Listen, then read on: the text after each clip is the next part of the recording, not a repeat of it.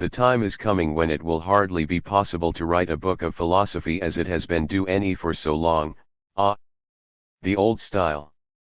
The search for new means of philosophical expression was begun by Nietzsche and must be pursued today in relation to the renewal of certain other arts, such as the theater or the cinema.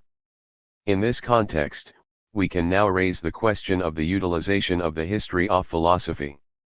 It seems to us that the history of philosophy should play a role roughly analogous to that of collage in painting, Gilles Deleuze, difference and repetition. It is doubtful now that we'll ever learn whether Foucault meant anything besides mischief in prophesying that perhaps the century would one day be known as Deleuzian. Deleuze, for his part, apparently took it to Renan just that. Hasn't it occurred to you, he reproached Michel Chrysolane by implication all those who cite it as proof of his importance that his little remarks a joke Renan to make people who like us laugh, and make everyone else livid, By the Sarn token, it is equally doubtful whether any of us alive today will live long enough to confirm the accuracy of Foucault's prophecy. It can already be seen just how influential this remark has become. One suspect, however, that the joke has gone far enough. The risk is that we will substitute hagiography for philosophy. And, as de Certeau reminds us, hagiographies serve only to glorify their authors, not their subjects. Too deifying Deleuze may promote book sales, but philosophy, as Deleuze himself warned, cannot survive in such a self-serving atmosphere. Now is probably the time for a bit of sobriety, not to reflect on what has been, nor to contemplate what remains, but to allow a friendship to blossom. Sometimes, when a friend dies you need to paint his picture, Deleuze said of Foucault. 3. Think this is the stage we are at now, and there are a number of problems which need to be addressed before we can move on to a more properly philosophical stage. The most urgent of these, and the one that one think will decide, finally, the extent to which the century Becarnese known as Deleuzian, is the one posed by posterity itself. How best do we follow in the footsteps of great philosophers? Is it to repeat what the wise said or to do what they did, that is, create concepts for problems that necessarily change? For given Deleuze's definition of philosophy as the need to invent new concepts, there is no prize for guessing the correct answer. However, there is a prize for devising a way out of the paradox implied by the answer, namely, that to be Deleuzian one must abandon Deleuze. Unless one wishes to write hagiography, one is compelled to choose between two things, both of which result in a turning away. Either one must bring other philosophical systems to bear on his corpus and enter into the very critical practice he so loathed, or, if this faithlessness reviles, one must take to heart Deleuze and Guattari's axiom that philosophy progresses only by succession. 5. Deleuze's work must then be treated as an arrow that has hit its target and now waits to be fired once more from a newly strung bow. To this end, we might begin with a portrait. Deleuze always maintained that interviews are an essential component of Foucault's work, just one of the many ways Foucault conducted his interventions into the history of the present, the others being, besides his books, protest marches, letters, lists, etc. Yet, strangely, Deleuze never allowed that his own work could be conducted in that way and, for the most part, derided the very idea of the interview. When he did agree to an interview, he usually attempted to turn it into nothing else, a quasi-Socratic dialogues, a guerrilla's battle cry, negotiations. Doubtless what Deleuze recoiled from is the inescapable reality that interviews, whatever their supposed subject matter, a new book, for instance, invariably end up being about the interviewee. Of course, neither the fact that Deleuze never enjoyed interviews nor that they are more revealing of the person interviewed than of the interview topic itself will surprise anyone very much, since the former is communal on knowledge and the latter is obvious. What does seem surprising, though, is that Deleuze's interviews have been so little exploited by Deleuze scholars. Consequently, there has been no systematic attempt to construct a picture of Deleuze, as he himself might have put it, on the basis of what he has said about himself. This represents a serious gap in Deleuze scholarship, one that means we are not yet Deleuzian. As his interviews make clear, constructing a picture of a great artist or philosopher is one of the things Deleuze did. It may be objected that too much can be made of ostensibly casual remarks, but given how regularly Deleuze said that interviews are a waste of time, that too much talk is distracting, and that discussing ideas is pointless, such remarks must be seen as calculated or else deceitful.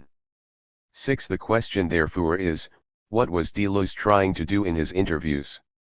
To reply that he was self-fashioning or stylizing would be inaccurate because these are not the terms Deleuze would choose for himself, but they would at least put us on the right path by emphasizing style. Style is certainly the key, but an enigmatic one about Deleuze said precious little. Its importance, though, cannot be overstated.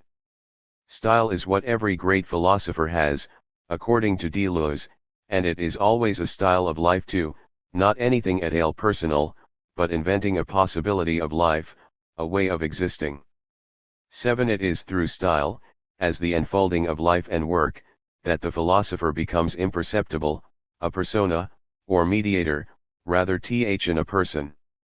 My speculation is that Deleuze's interviews are best understood as an attempt to fashion himself as, what he called, a conceptual persona.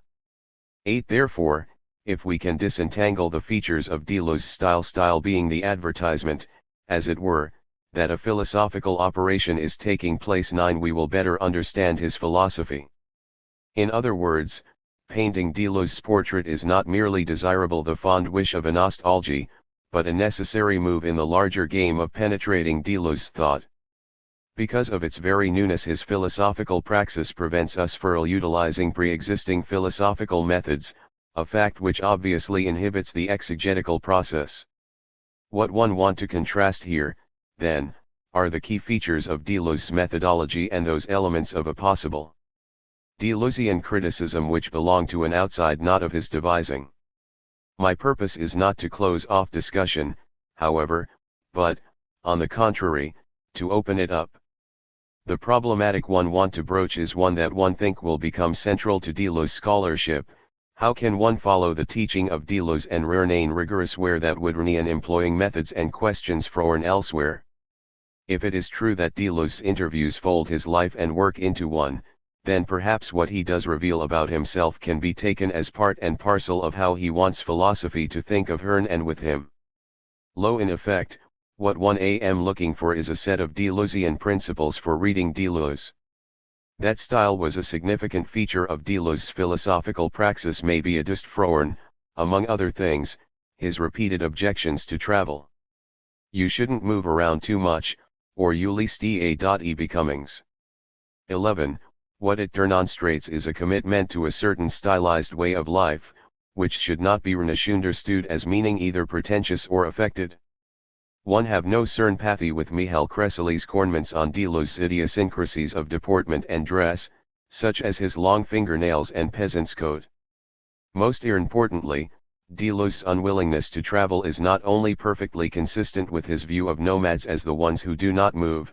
Travel aspires to a nomadic ideal, but it's a ridiculous aspiration, because nomads are in fact people who don't move on, but also fits with the view that the most interesting aspect of any activity is its abstract form, that part of it we can be experienced on its own and by other means. If one stick where one am, if one don't travel around, like anyone else, one make RNY inner journeys that one can only reassure by my emotions, and express very obliquely and circuitously in what one write 12.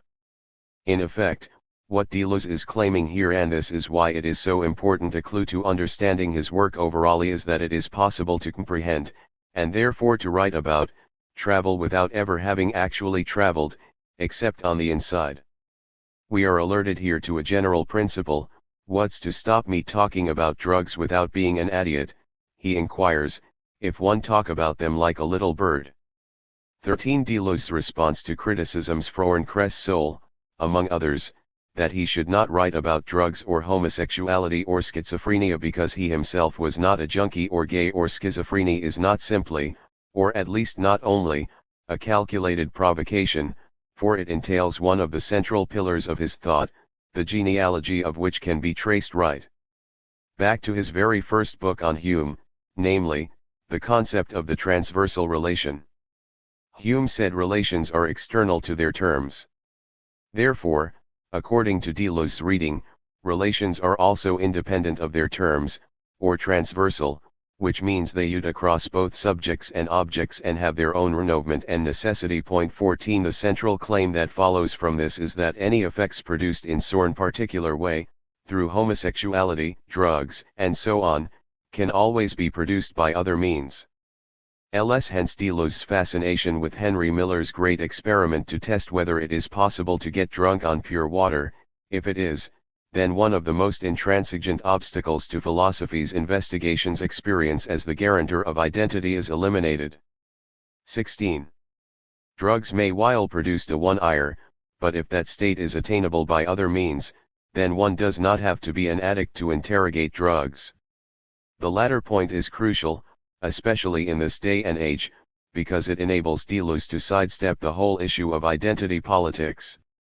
This does not mean he has no sympathy with the more urgent humanitarian aims of what is broadly covered by that term, only that he does not agree with the philosophy it implies.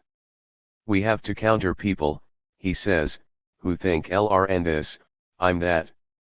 Deleuze's position is that arguments based on one's own privileged experience are bad and reactionary arguments. 17 Not only does the insistence on personal experience deny other speakers the right to their say, it also severely limits what philosophy itself can talk about. The real philosophical problem, therefore, is not the determination of who can or should speak, a matter best left to the police, Deleuze says, but rather the fabrication of a set of conditions that would enable everyone to speak. 18 So how can we manage to speak without giving orders, without claiming to represent something or someone? How can we get people without the right to speak, to speak? 19 The short answer is, through philosophy. 4. As Deleuze shows, these two political points depend upon two philosophical presuppositions which, in light of his extension of the concept of the transversal relation, hexieity, are not simply untenable but completely unthinkable. Identity politics assures, first of all, that experience is in fact a personal matter and, second, that the person whose experience it is can be adduced. Deleuze disputes both these assumptions. Felix and and many others like us, don't feel we're persons exactly. Our individuality is rather that of events, which isn't making any grand claim, given that hexieties can be renoticed and microscopic. 20. In other words, those experiences which are normally regarded as the special property of an individual, such as one's treasured memories, are here treated in the same way as they are in Blade Runner, that is, as the very matter from which the individual is actually constituted. Cognizance of this literally abysmal truth is at once the source of the razor-sharp irony of cyberpunk and its academic associate cyborgology and, as Jarnison has pointed out, its deep utopian potential. 21. This is probably the simplest explanation that can be given for Deleuze's version of constructivism, which is how he came to describe his philosophy. 22 The personal is composed of or, in Deleuze's terms, passively synthesized from, experiences and therefore cannot be separated from them. To put it another way, there is no theoretical subjectivity, that is, a subjectivity somehow transcendental to the subject itself, there is only a practical subject. 23. Or, as Guattari put it, logical operations are physical operations too. 24. Experience, then, is not something that a person has, or even has happened to one, it is, rather, what one is made of. This means, of course, that experience itself cannot be personal but must be non-personal, which, in turn, demands that the very notion of experience be rethought. If it is not the property of an individual, then what is it? Following Duns Scotus, Spinoza, and Hearn, Deleuze redefines experience in terms of effects and relations, or better, hexieties, which for Deleuze means that experience is individuating. 25 So, what is a hexiety? Simply put, it is a non-personal mode of individuation. For our purposes, though, probably the best way to think of it is in terms of style. In philosophy, Deleuze says, style is at once the movement of concepts and its individuating logic, that which sets one philosophy apart from philosophy in general. This logic, in effect a philosopher's own unique syntax 26, is not a matter of the particular syntactical choices an author makes in the effort to express him or herself, however, but the system of connections governing what is written that earn ridges in the expression itself. So it is more like a volcanic chain than a stable system close to equilibrium. Syntax has its own necessity, in Deleuze's view, and cannot be adopted at will or on a whim. Crucially, for reasons one will explain in a moment, it is through the apprehension of a philosopher's style that his or her work can be taken as a whole without turning it into an oeuvre or, what are nuance to the same thing, a dead letter. Style, as the movement of concepts, is a vital substance, and it is precisely the vitality of philosophy that most interests Deleuze. The importance of style to his philosophy, and the fact that style is indeed a hexaede, can be clearly seen in Deleuze's comments on the strengths and weaknesses of Foucault. When you admire someone, you don't pick and choose, you like this or that book better than sorn other one, but you nevertheless take them as a whole, because you see that sorn learnant that seems less convincing than others is an absolutely essential step in his exploration, his alchemy, and that he wouldn't have reached the new revelation you find so astonishing if he hadn't followed the path on which you hadn't initially seen the need for this or that detour. Point 2. Taking an author's work as a whole is undoubtedly the most crucial feature of Deleuze's philosophical praxis. You have to take the work as a whole, to try and follow rather than judge it, see where it branches out in different directions, where it gets bogged down, moves forward, makes a breakthrough. You have to accept it, welcome it, as a whole. Deleuze is quite unequivocal on this point. Unless you take the work as a whole, he says, you just won't understand it at 1129. Naturally, this principle informs every monograph he wrote. 30. It also informs his more eclectic works, such as his books on Sinerna and his collaborations with Guattari, where it can be seen in their very texture. The Sinerna books, for instance, use monographs as their basic unit, their building blocks, as it were, in the compilation of what Deleuze called his natural history. Any analysis of images and signs, he stipulates, has to include monographs on major auteurs. And, tellingly, he explains the gaps in Cinema 1, notably, the absence of detailed discussions of Wells and Renoir monographs which, perhaps by rights, should have been there, by saying that he could not deal with their work as a whole in that volume, whereas he could discuss naturalism that way, and so postpone treatment of those auteurs until Cinema 2. What Deleuze endeavors to specify in these various monographs is precisely each auteur's style, which, he argues, is most insistent in the types of connections between images that they construct their syntax, in other words. 31. And, what is Renoir? It is only by taking their work as a whole that the syntax can be rendered visible. Strangely, though, despite the obvious importance he attached to this principle and the fact that, as he quite candidly stated, he detested people who, in contrast to his own practice, would pick and choose, Deleuze's own work has seldom been accorded the Sarn treatment. 32. In Renaud's instances, though, particularly with the better Deleuze scholars, it is not bad faith that leads Deleuzians down blind alleys but nothing like a failure of imagination. It is hard work being Deleuzian, for although Deleuze has left us a book on what he thinks philosophy is and repeatedly speaks of himself as doing philosophy, he did not write anything with the specific intent of instructing us on how to do philosophy. As a result, we have to content ourselves with comments made on the run, which is why one have turned to his interviews, where at least the do-nots are spelled out. There are Sorn, Deleuze rather crankily snipes, at Derrida, who can only feel intelligent by discovering contradictions in a great thinker. Such an approach to doing philosophy is sterile, in Deleuze's view, because it does not involve any creativity, and philosophy is for him nothing but the creation of new concepts.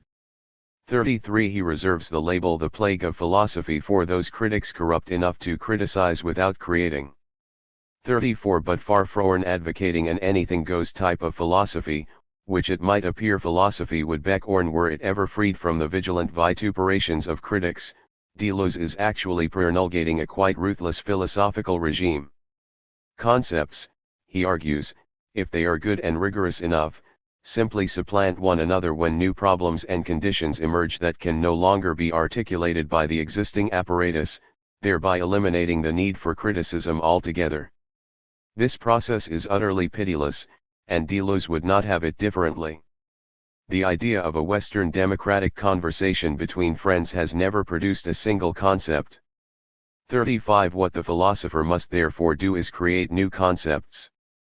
This applies even in the apparently exceptional case of monographs, which on the face of it would seem to demand that creativity be restrained lest it interfere with the mimetic process of capturing a likeness. Yet nothing could be further from the truth. The history of philosophy, rather than repeating what a philosopher says, has to say what he must have taken for granted, what he didn't say but is nonetheless present in what he did say. 36. This involves, Deleuze thought, a kind of philosophical buggery, or what, in his view, amounts to the same thing, an immaculate conception, whereby he took the author from behind and gave her a child that would be his own offspring, yet monstrous. Because the philosopher really said everything Deleuze had him say, he was genuinely his child. But the child was bound to be monstrous too, because it resulted from all sorts of shifting, slipping, dislocations, and hidden emissions. In all likelihood, it is the very monstrousness of Deleuze's monographs that has lately brought such avid attention to his work. Of course, it is also this very monstrousness that has caused philosophers, especially those in the analytic tradition, to shy away from it. Now, though, the spirit of the time seems to have caught up with Deleuze, who, sorn 40 years ago, felt worn down by a philosophical praxis built of prohibitions. You can't read this until you've read that. 37 Still, given that Deleuze does not advocate a free-for-all, but rather insists on a calculated form of creativity, there remains the question of how to do his philosophy. It is this aspect of Deleuze's work that has yet to be fully understood. Unlike Derrida, for instance, Deleuze does not operate in a way that can be readily emulated once the principles are understood. Cultivating joy is nowhere near as straightforward a practical exercise as exposing metaphysical assumptions and unstated, a priori postulates. Even if it is true that Derrida cannot be followed so easily either, and doubtless we are right to be suspicious of any such energy of adherents dearly thinks otherwise. None of this means, however, that it is impossible to be Deleuzian, only that we have not yet beckoned so, making it doubtful that this century will be known as Deleuzian. One reason for this, one among many, I am sure, is, as I have suggested, that the significance of the emphasis Deleuze places on style has not yet been recognized. Insofar as Deleuze's work is concerned, then, the great organizing unsaid that every philosopher is said to possess is his style, implying, of course, that this is what must be grasped in order to read Deleuze. How we might go about doing so in nothing like a Deleuzian fashion may be gleaned, I'll believe, from Deleuze's treatment of other philosophers, most notably Foucault, for whom Deleuze reserved such a special place that his expatiation is self-reflexive. According to Deleuze, Foucault was a great stylist. If this statement plays no organizing role in Deleuze's account of Foucault, then it should be dismissed as an aside. But this is not the case. As the always novel syntax a philosopher constructs to systematically connect his or her ideas, thoughts, and images, style is an author's consistency. There's style when the words produce sparks leaping between them, even over great distances. 38 Consistency is not, for all that, a postulate of unit Y and thus a cunningly disguised substitute for the Daseigel author, which Foucault, among others, did so much to reveal as having passed into disuse. On the contrary, in Deleuze's philosophy, consistency what he looks for in a series, or a pack replaces unit Y as the criterion by which the collective is defined. Thus with Foucault, he set out to find the logic of his thought, not its place in the canon. A thought's logic is like a wind blowing on us, a series of gusts and jolts. Moreover, it is the philosopher's double dash or repetition, another layer, the return of the same, a catching on something else, an imperceptible difference, a corning apart and ineluctable tearing open. 39. It is this ghost that Deleuze dedicated himself to finding in his book on Foucault. He thus hoped to draw his friend's picture, but not as a Murnau and to draw out that picture's inner dynamism, whatever it is that drives it from one level to another. 40. This collection could have no finer aim. Acknowledgements. This volume came about as a result of Deleuze, a symposium, held at the University of Western Australia in December 1996, and although it is not in any sense a proceedings, it nevertheless owes much to that great and memorable event. One would therefore like to thank all the delegates for their participation and support.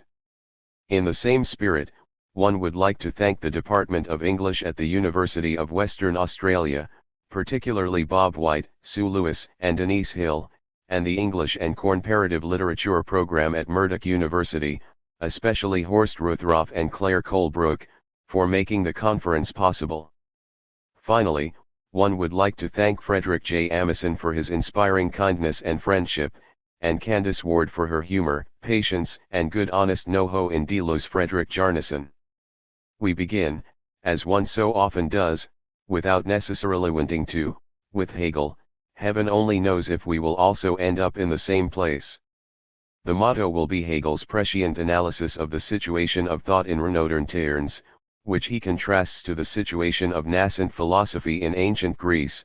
The manner of study in ancient times differed from that of the modern age in that the former was the proper and complete formation of the natural consciousness.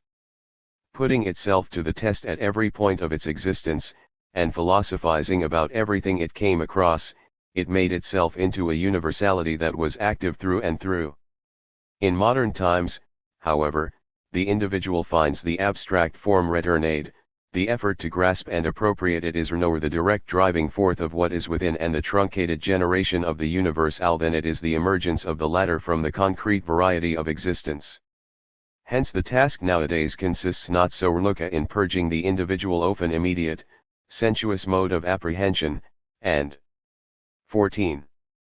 Making him into a substance that is an object of thought and that thinks, but rather in just the opposite, in freeing determinate thoughts from their fixity so as to give actuality to the universal, and in part to its spiritual life.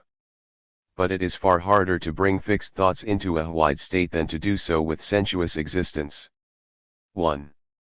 So here, astonishingly, at the opening of the phenomenology of spirit, we find a nature and subtle reflection on reification not only in the world of everyday life, but in thinking as well, and in our intercourse with already existing concepts, with free-floating thoughts named and signed like so many books or paintings.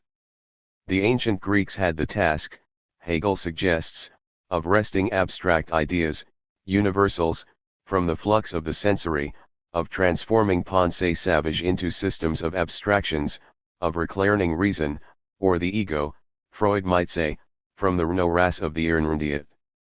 This is henceforth achieved, and thinkers in the modern period are then suffocated by the proliferation of just such abstractions, in which we swirl as in an enormous element, which suffuse our individual consciousnesses with abstract categories, concepts, and information of all kinds.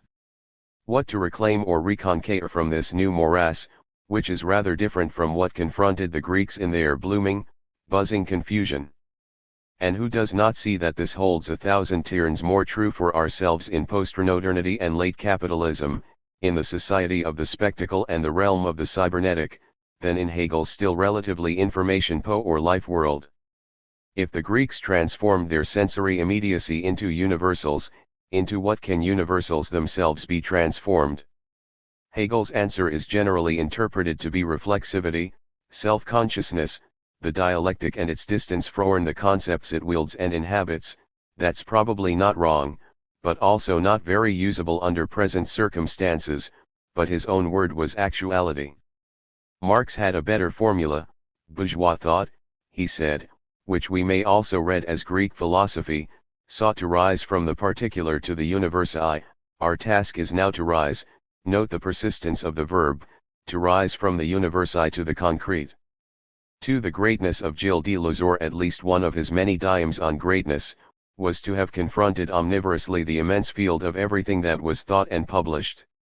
No one can read the two volumes of Capitalisme et Schizophrénie, or, in a different way, those of cinema.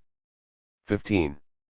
Without being stunned by the ceaseless flood of references that tirelessly nourish these texts, and which are processed into content and organized into dualisms. This is the sense in which one can speak of Deleuze as a thinker of synthesis, one who tours the immense proliferation of thoughts and concepts by way of assimilation and appropriation.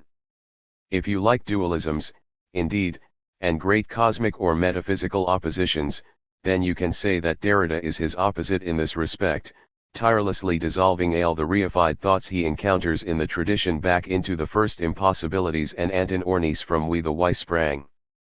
This is why it seems to me misguided to search for a system or a central idea in Deleuze. In fact, there are many of those. It seems preferable to observe the extraordinary process whereby his intelligence rewrites and transcodes its overpopulated conceptual environment, and organizes it into force fields. But that organization, one and so luminously schematic, does not aim to give us the truth, but rather a series of extraordinary representations. It is a fictive renoping which utilizes as its representational language great mythy dualisms such as the schizophrenie and the molar or paranoid, the nomad and the state, space and time. One want to look further into that organizational process, but one want to come at it from a specified question. The attacks on Freud that run through Capitalisme et Schizophrénie, particularly the first volume, have been more notorious in the defense and deployment of Marx, which is an equally persistent feature. But we know that Deleuze planned a work on Marx in his final years, and we may also suspect that Marx is a good deal more pervasive than the lengthy chapter on that part of the Grundrissumtierens entitled Pre-Capitalist Economy Formations, which occupies so central a space in L'Anti-Oedipy. One think that Deleuze is alone among the great thinkers of so-called post-structuralism in having accorded Marx an absolutely fundamental role in his philosophy, in having found in the encounter with Marx the most energizing event for his later work. Let's first examine, as it were, the sequence of events in that vast Marx chapter of L'Anti-Oedipy, which nonetheless and despite its energy and coherence may be taken as a set of notes on Marxism rather than sorn new philosophy of the latter, or sorn ideologically innovative reading. The chapter is itself a subdivision of a larger one, something like the philosophy of history of the Deleuze operation, strangely entitled Sauvages, Barbers, Civilices, a classification that has more ancient roots, in 16 Friedrich Jameson. Adam Ferguson, for example, but which springs in recent times, with the enthusiastic approval of Marx himself, Horn Lewis Henry Morgan's Ancient Society of R. 877. One must say something more about this fascinating figure, whom Levi Strauss called the inventor of the kinship system and the founder of modern anthropology, but one will limit myself to the extraordinary way in which, with Morgan, all theories of the modern and of modernity meet their supplement and their hidden truth. The modern is of course here civilization, but whoever says so immediately posits an other and a preceding stage of pre-modernity or pre-capitalism. That can simply, for most theoreticians of the modern, be the traditional and its benighted ignorance, while for others it can offer the libidinal investment of a golden age, that of the noble savage and the state of nature. What is unique about Morgan is that he takes both positions simultaneously as a supporter of the Paris Commune and an adoptive clan member of the Iroquois tribe, a lifelong admirer of the native Arnrican mode of social organization called, for its equivalents in antiquity, the gens. Barbarian thus has no negative connotations in Morgan, it is a proud affront to the dehumanization and alienation of civilized industrial capitalism, a badge worn in honor and defiance. But the energy necessary to break with the modernizing social order in this way must itself be paid for. So it is that Morgan's negation of civilization generates a negation of the negation a second, supplementary other in the form of the savage, something like the remainder or waste product, the convenient result of an operation of splitting whereby everything unpleasantly uncivilized about the Iroquois can be separated off and attributed to truly primitive or tribal peoples. Morgan's libidinal horror at the savage can be sensed in his own expression, the stupendous eistern of promis quid y, by which is meant not only unbridled sexuality before the incest taboo but also a generalized system of flux, no writing, no fixed domicile, no organized individuality, no collective memory or history, no customs to be passed down. The imagined list by which this absolute disorder can be designated is endless. Clearly, in the Deleuzian system, the valences on all this are changed. Savagery becomes as close as we can get to the idyllic liberation of schizophrenia, while the already implicit hierarchies of the gens are, on their account of barbarism, deployed and developed into the Ur-state, puerile despotism, the sway of the emperor and of the signifier itself. This grand narrative office story will then clearly reinvent the classic prob. 17. Lem of the transition from feudalism to capitalism and will tend to emphasize the survivace of both earlier stages, and their possible recurrence, more than is the case in most Marxian accounts. The central position of power in the account of barbarism, the sacred body of the king or emperor replacing the body of the earth, the emphasis on hierarchy and the state as a historical force, will swell into the alternating tense of the great dualism of Mil Plato's. Contrary to first impressions, this emphasis on power, unlike what happens in Foucault, does not here assert itself as an alternative to Marxian economic analysis. Rather, the latter is itself generalized throughout the Deleuzian historical narrative in such a way that the determination by the economic is argued more fully and persuasively for the primitive, or savage, Renaud than in most Marxian discussions. Indeed, here, alongside the puerile value given to the code and to inscription, which would seem to offer a still relatively structuralist interpretation of primitive society, it is the tension between filiation and alliance that perpetually reinserts the economic, in the Marxian sense, and persists all the way up to capitalism, where it beckons the internal opposition between the two uses of money itself, as capital and as purchasing power, as power of investment and as reniasure of exchange. But it is to the question of the code that we need to return in order to grasp the originality of the Deleuzian account of capitalism. The latter is, indeed, seen by them as organized by an axiomatic, which is very different from the code of the earlier moments, raising the suspicion that, as with Renoni itself, one of the functions of the very concept of code in the first place is to set off this radical difference with the axiomatic, while the other function is to secure its own identity from within as a concept, described, rather than defined, as follows: a flux is coded in Asrluca as detachments of the chain and preselections of the flux operate in correspondence, embrace and renari each other. 3. The figure is that of Louis Hjelm's Lef's glossomatics, so highly praised here owing to the relative indifference of the content of each of its planes, along with the absolute requirement of a forma coordination between the two planes, what another system describes as the double inscription. It would not be appropriate to mark this distinction by describing the code as meaningful and the axiom as meaningless or arbitrary, since the very concept of meaning in its traditional sense is something Deleuze aims to do away with and to replace. We might just as well say that the 18. Property of a code is to be indifferently replaceable by another code, which will look equally meaningful or organic after a certain time, whereas with an axiom, you're stuck, you can't change it. At best you can add another one, until the axiomatic resembles those legal cisterns in which enormous quantities of precedents and old rulings can be found in the stacks somewhere.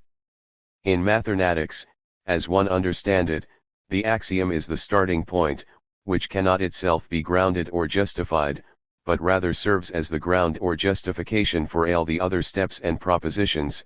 The choice of factions involves a choice of basic technical terms to be left undefined, since the attempt to define all terms would add to endless regression. For it is RNY understanding that modern discussions of factionatics turn essentially on this matter of presupposition and arbitrary starting points. At any rate, it is precisely as an axiomatic that Deleuze and Guattari begin their discussion of capital.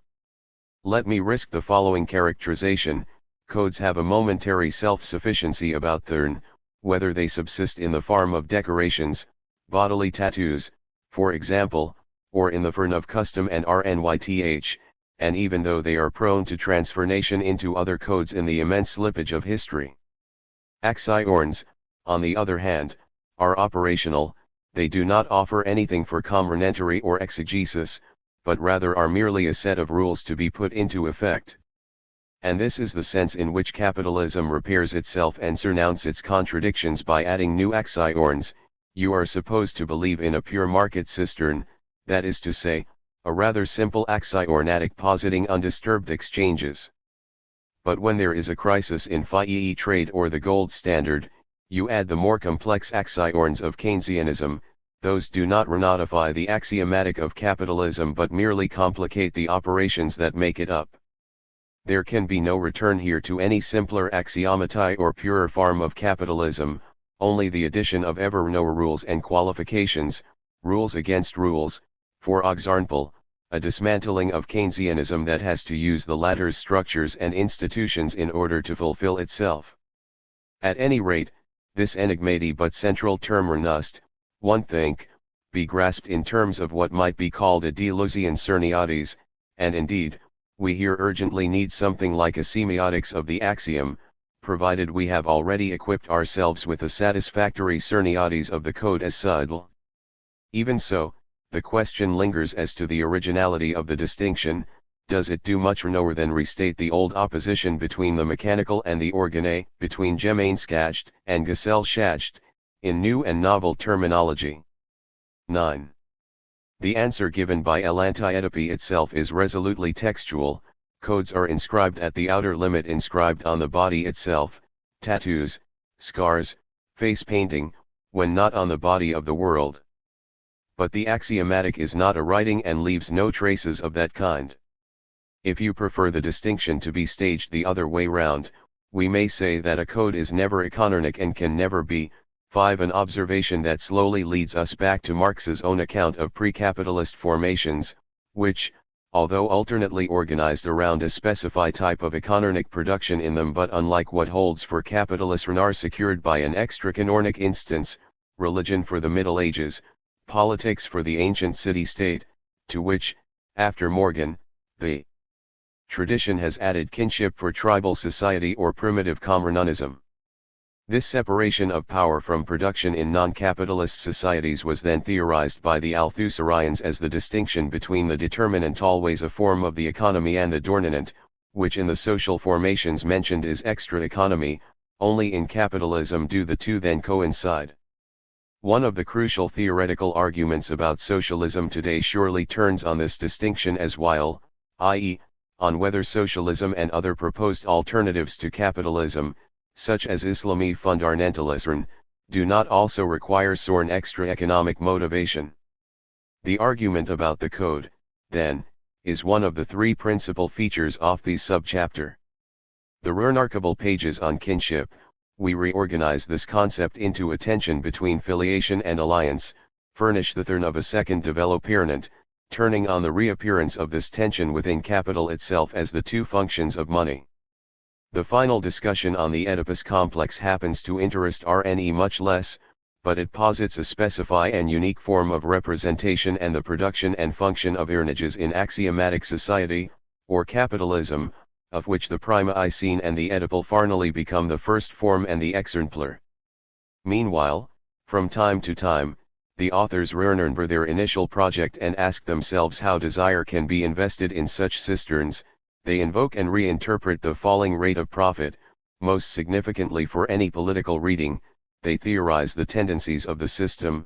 In a remarkable passage they assert that capitalism's deterritorializations are always accompanied by reterritorializations, or at least by the impulse and temptation to reterritorialize. 6 such tendencies: to reinvent the private garden or the religious enclave, to practice the sacred after hours like a hobby, or to try 20. To libidinalize it into an exciting game, in other words, to attempt to transform bits of the axiomati back into so many codes is obviously at one with the way in we the various forms of pre-capitalist ITL, coding and overcoding, the despotic state, the kinship cistern, survive in capitalism in forms that resemble their traditional counterparts, but that have in reality completely different functions. This incapacity of the axiomatic, or of capitalism, to offer intrinsic libidinal investments to its subjects, its urgent internal need to reinvent older forms of coding to supplement its impoverished structures is surely one of the most interesting and promising lines of investigation opened up by the Marxism of l'anti-Oedipe.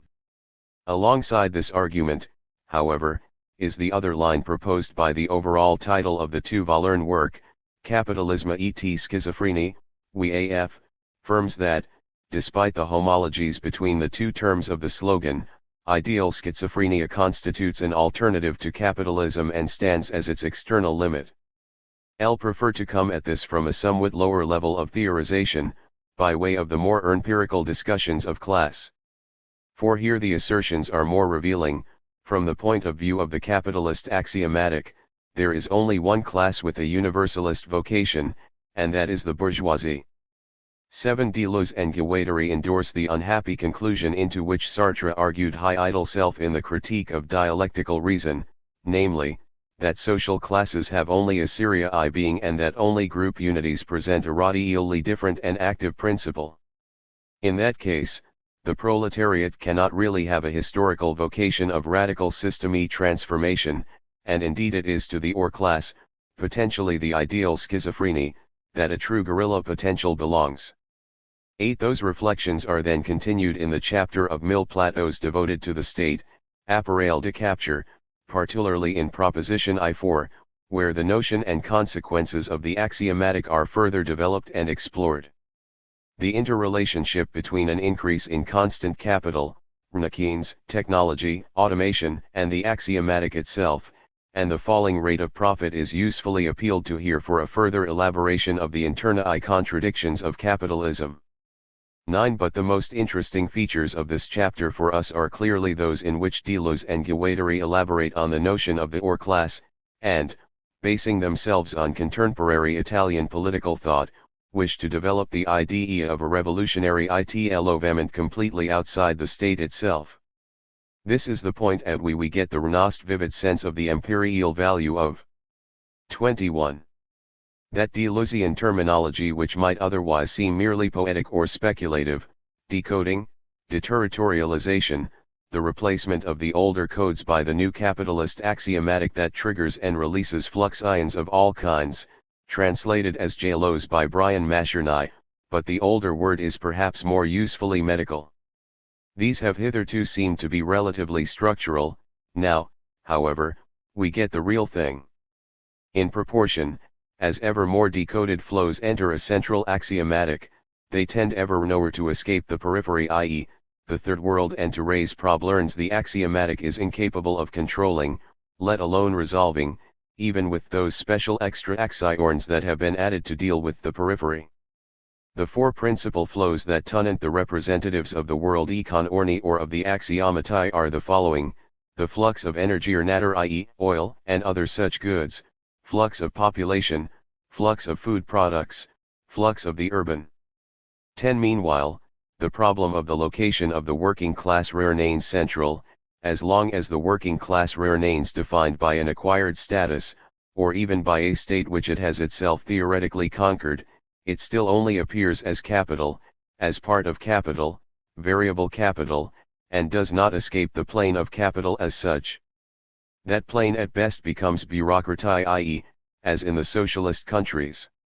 Yet it is precisely by leaving the plane of capital, by ceaselessly exiting from it, that Uranus becomes fully revolutionary and destroys the dominant equilibrium of degenerable ensembles. You however uncertainly poised this estimation leaves the politics of l'anti-Oedipe in its Cold War situation of I-972, the analysis is prescient and prophetic in the light of the current situation, notably, the immense structural unemployment and the recent emergence of a host of social subjects who cannot be expected to take on the political role hitherto assigned to the industrial working classes, with their strategy control of the levers of production. When we search for the political relevance of Deleuze and Guattari's books today, it is surely in just such insights and appreciations that it must be sought. The same is true of the concomitant discussions of money and finance and banking, with the resurgence today of a novel form of finance capital clearly confining the agenda of this 25-year-old work. It is the bank which governs the whole system, including the investment of desire. 12. These are then the two directions opened up. By this prodigious analysis of the decoding and deterritorialization of the capitalist axiomatic, on the one hand, the impoverishment of subjectivity and the extinction of the older subject itself, to use a non-Deleuzian terminology, on the other, the immense power now granted to Renoni itself and the logic of finance, as that paradoxical and contradictory form taken by the axiomatic in the everyday life and functioning of capitalism as a cistern. Thus, theoretical problems arise, not so much with the descriptions of capitalism in the Deleuzian corpus as in the positing of its other, whether the latter is to be considered the industrial working class, as is traditional, or the sub and underclasses, the unemployed, or minorities, and outside of capital and society altogether. In other words, do we face a genuine dualism in which capitalism and the state are confronted with what is absolutely not themselves, what is radically other to and outside of them? Or is this a more dialectical opposition in which the other, the working class, is also somehow a part of, and thereby itself subordinate to, the state and to capital, a position which would seem to end up in a Renonism whereby there exists ultimately only the state, only capital? We will return to these issues shortly. At this point, one want to pause to clarify my position on the exercise we have just been conducting. It is not a question, one feel, of deciding whether Deleuze, or that hybrid subject Deleuze is or is not a Marxist. The various Marxisms are, no doubt, ideologies and are susceptible to analysis like other ideologies. Marxism as a body of thought, however one hesitate to mention the word science, is something one prefer to call a problematic. What seems far more important to me in the present context is to determine to what degree the thought of Deleuze moves within and endorses that problematic, or, the other way round, to what degree the problematic of Deleuze includes the Marxian problematic and endorses Marxian problems and questions as urgent ones within its own field of inquiry. The current return to classic liberalism and the return of traditional disciplines such as ethics, aesthetics, and political philosophy, which also characterizes the present intellectual climate, has tended to regress to pre-Marxian positions and problems by way of the assurance that the Marxian problematic is no longer valid for late capitalism. The crucial feature of this diagnosis lies not in the absence of the whole range of different 23. Marxist answers and solutions to those problems, but rather in the repression of the problems themselves and the disappearance of inquiries that seek to position the logic of social life today, commodification, and the novel operation of a globalizing finance capital within the descriptions we are called upon to make of aesthetic production, the functioning of ideology, and the role of intellectuals and their conceptual innovations. But, in my opinion, the work of Deleuze gives no aid and comfort to such regressive efforts. Indeed, the whole function of this work has been not to seal off the academic disciplines from the social, the political, and the economic, but rather to open Therill up precisely to that larger force field. Rather in attempting to contain those realities, in other words, and to send them back to the sterilized compartments of the appropriately specialized disciplines, Deleuzian analysis displays a realm of prodigious polymorphous coding in which desire restlessly invests across the boundaries, indeed, in which the libidinal cannot be confined to the narrower real world that bourgeois thought calls subjectivity or psychology, or even psychoanalysis, but shows how the social is also a tissue of phantasms, and the narrowly libidinal itself a web of social and political representations. This breaking down of the barriers between the subjective narrow concepts of desire and libido, even of sexuality, and the allegedly objective the social, the political, and the economic is one of Deleuze's most important achievements, it being understood that there are other ways of doing so. Certain contemporary developments of Lacanian thought, one think above all of the now monumental work of Slavoj Žižek, seek to achieve this end by other means and in other forms. As far as Deleuze and Guattari are concerned, however, let Rne read into the record one of the Renoir striking moments in L'Anti-Oedipe, when the convulsive effort to tear down those traditional walls between the subjective and the objective can be witnessed. How does a delirium begin?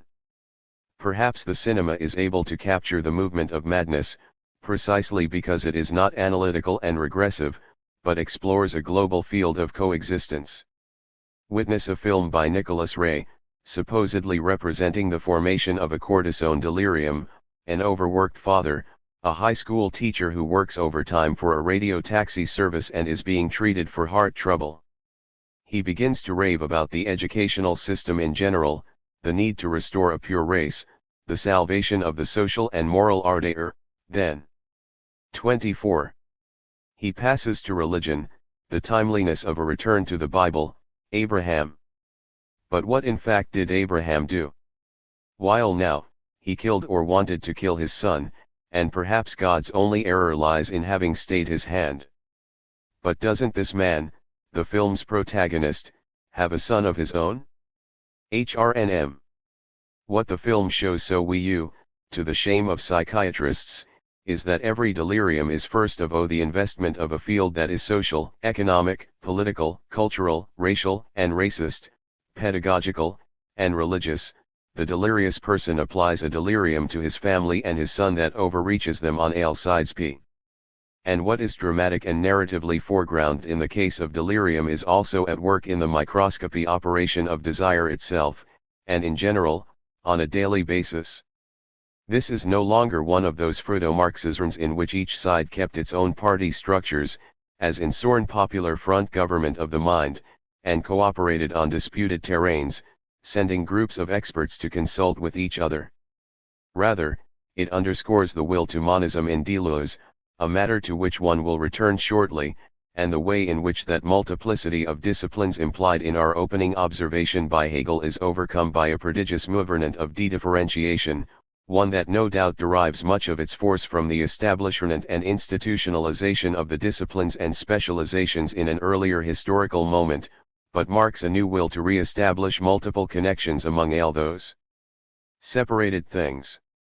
This is the spirit of synthesis in Deleuze one evoked, and it therefore corns as no surprise that the other face of that monism of desire we have been considering offers precisely that renultiplicity of references, that ceaseless incorporation of texts of all kinds and research from any number of fields which must astonish any reader and which is even more dramatic in Mille Plateaus than in L'Anti-Oedipe, linguistics, economics, military strategy, the building of the cathedrals, mathematics, modern art, kinship systems, technology and engineering, the history of the great classical empires, optics, evolutionary theory, revolutionary praxis, renasical modes, the structure of crystals, fascism, sexuality, the Renaudin novel. Everything is grist for a mill that is no longer a simple and mechanical establishment of homologies, but rather the setting in motion and the systemic rotation of an unimaginably multidimensional reality. Alley of which returns us to the central issue of philosophical representation. 25. To which we must now, however, add a new problem, what is called the critique of ideology, or ideology critique, in the Marxian tradition, for a Deleuzian alternative suddenly seems to open up in Mille Plateaus, in the form of what the authors call noology, or as they put it, the study of the images of thought and of their historicity. 14. The program for noological analysis, as a mode of distinguishing and implicitly judging texts on the basis of the Deleuze-Guattari ideology il dualisme, nomads versus the state, seems to me to have Renoir content than the Renoir formae distinction between the rhizomatic and the arborescent, the growing out in O directions as opposed to the hierarchical, we has become so well known, but which seems to present a Renoir abstract and more purely philosophical set of discursive features. 4. As the opening chapter of Mille Plateaus, Rhizorn, also published separately, has something of the dogmatic force of a manifesto, the unveiling of the noological method in the very thicket of the content of later chapters is more concrete and argued from the opposition between royal science and Reniner science, on we will touch in a moment. Whether the new coordinates do not mark a slippage of the work of Deleuze and Guattari from the economic modes of production that dominated l'Antiétopie to a conception of the political in which judgments and the taking of sides are more facile must be the open question with which we approach the new material. At first, noology is organized around a simple checklist, and it is the characteristic originality of the authors to derive it not directly from philosophical thought but from various kinds of engineering, the building of the great cathedrals by journeymen, as opposed to the codification of building methods and engineering standards imposed later on by the state.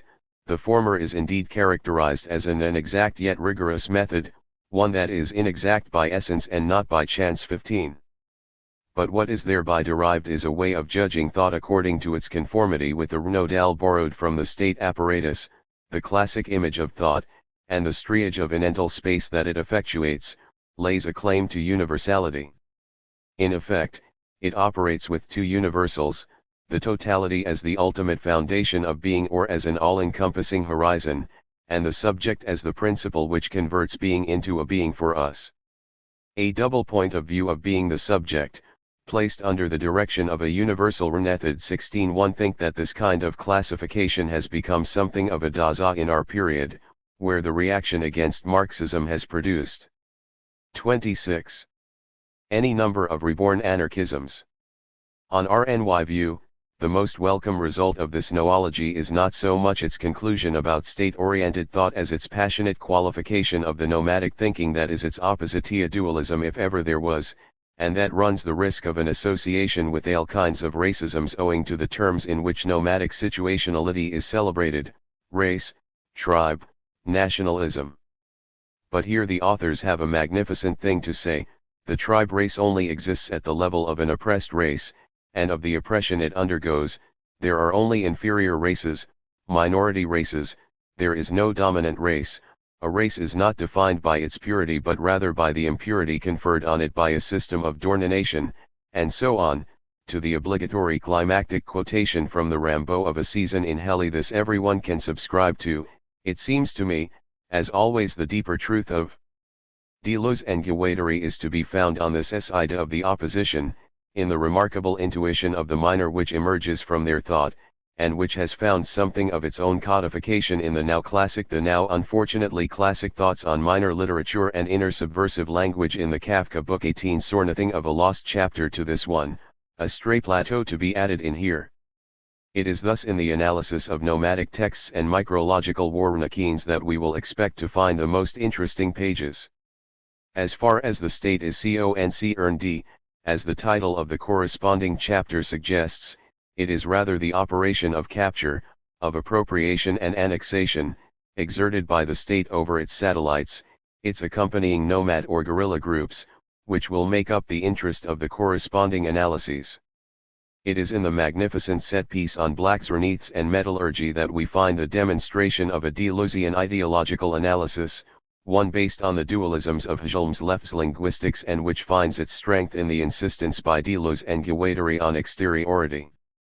For not only is the war machine exterior to the state, in a sense everything theorized in Mill Plateaus is a phenomenon of exteriority, since the language of interiority, subjectivity, identity, the worn night in which ale cows are grey, is itself one of the polemic targets of Deleuzian thinking.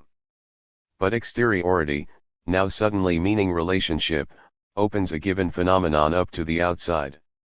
This then relates the individual phenomenon, whether it be a text of some sort, or this or that social individuality, to larger external forces.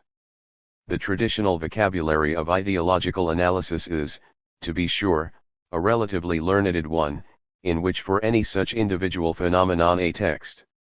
27. An idea, or even a social class equivalence are sought, and a correlation is meant to be established between this or that aspect of the superstructure and conditions in the base or infrastructure. The doctrine of externality usefully transcodes all this and gives us a more supple provisional way of dealing with the operation of transcoding, in which it is no longer a question of establishing some simple one-to-one correlation between two already existing entities, such as literature and society, for instance, but rather of showing how any given text knows his of flight out beyond itself, being apparently autonomous yet in its very structure carrying a kind of referentiality, a kind of movement out of itself to something else. Hegelian's left linguistics is a no suitable model for this process than such widely accepted forms of semiotic or hengistic analysis as Saussure's, because its two planes include four terms and are related to each other only by exteriority, by a specify or contingent intersection, rather than by sorn deeper, pre-established harmony. Thus the two planes of content and expression are themselves each organized into oppositions between substance and form. Already the old distinction between form and content is defamiliarized and renewed by this violent reassignment of each to different zones within the linguistic phenomenon. Content now has its own logic and inner dynamic, just as expression does. There is a form and substance of content, just as there is a form and substance of expression. The coordination of the two planes yields a model in which the Deleuzian flux, the content, can now be punctually articulated in a given code, the expression, yet in such a way that these can be analyzed separately as distinct moments which find their combination historically, as an event rather than a structure. Deleuze indeed insists strongly on a significant distinction between connection and conjugation. Conjunction, the latter term, belongs to the side of the state, and foretells a kind of organic capture in which the autonomy of the two planes is finally lost. Connection, however, would designate the provisionality of the meeting and the way in which each plane continues to remain exterior to the other, despite the productive interaction between them. 19. It is a complex model, which is best conveyed by illustration and example, particularly the striking one of metallurgy, in which for the first and only time in the work a properly Helmslevyan table is reproduced, so for the question turns on the nature of the relationship between the general form of the nomadic war machine, which can be found in types of 28. Science and art fully as much as in Genghis Khan's social institutions, and the specify phenomenon of the blacksmith in tradition al-society. Oddly enough, it is the social reality of the blacksmith which is designated as the plane of content, and the war machine that of expression, perhaps because the war machine articulates the form which governs the organization of the specify social reality of metallurgic production. Yet how can blacksmiths and metallurgy, presumably a sedentary métier like those of modern society and unlike the activity, say, of hunters, be characterized as non-adic? We have to look at the material relations implied in this peculiar type of matter, whose extraction, unlike that of other elements such as wood or stone, requires the linkage of fields, mountains, forest, and desert. It is this unique specificity of the raw material that both gives it a relational privilege over other natural elements and also confers a social privilege on the smiths who work it. Indeed, these pages include a remarkable praise of metal itself as what raises to consciousness something only hidden or buried in other raw materials and other operations. 21. Metal is thus seen as matter par excellence, the machinic phylum itself, the very source of Wilhelm Wöhringer's idea of a non-organic life, which will also play a significant role in the first cinema book. 22. Metalworking is necessarily something more than a technique. It is a relationship to the singularities, the contingent events of raw material. And the blacksmith must somehow follow those contingencies. It is in that sense that he is more non-adic than other kinds of workers. Nomadism, in other words, is the process of following contingencies, events of matter, haesites, to use the medieval expression, which Deleuze glosses at some length across the body of the earth. The blacksmith's work is thus the specify equivalent or analogon of this more general process, whence his magical power and prestige in tribal societies of all kinds. But the Helmslevyan model intervenes precisely here, in the fact that both the work of the blacksmith and the functioning of the nomadic war machine have their specific externality, that is to say, both are defined in an essential relationship to an element, a raw material, a geographical context. Thus while each is the form term of their specify planes of content and expression, each also has a substance term. The substance pole of the metallurgist lies, then, in metal itself, as the very epitome of the phylum, the flux of matter as such. The substance term of the war machine is smooth space as such, extrapolated then into desert or ocean, and governed by a move. 29. meant distinct Froren movement Froren point to point, which Deleuze characterizes as turbulence vortices, whirlpools, eddies a swirling which is an event and not a line drawn from place to place. These pages, rich with detail, are among the most exciting moments in Mille-Plateaus and should be analyzed at greater length. One have merely wanted to show what the operation of ideological coordination between social form and specify social institutions looks like in Deleuze, and how this particular analysis, on the side of Nornadry, is a good deal more complex and interesting than the corresponding noological reading of forms associated with the state. Now one want to know Froren the narrower question of the relationship to Marx to the broader question of the relationship to history, it being understood that the test of such a relationship will come with the capacity of the Deleuzian conceptual apparatus to register, and in this case, since we are dealing with texts dating from 1972 and 1980, to predict the novel structures of late capitalism or, in other words, our own actuality. The noological inquiry, however, will pass through questions of representation not in the sense in which Søren very eminent contemporary studies of history have interrogated historical texts for their deeper narrative paradigms, but rather for the larger non-narrative structures that make a Deleuzian meta-history possible in the first place. You will already have suspected that chief among such non-narrative structures is that of dualism itself, or duality. It was already implicit in L'Anti-Oedipy in the form of the great opposition between revolution and fascism which constituted one of that book's starting points and one of its basic conceptual dilemmas. But L'Anti-Oedipy's machinery complexified this particular opposition and adds new terms at every step, denying it the status of a mythic or cosmological antithesis that the great opposition in Mille-Plateaus between the nomad and the state seems everywhere on the point of asserting. But is the tension between the desiring Renaquins and the body without organs of that cosmological type? It can seem so when we retranslate it into the terms of the great opposition between the molecular and the molar. And what of the figure of the schizophrenie, in L'Anti-Oedipy? As a zero degree, it does not really seem opposed to anything in that dualistic way, not even to its political opposite number, the paranoid. Indeed, one believe that it is the unifying will of capitalism et schizophrenie. 30 Friedrich Jameson. Its drive toward Renaissance, which is paradoxically the source of the later dualisms.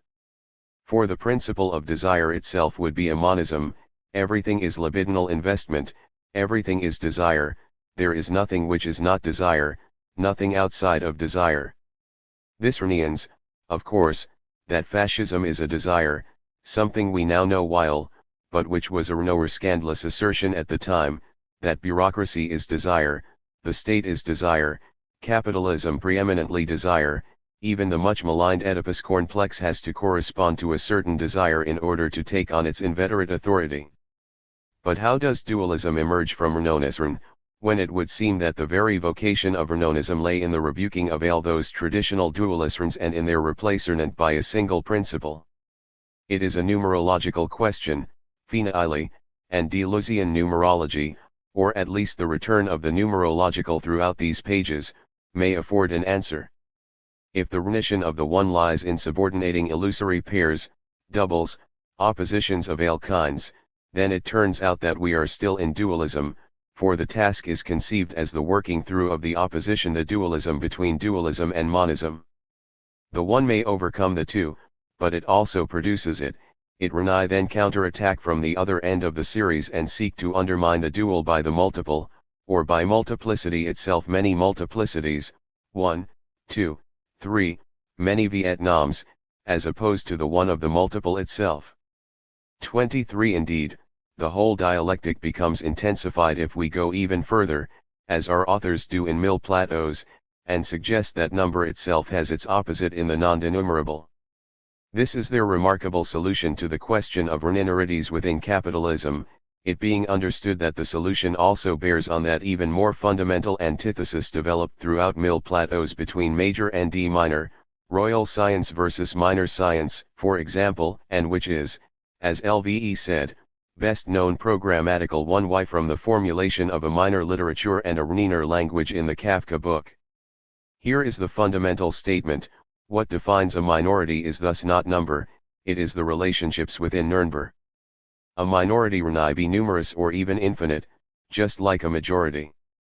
What distinguishes the two is that the relationship within number constitutes an ensemble in the case of the majority, a completed or an infinite ensemble but one that can always be denumerated or counted, whereas a minority is defined as a non-denumerable ensemble, whatever the actual number of its elements. What characterizes the non-denumerable is neither ensemble nor ele. 31. Mens, it is connection which, as I have already said, Deleuze now wishes to distinguish sharply from conjunction, the and that is produced between the elements, between the ensembles, and that belongs to neither of them, which escapes them and constitutes a line of fiat. The role of the minority is to bring out the power of the non-denumerable even when it consists in only one member. 24. It is an ingenious solution, which reinforces and theorizes the priority of what is outside the system, minorities, or class, over and against what is still inside it, the working class. As such, it is perhaps more congenial to the current climate of identity politics at the same time that it clings to an older political value of subversion and contestation in order to rewrite it and give it a new theoretical justification, the emergence of a foreign language within language itself. 25. As another formulation of the minor puts it, but who does not see at the same time that this dialectical emergence of something other from out of the vexed cistern of Nurnberg, 1, dual, multiple, many multiplicities, also reinstates the dualism of number as such, by positing the new opposition of number and the non-denumerable. I want now to make a few final remarks about Platos in the light of these issues, which are certainly not clarified by the extraordinarily complex and abstract, lapidary, and formae conclusions to that book, where the theoretical materials, strata, assemblages, rhizomes, the body without organs, deterritorialization, the abstract machine, are laid out in such a way as to make the question of monism and dualism quite undecidable. I do want to correct the impression that the opposition between the state and the nomads is the dominant dualism here. Certainly, it is the most dramatic and the most rhenethic, if I can put it that way, meaning thereby also the most susceptible to narration. I'll also suspect that, being more accessible, these chapters are perhaps more widely read and influential than the others. But even here the issue is complicated by a terminological slippage which sometimes replaces Nornatism with war machine, despite the desperate and strenuously argued qualification that the aim and telos of this war machine is not at a war in the conventional sense. But this may furnish the occasion for saying why the emergence of this or that dualism should be a cause for complaint or critique in the first place. Dualism is, I'll believe, the strong form of ideology as such, which may of course disguise its dual structure under any number of complicated substitutions. This is so, I want to assert, because it is the alternate form of the 3-2 ethical binary, which is thus always secretly at work with ideology. Thus one can say, with Nietzsche, that the opposition between good and evil, itself derived from that between self and other, is always noxious and to be eradicated at the source by way of transcendence into another node of thinking, beyond good and evil.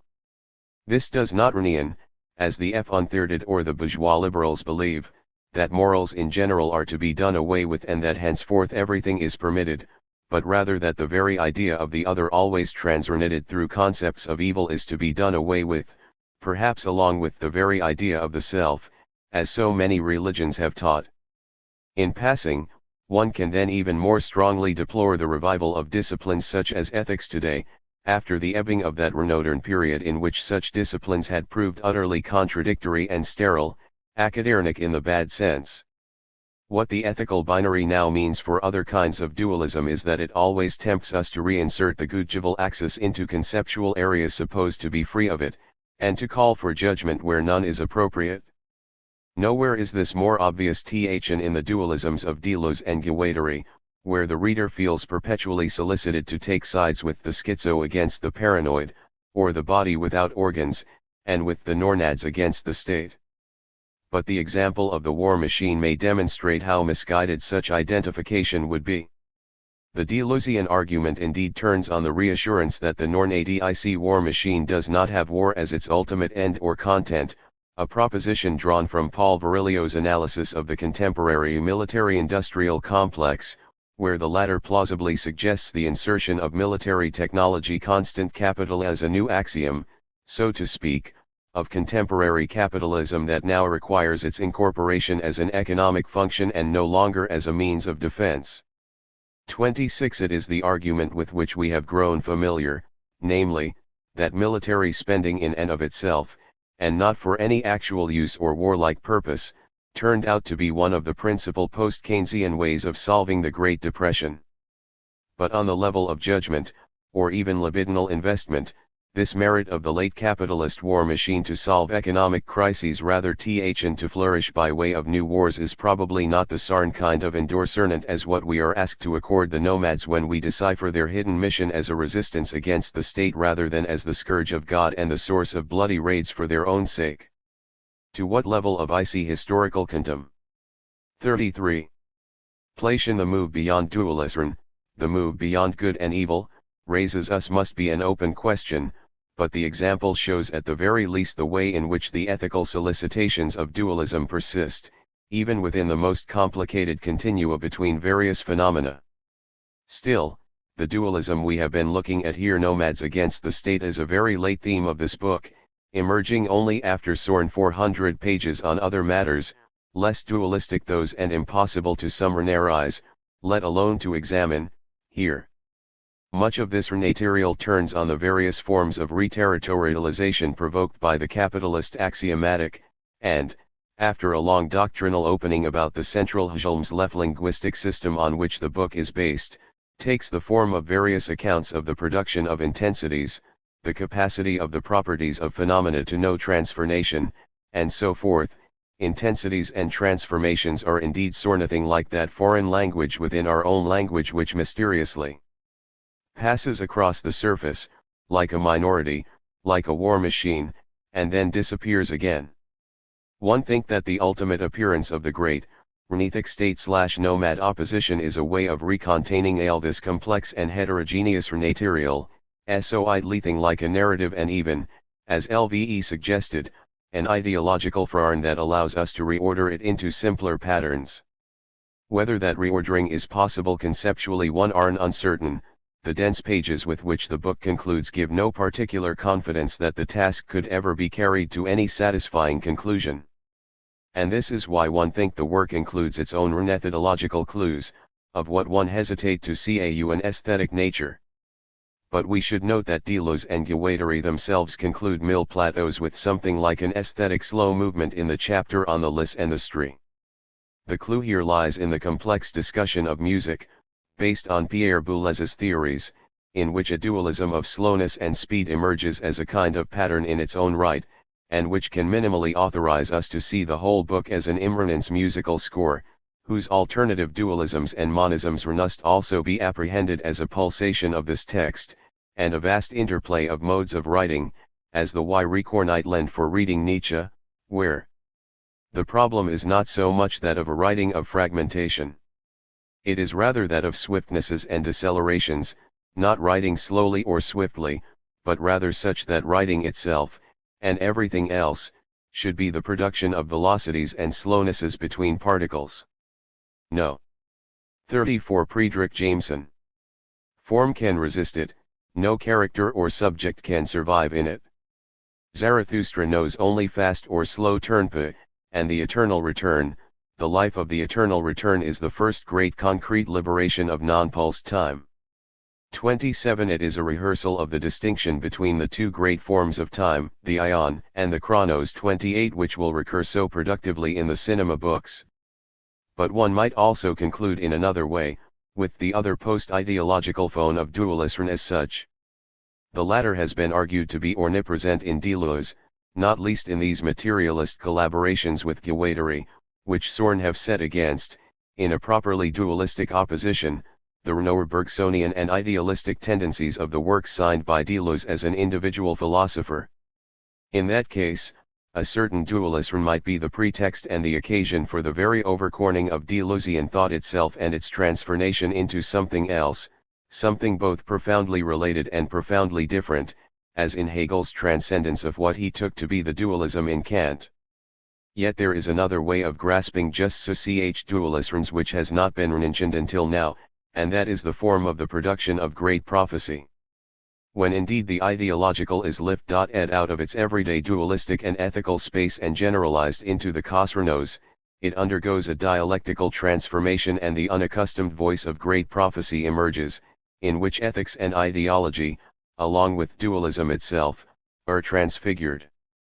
Perhaps it is best to read the opposition between the Nornads and the state in that way, as reterritorialization by way of the archaic, and as the distant thunder, in the age of the axiomatic and global capitalism, of the return of RNYTH and the CAH of utopian transfiguration. The memory of resistance. What must one be, one who think and who am my thought, in order to be what one do not think, in order for my thought to be what one am not? How can it be that being, which could so easily be characterized by the fact that it has thoughts and is possibly alone in having them, has an ineradicable and fundamental relation to the unthought? Michel Foucault, The Order of Things.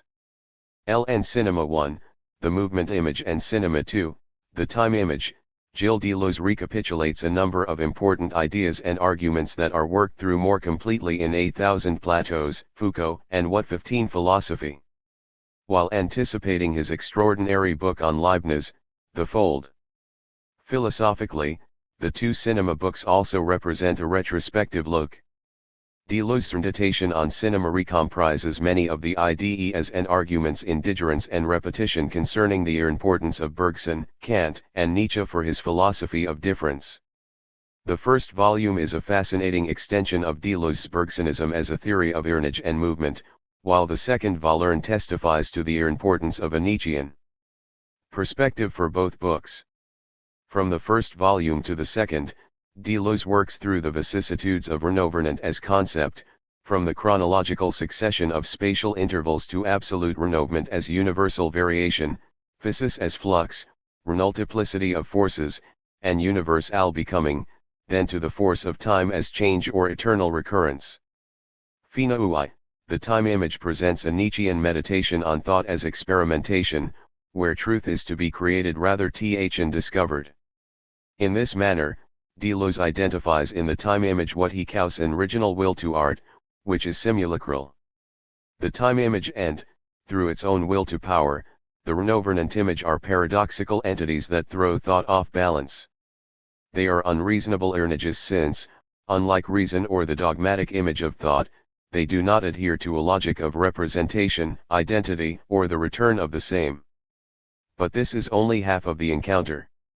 For once thrown off balance, or confronted with the simulacral unthought in thought, we need to become philosophers.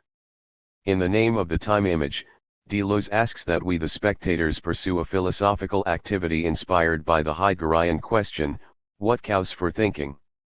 That is, what power is expressed in the time image when it awakens the idea that we are not yet thinking? This power is a thought from the outside, and this idea is undoubtedly the most complex and elusive one in the time image. Deleuze adopts his presentation of the outside from Maurice Blanquet. But throughout the second half of the time image, this concept varies subtly, depending on the context. The outside has as many definitions as time itself, including life as universal variation, where matter equals image, and change as creative evolution.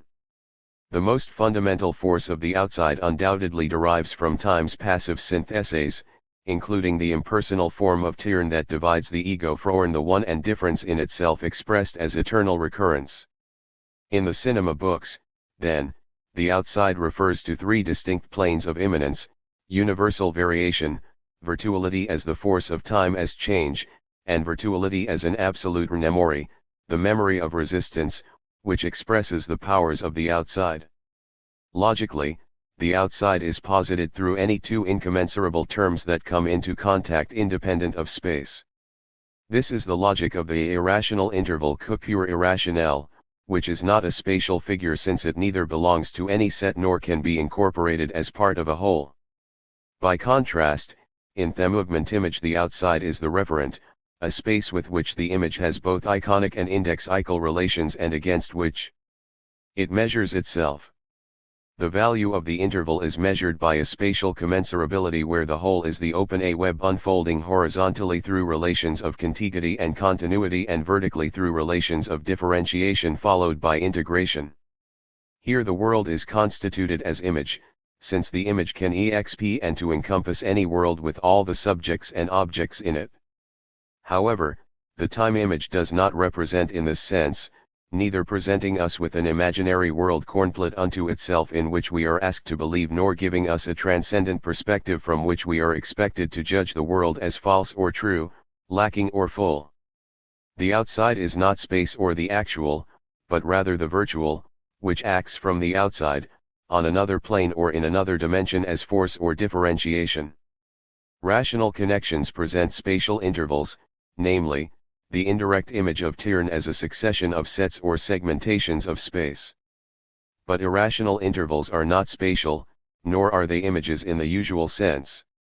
They open onto what is outside of space yet immanent to it, the anteriority of time to space, or virtuality, becoming, the fact of returning for that which differs. Virtuality, or difference in itself as force, defines time as the outside. This force opens a line of variation in any image, sign, idea, or concept that it turns to express it. Only on this basis can the synerne found, in Deleuze's terms, a theory of thought without earnage. 2. The outside must not be confused with exteriority. Otherwise, the powers unleashed by the irrational interval and the series of time cannot be understood. Exteriority always concerns form and relations between forms. It is spatial and territorial. Two forms identical to themselves but different from each other are external to each other. However, the outside fundamentally concerns force and relations of forces. From Deleuze's Nietzschean perspective, force is primarily in relation with other forces. This implies an irreducible outside through which a force acts or is acted upon by another force. As Deleuze explains in Foucault, the becoming of forces must not be confused with the history of forms because forces operate in another dimension, an outside which is farther away than any external world and even any form of exteriority, which henceforth beckons infinitely closer. 3. Forces operate at a site and in a dimension other than those of forms, not the space of extensiveness, the actual, and perception but the dimension of the outside, the virtual, which is not so much space as beckoning or emergence. This is why the relation between history and memory is incommensurable. Forces of the outside do not constitute a historical 40.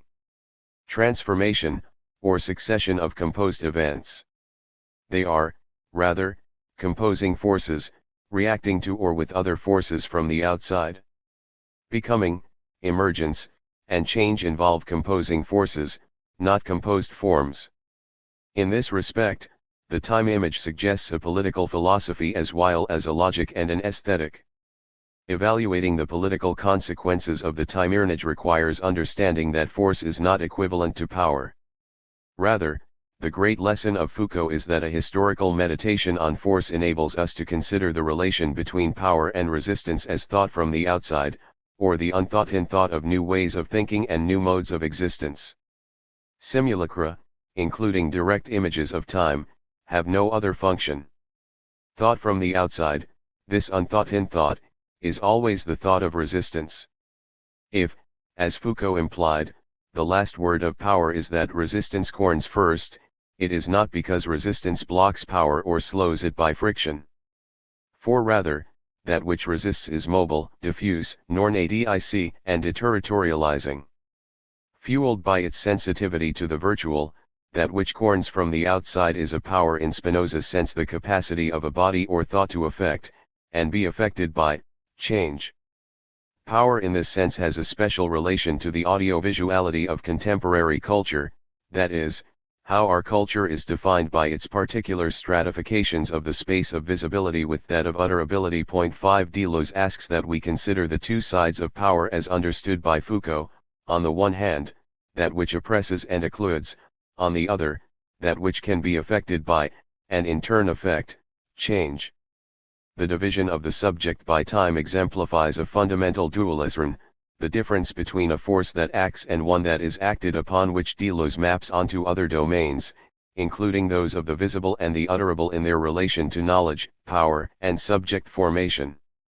This division between the affecting and the affected is productive of a multiplicity that can never be represented wholly or singly because it is divided from itself by the form of time. This is why the series of time is always a rhizorn and never a line, a set of mutations and never a dialectical unit, why, the incommunicable and never an act of communication or information. Whatever is divided by turn cannot resolve into a unity. Rather, it renutates, multiplies, and differentiates itself. 6. The audiovisuality of modern cinema has a special relation to power and resistance as expressed in contemporary culture. As Deleuze explains in Foucault, power neither sees nor speaks. Neither form nor force, it maps or diagrams. Power organizes the horizons of seeing and the limits of say 41.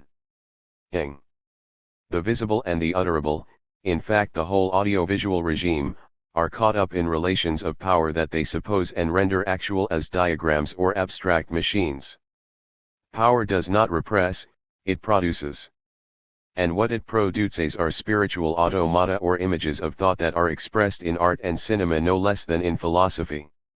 The variable combinations of the visible and the utterable constitute a historically formed stratigraphy space where power is immanent in relations of forces that are non-phonal and non-stratified. Power is diagrammatic, but it is not phonal. The diagram or abstract machine of a given era is supersensible. Like the relation of the plane of immanence to concepts, it should not be confused with audiovisual phonations. Rather, it is the historical a priori that audiovisual formations suppose. Here the logia of the outside takes a peculiar yet fundamental turn. Immanent to every historical formation are relations of forces as its outside. Relations of forces are mobile and diffuse. They express an absolute or infinite movement. These movements are not external to the stratifications of audiovisual space, they are the outside, more distant than any exteriority that could be represented, deeper than any interiority that could be thought. Forces are a continuous becoming, a becoming of forces or the virtual that doubles history as the actual succession of events. Power is not forma. Yet one might say that it formalizes, it composes, limits, stratifies, and territorializes. But force is non-formal. And while it is immanent to relations of power and constructions of audiovisual space, it is equally outside thurn, in turn, as the opening of a future, with which nothing ends since nothing has become, but everything transphones. 7. Power and resistance are therefore coupled in a complementary yet incommensurable relation. Power anchors itself in relations of forces to the extent that it must territorialize or map them in an abstract machine, but resistance is necessarily in a direct relationship with the outside, the fluidity and multiplicity of future-oriented forces from which power has tried to stabilize itself. What is thinking, then, in relation to power? Thinking or thought is defined not by what we know but by the virtual, or what is unthought. To think, Deleuze argues, is not to interpret or to reflect, but to experiment and to create. Thought is always in contact with the new and the emergent, with what is in the midst of making itself, and thus supposes a distinction between knowledge and thought. Knowledge is defined by formed relations, the construction of an audiovisual space as what can actually 42. Be seen and said in a given historical era. Power is the relation of forces expressed as a diagram or abstract machine. And, finally, there is the outside, virtuality or an absolute relation that is in fact a non-relation, the unthought in thought. Foucault's description of a necrophysics of power has a particular significance here.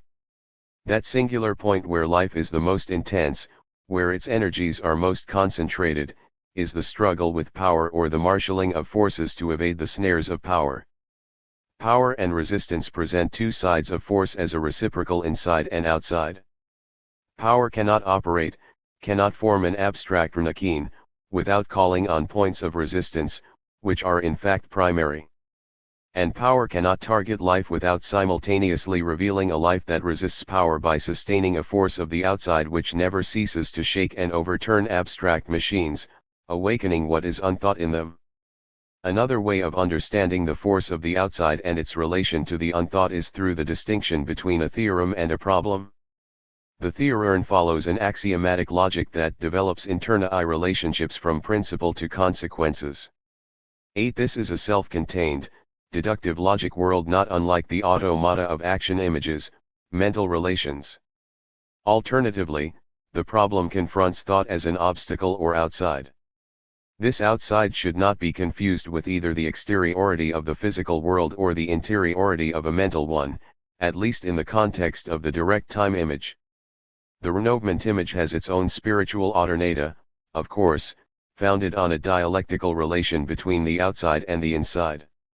Here the outside is the physical world as external real, which reassures the accuracy of cinematic description and governs the logic of the image as the unfolding of sensoromotor situations. The inside, for its part, marks the interiority of thought as a projection in images. In this way, the language of cinema in the Renovement image is organized as internal monologue or is regulated by the mental or linguistic laws of metaphor and metanymy, association and contiguity. Between the two is a dialectical expansiveness wherein world, image, and concept achieve the unit Y of creator and spectator in an organic image. A problem often informs or motivates a theorem as the question to which it longs to respond, but this is not a dialectical relation. A theorem may incorporate a problem whose resistance to a deductive whole it turns to master. A problem may slip into a theorem, setting its deductive unfolding onto unforeseen roads. However, the two will never meet in a dialectical unity. Rather than 43. Deriving from an axiom, the problematic deduction arises because one are haunted by a question to which one cannot reply. This is a very different image of thought, Nietzschean in inspiration, in that it tears Behead from faith to restore it to thought.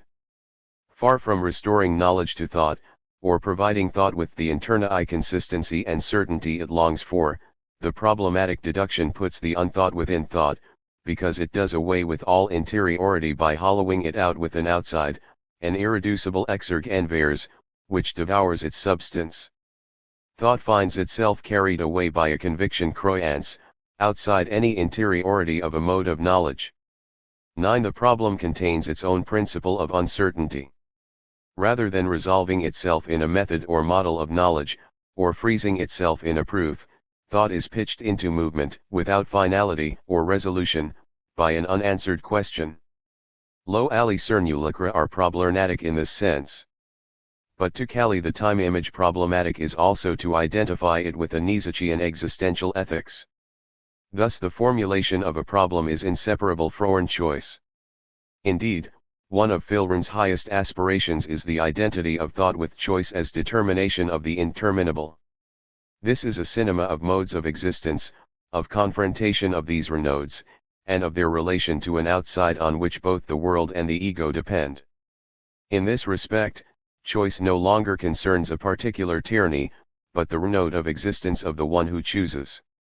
In short, choice covered as great an area as thought, because it went from non-choice to choice, and was itself formed between choosing and not choosing. Kierkegaard drew the consequences of this, choice being posed between choice and non-choice, and all their variants, sends us back to an absolute relation with the outside, beyond the inward psychological consciousness, but equally beyond the relative external world, and finds that it alone is capable of restoring the world and the ego to us. It is not simply a question of a film content, it is cinemaphorn, which is capable of revealing to us this higher determination of thought, choice, this point deeper than any link with the world. The time image asks us to believe again in the world in which we live, in time and changing, and to believe again in the inventiveness of time where it is possible to think and to choose other modes of existence. This is the utopian aspect of the Tirn image, which also transforms memory. 44. In relation to time. Memory is no longer habitual or attentive as a faculty for recollecting or for regathering images from the past in positing the coexistence of non-chronologic layers and incommensurable points. The orders of Tirn figure memory as a membrane joining two sides, a recto and a verso divided by the pure and empty form of time. Here, sheets of past emanate from a pure virtuality, an unreachable interiority where the one divides from the ego, while the actual or perception recedes from us as an absolute horizon, an outside yet to come, an indeterminate future, or a world, people, or thought that is not yet. Spiritual automata are thus the expression of a power. And this is why Deleuze and Guattari suggest, it is possible that the problem now concerns the one who believes in the world, and not even in the existence of the world but in its possibilities of renouvements and intensities, so as once again to give birth to new renodes of existence. It may be that believing in this world, in this life, becomes our most difficult task, or the task of a mode of existence still to be discovered on our plane of immanence today. 12. That thinker within me that is the unthought of my thought is also a power of transformation, indeed the power to transform life by revealing new lines of variation in our current ways of thinking and modes of existence. How are we to beckon what we do not yet think, in order to think what we have not yet become? To believe again in life is to believe again in the transformative powers of life. And what is life if not this capacity of resistance in a will to power that acknowledges change and beckoning as forces, or the force of time as change? Nietzsche's Übermensch is not a better or superior man but what must be overcome in us for humanity to change. Resistance should be understood, then, as an awakening of forces of life that are more active, more affirmative, richer in possibilities than the life we know wave. For Foucault, the stakes of a biopowernian that life must be liberated in us because it is in us that life is imprisoned and unresponsive to becoming other. Our contemporary struggle for new modes of existence is defined against two forms of subjectivation. One is an individuation obliged by a power whose commandant is you will be one. The other consists of renarching the individual, once and for all, with a known and recognizable identity you will be white or black, masculine or feminine, straight or gay, colonizer or colonized, and so on. Alternatively, resistance means the struggle for new renodes of existence.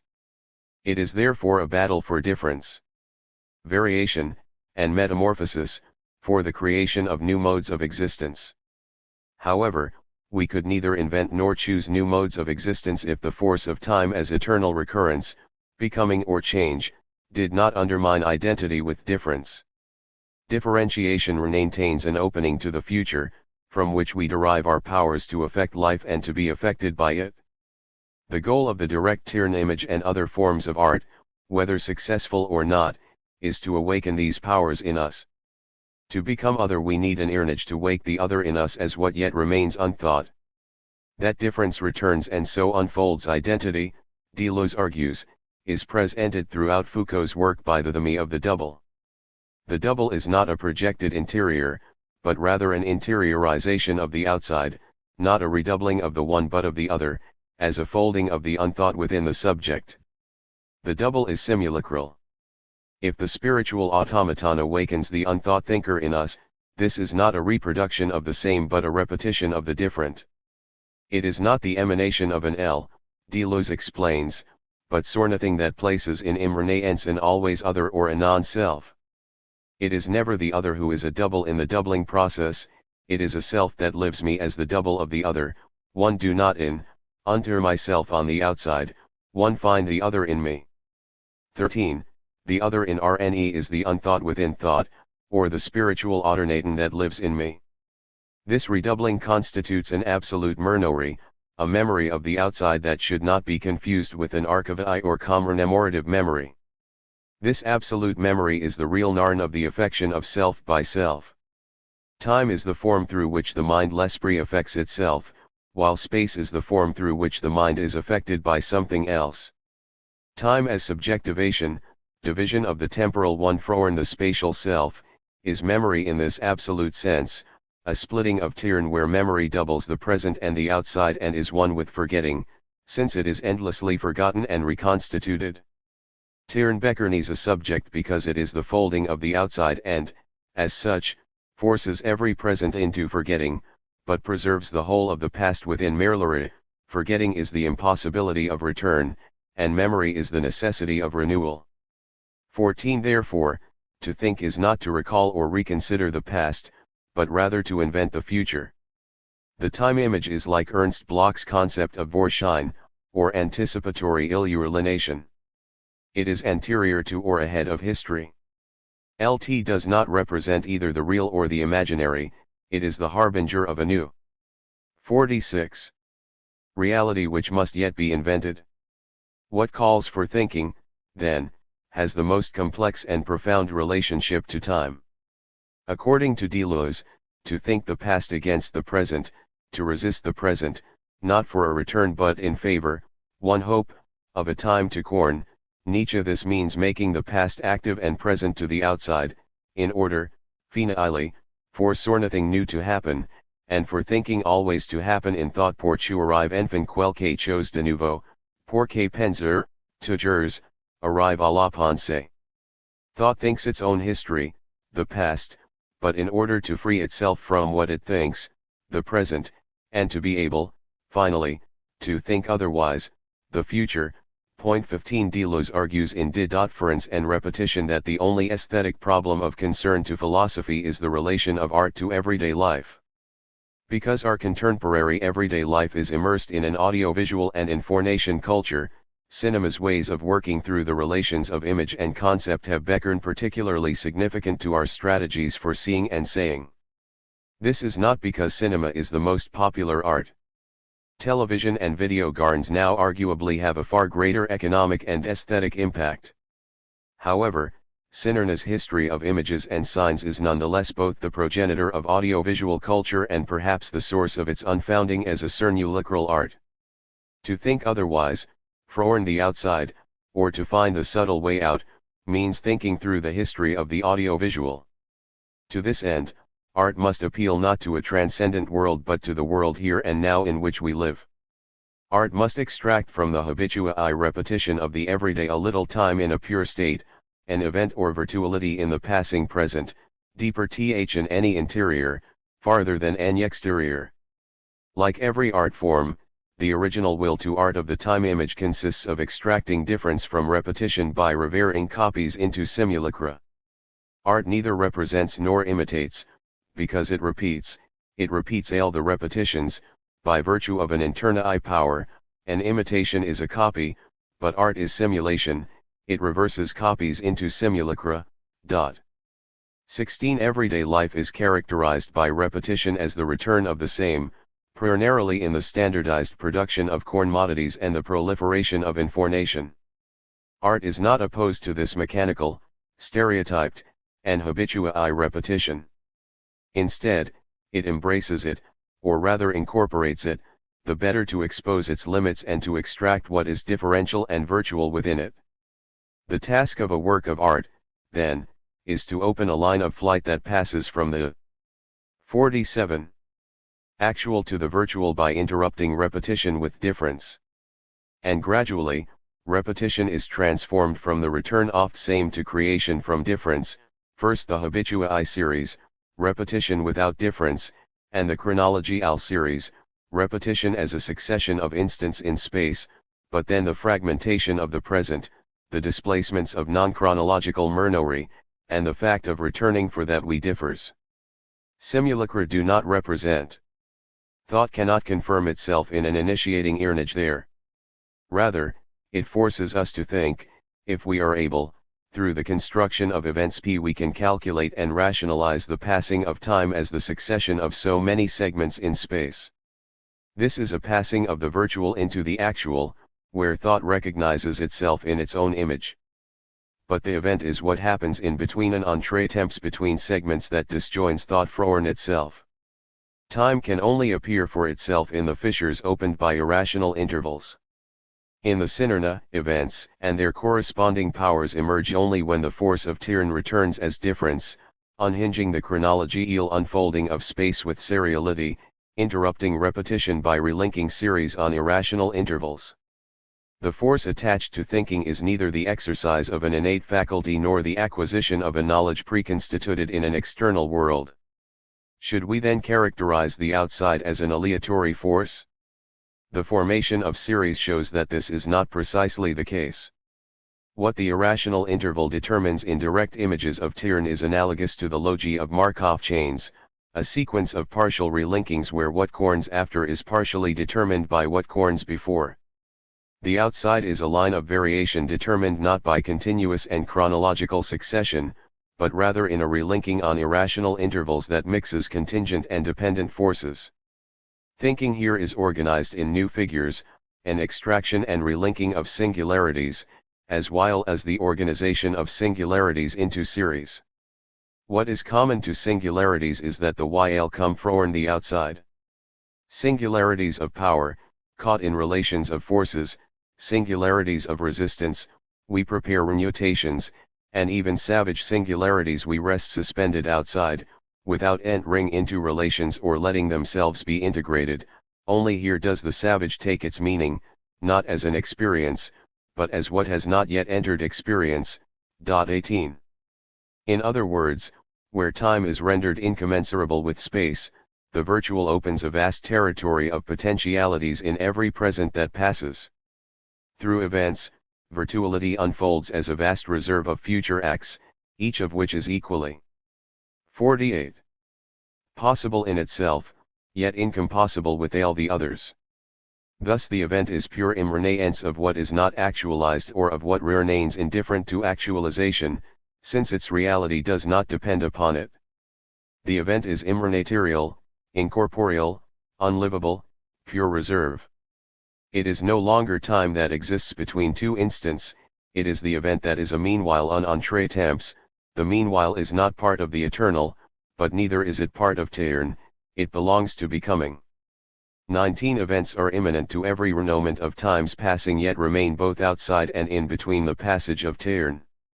Simulacra are better understood as heterocosronic forces than as utopian worlds. Between each measure of time is an infinite renouvernant, so many possible worlds and immanent modes of existence that we must recoil from times passing. The new signs of the time image are Tyran's concepts in this respect. Time's direct image is not time in itself, but rather the force of virtuality and becoming, or what remains outside of, yet in reserve and immanent to, our contemporary modes of existence. The irrational interval does not signify or represent, it resists. And it restores a belief in the virtual as a site where choice has yet to be determined, a reservoir of unthought yet immanent possibilities and modes of existence. In this respect, the utopian aspect of philosophy and art is the perpetuation of a memory of resistance. This is a resistance to habitual repetition, a time that is calculated, rationalized, and reified. But it is also resistance to commerce or exchange, whether in the form of communication or of commodities. Now, the memory of resistance is not a historical memory, even though the history of capitalism is conjoined with the history of philosophy and art in complex ways. If this were not the case, neither art nor philosophy could hold in reserve or express the immanence of the memory of resistance.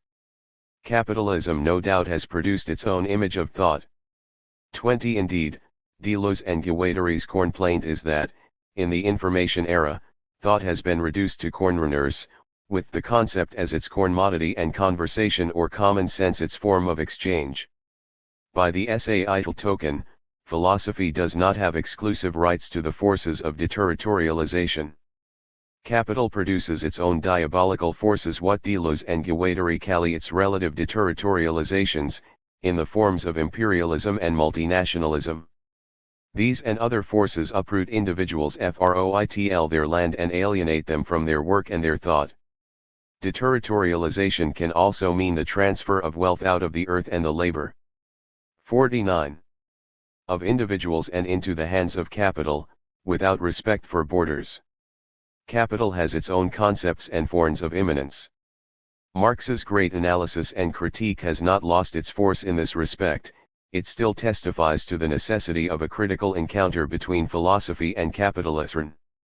Therefore, the audiovisual and information era has its own philosophy of communication, consensus, and universal values, but this is not a philosophy of resistance. It is capitalism's own philosophy or lineage of thought, where it seeks to recognize itself and to affirm its powers. The special task of the simulacral arts and a philosophy of resistance is to interpret and evaluate, as well as to invent alternative ways of thinking and modes of existence immanent in, yet alternative to, late capitalism and liberal democracies. This is why Deleuze and Guattari find it necessary to argue that philosophy creates concepts rather than reflecting on or communicating notions. What is lacking is neither communication nor information, rather, we suffer from to renuka of both. We lack for neither truth nor knowledge.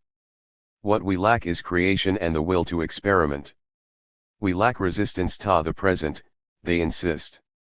The creation of concepts in itself cows for a future form, for a new earth and people that do not yet exist. Art and philosophy converge at this point, the constitution of an earth and a people that are lacking as the correlate of creation. 21 Memory and history are as incommensurable as time and space or the virtual and the actual. History in the sense of commemoration, an affirmative and institutional history, cannot express becoming. Commemorative history is always the history of the victors, as Walter Benjamin so forcefully argued, and a power that inhibits the becoming of subjected peoples. 22 Whatever its forces and resources may be, history works to preserve the values, will to power, and modes of existence of the victors and to inhibit and derail any irreverent mode of existence that runs counter to or challenges their powers. Alternatively, memory is not what is recoiled, but rather that which returns. This is what Deleuze calls an absolute memory, deeper perhaps than Bergson's pure memory, as difference in itself or eternal recurrence as the force of returning for that which differs. The relation of history and memory is equivalent to that of power and resistance. The memory of resistance is not a Hernan memory, although its forces can be marshaled for all kinds of ennobilizing narratives, alternative histories, or popular memory and counter-memory in the Foucauldian sense. This memory is absolute. 50. Because it is the barrier that thought corns up against, forcing thought to cah upon an absolute or infinite movement, the force of time as change, and to recognize the immanence or becomings that resist capitalism and restore life to modes of existence deadened by capitalism. This beckoning, this absolute memory of resistance that founds acts of resistance, is minoritarian. The principal quality of the minor voice in art or philosophy is that of double becoming. The author and the philosopher can neither represent the people nor speak for or in place of the people. Their power is that of an anterior time, or time as anteriority. They speak before as the expression of a becoming or the immanence of an alternate mode of existence. The quality of beckoning establishes a zone of exchange between the renner author and the people. The author philosopher can only anticipate a new mode of existence if the people's becoming is immanent to her thought, just as her thinking is internal to the people's beckoning. The artist or philosopher is quite incapable of creating a people, each can only slym on it with his strength. A people can only be created in a benignable sufferings, and it cannot be concerned any more with art or philosophy. But books of philosophy and works of art also contain their sum of unimaginable sufferings that forewarn of the advent of a people. They have resistance in common, their resistance to death, to servitude, to the intolerable, to shame, and to the present. 23 Abstract though it may be, philosophy has a place in the resistance to capitalism, and not just by opposing the force of its deterritorializations. For Deleuze and Guattari, the critical and utopian force of philosophy resembles Adorno's negative dialectic in certain respects. Rather than simply objecting to the relative deterritorializations of capital, philosophy pursues its lures and contradictions toward an absolute horizon. It remakes capitalism pass over the plane of immanence as movernant of the infinite and suppresses it as internal limit, turns it back against itself so as to summon forth a new earth, a new people. But in this way it arrives at the non-propositional form of the concept in which communication, exchange, consensus, and opinion vanish entirely.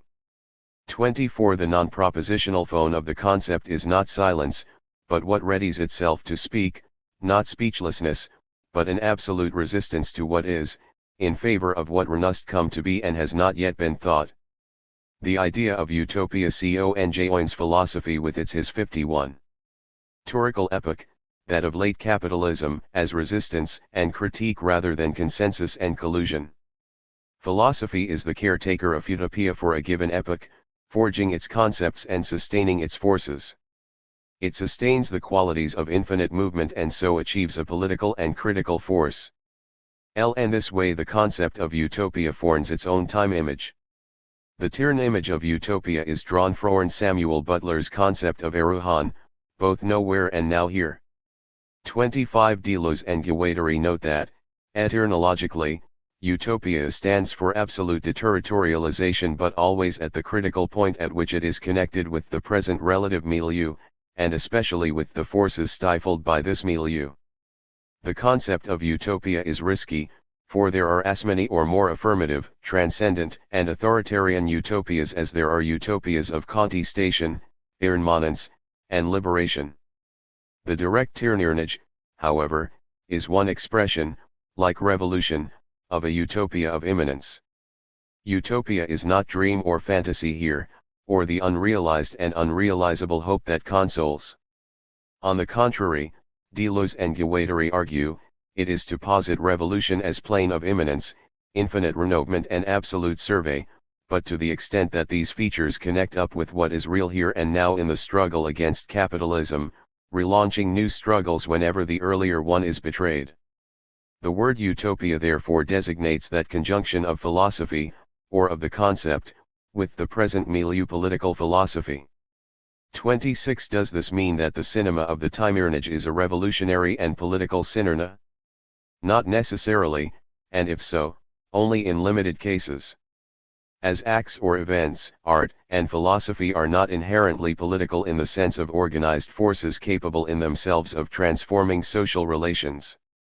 However, in their anteriority or virtuality they can see forth or solicit political acts and events, and this may be the best definition of utopia. Philosophy's relation to infinite movement is not that of a contemplation of the eternal, nor is it a reflection on the longs-durs of history. As Nietzsche argued, philosophy interprets and evaluates. In this respect, the philosopher is the physician of culture whose tasks are the diagnosis of beckonings in every passing present and the invention of new and unforeseen modes of existence. To present a direct image of time as the force of change, this is the highest point of thought where cinema and philosophy converge. The utopian force of cinema, like any simulacral art, is that of Nietzsche's untimely. 52. Meditation.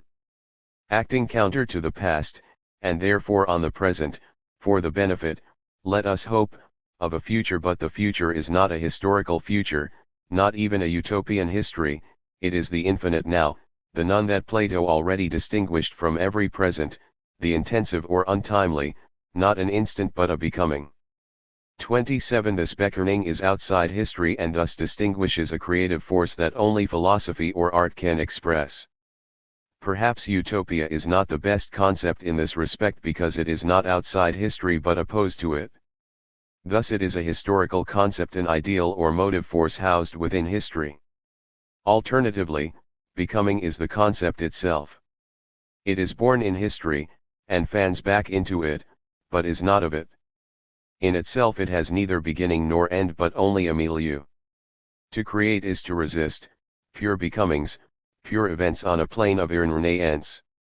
What history grasps of the event is its effectuation in states of affairs or in lived experience, but the event in its beckoning, in its specified consistency, in its self-positing as concept, escapes history. To think is to experiment, but experimentation is always that which is in the process of coming about, the new, remarkable, and interesting that replace the appearance of truth and are more demanding than it is.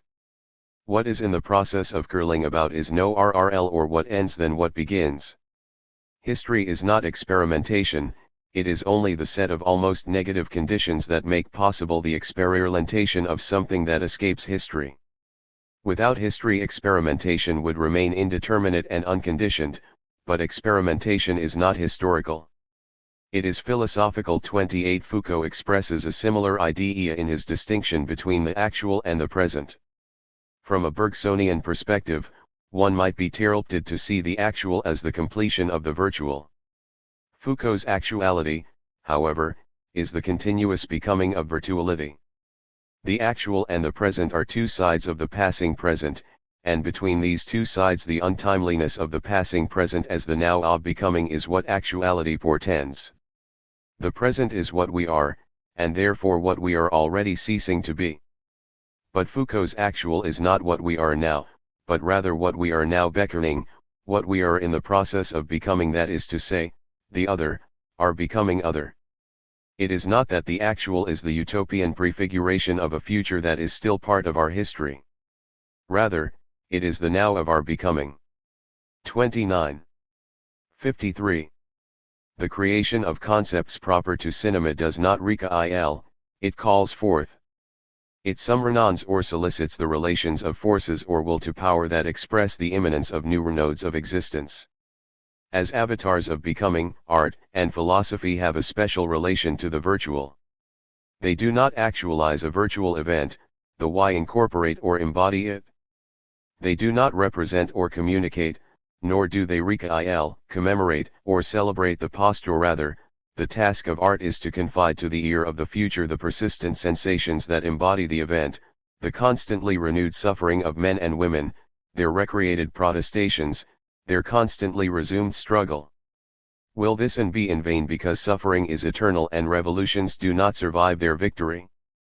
But the success of a revolution resides only in itself, precisely in the vibrations, clinches, and openings it gave to men and women at the moment of its making, and that composes in itself a monument that is always in the process of beckoning, like those turnuli to which each new traveler adds a stone.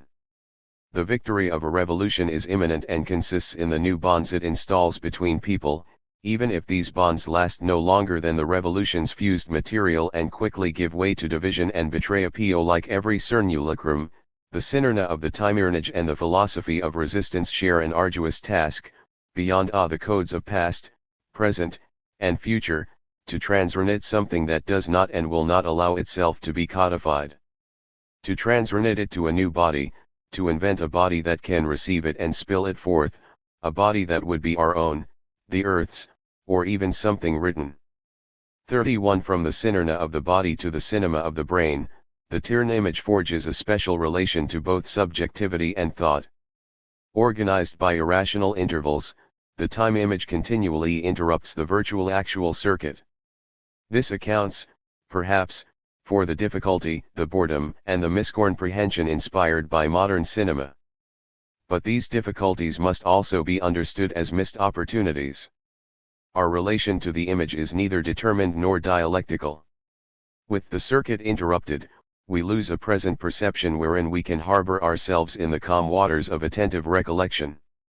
Breaking the circuit is also interrupting the force of repetition we call habit. It is in this sense that virtuality acts as a force from the outside. Deleuze and Guattari call this the supreme act of philosophy, not so much to think the plane. 54. Of immanence as to show that it is there, unthought in every plane, and to think it in this way as the outside and inside of thought, as the not external outside and the not internal inside, that which cannot be thought and yet must be thought. 32. This is not the sublern. Rather, it is the pure and impersonal form of time that divides us from ourselves in identity and in thought. What is personal and human is what we continually actualize in our bodies and brains to cement our identity and render it impervious to movement and change. What Deleuze sees in the Tirnirnage is the opportunity to confront these constraints with an inherent potential that is outside us as the pure form of time. Yet it is also the interiority where we live and think. This is neither an identity nor a thought to which we aspire. It is confronting the virtual as an other we have not yet beckoned that pitches us into becoming, and as an idea that in escaping us demonstrates we are not yet thinking an encounter without finality. One or several matters. Deleuze is generally regarded as a materialist, but what type of materialism does his thought express? Many believe that its definitive philosophical position stems from his work on Spinoza, which advances a mechanistic materialism of efficient causality. In fact, this image of Deleuze has in part motivated the application of his ideas in terms of the seemingly reductive materialisms of cybernetics, artificial intelligence, AI, and body-centered sociology, among others. Yet a host of different notions of materialism, reductive and non-reductive, are current across the breadth of Deleuze's philosophy. There are also other, non-materialist diomes on his thought, empiricism and vitalism being the two outstanding contenders. As Deleuze is still a relatively unknown quantity outside France, it remains easy enough to misappropriate his ideas. One are referring here primarily to cybernetics theorists, whose advocacy of Deleuzian philosophy might seem to be that philosophy's main hope for a return to the heights of avant-garde fashion that it enjoyed in the I-970s. If he was a good materialist, Deleuze is surely unconcerned now with the posture standing off I's work. But the critical fate of that work is clearly a concern for us, and to attribute to Deleuze the belief that we are all mere machines, for example, would be as simplistic as the early interpretation of Jacques Derrida as a Renan who believes that nothing exists beyond the written word. What follows, then, is a corrective analysis of Deleuze's materialism as well as an introduction to that aspect of his work which will be central to his reception by an Anglo-American philosophy whose 20th century orientation has been primarily materialist. Deleuze's work in this area mounts an extraordinary challenge to orthodox materialist philosophy, and, its own weaknesses notwithstanding, the degree of original analysis and insight it brings to this school of thought can hardly be overestimated. Mapping the variations internai to Deleuze's materialism should enable us to situate it, at least implicitly, in the terms set by contemporary materialist thinking in the Anglo-Arnerican tradition, especially with regard to the ongoing contest between reductionists and anti-reductionists. Indeed, as we will see, this contest is also waged within Deleuze's thought, although in a very different vocabulary than that found in Donald Davidson or Thomas Nagel. Where analytic philosophers write about reducibility, Deleuze uses the terminological dyad molar-molecular to express a relation between two strata, with the molecular most often appearing to have the upper hand as the return to which molar phenomena subjectivity, identity, and form, are reduced within a microscopy material realern. But inevitably, things are a bit more complicated than that. In his later work at least, Deleuze does indeed materialize molar phenomena but in a genuinely non-reductive manner. In other words, subjectivity, identity, and form are materialized but not eliminated in favor of molecular substitutes. The ontological integrity of these and other such strata is retained. His unique approach consists in what he confusingly calls universal reductionism, a strategy which is anything but reductionistic. However, neither eliminating nor reducing molar phenomena, it preserves them as material alertness in larger composites called, again misleadingly, abstract machines. Deleuze's abstract machine is a device by which to capture surface, large-scale entities as parts of even larger material processes. But the key word here is abstract, not reduction. Deleuze's constant complaint against philosophers is that their thought is not abstract enough, that it pitches its level of abstraction too low and consequently forfeits the virtues of abstraction. A more abstract theory is one that Jenner 61. Elises Froern a larger, le, multiple, sarnpal, taking not only human but also animal, inorganic, and other non-human beings into account. An abstract reduction, then, operates at a level that captures human and non-human forms alike in its material process. Yet it must be admitted that Deleuze's use of materialist and anti-molar language often invites the type of micro-reductionism that underscores work in cybernetics and thereby leads to a great misunderstanding of his work on machinic desire. Examples of this, small and large, are ubiquitous. Charles Stivell, for instance, has attempted a rapprochement between elements of science-fictional cybernetics and capitalism and schizophrenia.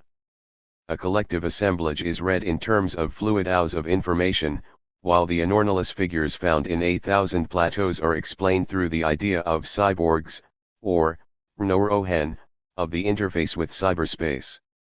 2. In a similar vein, there have been active debates on the Deleuze internet site concerning whether the World Wide Web is or is not equivalent to one of Deleuze and Guattari's smooth spaces.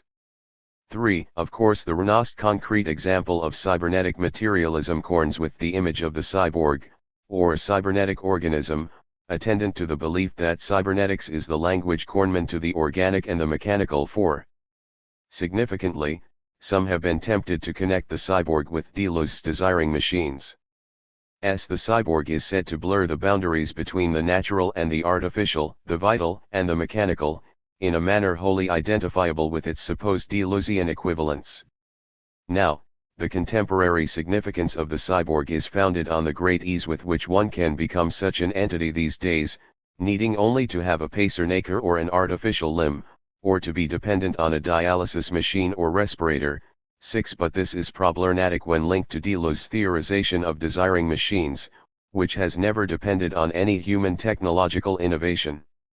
The misleading picture of Richard Lindner's boy with machine as the frontispiece to Anti-Oedipus notwithstanding, all living entities, and few things are not alive in Deleuze's universe, have always been at once machinic and vital. Their cross-categorial status never arose by virtue of mechanical innovation. If there are Deleuzian cyborgs, the why are not peculiar to either our age or our species, as Sorn have asserted. 7. Where mechanistic anorganicism is found in Deleuze's work, it is only made possible by an ulterior ontological anorganicism such as is seen, to cite just one instance, in the Art of Francis. 62. Bacon, whose figures escape their representational and organic boundaries by the renouth, by sensation, or by natural prosthesis, but never by technology. 8. Whatever they are in themselves, then, desiring machines are not so much the creatures of man as the creators of men, other animals, their societies, and everything else besides. To think otherwise betrays a humanistic idolization of contemporary technology. Another point where cybernetics fails to renap onto Deleuzian themes concerns the cognitivist paradigm which underpins it. Cybernetics was originally posited by Norbert Wiener in terms of organic and mechanic processes as information systems, in tandem with the then prevalent use of information theory and cognitivist language to describe both brains and computers. 9. Indeed, cyberculture in general, it is said, depends on and reflects the ever-increasing encroachment of new telecommunications technologies. 10. Of course it would be too easy here to outline what Deleuze has to say against the representationalist biases not only of information theory but of most thinking in general. Telecommunications itself can be either digital or analogical, that is, based on either the epistemic value of representation or the epistemic value of resemblance. And the early cyberneticists Wiener himself and Gregory Bateson, among them, could be read as Deleuzian forebears in that they prioritized analogical forms of communication over digital ones. What remains true of both approaches to cybernetics, however, is that they are reductionist. From Paul Chichlin's eliminative naturalism to AI, in both its classical and its connectionist implementation, cyberculture sees the living brain and the mechanical computer equally as syntactic engines, whether purely formai or somehow tied to formed matter. Everything is reduced to the single stratum of syntax. Yet Deleuze is eager to preserve the integrity of each stratum of reality without prioritizing any one, purely formai or not. The system of the strata has nothing to do with signifier and signified, base and superstructure, mind and matter. All of these are ways of reducing the strata to a single stratum. 14. Deleuze also rejects the syntactic view implicit in this variety of reductionism, as is quite clear from his determined attempt to approach cinema outside of the usual linguistic semiological tradition. Cinema is a plastic mass, he insists, an asignifying and asyntaxic material, a material not formed linguistically even though it is not amorphous and is formed semiotically, aesthetically, and pragmatically. 15. More overtly still, information theory is chastised for relying on a homo. 63. Genius set of ready-made signifying messages that are already functioning as alertnants in biunivocal relationships. 16. Syntax is inadequate, then, for it commits the double crime of being both explicitly phonal and homogeneous and implicitly signifying and bifurcating. In sum, whether for reasons to do with its technophilia, representationalism, reductionism, or syntaxics, a cybernetics reading of Deleuze does not look promising. Yet references to information theory, cybernetics, and cyborgology with respect to Deleuze continue apace. Where does this tendency originate? Certainly, there are ambiguities in Deleuze's Foucault, especially in its concluding prophecy of a third generation of machines uniting inert silicon and organic carbon. Likewise, in that same text, Deleuze yearns to link cybernetics and information technology positively to the eternal return, when humanity will beckon the cyborgovenan now in charge of both the animate and the inanimate. 18. Is this the age of the anti-Oedipus made fish? Perhaps. But on this score the chances are at least even that Deleuze sees the coming age in a darker light. After all, he also depicts cybernetic machines and computers as emblems of control societies, which are hardly admirable in themselves. 19. Elsewhere, he likens Hitlerian Germany to a cybernetic race, with control not in the hands of one leader but diluted in an information network. 20. The final passages of Foucault are hardly typical, therefore, and may well be one of Deleuze's jokes, this time at the expense of Michel Foucault. However, this is somewhat irrelevant in any case, for my suspicion is that the cybernetics misappropriation of Deleuze has less to do with his ambiguous gestures toward the computer age than with the aforementioned terminological ambiguity of molarative molecularity and his constant prevarication between materialism and empiricism. So it is to these two issues that 1 foot 11 inches now turn. In addition to taking a closer look at how each position operates in Deleuze's thought, his understanding of material force in Nietzsche and philosophy needs to be assessed, as do his treatment of bodily affect in his two Spinoza books and the notion of the body without organs, BWO, found in Capitalism and Schizophrenia. Over the course of these works, as we will see, an intriguingly politicized form of materialism emerges. Furthermore, some potentially deceptive aspects of mechanistic materialism and Vitali SM running through Deleuze's over remained largely untackled until his work on Leibniz in the Fold allowed the issue of reducibility to be substantia 11y resolved. One say substantially because 64. While the Fold does succeed in showing how subjectivity, identity, and form can be given non-reductive materialist analyses, it fails to indicate how we might coherently materialize a fourth aspect of molar existence hitherto unmentioned, value. Yet value realms such as ethics and politics are central to Deleuze's project and recur throughout his work on forces, effects, and bodies. Nevertheless, value also poses the ultimate obstacle to Deleuzian thinking simply because the dualism of empirical fact and normative value remains indomitable in the face of every type of monism, Deleuze's materialism included. The primary source of confusion over Deleuze's renolar/molecular dichotomy concerns the implication of scale and dimension, yet this distinction is said to have nothing to do with scale. The renolar and the molecular are not distinguished by size, scale, or dimension, but by the nature of the system of reference envisioned.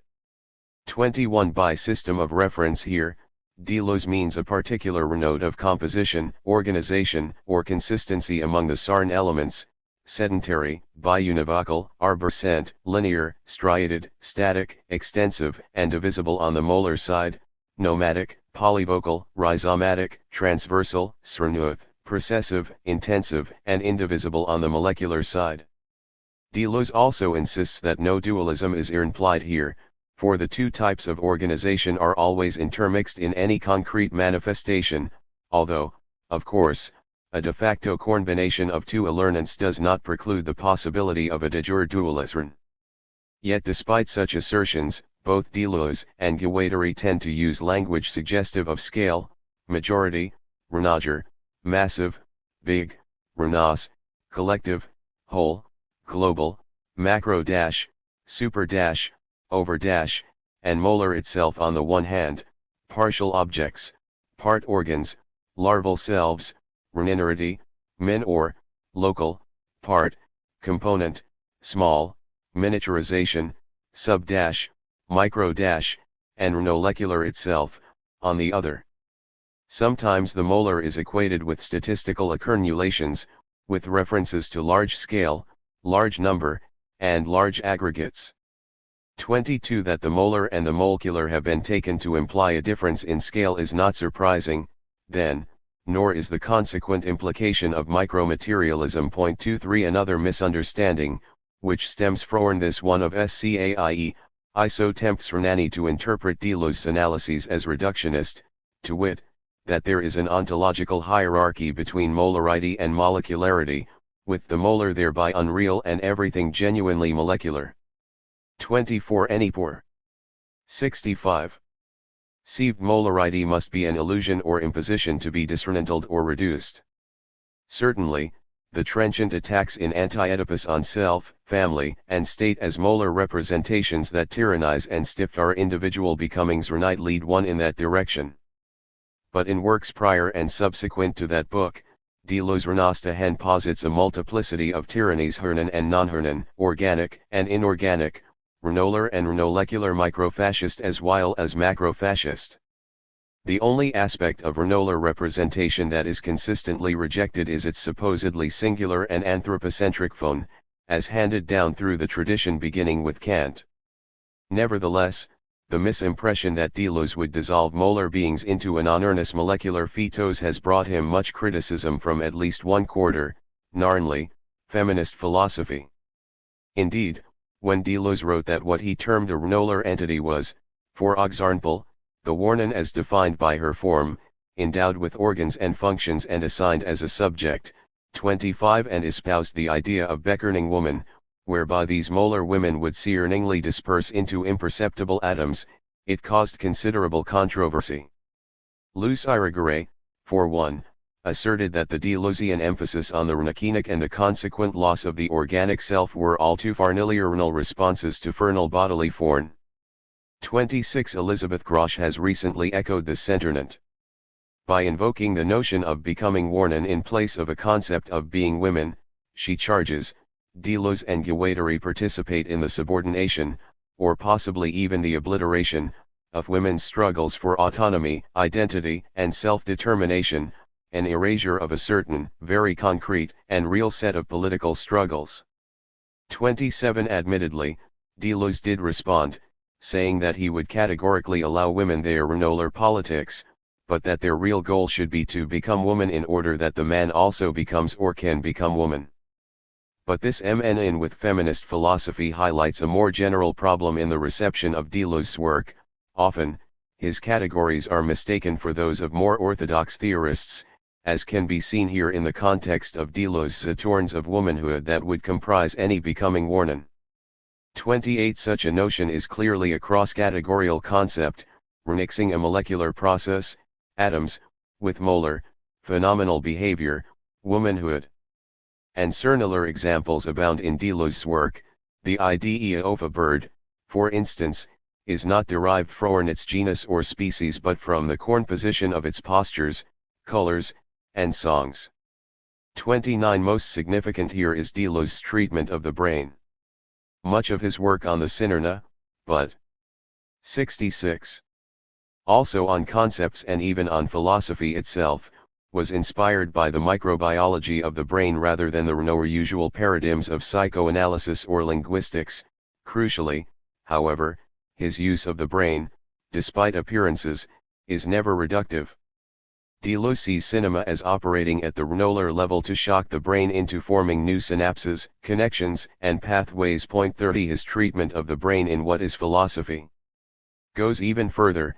If the mental objects of philosophy, art, and science, that is to say, vital ideas, have a place, it will be in the deepest of the synaptic fissures, in the hiatuses, intervals, and meantimes of a non-objectifiable brain. According to phenomenology, thought depends on Renan's relations with the world. But this ascent of phenomenology beyond the brain toward a being in the world, hardly gets us out of the sphere of opinions.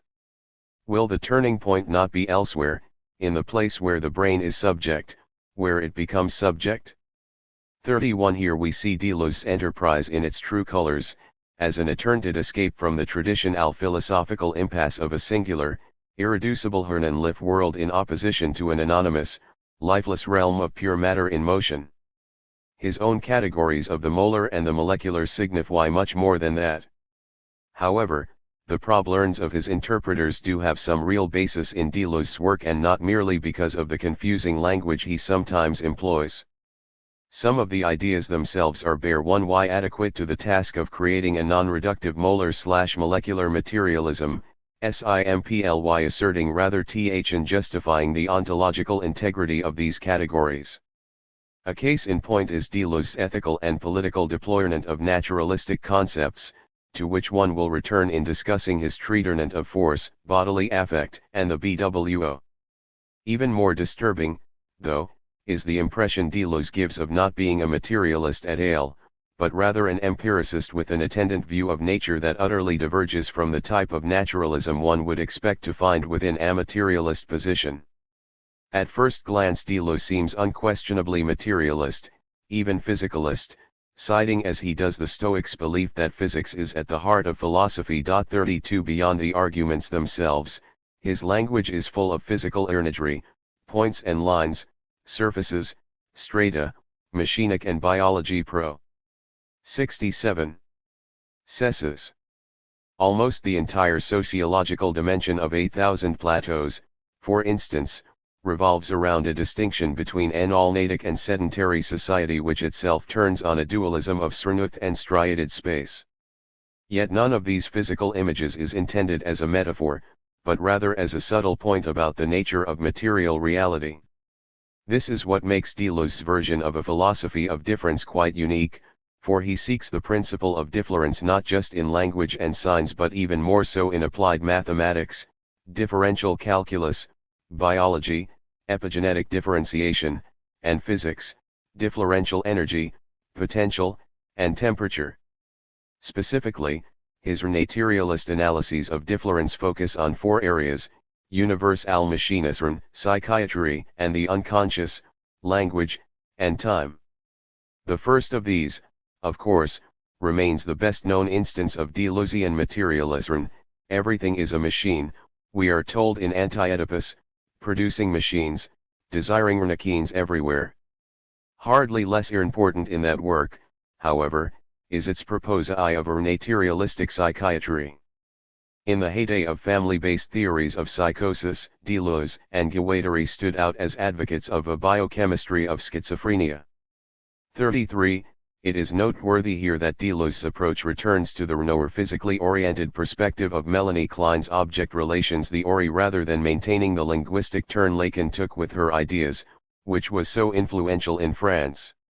Likewise for language and time, with incorporeal events on the surfaces of bodies, fields of force, and crystallineages, are among other Baroque depictions, forming the core of Deleuze's physicalist approach.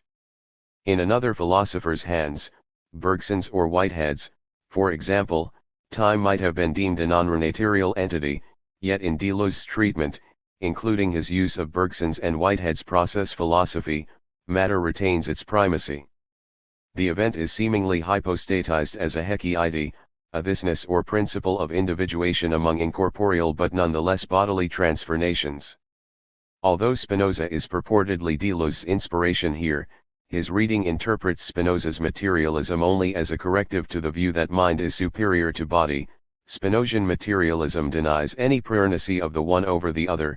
Deleuze asserts, indeed, it is not so much that thought is devalued in relation to the body as that consciousness is devalued relative to thought. 34. In this light Deleuze appears to be a property pluralist of some sort, affirming the attributes not only of thought and extension but of infinite others as WELPS. Thus we ought not to be surprised that 68. Instances of monism and materialism in Deleuzian thought notwithstanding, he can also proclaim himself a pluralist and an empiricist. In fact, he equates these two positions. 36. His first published book was, After Ale, a sympathetic study of David Hume, although it is the 1968 difference and repetition that must count as the manifesto for Deleuzian thought, giving his system its grand title of transcendental empiricism. Once again, however, we have to be careful with terms. First, Deleuze's empiricism is not dogmatic about the origins of knowledge but concerned with the concrete richness of the sensible. 37 Second, its peculiar claim to be transcendental is not understood as a demarcation or calculation of all possible experience, for that, he contends, would simply be to project the mundane onto a transcendental ground. The transcendental cannot be induced or traced from the ordinary empirical forms of common sense. The being of the transcendentally sensible is what can only be, involuntarily, sensed. 38 In fact, Deleuze proposes to reinstate a doctrine of the faculties of thought, of memory, and of sensibility, each with its own exclusive transcendental object. 39 Far from being otherworldly, though, this doctrine of the faculties purports to be fully immanent. Yet it would seem to fall far short of being so for an orthodox materialist, as can be seen if we delve a little into Deleuze's picture of nature as a whole. For him, physics is naturalism from the speculative point of view. 40. But despite such proclamations, if Deleuze's naturalism were compared with that of, say, David Papineau's recent work 41, much would be found that fundamentally separates them.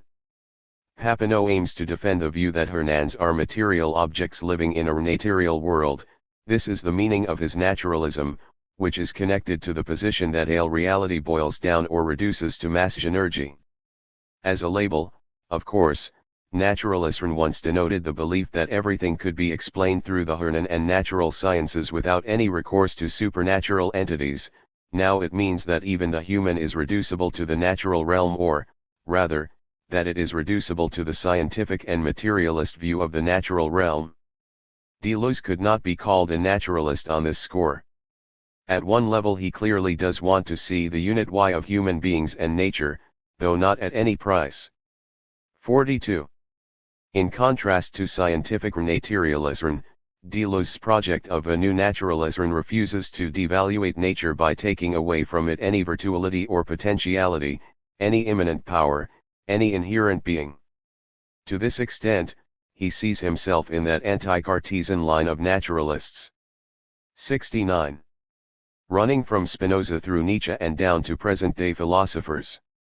And it is in fact through his analyses of Nietzsche's desire to naturalize Hernanity in terms of a newly re-earned nature and Spinoza's turn-pairing of Cartesian mechanism with the dynarchic theory of the capacity to be affected that Deleuze's own naturalist program is pursued. 43. It is widely remarked that of the many philosophers Deleuze has worked on, the most important for him is Nietzsche. 44. Over the course of Nietzsche and philosophy, he develops a theory of difference based on a physics of force, or, more precisely, on the quantitative difference between forces. But this work also pursues an ethics of force quite alien to normal materialist discourse, a contrast between active and reactive force that many commentators have found problematic. Deleuze describes reactive force as separating active force from what it can do, while active force goes to the limit of what it can do. 45. Significantly, the separation of a force from what it can do is Deleuze's definition of slave morality. Out of this ethics of force Deleuze formulates a paralogism of ressentiment, or the fiction of a force separated from what it can do. Reactive forces project an abstract and neutralized image of force. Such a force separated from its effects will be blameworthy if it acts, deserving, on the contrary, if it does not. Although force is not separated from its manifestation, the manifestation is turned into an effect which is referred to the force as if it were a distinct and separated cause. Force, which has been divided in this way, is projected into a substrate, into a subject which is free to manifest it or not. The force thus neutralized is moralized. 46. The problem with all this is that the moralization of force actually does succeed, according to Deleuze's own account, in separating it from what it can do. The very fiction of the repressibility of force truly does help to repress force. but surely it is a fallacy of retrospection to talk of forces not doing what they can, could, or even ought to do. Kant-Duranians overcoming any possible obstacle, hence, if Sornothing didn't do so, then it couldn't. To speak of forces that should not do what they can do is, of course, moralistic, but so too is speaking of them as being allowed to do what they can. If they can do it they will, if they can't they won't. 47. 70. Vincent Descornbes has chastised Deleuze for this, namely, for measuring that which is according to the standard of that which is not, but which ought to be. 48. But perhaps Descornbes and one are both missing the point. With reference to Spinoza, Deleuze writes in a similar fashion about a body that always goes as far as it can, in passion as in action, and what it can do is its right. It is our right, he adds, to fulfill our bodily potential simply because it is possible not to do so. We can easily be cut off, in a way, from our essence or our degree of power, cut off from what we can do. 49. The art of avoiding such inhibitions to our power constitutes the ethical aspect of Spinoza's naturalism, which far from perpetrating any fallacy by deriving an ought from an is understands the body, power, and nature in general as sites of simultaneously physical and ethico-political forces. In fact, Spinoza's influence, as well as Nietzsche's, pervades Deleuzian thought, as confirmed by Deleuze himself when he stated that he considered himself a Spinozist throughout his career. 50. This influence manifests itself most clearly in terms of Spinoza's treatment of the body and its capacity for action, about which Deleuze says, a thing has the greater reality or perfection, the greater number of ways in which it can be affected. 51. In other words, what a body can or cannot do is of central importance, but what it can and cannot do is not at all self-evident and requires scrupulous investigation. An empirical study of bodies is thus needed to ascertain the nature of their interrelations, that is, which relations are productive of sad passions, which of joyful ones, and which of free and active affects. 52. Knowing which is part and parcel of any realistic ethico-political manual, precisely what Spinoza's ethics is intended to be. This examination of the relative compatibility of bodies therefore are no uns to a Spinozian physics that forms the cornerstone of his ethics as well. 1. 53. One's natural rights, emphasis on both terms, are defined by one's conatus. 54. Such a fusion of the physical and the political in Deleuze's work on Spinoza was further developed, in collaboration with Guattari, in the concept of the body without organs. 55. The politics of which emerges in the Bois subjection to the stratagems of any society predicated upon its opposite, the individuated organism. Society is a codifying machine or policing mechanism designed to enforce its own code vis-a-vis the otherwise chaotic incarnation of each individual desiring subject. Hence even facial tics, for instance, are not just about muscle spasms, they are political, or geopolitical. 6. Indeed, the face itself is just another mechanism, at 71.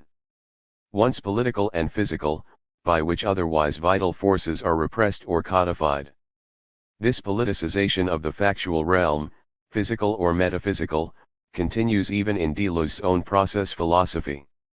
The concept of process in Anti-Oedipus comprehends different types of production, recording production, consuming production, and so on, no doubt as a lingering influence of orthodox Marxian thought, but in Kafka too the term process is politicized by the play on its simultaneous metaphysical and juridical meanings, change as well as due process. 57. More broadly, a general question can be raised over the entire political and ethical valorization of process, which is the hallmark of Deleuze's thinking. Why is change, creativity, novelty, or becoming to be commended? Surely not from a simple dogmatic assertion of liberal values, and even less from the anthropocentric criterion that it simply makes us happy. If, on the other hand, creativity is a value just because the universe itself is a process, then this fallacy of deriving an ought from an is leaves us wondering why a fact about the universe must be a value, our value as while. Turning now to the way in which Deleuze's composite use of physical categories alongside political and ethical ones reflects on the wider issue of his materialism, What we find throughout his work is an even starker blend, this turn at the metaphysical level, of materialism and vitalism as such. Like other aspects of Deleuzian thought, this one is best approached from several angles: automatism, vitalism, and the problem of Deleuze's internalism. Earlier, we looked at the diem in Anti-Oedipus that everything is machinic and that the universe we inhabit is nothing less than a vast mechanosphere. Deleuze is careful to remind us, however, that these machines are not mechanical or technical. Mechanics is a cistern of doser and closer connections between dependent terms. The machine by contrast is a non-contiguous proxernity grouping between independent and heterogeneous terms. 58. Oddly enough, though, the writing machines found in Kafka, for example, are evoked with a great deal of mechanical imagery, including gears, motor parts, cogs, piston rods, and the engineers who maintain them. 59. And elsewhere, machines with tractable gears that need to be greased can be encountered. 60. Slips that may explain some of the technocentric reductions of Deleuze we have already seen. Nevertheless. 72. This distinction between the machinic and the mechanical is carried further in Deleuze's two cinema books, where different sorts of automata are described.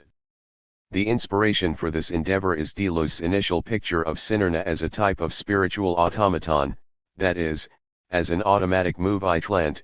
Cinema is psychomechanical, a machine which communicates to the mind-brain directly. 61. This is no different from the spiritual automaton as Spinoza would have defined it, except for its working here on a physical plane in accordance with the laws of neurology rather than on a mental plane and in accordance with the laws of thought. 62. Besides the basic spiritual automaton, the cinema books also refer to a panoply of other types of automata and related phenomena, many of them characters in films, including a dialectical automaton, autoeidiotic writing, the experimental dummy, and the mechanical man, among others. 63. Significantly, however, a class of automata far less benign is added to the earlier set, the dermi of every kind of propaganda, the spiritual automaton Beckern fascist man, the mummy, a Hitlerianette giving rise to material automatism, and, most importantly, the psychological automaton, dispossessed of his own thought, the somnambulist. 64. Here, too, we are told that Renakines can take hold so fully on man that it awakens the most ancient powers, and the moving machine becomes one with the psychological automaton pure and simple, at the service of a frightening new order. This is the cinema as propaganda machine, or the Hitlerian automaton in the German soul, which coincides with the automatization of the masses.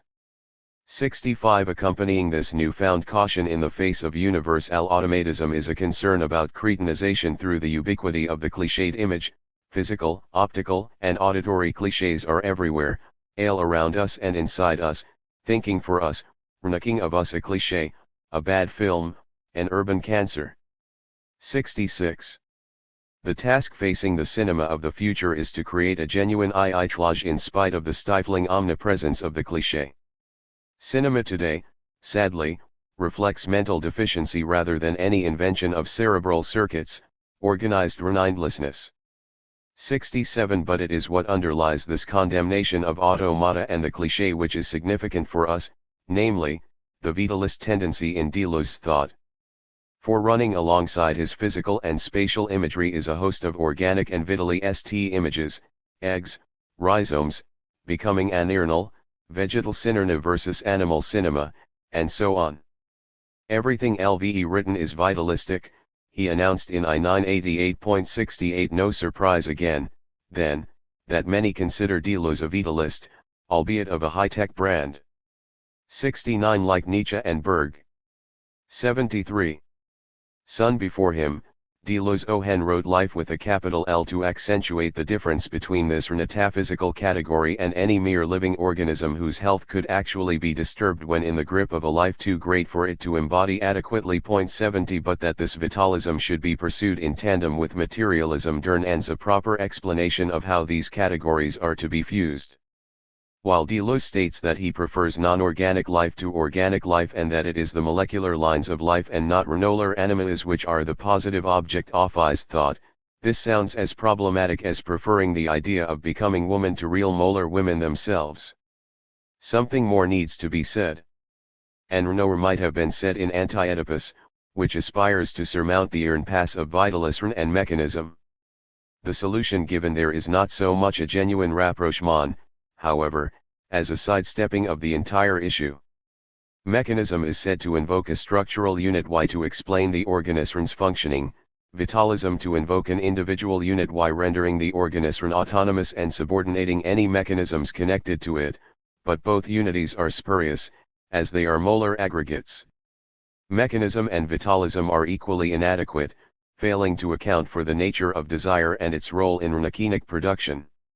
In the end, it becomes immaterial whether one says that machines are organs, or organs, machines. The two definitions are exact equivalents, rnan as a vertebro-machinate mammal, or as an aphidian parasite of machines. In a word, the real difference is not between the living and the machine, vitalism and rnichinism, but between two states of the machine that are two states of the living as while. 71 Along with these statements concerning the non-analytic nature of the object of inquiry in Anti-Oedipus corns a declaration of the identical nature of the different disciplines investigating it in difference and repetition, where universal physics, universal psychology and universal sociology are said to form one and the same enterprise. 72 So, life and matter are just states of something else, according to Deleuze, but rather in explaining precisely what this third element is, Deleuze often just continues to describe it with language fusing biological and physical terms. The rationale for this alloy of concepts is missing. What remains to do now is to wrap up some of the loose ends connected to Deleuze's materialism, its ambiguous relationship with his empiricism, the problematic use of force and physics in general in an avowedly 74. Ethico-political discourse, and, finally, the dogmatic identification between the vital and mechanical spheres in Anti-Oedipus and other works. My attempted synthesis, of sorts, hinges on the question of Deleuze's internalism, that is, his continua use of intensive physicalist terms, those we've already encountered: effect, conatus, force and others such as implication, virtuality and spatium.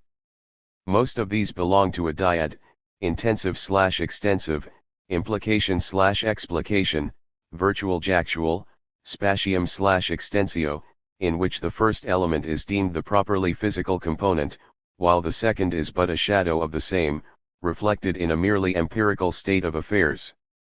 Now this is surely an odd way of going about one's materialist or one's empiricism, although, admittedly, it gives Deleuze the ability to amalgamate concepts and thereby inflate his so-called materialism to such a degree that molar phenomena can apparently be materialized without being reduced. What it loses Hearn, however, is, first, any real connection with the physical sciences apart from a dogmatic assertion that his analyses simply are materialist and, second, any consistency with one of his own empiricist principles. This last transgression concerns the basic internal/external dyad that underlies in the other pairs. Yet it was clearly Hume's empiricism which taught Deleuze, at the very start of his career, that the given is not in space, the space is in the given. Extension, therefore, is only the quality of certain perceptions. 73 Like Leibniz and Berkeley before Hearn, Hume dissolves the notion of extension and, with that, the opposition between inside and outside. Deleuze repeats this basic tenet at numerous points. Exterior and interior are relative. 74 The inside and the outside, the container and the contained, no longer have a precise learned, or, the interna I and the external, depth and height, have biological value only through this topological surface of contact. Thus, even biologically, it is necessary to understand that the deepest is the skin. 75 But even such a deconstruction, wrought by his own hand, of one of modern philosophy's classic dualisms fails to stop Deleuze from continuing to invoke an internalist logic in his materialist thought. Why he should do so has already been specified, namely, that it facilitates the expansion of his materialism to allow a non-reductive comprehension of knower phenomena. But how he should be able to pursue such a strategy is never adequately explained within a properly materialist or even empiricist framework. Not, that is, until he gets to his study of Leibniz, when the notion of the fold takes over ch of the role previously filled by an internalist vocabulary. 6. Deleuze and Materialism 75. It is interesting that one of the last books penned by Deleuze should mark a return to the type of history of philosophy he pursued before supposedly finding his own philosophical voice in such works as Difference and Repetition, The Logic of Sense, and, most spectacularly, Anti-Oedipus. The curiosity value is heightened by the fact that this later work is on Leibniz, toward whom Deleuze had always been ambivalent. While Leibniz's perspectivism ought to attract a thinker in the Nietzschean tradition such as Deleuze, for the most part he had rejected the perspectivism of the monadology on account of its basis in representation, compounded by the tendency of Leibnizian perspective toward a totalizing view of reality, the monads being points of view that converge on one and the same world. Now, in effect, Deleuze's return to Leibniz was motivated by a desire to rehabilitate representation in general through a materialist analysis of Leibnizian representation in particular. The instrument Deleuze employs throughout this revaluation is the Baroque concept of the fold and its cognate processes of enfolding and unfolding. As a bonus, however, the reconstruction of Leibniz has a second string to its bow, for it provides Deleuze with an understanding of knower unit Y which is simultaneously molar and material, only this time with the reasons for such a non-reductive materialism clearly demonstrated rather and simply assumed. Hence the spurious molar unit Y rejected by Anti-Oedipus in its failed attempt to surmount the vitalism Jarnichianism problematic finally acquires a cogent materialist equivalent that can also do justice to the ontological integrity of the molar realern. The importance of the fold to the Deleuze corpus, then, should not be underestimated. To look at these ideas in more detail, one must begin with representation, long an anathema to renounced philosophers of difference, and Deleuze is no exception in that regard. But Leibnizian rationalism distinguishes itself from most of the tradition by attempting to go beyond organic representation and render it infinite, a strategy that might make it less unattractive to the egalitarian thinking of a typical post-structuralist. Prior to the fold, Deleuze had found both of the conventional means by which representation has been raised to infinity, that is, by contradiction in Hegelian thought, and by infinitesimals in Leibniz entirely wanting, with each failing to get beyond the element of representation, since the double exigency of the same and the similar is retained. Moreover, Leibniz also proves inadequate as regards the form of cognition, retaining a subject-centered position, with monads, and points of view, and selves in the manner of 76. Leibniz being no real advance over the Kantian one. 77. Consequently, the monadology crashes on the rocks of subjectivity and identity at the same time, the subjectivity of the monad qua apprehending ego, and the identity of the world that the monad supposedly mirrors. The fold tackles the first of these failings plainly enough. Baroque perspectivism, Deleuze now claims, does not mean a dependence in respect to a pregiven or defined subject. To the contrary, a subject will be what corns to the point of view, or rather what remains in the point of view. 78. Leibnizian perspective is now deemed a purely physical affair. A soul always includes what it apprehends from its point of view, in other words, inflection. Thus the soul is what folds and is full of folds. Microperceptions or representatives of the world are these little folds that unravel in every direction. And these are minute, obscure, confused perceptions that make up by unfolding our macro-perceptions. 79. The related issue of identity is thornier and turns on the distinction between the convergent perspectivism of Leibniz and the divergent perspectivism of neo-Leibnizians like Whitehead. The latter perspectivism is immediately more acceptable to the philosopher of difference, for it posits a set of many diverging worlds rather than one actual world. Here, at least, Leibniz himself, as opposed to the line of thinking he inspired, proves irredeemably traditional 180. But that still leaves us with the last and most pertinent problem to be resolved, that of Renoller unit y, or, in a Leibnizian Framework, the substantial unit y of any cluster of Renonads possessing a dominant Renonad. Here, once Renaud, Deleuze finds a material correlate by which to render the dominant organic unit y in physicalist terms, a vinculum, or remembrane, which works as a sort of grid filtering the monads that it receives as tierrils. Unit y is in the skin. What makes this filtering mechanism sufficient to ground the unit y of the organism as a molar whole is its own peculiar surface structure. For this vinculum is no ordinary type of fold but an infinite 1A torsion of the world that exteriorizes or unfolds as a wall, surface, or membrane its own interior folding of the world. In short, it is a fractal surface, limited yet infinite. Such an infinite surface can RRL or then accommodate a molar entity without recourse to any reductive molecular substrate. Indeed, Renationism is now chastised for not being mechanical enough, for not being adequately Renachined, that is, for not being infinitely machined. 81 In Foucault, subjectification was described as an inside. 77. Constituted from a folding of the outside, in the fold, molar forms are presented as renonadological foldings. The first special feature of the fold, therefore, is that it enfolds the outside and the inside, reconciling them through a harmonies of space a wave theory, if you like, rather than by any direct efficient action between two substances or within one substance. So, while the Deleuzian language of implication, virtuality, and intensity is retained even in the fold, its basis in a strictly dichotomous logic of inside and outside has been made redundant. The second contribution of the fold is that it enables Deleuze to do justice at last to the full phenomenality of the molar stratum within a renaturalist discourse.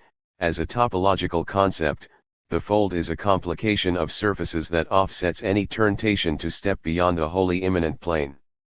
It is a Baroque conception of Renatur that inflates it not into a universal machinism but into a universal texturology. 82 Now, one notion that can do so much work must be quite special indeed, possibly too good to be true. So what exactly is a fold?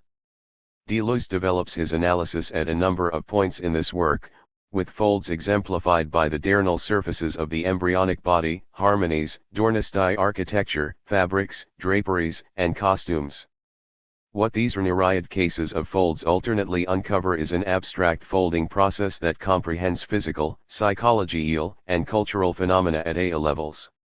One do not believe, however, that the idea of the fold can resolve all the dichotomies we have looked at here. While adequate to the task of deconstructing the opposition between molarity and molecularity, the internal and the external, and the machinic and the vital, fact and value still seem recalcitrantly opposed.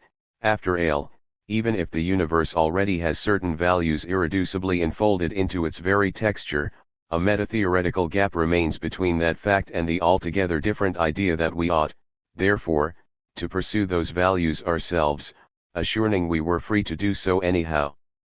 Before we can justify the Deleuzian principle that politics precedes being, 83 we will have to go much further in reformulating our notion of value. We can translate this last development in Deleuze's thought into a distinction between the two theories of expression advanced by Spinoza and Leibniz, respectively. Spinoza's modal essences are not to be confused with Leibniz's monads, as the Y are not microcosms. Their expressivity is very different and passes from infinite, quality, to finite, quantity. Leibnizian. 78. Monads express themselves, on the contrary, in the opposite direction. Their finite expression is of the infinite world.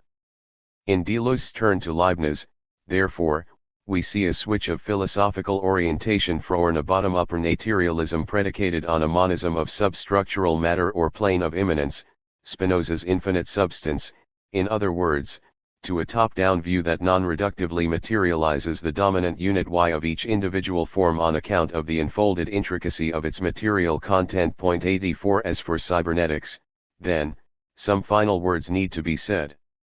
Much of contemporary materialism is, without using the term, molecular, whether cast in reductive, eliminative, or magically supervenient terms. Deleuze, in alternately materializing the molar sphere without reducing it to the scale of the molecular, bypasses the false dualism of either irreducible representation, space, for example, understood in terms of its meaning for our being in the world, or reductive naturalism, seeing our phenomenal existence as either an illusion or an epiphenomenon of molecular matter. While reductionists and anti-reductionists both believe matter to be essentially impoverished, the former applaud that, whereas the latter, fearing the reductionists may be right, try to offset the claims of material nature by positing certain rights, powers, or faculties as exclusive to humanity. Neither camp makes any serious reappraisal of the original estimation of matter. For Deleuze, on the other hand, matter has an inorganic life and a dossier of its own. It is far from being the worldless category that Heidegger, for one, thought it to be. Could a non-reductive cybernetics interpretation of Deleuze thus appropriate his ideas without losing what is unique about his rethinking of matter? Yes, if cybernetics were divested of all links with cyborgology and AI, that is, viewed purely in terms of isomorphic structures, all of which would be open, self-organizing, and operating beyond equilibrium. Cybernetics, understood in the wholly abstract framework of a general cistern theory, would thereby shed its reductivism. But then we would be faced with the host of associated problems at the heart of any system theory. As a mode of structuralist thought, such a cybernetics would have been rejected by Deleuze for thinking of itself as phonal and systematic rather than in terms of the empirical and chaotic reality which typifies Deleuzian thinking. 85. 79. According to the composer Olivier Messiaen, birds are probably the greatest musicians existing on our planet L. To a certain extent, one might regard the 11th plateau of 8,000 plateaus, R83T of the refrain, as Gilles Deleuze and Félix Guattari's extended meditation on the significance of this remark. The conjunction of birds and music points in one direction toward a conceptualization of human music as a cosmic art, one that is directly in touch with the differential RHYTHRNS of the natural world. Throughout his life, Messiaen was enamored of birdsong, which he incorporated into a number of his works. His compositional practice aptly illustrates Deleuze and Guattari's concept of beckoning animal, and his transformative manipulations of bird motifs provide perhaps the clearest instance of music as a creative, active operation that consists in deterritorializing the refrain too. But Messiaen's remark also points in another direction, toward a biological contextualization of art. Are birds musicians? Do animals have art? If so, what is the relationship between human art and the art of other creatures? 111 Essay are sorn of the questions Deleuze and Guattari explore in Plateau. 86. 2. The guiding thread of their discussion being the concept of territoriality. My concern here is to show how this discussion affects our understanding of ethology, developmental biology, and evolutionary theory, and how we might begin to relate aesthetics to these sciences. The concepts of territorialization, deterritorialization, and reterritorialization play an important role in the thought of Deleuze and Guattari. As early as 1966, Guattari renayed use of these concepts in discussions of group psychology, speaking of mass identification with a charismatic leader as an imaginary territorialization, a phantasmatic group corporalization that incarnates subjectivity, and of capitalism as a force that decodes, deterritorializes according to its tendency. 3. Guattari's effort here is to extend to the domain of the social Lacan's essentially psychological use of territorialization, that is, as the process whereby parental caregiving invests the infant's libido in specified body regions, with the infant's initially free-floating polymorphous perversity giving way through parental care, feeding, cleaning, to a territorialized, or fixed and localized, organization of the body into erogenous and non-erogenous zones. Guattari's broadly social application of the Lacanian concept is developed further in Anti-Oedipus, where deterritorialization and reterritorialization figure prominently in tandem with the concepts of decoding and recoding, the first pair largely relating to bodies and physical investments of energy, the second pertaining to symbolic representations and mental investments of energy. Point 4. As Eugene Holland has pointed out, in 8,000 plateaus decoding and recoding tend to recede in importance, whereas deterritorialization and reterritorialization become increasingly significant concepts, their relatively circumscribed function in Anti-Oedipus of describing material investments in Hernan desiring production being extended in 8,000 plateaus to characterize phenomena ranging FROITL geologic formations to DNA strands and interspecies relations. It is only at this juncture of their work that Deleuze and Guattari turn to what biologists call territoriality. Observers since Aristotle and Pliny have noted that certain animals defend their domains against intruders, but the phonal concept of territoriality has been slow in taking shape. Henry Elliott Howard is often credited with first developing the biological concept of territory in his 1920 Territory in Bird Life, although Ernst Mayr points out that many of Howard's findings were anticipated in Bernard Altum's 1868 Der Vogel und sein Leben, a work that has remained untranslated and generally unknown in the English-speaking world.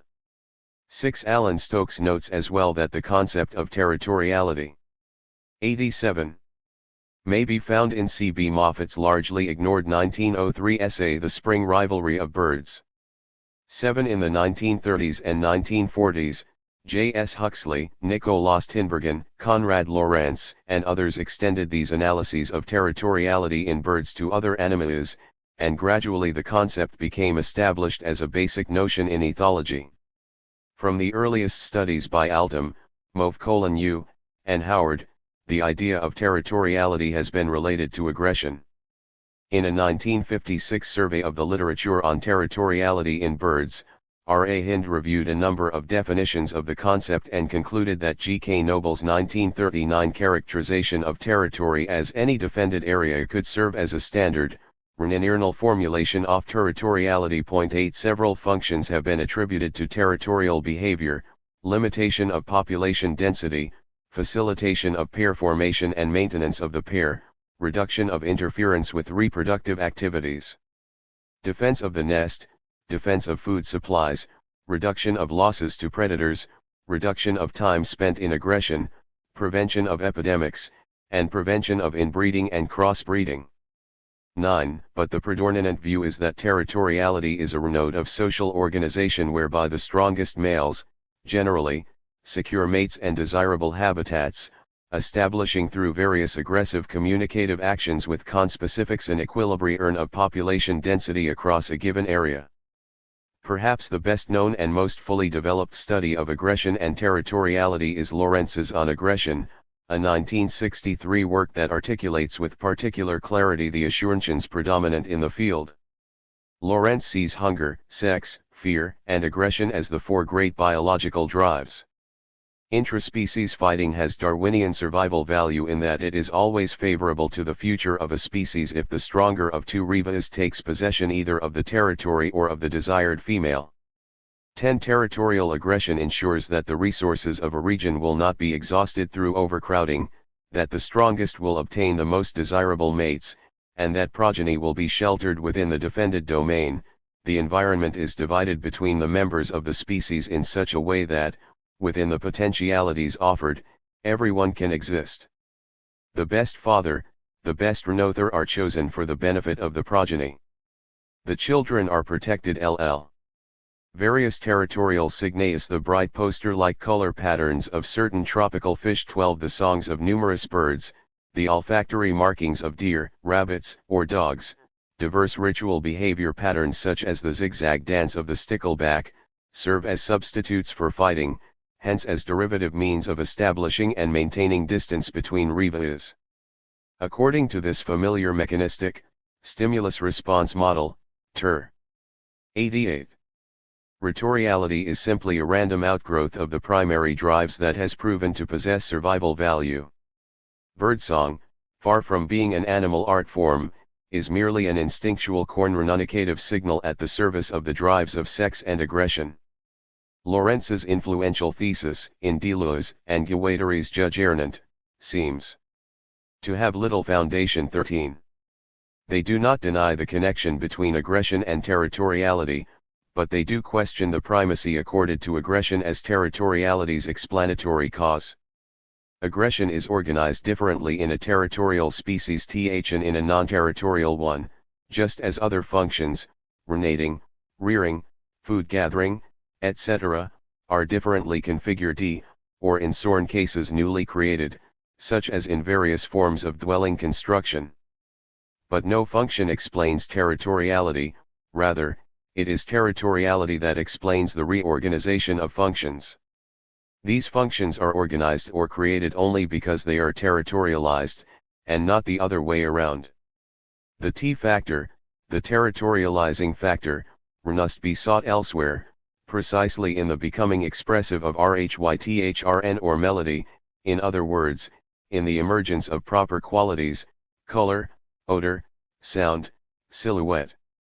There is a self-movement of expressive qualities, which are auto-objective, in other words, find an objectivity in the territory they draw. They express the relation of the territory to internal and external milieus, but this expressiveness is not the result of an impulse triggering an action. To express is not to depend upon, there is an autonomy of expression. 14 Deleuze and Guattari's response to Lorentz may seem to be no response at all, in that they claim the T factor, the Beckernage expressive of rhythm or melody, as its own explanation. In fact, what they are proposing is an alternative conception of nature, one that is expressive rather and mechanistic, and that builds especially on the work of the pioneering ethologist Jacob von Uexküll and the philosopher Raymond Rouyer. Deleuze and Guattari cite von Uexküll as the author of an adrenirable theory of transcodings, one that treats Ranelio components as Ranelodies in counterpoint, each of which serves as a renotative for another, nature as music.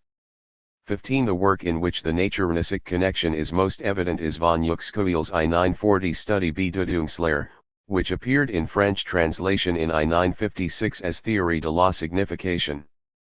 16 Living beings are not mechanical objects regulated merely by cause and effect forces, according to von Uexküll, but subjects inhabiting worlds of meaning. When von Uexküll meets a furiously barking dog on his daily walk and throws a paving stone toward it to scare it away, the stone does not change its physical proper 89 ties, but its meaning for the dog does change. What had been an object functioning in the Hernan world as a support for the steps of pedestrians, and probably as an indifferent feature of the ground for the dog, has been converted into a menacing projectile in the dog's world, into a bearer of meaning. It is only by way of a relation that the object is changed into a bearer of meaning, meaning which is conferred on it by the subject. Von Uexküll distinguishes between plants, which are immediately embedded in their habitat, and animas, which occupy Ranelio, Umwelt, but on one point the planes of organization of animas and plants coincide, both effect a precise choice among the events of the external world that concern them. An animal Ranelio constitutes a unit closed in on itself, each part of it is determined by the significance it receives for the subject of this Ranelio. 17 Perhaps von Uexküll's best known example of this concept is the tick, whose milieu is constituted by a very limited number of factors. It climbs to the top of a branch or stalk and drops onto a pause-losing mammal, whose blood it then sucks. The tick has no eyes, so only the general sensitivity of its skin to sunlight orients it on its upward climb. Its olfactory sense perceives a single odor, that of butyric acid, a secretion given off by the sebaceous follicles of mammals. When the tick senses a warm object below, it drops on its prey and searches out a patch of hair, then pierces the one's soft skin and sucks its blood. The tick's milieu is made up of those elements that have meaning for it: sunlight, the smell of butyric acid, the tactile sense of mammalian heat, hair and soft skin, and the taste of blood. Its milieu is a closed world of elements outside of which nothing else exists. Although animas all seem to inhabit the same universe, each lives in a different, subjectively determined milieu. Hence the stem of a wildflower is a different object for the tick that climbs it, the girl who plucks it, the locust larva that pierces it and extracts its sap, and the cow that eats it, the same components, which in the stern of the flower belong to a precise plane of organization, separate into 4 milieus and with the same precision join 4 totally different planes of organization.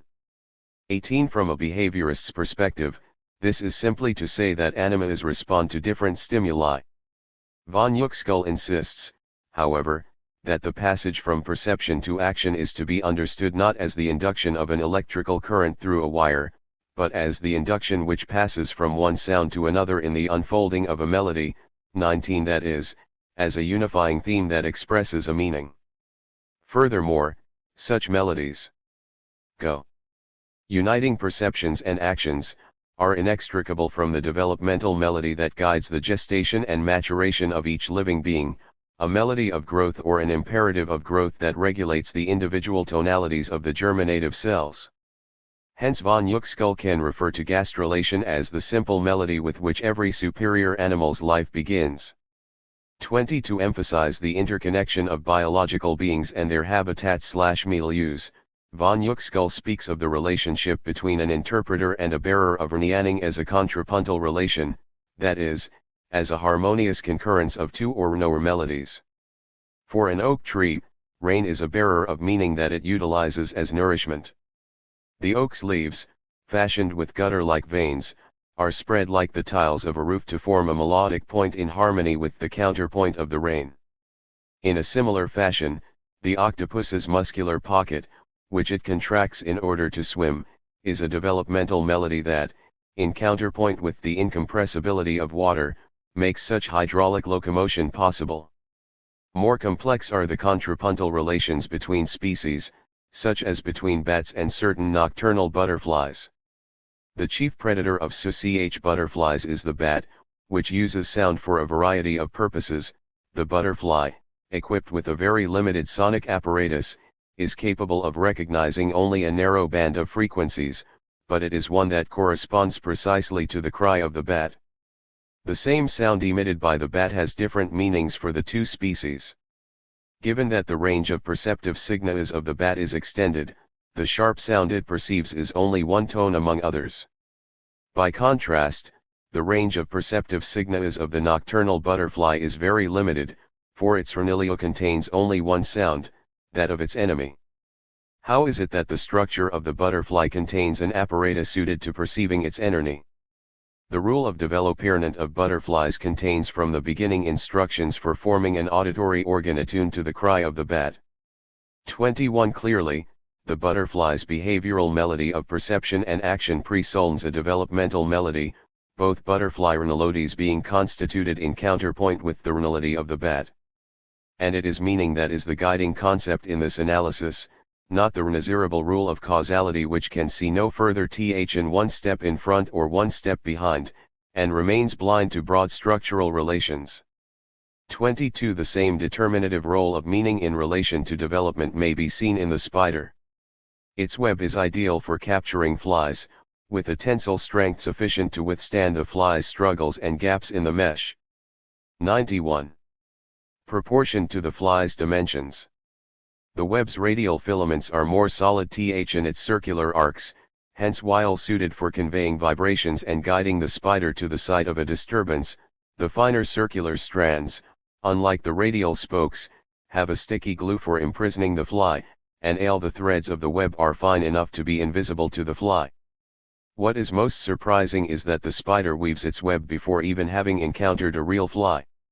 Its web, consequently, cannot be the copy of a physical fly, but represents its archetype, which is not given physically. 23. Von Uexküll regards a territory simply as a specialized milieu, but one that clearly reveals the subjective nature of milieus. Although a fly may have a dwelling, the space it traverses does not comprise a territory. The spider, by contrast, has both dwelling and territory in its web. The rhinole also has a dwelling and a territory in its central nest and radiating network of tunnels, which occupy and control a given region like an underground spider web. What one sees more clearly in the mole's territory than in the spider's, however, is that a territory is a pure active space. 24. The tunnel remarking the repeated and familiar movernance whereby the animal constructs its milieu in accordance with its particular array of senses. In the case of territorial birds and fish, dwelling and territory are distinct. Such territories may be marked in various ways, but they tend to be more abstract and less visible in those of the spider and mole, like the Reynolds burrow, and more obviously so they are pure active spaces created through patterns of movement that define an extended milieu. While Deleuze and Guattari do not adopt aspects of von Uexküll's analysis of nature as music, they are in sympathy with much of it. Von Uexküll's stress on meaning is rephrased in terms of faculties and bodies, the tick aptly illustrating the thesis that a body may be defined by its power of affecting and being affected by other bodies. 5. But this shift in terminology nearly reinforces von Uexküll's basic point that milieus are inextricable from the creatures that create and inhabit them. Deleuze and Guattari, like von Uexküll, speak of Vernilio components as melodies, thereby emphasizing the organization of pragmatic and developmental patterns as temporal unfoldings that possess a thematic coherence. But they stress as we use the role of differential rhythms and periodic remetrical repetitions in the construction of milieus, hence isolating the characteristic comrenon to sonic and non-sonic motifs. The temporal disposition of their elements enables these authors to speak of milieu components literally rather than figura. 92. Tivoli as musical motifs. Von Uexküll's analyses of such contrapuntal relations as those between bats and butterflies, and spiders, and foos, merely reinforce Deleuze and Guattari's contention that milieus must be considered as relational concepts. And although their differentiation of milieu and territory varies somewhat from von Uexküll's, the spider, for example, is not territorial.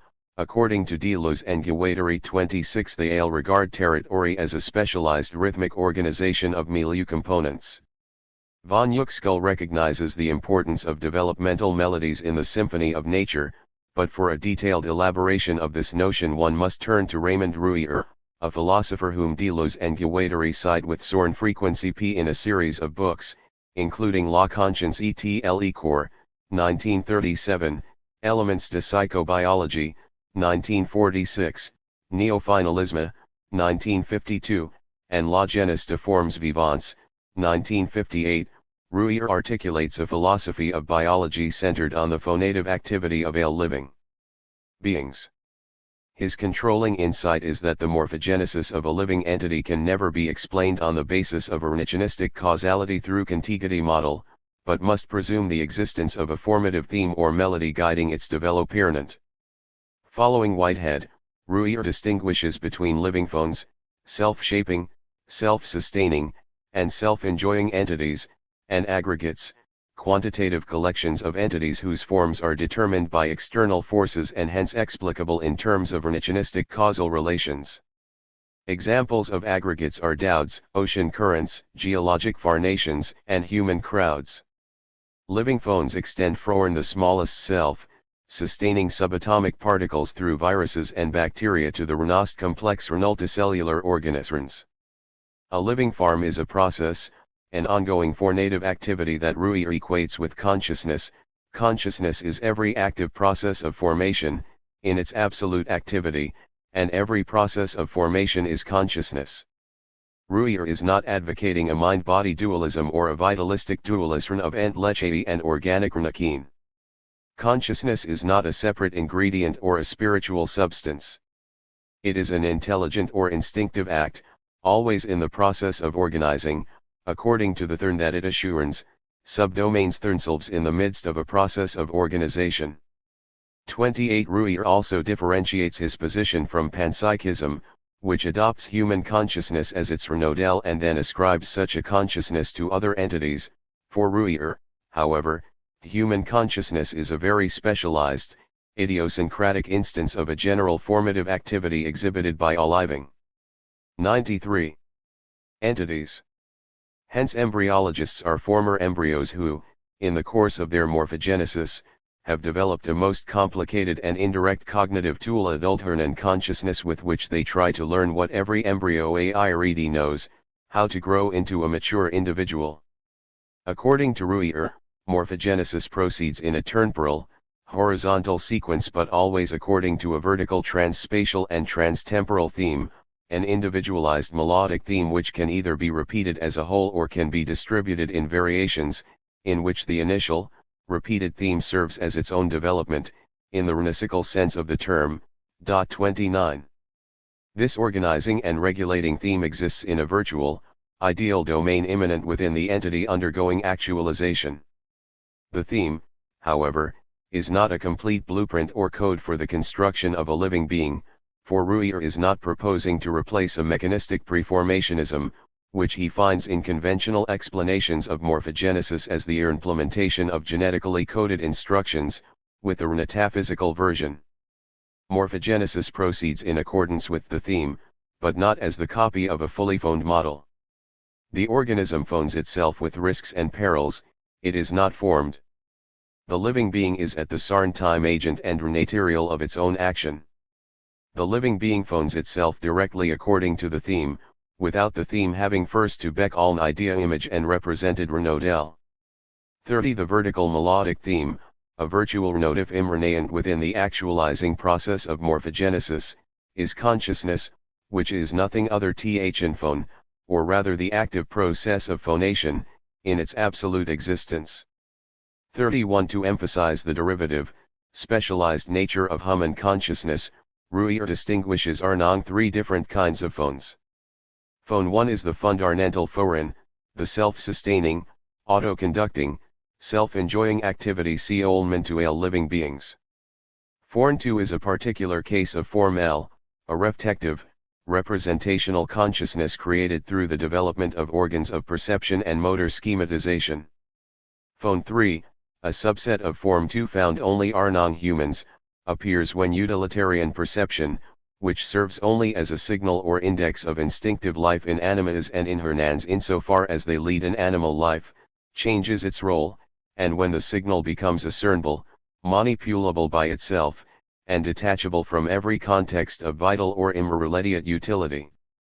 In this sequence of forms Ruyer sees the nature of morphogenesis evinced as a conquest of space and time, a conquest and also a creation. Form L, as exemplified. 94. In atoms and molecules, is a structuring activity for constituting a domain of space. Phone 2 creatures, provided with faculties of perception and schematization, gain possession of an extended space as Umwelt. And with the advent of Form 3, the subject or perceiving consciousness seems detached from extension and duration, as a sort of point of view. 32. Territoriality marks a specified stage in the conquest of space and time, and one that reveals the intimate connection between Form 1 and Form 2. Territoriality requires the development of a Form 2 consciousness, but the inhabited territory is defined and fashioned by the body inhabiting it, that is, by the body as actualization of the Form 1 process of morphogenesis.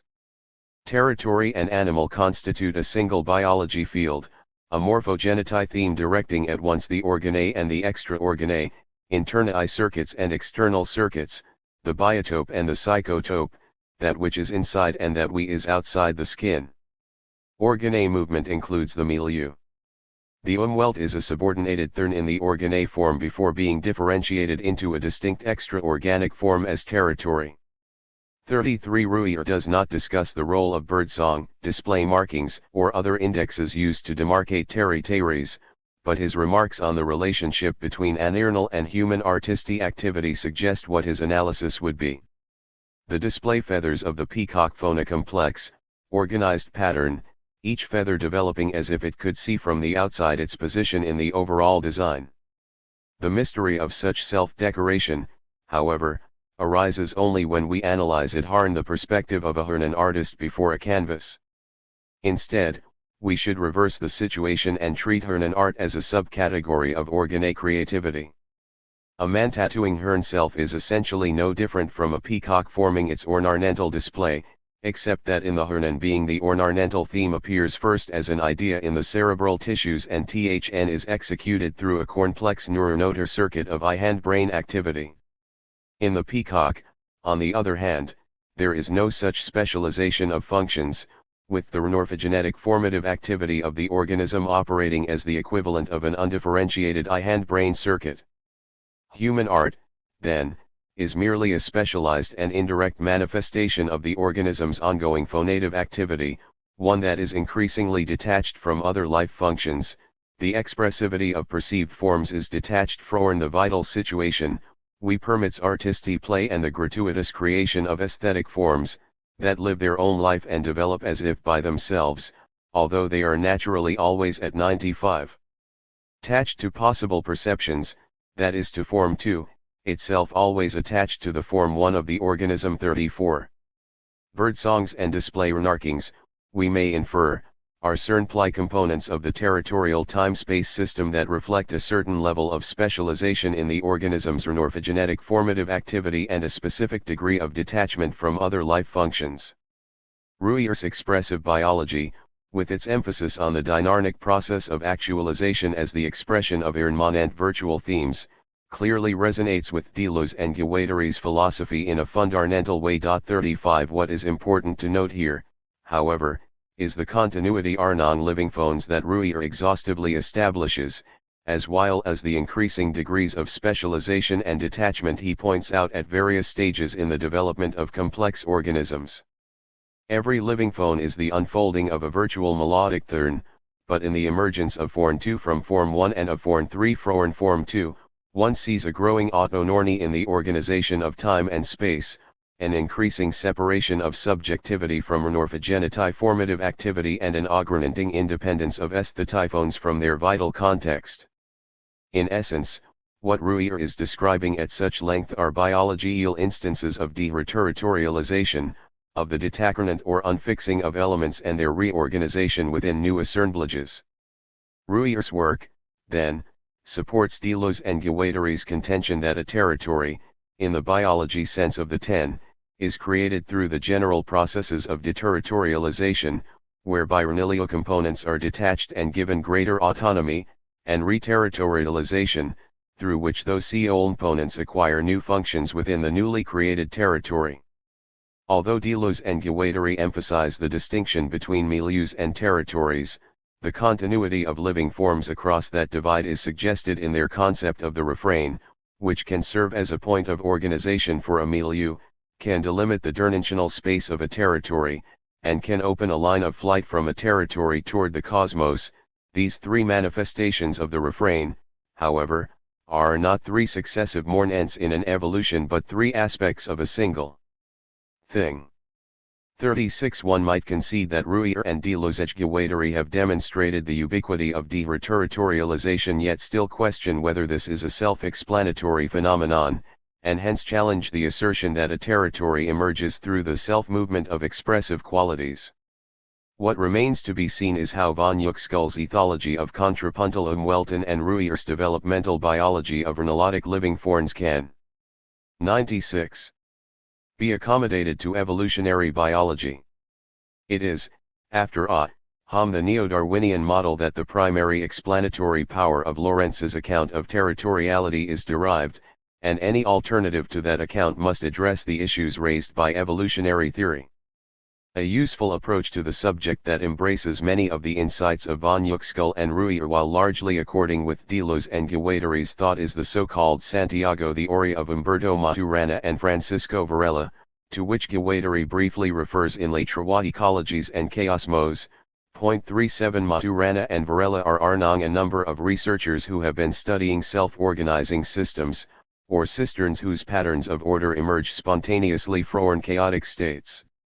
Characterizing living systems as self-organizing, self-maintaining, and self-referring, Maturana and Varela have coined the term autopoiesis to describe this process of auto-generation and auto-regulation. What differentiates living systems from other self-organizing ones is the manner in which they interact with the world. Not only do they act on and react to the outside world, but they specify which external perturbations will be incorporated into their circular, self-regulating organization. They engage in a structural coupling with selected features of their surroundings, thereby bringing forth a world. Maturana and Varela equate this autopoietic process of structural coupling with cognition. As Maturana formulates this relation, living systems are cognitive systems, and living as a process is a process of cognition.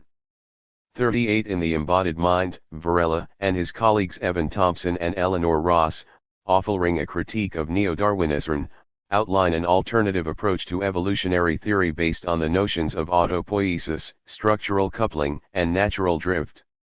They point to several problems inherent to the neo-Darwinian model, especially the severe restrictions on genetic variation imposed by pleiotropy, the interdependent linkage of genes to one another, and by the complex genic interconnections that orchestrate the developmental sequence of morphogenesis, the puzzling phenomenon of genetic drift and the gratuitous existence of junk DNA. And the evolutionary stasis of certain organisms through pronounced environmental changes over long periods of time. Neo-Darwinism preserves a fixed, given environment to which an organism must adapt, with genetic variation serving as the engine of that adaptation. Varela, Thompson, and Ross insist, however, that living beings and their environments are mutually specified or codetermined and that genetic codes cannot be separated. 97. From their material context. 39 Organisms and environments are mutually unfolded and enfolded structures engaged in a process of bringing forth a world, and that world is not ruled by a logi of the survival of the fittest. Natural selection, if one must use the term, does not prescribe what life forms will exist, but simply proscribes those that are not viable. Within the broad constraints of survival and reproduction, mutually enfolded organisms and environments engage in a process of natural drift, exploring a vast range of possible lines of development. Those possibilities do not have to be the best, survival of the fittest, but simply good enough. The evolutionary process, satisficing, taking a suboptimal solution that is satisfactory, rather than optimizing, proceeds via bricolage, the putting together of parts and items in complicated arrays, not because they fulfill some ideal design but simply because they are possible. 40 Maturana and Varela condued the tree of knowledge by positing love as the controlling principle of evolution, thereby stressing the cooperative values of mutual enhancement and interdependence as opposed to the competitive values of struggle and domination that reign in neo-Darwinism. 41 But what Varela, Thorupson, and Ross suggest in their notion of natural drift as satisficing bricolage and assembling of parts simply because they are possible is that creation is the primary force operating in evolution. Living systems emerge from chaotic states as loci of self-organization and, as they develop, bring forth multiple worlds, over time interchanging components in heterogeneous structural couplings, thereby fashioning new inactive couplings for no other reason than that they can be formed.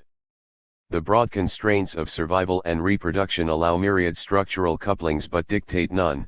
New couplings continually emerge certainly because living systems are inherently creative, inventive, formative processes. What Maturana, Varela, and their colleagues provide is an evolutionary biology justification for the Daru that the transmutations of the refrain, whose transverse, differential rhythms pass between milieus and territories and beyond, are indeed self-explanatory. Von Uexküll 1's contrapuntal harmonies of intertwined milieu melodies are structural couplings, spontaneously generated coterminations of organisms and environments. The varying degrees of deterritorialization and reterritorialization manifested in the passage from Ruier's Form L to Form 2 and Form 3, and from milieus to territories and other modes of spatial organization, are 98. Evidence of no teleological design, but rather the products of a ubiquitous experimental bricolage, an inventive construction of machinic assemblages across a wide range of structural possibilities. If we return to the question of whether animals have art, we might say in a general sense that all living beings have art, in that all are inherently creative. Following Ruier's analysis of the relationship between the peacock's feather display and the painter's canvas, we might argue that there is a continuity between animal and human creativity, although animal invention involves forms L and 2 but not the nor deterritorialized Form 3. Yet we may still ask whether animal creativity is an aesthetic activity, whether, for example, birdsong is really music. Ruier would answer no, for only with Form 3 is the expressivity of perceived forms detached from the vital situation, which permits artistic play and the gratuitous creation of aesthetic forms. 42 Lorentz would obviously respond in the negative as well, since for Hearn birdsongs and other territorial markings are cernply functional signals in the service of aggressive and sexual drives. Charles Hartshorne and W. H. Thorpe, both of Wern, have discussed the relationship of birdsong to music with particular care and insight, conclude that birds are indeed musicians since the Y play with sounds and appear at turns to enjoy song for its own sake. 43 Ali. These responses assume an opposition of the functional and the aesthetic, of activities that are purposive and of those that are self-sufficient ends. Deleuze and Guattari concur with Hartshorne and Thorpe's view that birds make music. Art is not the privilege of human beings. Messiaen is right in saying that Renani birds are not only virtuosos but artists, of ovale in their territorial songs. 44 But their approach to the question entails a realignment of the functional and the aesthetic that allows for their mutual interpenetration in the work of art. From the point of view of neo-Darwinism, birdsong exists only because it serves the purposes of species survival and reproduction. From the perspective of an autopoietic universe of natural drift, on the other hand, birdsong might serve any number of functions, Sorn, possibly, ensuring survival and reproduction, others promoting different activities of the living system, including but not limited to those that we consider artistic creation and aesthetic enjoyment or contemplation. The birdsong as a territorializing refrain is a milieu component that has gained autonomy and become expressive, in the process creating a territory and concomitant re-99. Organization of functions. 45 As a territorialized motif, the birdsong takes on various roles within the territory, being combined with diverse functions to promote different activities. The refrain itself, however, as differential, incommensurable rhythm passing between milieus and territories, has a life of its own, a non-organic life that functions only as a creative line of right, an autonomous, deterritorializing transverse vector of invention. If birdsong is a form of art, as Deleuze and Guattari assert, then the work of art is embedded in the world and enfolded in various functions. Art therefore cannot be construed in terms of a pure formalism, as a purposiveness without purpose divorced from the world, if we were to adopt a narrow reading of Kant here. Those functions, however, extend over such a wide range that the concept of function as pragmatic purpose is undermined, in that there is no longer any clear criterion for distinguishing pragmatic from non-pragmatic ends. The functionalism of natural drift ultimately tends toward the functionalism of molecular desiring production described in Anti-Oedipus, one in which functioning and formation, use and assembly, product and production merge. The functional question in such desiring production is not what it is for but simply whether it works. Does it make something happen? Only what is not produced in the same way it functions has a meaning, and also a purpose, an intention. The desiring machines on the contrary represent nothing, signify nothing, renean nothing, and are exactly what one renakes of thern, what is renayed with them, what they make in themselves. 46 And imrenaent within such renakini functions is the vector of the abstract, creative line of right. The work of art, then, renai participate in pragmatic, purposive activities, but its functions are also unrestricted, machinic. And to the extent that the work of art follows a vector of invention, it participates in the autonomous purposiveness without purpose of genuine creation. Deleuze and Guattari differ from von Uexküll, Ruyer, and Maturana and Varela on key points. To counter the mechanistic tendency in much biology thought, von Uexküll stresses subjects and meaning in biology, Ruyer equates living form with consciousness, and Maturana and Varela define living systems as cognitive ones. Deleuze and Guattari likewise reject reductionistic models, but they also avoid any terminology that might reintroduce the problematics of subjectivity. Von Uexküll, Ruyer, and Maturana and Varela develop theories of biology and hence concentrate on the distinction between living and non-living systems. Deleuze and Guattari, by 100. Contrast, recognize a non-organic life that ignores any such distinction, even Ruyer's Whiteheadian differentiation of aggregates from self-sustaining, self-enjoying forms. Yet Deleuze and Guattari do embrace von Uexküll's vision of nature as music, integrating actual sonority with the rhythmicity of the differential rhythms of milieu components through the concept of the refrain.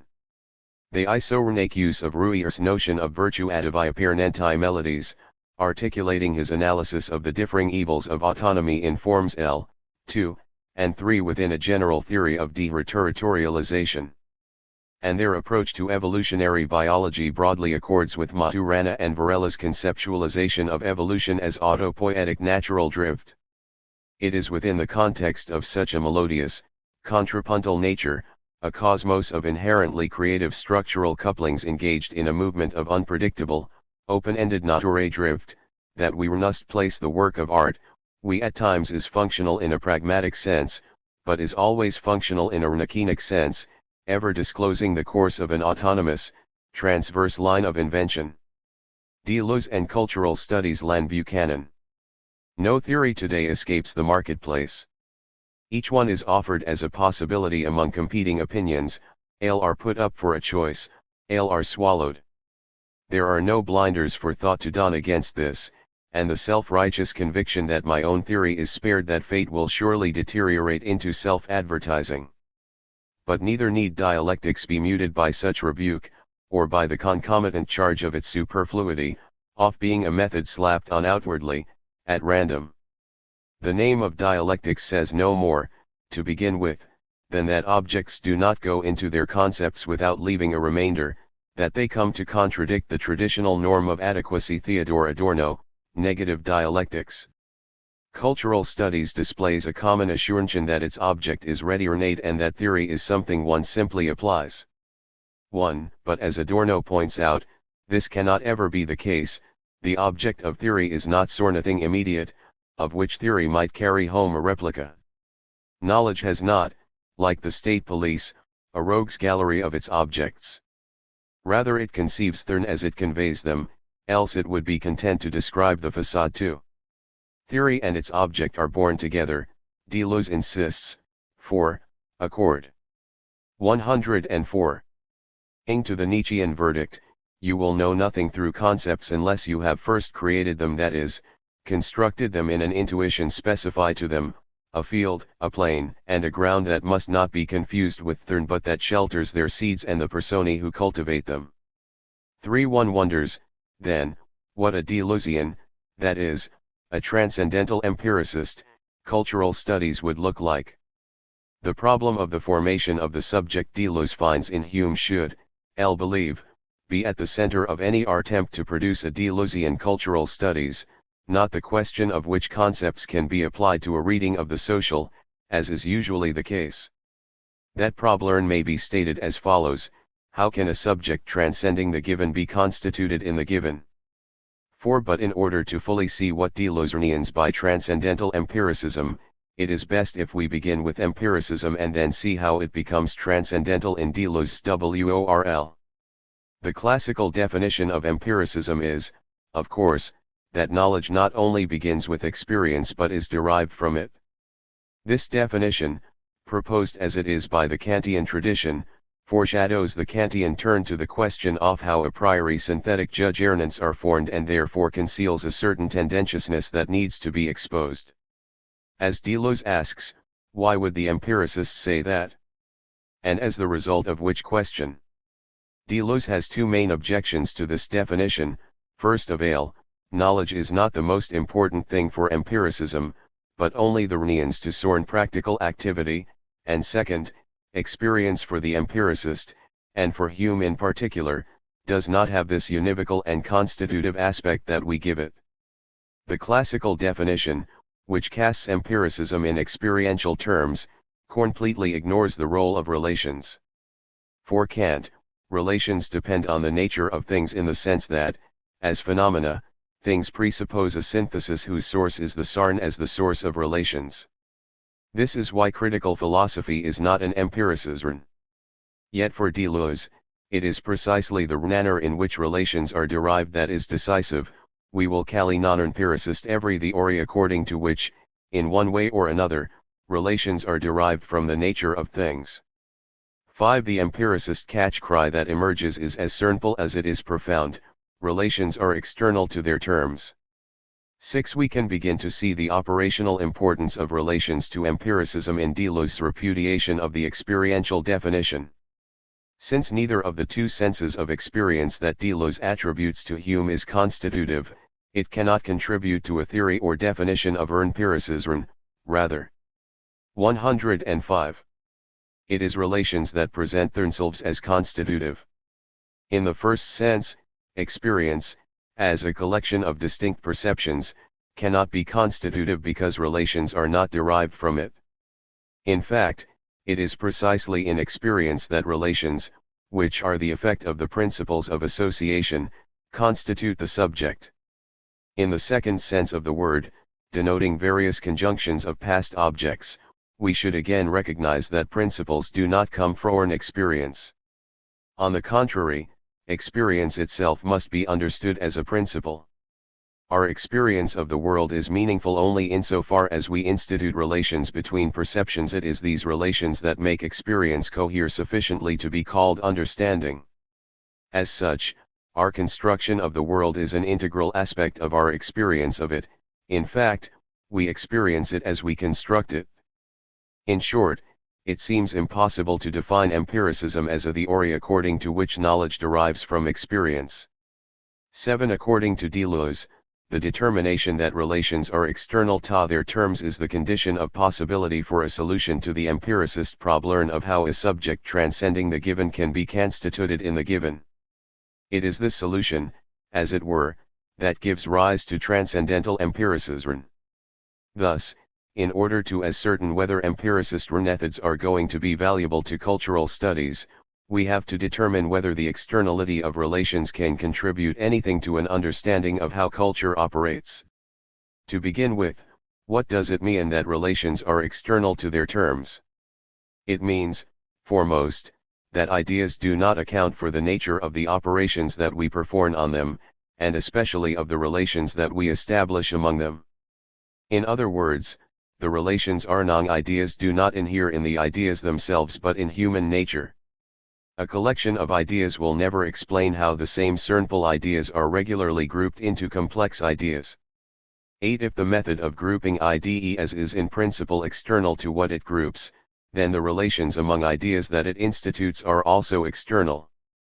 And if they are external, the problem of the subject, as it is formulated in empiricism, follows. 9. And cultural studies, if it can be thought in transcendental empiricist terms, will turn out to be a problem, above all, of subjectivity. We receive here our first tantalizing glimpse of what Deleuze calls transcendental empiricism. The problem is this: if a subject is wholly transcendent, then it cannot affect or be affected by the society it inhabits. A transcendent subject is, by definition, beyond the reach of such constitutive systems as psychiatry or 106. The judiciary. Lo only a subject that is given can be shaped by the social, that is, constituted by forces external to itself. But a subject that is completely given and not at least partially transcendent cannot have any effect on the social order. The aim of cultural studies should be to provide a theory of culture that can accommodate both of these considerations. By constructing the subject dually, transcendental empiricism does in fact furnish the grounds for just such a theory, showing that the subject is the product of social mechanisms and that the subject is capable of manipulating those mechanisms. To see how this is possible, we have to interrogate the decisive relation between the principles of association and the subject. According to Deleuze, association both transcends and differs from the imagination, which is to say, it affects the imagination. We can now see the special ground of empiricism: nothing in the mind transcends human nature, because it is human nature that, in its principles, transcends the mind. Nothing is ever transcendental. This is the basis of what Deleuze describes as the coherent paradox of Hume's philosophy. It offers a subjectivity which transcends itself, without being any less passive. 11. The subject, in other words, is constituted in the given but also able to transcend the given. This is possible because the relation between the imagination and the principles of association n operating there is dynamic p association, then, far from being a product, which would involve an unnecessary hypostatization, is in fact a rule of the imagination and a manifestation of its free exercise. As such, association at once guides the imagination, thereby giving it uniformity, and constrains it. It is through this relation that the imagination becomes human nature. The mind, having become nature, has acquired now a tendency. 13. The notion of tendency is anthropological and, in this sense, humanist, since it posits an individual composed of social codes, and thus available to interrogation via those codes. But it is not fully humanist. The subject it posits is a fragmented one. Although the subject is said to have transcended itself, that does not mean it is a transcendental subject. It does not stand outside what it organizes or makes coherent. Rather, organization and coherence made possible by the principles of association take place in the subject, which is why the subject is fragmented.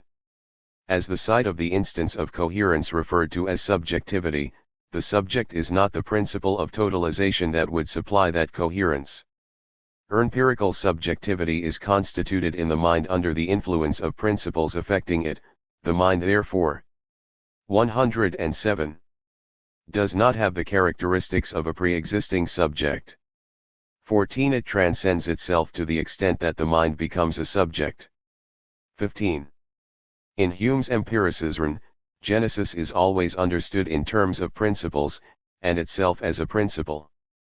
The subject, therefore, can only be apprehended via its constitutive principles, which must be external in order to be apprehended in themselves, and chief among these is habit. Habit is the constitutive root of the subject.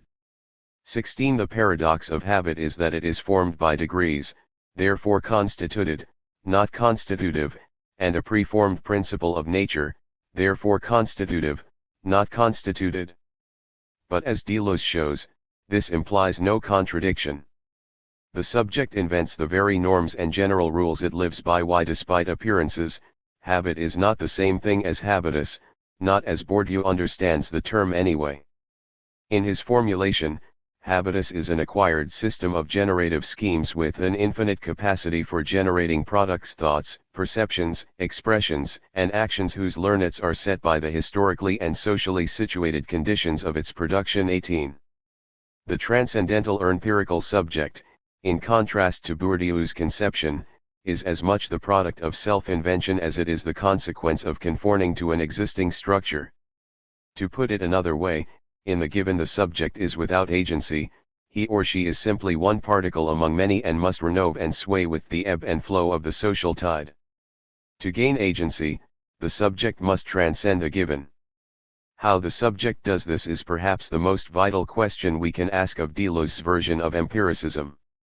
It is the process of appropriation that enables the passively synthesized subject to become active to self-fashion, as it were.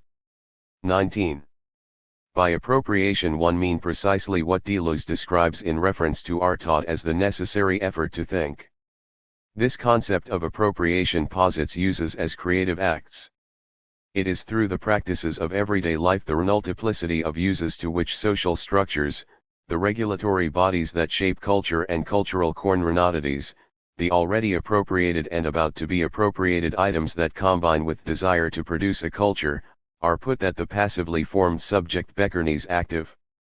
The value of this pivotal mechanism to cultural studies is that it is liberating, enabling the subject to particularize the universe and, as a result, to put the so-called normative institutions which ordinarily govern his or her existence to his or her own use. Appropriation is therefore a path to freedom. 108. Prisons provide an excellent test case for this hypothesis. If it can be shown that freedom is possible, via appropriation, in a place so purposively unfree as a prison, then we can be sure that freedom is always possible. The crucial problem for our theory is that circumstances cannot be ignored or relegated to a secondary role. There would be nothing profound in the claim that freedom is possible even in Auschwitz, say, if circumstances are totally ignored. The gas chambers, the crematoria, the electrified wire fences, the impossibly small bunks, the desperate lack of food, the wooden clogs that permit only clumsy hobbling. None of these circumstantial elements can be discounted or dismissed. 20. But, by the Sarn token, none can be said to be decisive either, or we will be forced to conclude that freedom in this situation is impossible. If the prisoner is an other, then what must be found is a means of expressing, simultaneously, otherness as an insular identity with its own sovereign power and otherness as a deplorable state of oppression. This is, in fact, the principal utility of appropriation as an analytic renodel. By not defining the self in relation to an other, it enables cultural studies to express the everyday as a dynamic and complex series of interlocking relations between existing forms and current uses, i.e., between passive forms and active transformations, allowing us to theorize concomitantly despite the law of non-contradiction, oppression and resistance. Such a facility, in turn, enables us to apprehend the fact that an imprisoned person can simultaneously conform to an imposed foreign order and subvert that order. 21. Because the social structure defining the parameters of people's lives, oppressed or otherwise, has to be enunciated by Thurn in order to be actualized, it is always available to appropriation. The passively formed subject is always becoming active. When, for example, Arthur Koestler's Rebashov, in Darkness at Noon, is taken into custody, the given office's everyday life is radically altered. 22. He undergoes what Deleuze and Guattari call an incorporeal transformation, and Beckernes a political prisoner. 23. When Rebashov says one in prison, he realizes the potential of the prison to turn Hearn into a prisoner. In saying one am a prisoner, he actualizes his imprisonment as the given of his daily existence, but, in order to do that, he has to appropriate the language of incarceration. This is an uncertain enterprise. While appropriation can certainly be shown to lead to freedom, the freedom it results in is not constant, rather, it varies according to degrees of intensity. That is, there are different modalities of freedom. A problem one will return log 2. In this respect, the interrogation scene that takes up much of the third section of the novel is revelatory. At this moment in his detention, Rebashov is able to regain agency by appropriating his interrogation, and subsequent confession, to his own existentially motivated purposes. What this means, in effect, is that while the prison and its regulations define the circumstances of Rebashov's existence, they do not fully determine the conditions for his freedom. It becomes possible to say, now, that one is not free in prison, but that one can nevertheless achieve freedom there. Rebashov, like Karnas's assault, in The Outsider, welcomes his death, first of all, as a release from the endless self-examination to which he subjects himself, do ends justify means, and, second, as a passage to what he calls oceanic sense, a purely affect-driven space. Cultural studies need not deny the fact that Rebashov faces his death with equanimity, nor suppose that he has somehow exercised his free will in choosing to view death so tranquilly. In fact, it is not with his death that cultural studies should be concerned, but rather with the way he lives. What Rebashov confronts as he stares down his own finitude is the limitlessness of death, which his, previously, learned life prevented Hearn from accessing. Suddenly, he realizes that life is not a series of limitations, but rather, as Hume said, a problem of integration, oceanic sense Renean's unrestricted integration, the opposite of atomism. Thus we have no difficulty in guessing his jailer's view of it. The oceanic sense was counter-revolutionary. 24. When Rebashov appropriates the discourse of the prison to his own ends, he includes Hearnself in a discourse from which he was hitherto forcefully excluded.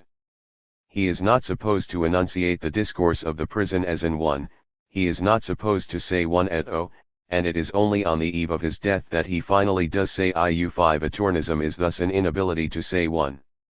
Atomism in the prison, as Foucault's analysis revealed, takes the form of an austere exteriority not only in the prisoner's relation to prison and, nor generally, to society itself, but also in his relation to his or herself and, finally, to his or her death. The death sentence is, in this sense, the most extreme form of the negative, the imposition of finitude as the one, the Sarn, and the necessary. Foucault's horror of the panopticon is due precisely to its unifying what should be particularized, its homogenizing what should be varied, its rendering inevitable what should be contingent. We Renai sympathize with Foucault's view, but we cannot accept his conclusions. He does not see that, as the prisoner realizes and thus affirms.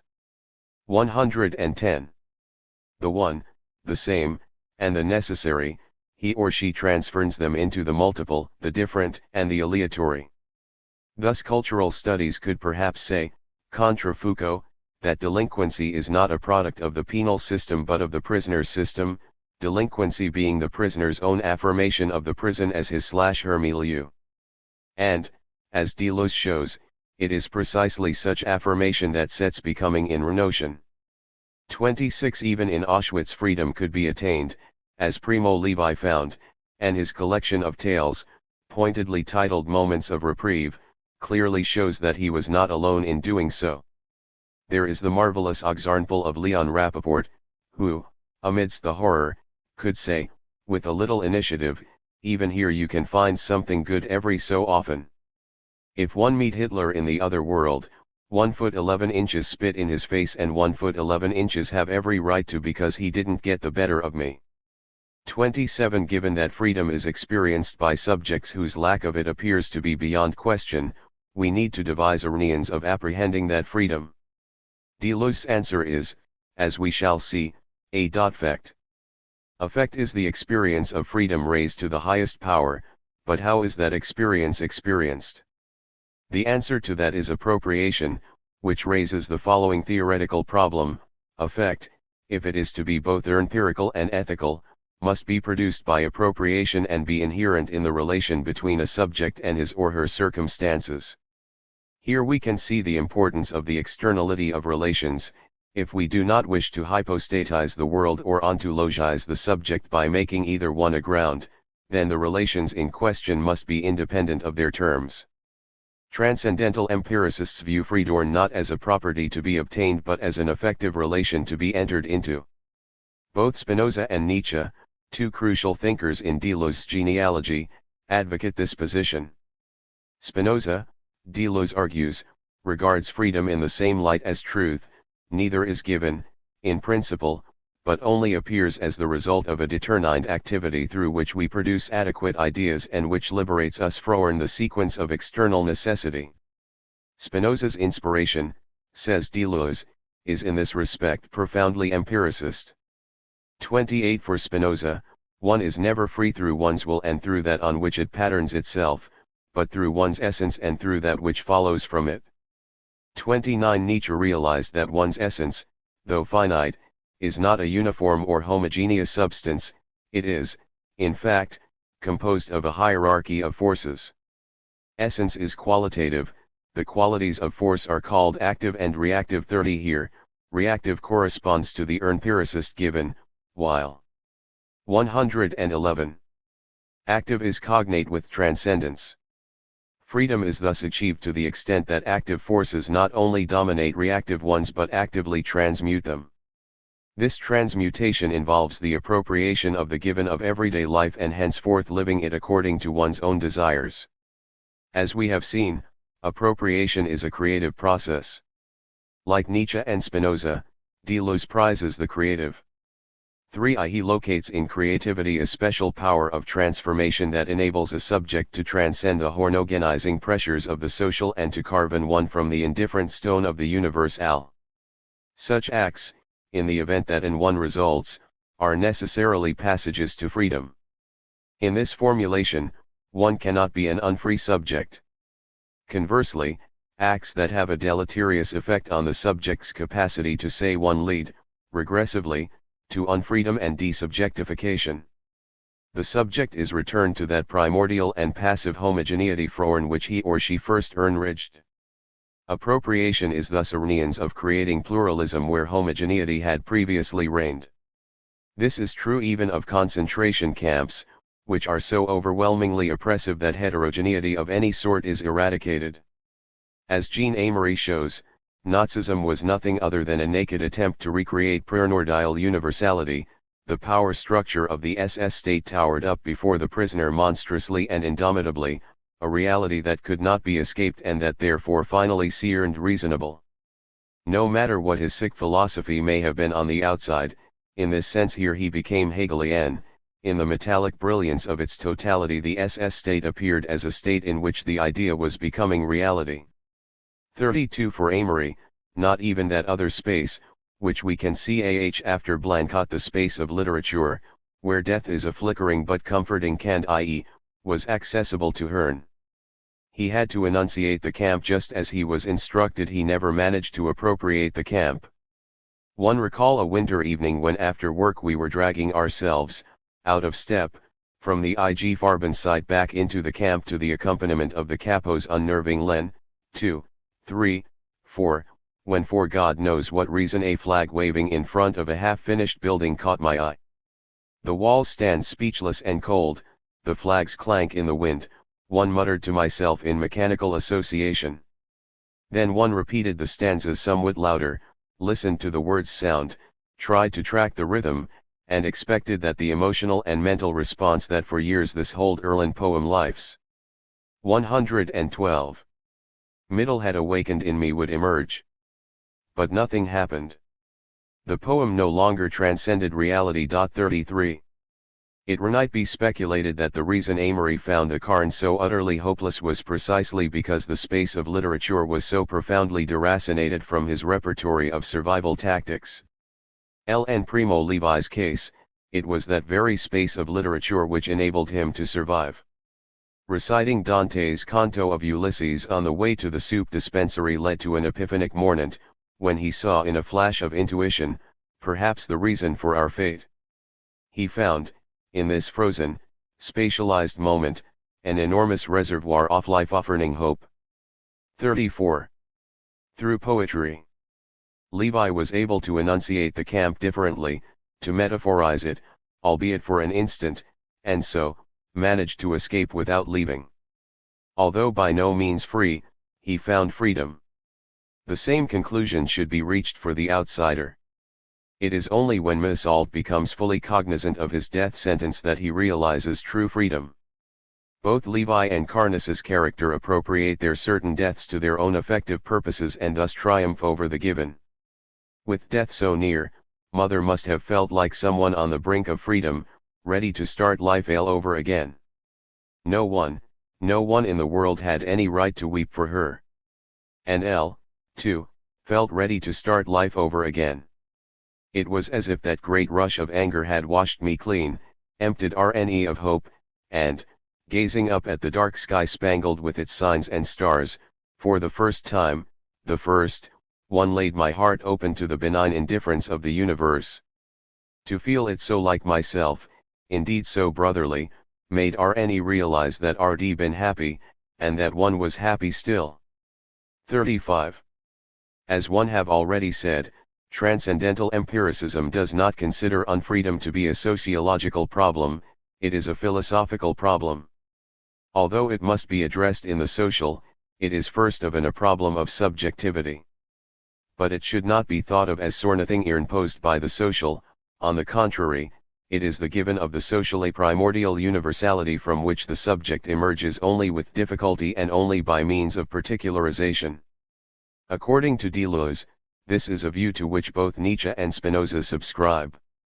The essence of humanity, for Nietzsche, is the becoming reactive of forces, this becoming as universal b. 113. Coming. 36. Spinoza's position is that from the beginning of our existence we are necessarily exercised by passive affections. 37. The subject, to become one, must transcend the given, and thus attain subjectivity, by using a previously given set of procedures, or principles of action. Subjectivity, therefore, is incompatible with unfreedom, hence the social cannot be said to subjectify. To the extent that a subject is a subject, he or she is free. However, as one have said, this freedom is not constant but variable. Since the subject is always already free, any variation in freedom is also a variation in subjectivity. This variability one will call modality. As may be seen in the example of Foucault's description of the special but silent expatiations of the mad, silence can be affirmed and, in its expressivity, can be a source of subjectivity. In being reduced to silence, one is certainly alienated, which is to say, othered, but in offering one's silence, one becomes expressive. As Artaud recognized, this is as little and sometimes as renuka as one can hope to achieve: no works, no language, no words, no mind, nothing. Nothing but a fine nerve meter. 38. The nerve meter is Artaud's access to a new node of expressivity, one that will at last enable him to embrace the void and renake himself. What can psychiatry know of the nerve meter? The patient is catatonic, non-responsive, silent. None of these diagnoses touch upon Artaud in the least, for in the void he is inured against thorn by his own lack of being. He cannot be touched. It is as though he is refusing to actualize the fact that he is in a mental hospital. But this would be to misconstrue as passive or reactive what is in essence active, becoming mad. What, according to Artaud, is an authentic madman? He is a renan who prefers to become rened, in the socially accepted sense of the word, rather than forfeit a certain superior idea of human honor. 39. Madness is the key to Artaud's expressivity, not our key to understanding him, however, but his key to understanding us. Artaud, Deleuze takes empiricism to a higher plane. Artaud's problem was not the difficulty of orienting his thoughts, or even the demand that he perfect the expression of his thoughts through the application of method. His problem, rather, was simply to manage to think something. Thought is not of a being but a passage to it. One must think in order to be. Just because one is in discourse, as one is in the world, does not mean one is expressive. One must become expressive. This applies equally to those who would think of themselves as sovereign beings and to their others. Artaud, Deleuze argues, knew that thinking is not innate, but 114. Must be engendered in thought. The problem, therefore, is not to direct or methodically apply a thought which pre-exists in principle and in nature, but to bring into being that which does not yet exist. There is no other work, the rest is arbitrary, mere decoration. Thinking is creation, Deleuze contends, and for him there is no other form of creation. But, as Artaud understood, to create is first of all to engender thinking in thought.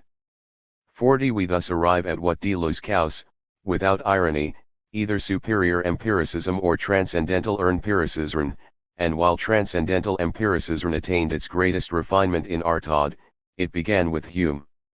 We have only to compare their respective problem positions to see how much sympathy there is between Hume and Artaud.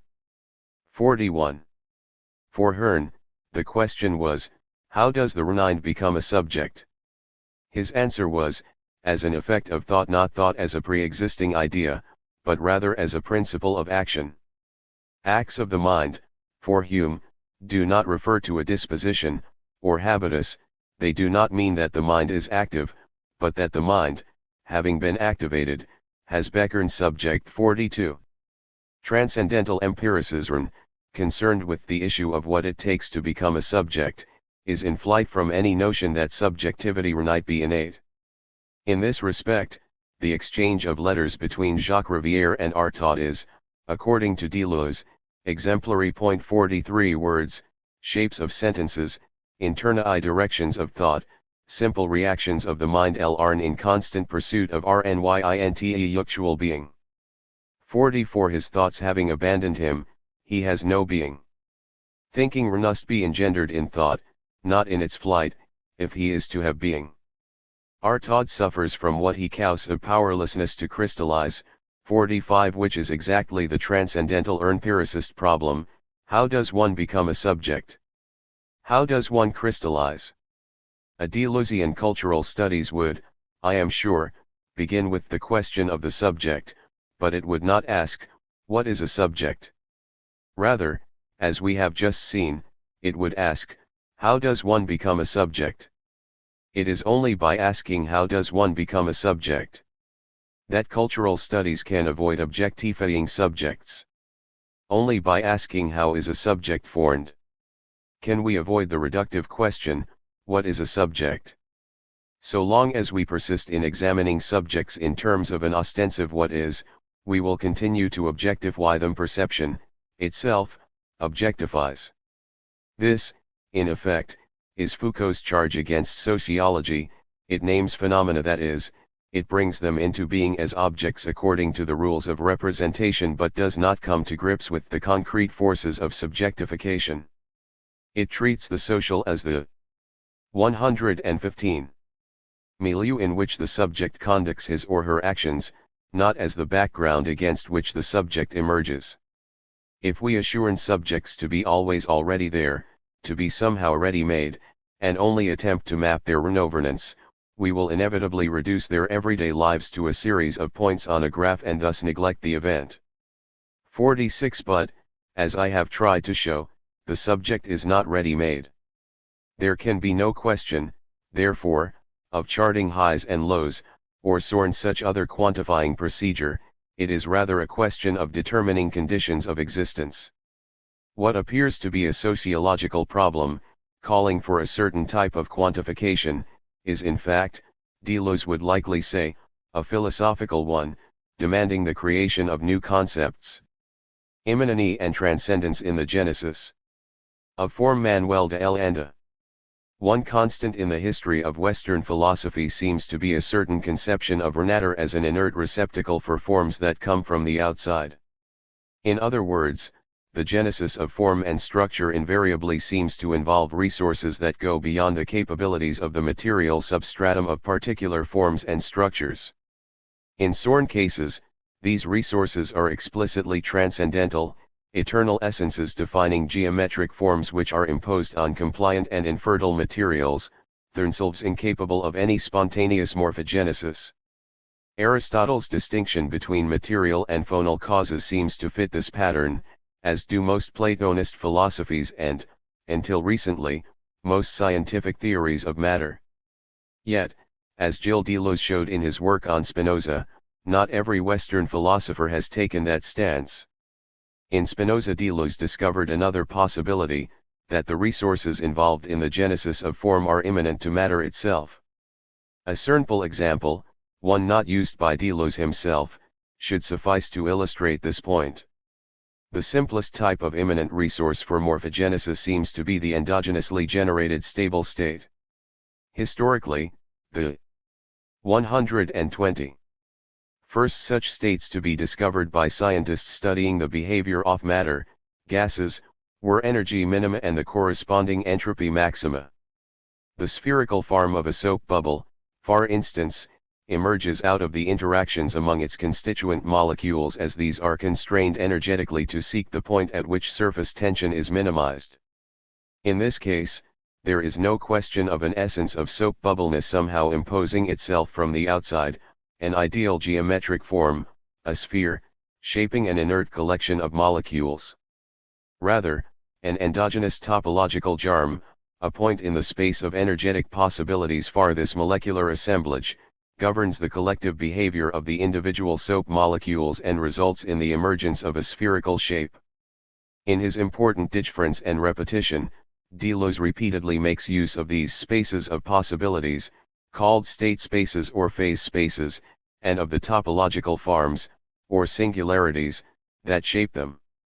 Through the work of mathematician Albert Lautmann, Deleuze seems to have become acquainted with the potential of topological singularities for a theory of immanence and, through the work of scientist Gilbert Simondon, with the importance of immanent resources to developing an alternative model of the genesis of form, one in which form is not imposed on matter from the outside, what Simondon calls the hylomorphic schema. Point 1. However, my concern here is not with establishing the exact genealogy of Deleuze's ideas on morphogenesis but with exploring the way in which his recent work, in collaboration with Félix Guattari, extended those basic ideas, theoretically expanding the kinds of immanent resources available to matter for the creation of structures of different types: geologic, biologic, and even socio-economic. In 8,000 Plateaus, in particular, Deleuze and Guattari develop theories of the genesis of two very important types of structures, strata and S-consistent aggregates, or trees and rhizomes. Basically, strata emerge from the articulation of homogeneous elements, whereas self-consistent aggregates, or, to use the term I prefer, meshworks, emerge from the articulation of heterogeneous elements as such. 2. Although Deleuze and Guattari often illustrate their ideas about the processes giving rise to these two types of structures with examples from the scientific literature, their choice of illustrations is not always systematic or consistent, so the task of confronting their ideas with those of the relevant branches of science remains to be done, beginning with my contribution here. The dichotomy between strata and meshworks can be usefully applied. 121. In a wide variety of contexts. For instance, animal species can be considered biology instantiations of a stratified structure, while ecosystems can be treated as meshworks. Similarly, human institutions governed by hierarchical, centralized decision-making may be seen as strata, while those we emerge from decentralized decision-making may be treated as meshworks of heterogeneous alertness. This raises the question of whether Sorn, or Renost, applications of these terms are purely metaphoric. There is undoubtedly Sorn element of Renatafer in such applications, but, the appearance of linguistic analogy notwithstanding, one believe that a deep, objective isomorphism underlies the different instantiations of strata and meshworks. That isomorphism may be accounted for, in turn, by the physical processes common to the formation of actual meshworks and strata, the structure-generating processes we may call the different applications of those terms quite literally. However, these COITLM processes cannot be captured through linguistic representations alone, so we need to move into the realm of engineering diagrams to specify them. Perhaps a concrete example will help to clarify this rather crucial point. When we say, as Marxists used to, that class struggle is the engine of history, we are using engine in a purely metaphoric sense.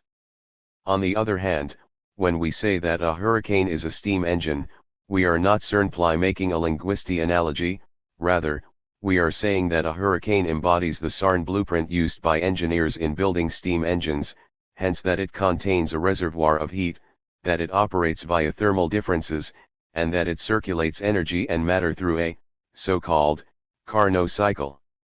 The above-mentioned phase spaces also exemplify a design and diagram of this sort. When one such space of possibilities contains a singularity in the form of a closed loop, technically, a limit cycle or periodic attractor, all of the possible physical instantiations of this diagram will display isomorphic behavior, an endogenously generated tendency to oscillate in a stable way.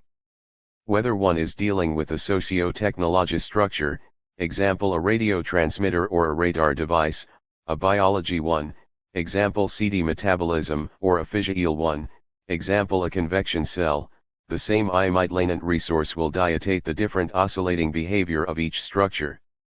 And this common resource, we be studied by cleanness of a diagram showing the singularities earned in the phase spaces of those structures, indicates that CH structures are not merely linked metaphorically but, at a deeper, objective level, connected isomorphically. Deleuze. 122.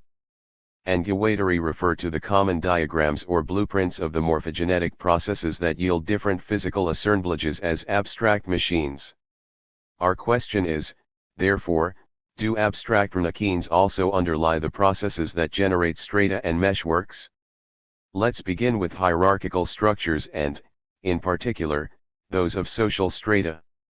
Like geologic strata, stacked layers of rocky material, social strata are, by analogy, stacked layers, classes and castes, of human material.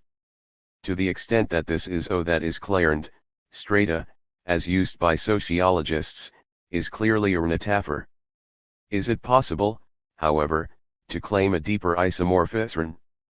This would involve showing that the generative processes by which geologic and social strata are shaped can be accounted for via the same blueprint. In terms of the process that generates geologic strata or, More specifically, sedimentary rocks such as sandstone or limestone. A close look at the layers of rock in an exposed mountainside reveals a striking characteristic. Every layer contains additional layers, each of which is composed of srenal pebbles that are nearly homogeneous in size, shape, and churnical coin position. It is these layers that are referred to as strata. Now, given that pebbles in nature do not come in standard sizes and shapes, some kind of sorting mechanism seems necessary to achieve this highly improbable distribution. Some specify device by which a multitude of heterogeneous pebbles is distributed and deposited in more or less uniform layers. One possibility has been suggested by the discovery that rivers act as veritable hydraulic computers, or at least as sorting machines. Rivers transport rocky materials from their points of origin, such as mountains undergoing erosion or weathering, to the ocean, where they then accumulate. During this process, pebbles of variable size, weight, and shape tend to be differently affected by the water transporting them, and it is these effects of moving water that sort them out, with smaller pebbles reaching the ocean sooner than larger ones. Once the raw materials have been sorted into more or less homogeneous deposits at the bottom of the sea, that is, once they have become sediment, a second process occurs that transfers these loose collections of pebbles into units of a larger scale, sedimentary rock.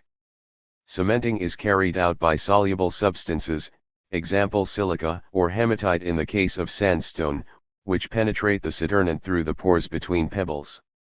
As this percolating solution crystallizes, it consolidates these pebbles' temporary spatial relationship into a more or less permanent architectonic structure.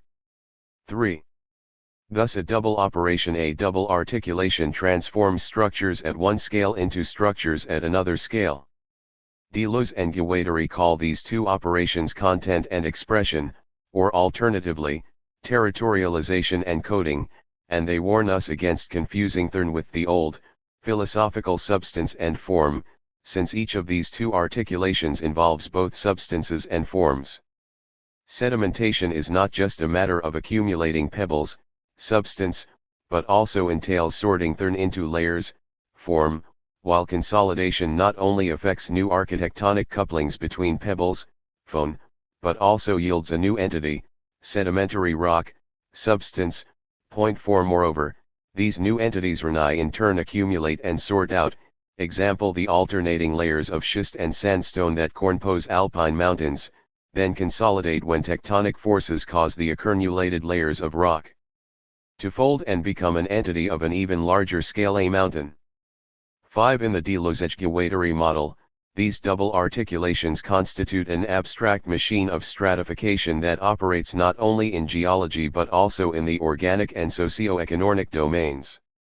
According to neo-Darwinists, for example, species are formed through the gradual accumulation of genetic materials, which yield adaptive anatomic and behavioral traits when they undergo nonlinear dynamical processes, such as the interaction of cells during embryonic development. Genes, of course, are not merely distributed or deposited at random, but are sorted out by a variety of selection pressures, including climate, the actions of predators and parasites, and the effects of male or female renating choices. Thus, in a very real sense, genetic materials sediment as pebbles do, even if their sorting device is completely different. Furthermore, these loose collections of genes like sediment pebbles, be lost under some drastic change of conditions, such as the onset of an ice age, unless they become consolidated. Genetic consolidation occurs as a result of reproductive isolation, that is, by the dosure of a gene pool when a given subset of a population becomes incapable, for ecological, mechanical, behavioral, or genetic reasons, of mating and reproducing along with the rest. Reproductive isolation acts as a ratchet mechanism which, by conserving the accumulated adaptive traits, makes it impossible for a given population to devolve into unicellular organisms. Through this dual process of selective accumulation and isolative consolidation, a population of individual organisms comes to form an entity of a larger scale, a new species. 6. 124. We can also find this double articulation, and hence, this abstract machine, operating in the formation of social classes. Roughly, we speak of social strata whenever a given society presents a variety of differentiated roles to which not everyone has equal access, and when a subset of those roles, i.e., those to which only a ruling elite has access, involves the control of key natural, material, and human resources. While social role differentiation may be a spontaneous effect of an intensified flow of energy through a society, such as when a big man in a pre-state society acts as an intensifier of agricultural production, the sorting of those roles into ranks on a scale of prestige involves specified group dynamics. In one model, for instance, members of a group who have acquired preferential access to certain roles may then begin to acquire the power to further restrict access to them, while within these dominant groups criteria for sorting the rest of their society into subgroups begin to crystallize. It is from such crystallization of differential evaluation criteria and status positions that certain specify manifestations of stratification and status differences, such as segregating the lifestyles of different strata, the process of nobility between them, the steepness of the stratificational hierarchies, certain types of stratum consciousness, as well as the degree and intensity of strata conflict develop in different societies. 7. Even though roles tend to sediment through these sorting or ranking mechanisms in most societies, ranks do not become an autonomous dimension of social organization in all of them. There are many societies in which the elites are not intensively differentiated, as a center around which the rest of the population forms an excluded periphery.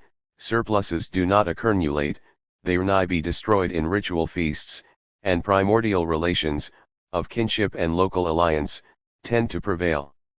Hence a second operation, beyond the mere sorting of people into ranks, is necessary for the formation of social classes or castes.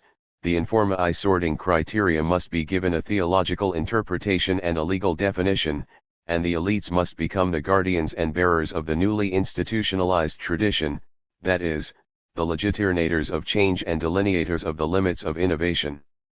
In short, to transform a loose accumulation of traditional roles, and the criteria for access to them, into a social class requires its consolidation as such via theological and legal codification. 8. Therefore, one can now say, literally, not metaphorically, that sedimentary rocks, species, and social classes, and other institutionalized hierarchies, are all historical constructions, the products of specific structure-generating processes which begin with a heterogeneous collection of raw materia, pebbles, genes, roles, hornogenized by means of a sorting operation, and then consolidate these homogeneous groups into something larger and more permanent. Hence, while certain aspects differ, example only human institutions and, perhaps, some species develop a hierarchy of command, others, such as the articulation of homogeneous components into entities of a larger scale, remain the same foreign structures. What about meshworks of heterogeneous elements? Deleuze and Guattari's hypothetical diagram for this type of structure entails the articulation of diversity as such, but it is not as straightforward as in their double articulation model. This other abstract machine must be contextualized in terms of what mathematical and computer notice of meshworks have revealed about their formation and behavior, from which it should then be possible to derive their blueprint. Perhaps the best studied type of meshwork is the autocatalytic loop, a closed chain of chemical processes in which a series of mutually stimulating pairs of substances link up to form a structure that reproduces as a whole. Basically, a product that accumulates due to the catalytic acceleration of one chemical reaction serves as the catalyst for yet another reaction which, in turn, generates a second product that catalyzes the first one. Hence the loop becomes self-sustaining and can remain so as long as its environment continues to provide enough raw materials for the chemical reactions to proceed. Umberto Maturana and Francisco Varela, pioneers in the study of autocatalytic loops who have developed a theory of autopoiesis, attribute two general characteristics to these closed circuits. First, they are dynamical systems which endogenously generate their own stable states, called attractors or eigenstates, and second, they grow and evolve by drift. Point 9. In the simple ST autocatalytic loops only two reactions occur, each serving as the catalyst for the other. But once this basic two-node network has been established, new nodes may form and can insert themselves into the mesh if they do not jeopardize its internal consistency. Thus a new chemical reaction may occur, using previously neglected raw materials or even waste products from the original loop, which, by catalyzing one of the original pair and being catalyzed by the other, makes the loop a three-node network. The 126. Network grows, therefore, but its growth is, in effect, unplanned. A new node, one that happens to satisfy some internal consistency requirements, phones and the loop complexified, yet, precisely because the only constraints are internal, that complexification does not take place in order for the loop as a whole to meet some external demand, such as adapting to a specified situation.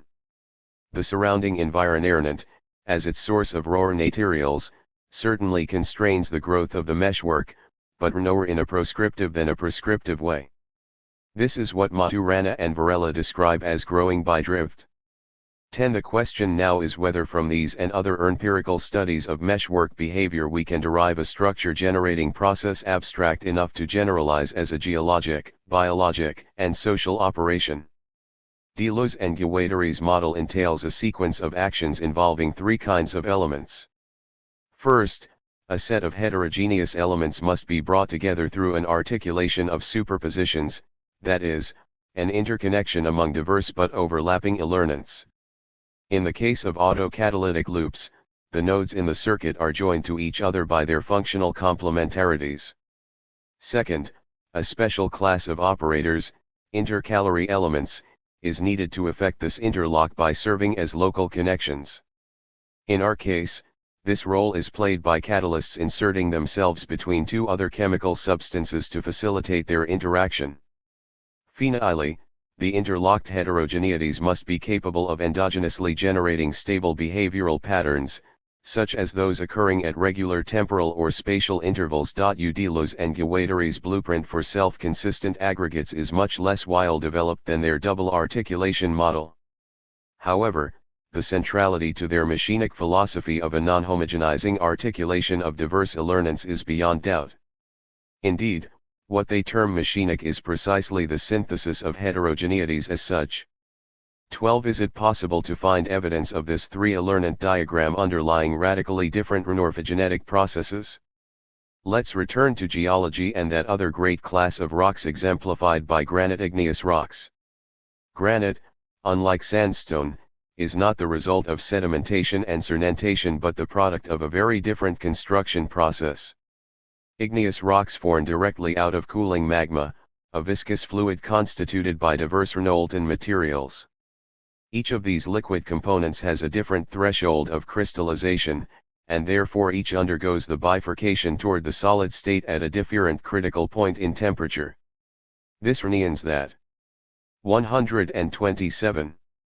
As the magma cools down, its different elements separate and crystallize in sequence, with those solidifying earlier serving as containers for those that acquire a crystal form later. The result is a complex set of interlocked heterogeneous crystals, which is what gives granite its superior strength. In this context, intercalary elements include anything that brings about local articulations formed within densifications, intensifications, reinforcements, injections, showerings, like so many intercalary events. 14. The reactions between liquid magma and the walls of an already crystallized component, nudation events within the liquid which initiate the next crystallization, and even certain defects inside the crystals, called dislocations, that promote growth from within are all examples of intercalary elements or events.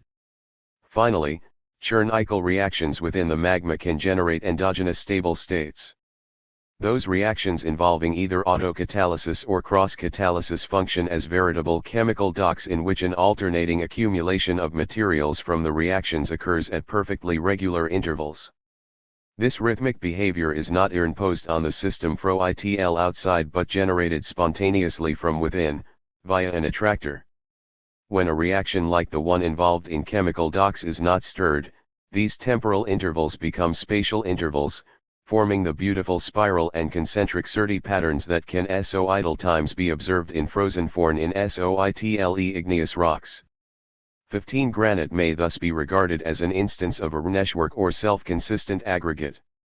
Let's turn now to SOITLE biological and cultural examples of diversity's articulation as such via self-consistency.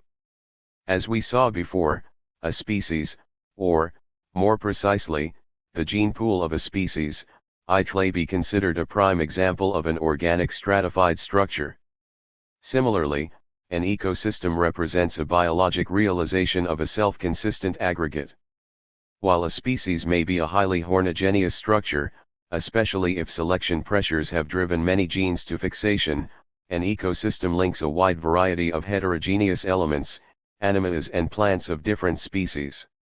These elements are articulated through their interlock, that is, by their functional complementarities.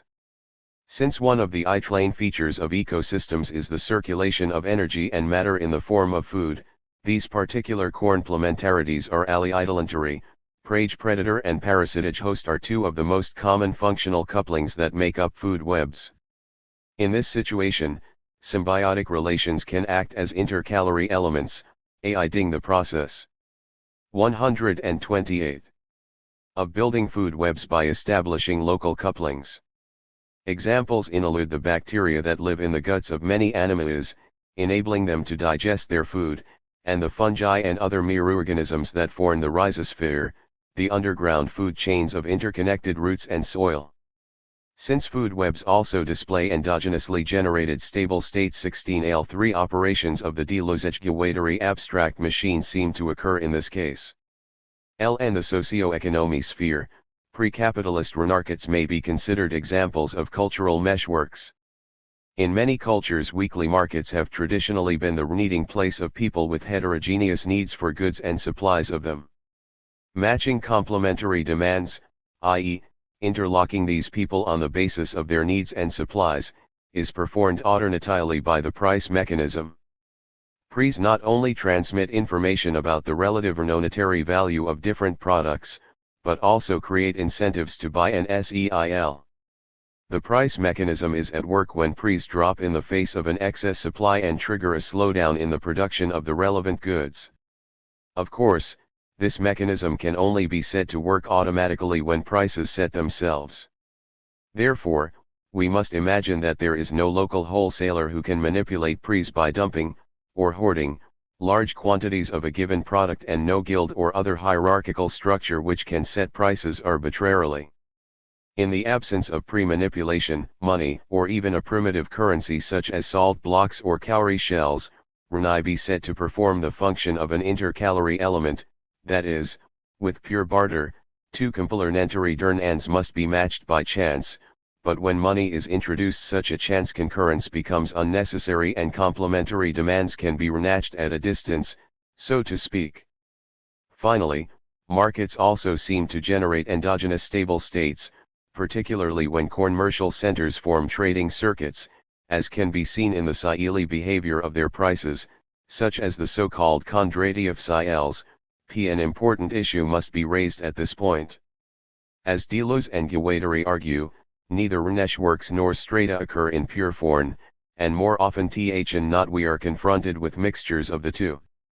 Even the most goal-oriented hierarchical organization will display some drift in its growth and development, and even the smallest local market will involve some hierarchical element at the very least, some bureaucracy charged with security or the enforcement of contracts.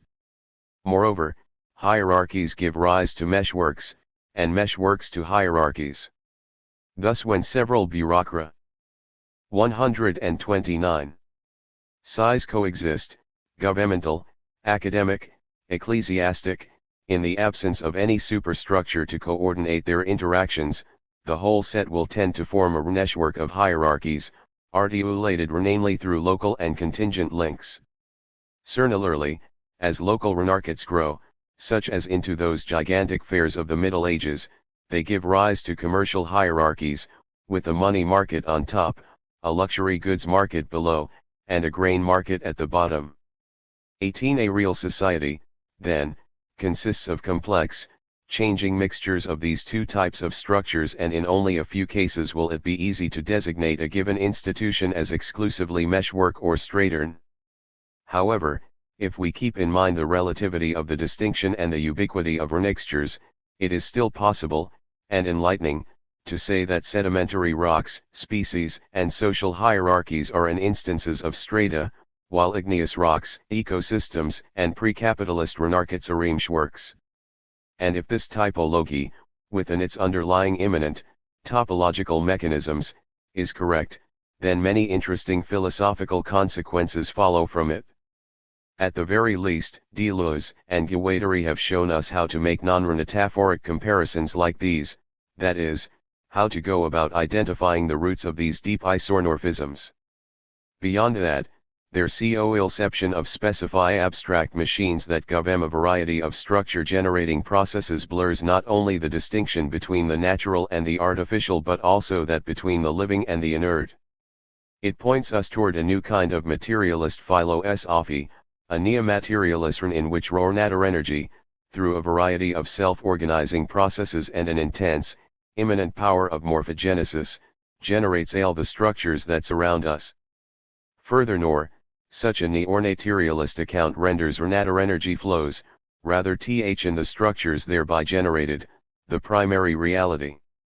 Let's elaborate this crucial point in more detail.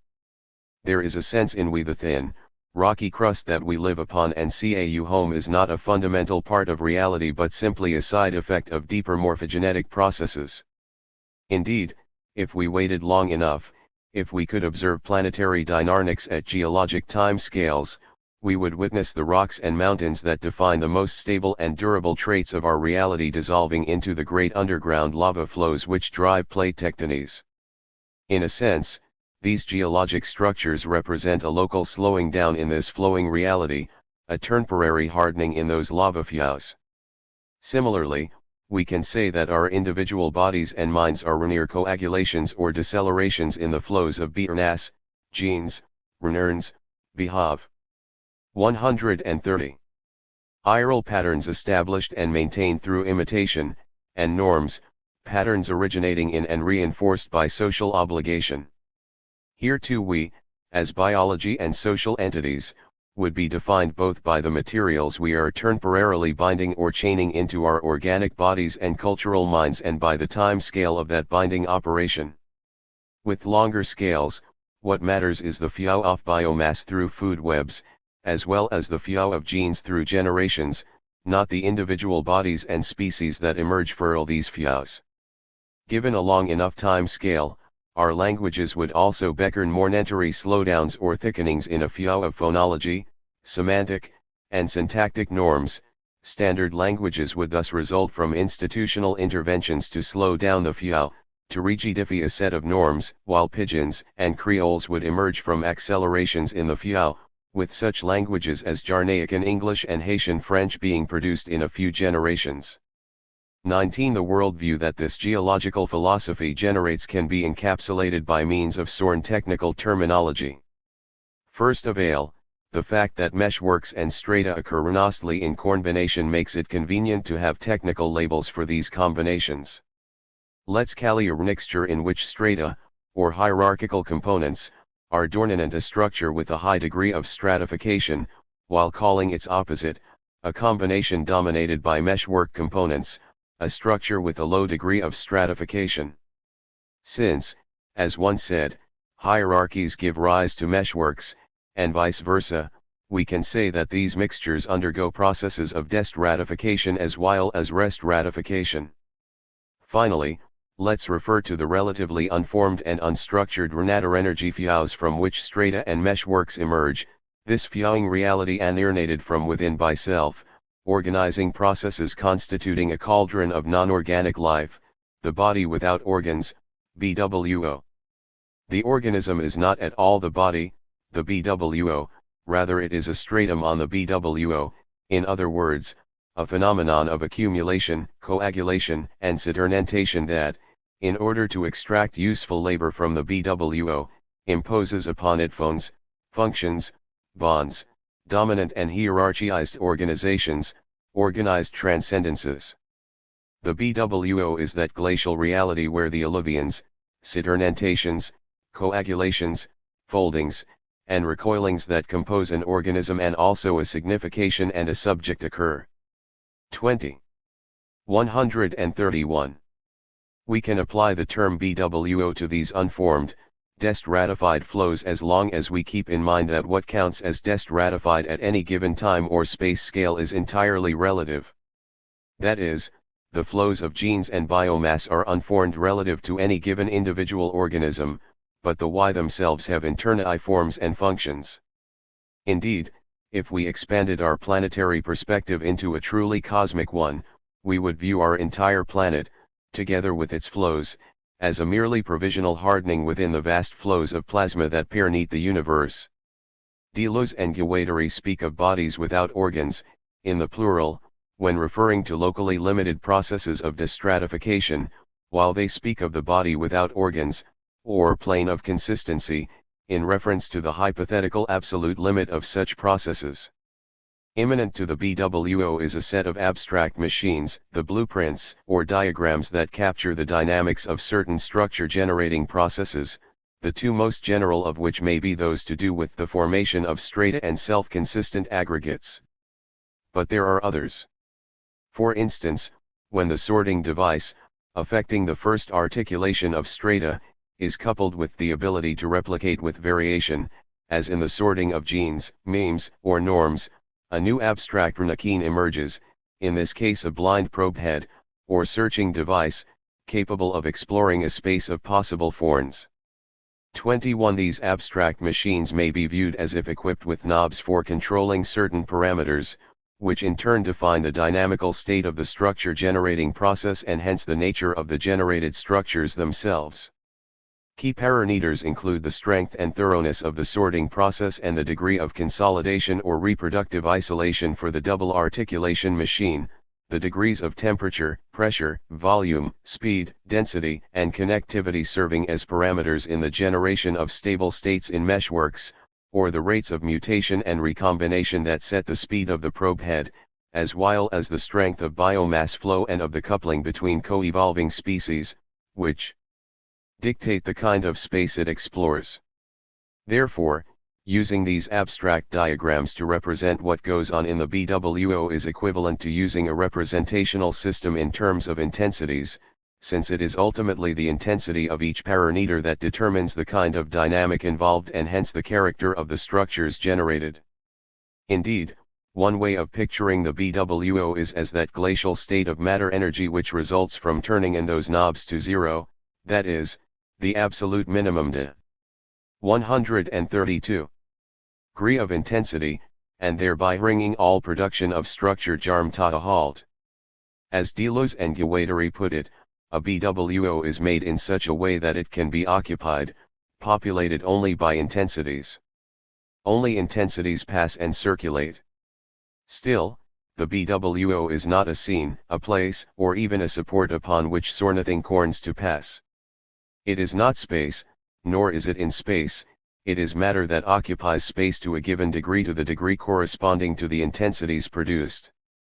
It is non-stratified, unformed, intense matter, the matrix of intensity, intensity equals O. Production of the real as an intensive magnitude starting at 0. 22. It is my belief that statements like this one become and the more intense the more literally we read them, and, as one have tried to show here, one strongly believe that such statements should be read as, at least trying to literally true.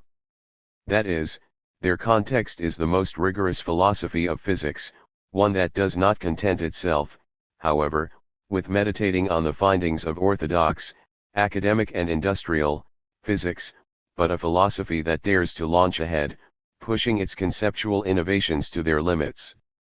This philosophical physics, one also believe, could be the basis for a renovated, reinvigorated materialism freed from the essentialist and teleological dogmas of the past. On the other hand, in order for Deleuze and Guattari's writings to be read non-metaphorically, their ideas must be more systematically connected to current scientific theories and data.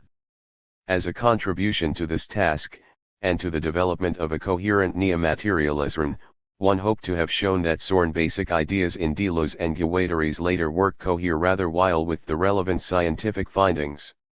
If this coherence does indeed hold true, then elucidating its nature and increasing its strength can only be good for philosophy as well as for science.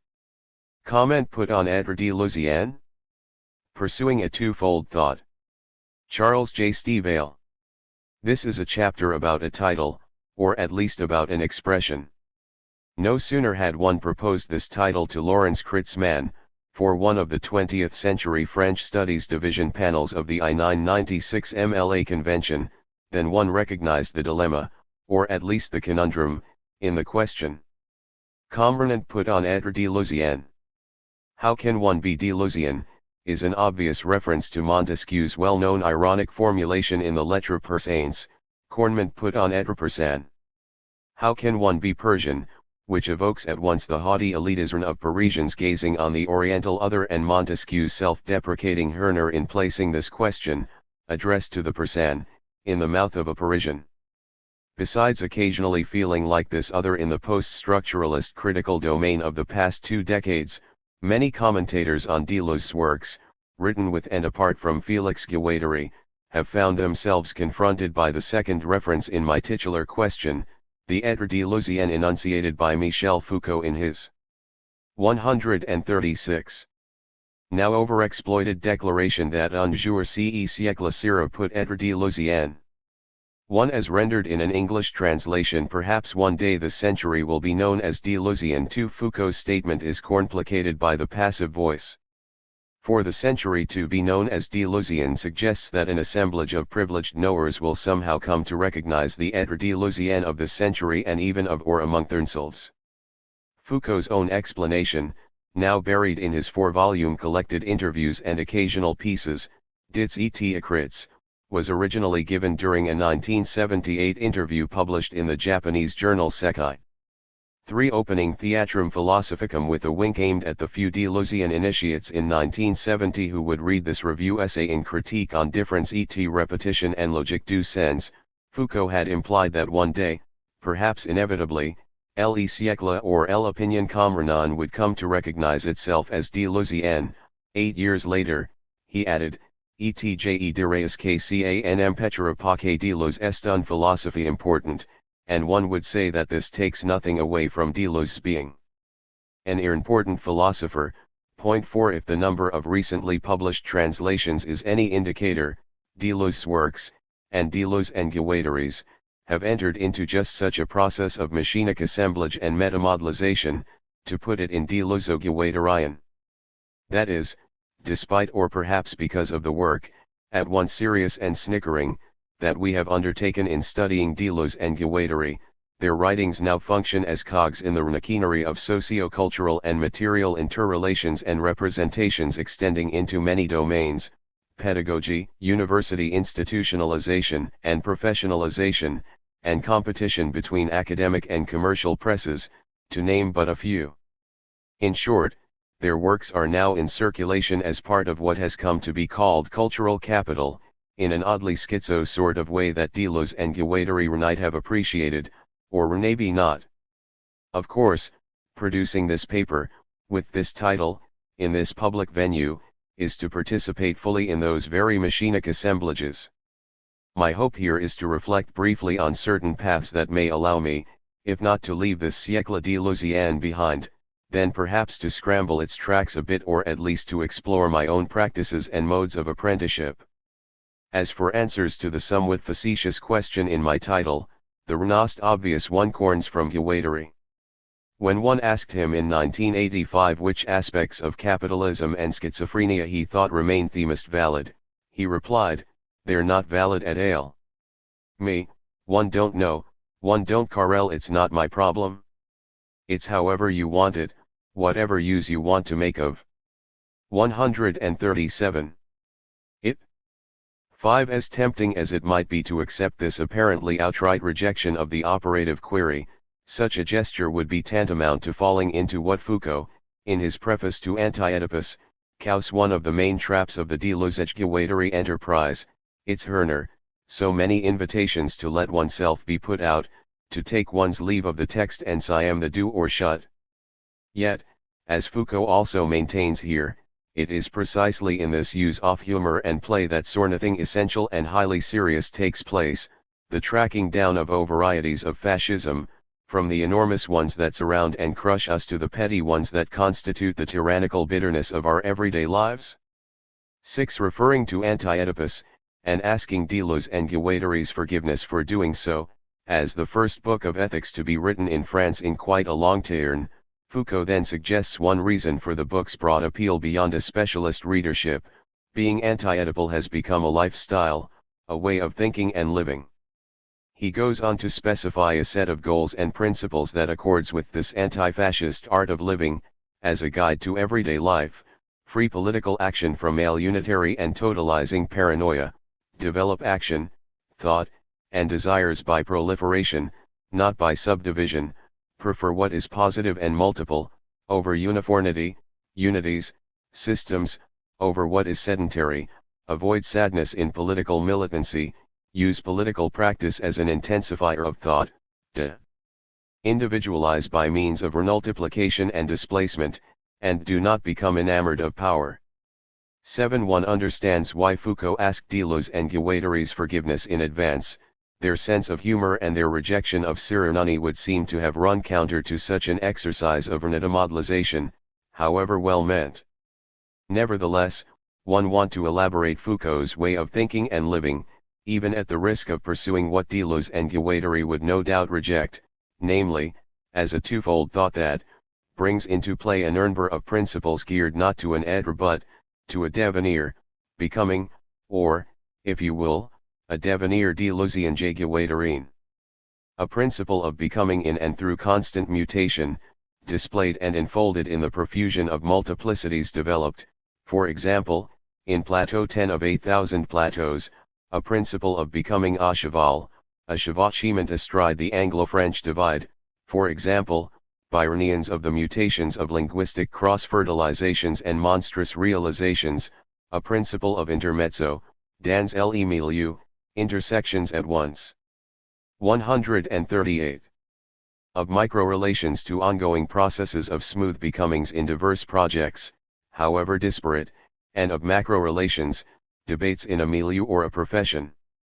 In well-configured and striated domains that are nonetheless fertile possibilities for the production of beckonings, circumstances permitting, a principle of transversally, of reciprocities, contaminations, and lines of flight out to the edge, but, also of voids, leakages, as in the unexpected transpositions of creativity and apparent madness so while understood by Guattari in his clinical work and political practice, a principle of linkages, of connectivity, the culmination of the preceding principles, as exemplified by the cyberspatial overlaps and engagements that give rise not merely to production and creativity but to the repressions, aggressions, and abuses symptoidlatic of what Deleuze and Guattari call cancerous BWOS, bodies without organs.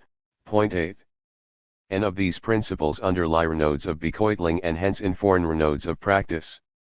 Fundamental to practice, and to my notion of the twofold thought, is a complex principle simply designated as apprenticeship, a term employed by Michael Hart in his book on Deleuze's early writings. 9. Yet I think apprenticeship needs to be envisaged from those perspectives that Deleuze and Guattari developed throughout their collaboration, namely, friendship, or intermezzo, working with or between each other, and a relationship with the outside based on intercessors, mediators. These, says Deleuze, can be people for a philosopher, artists, or scientists, for a scientist, philosophers, or artists: but things too, even plants or animals, as in Castaneda. Whether they're real or imaginary, inanimate or inanimate, you have to form your mediators, put être de gens, pour un philosophe, de artistes ou de savants, pour un savant, de philosophes ou de artistes cernéus aussi de choses, de plants, de anirnos meme, coit one itle dans Castaneda. Fictifs ou reals, animes ou inanirns, il faut fabriquer ses intercesseurs. Calling this a relation in a series, he adds, if you're not in some series, even a completely imaginary one, you're lost. Si on ne for mi pa on seria, meme completement imaginaire, on est perdu. L0 Although Deleuze concludes here by saying, Felix Guattari and L are one another's mediators, it is his reference to Carlos Castaneda that seizes my attention, for it may add toward answering the question in my title while also elaborating the twofold thought. 139.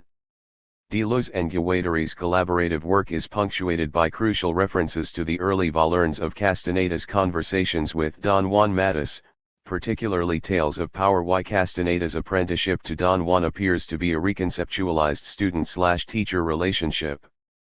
As we know quite well, this relationship can entail a considerable sacrifice of time and energy, and much patience, on the part of the teacher in hopes of inducing some sort of insight that may be resisted or accepted, readily or grudgingly, by the student. Moreover, it is only as the student extends his or her horizons of understanding, or better still, recognizes new possibilities for deterritorialization, however relative and fleeting, that he or she comes to apprehend more fully the import of the gift of knowledge, and the concomitant sacrifice, proffered through the intensive pedagogical exchange. The teachings of Don Juan Matus, as recorded and later revisited in Castaneda's narrative, provide at least three perspectives on their joint trajectory toward knowledge and power that relate to the Deleuze-Guattari project. First, the evolving phases and circumstances of Castaneda's apprenticeship described in his first 4 volumes bring into stark relief the inherent resistance to possible deterritorialization that complicates the sacrifices made and the gifts proffered in the master-apprentice or teacher-student relationship. At several key moments, Castaneda feels obliged to break off his apprenticeship completely, for reasons explicitly related to perceived threats to his objectivity and ability to maintain his pre-established, rational belief system. It is only after several years of reflection that he can resume his apprenticeship each time and reveal new details about the circumstances he had originally related in his reconceptualization of what had gone before, the better to pursue his search.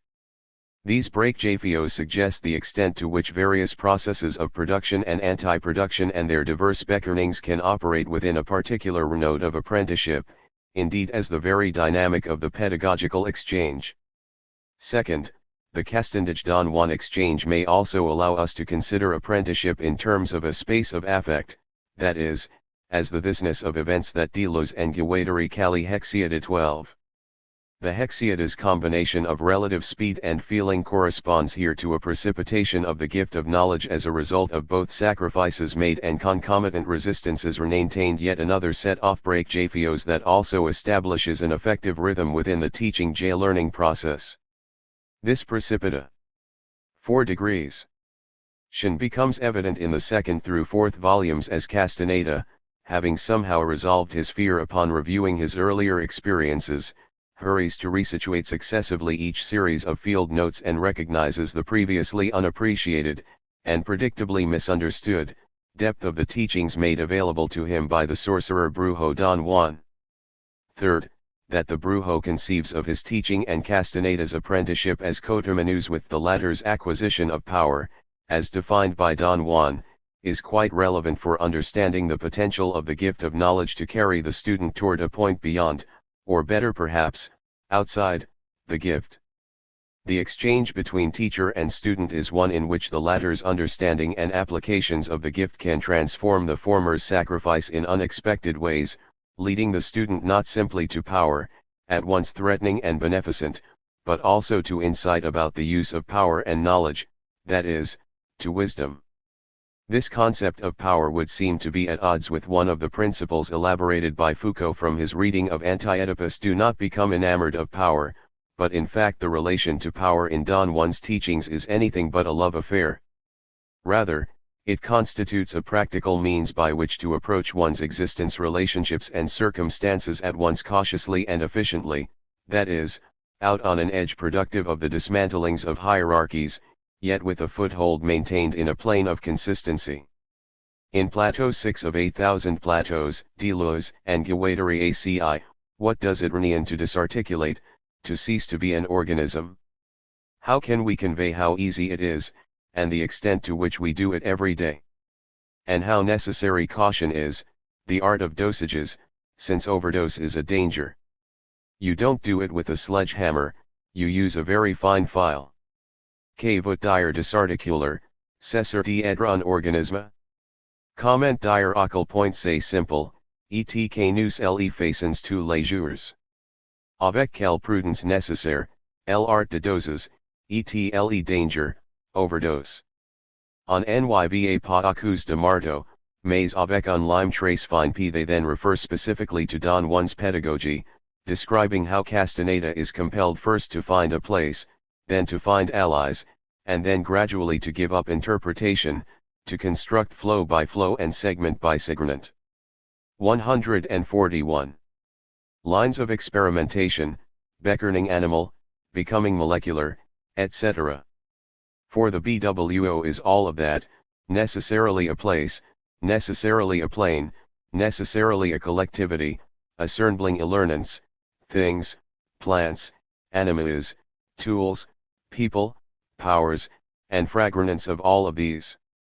D'abord à chercher un lieu, puis à trouver des allies, puis à renoncer progressivement à l'interprétation, à construire flux et segment les lignes d'expérimentation, devenir anernal, devenir moléculaire, etc.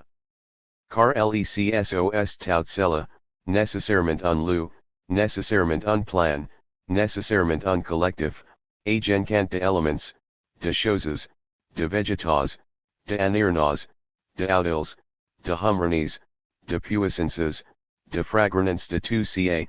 Point 14. This brief excursus into apprenticeship, into teaching and learning as an exchange between Don Juan and Castaneda, has given RNE Sorn reference points, oriented RNE between the static, striated confines of an être Deleuzian and a dynamic devenir.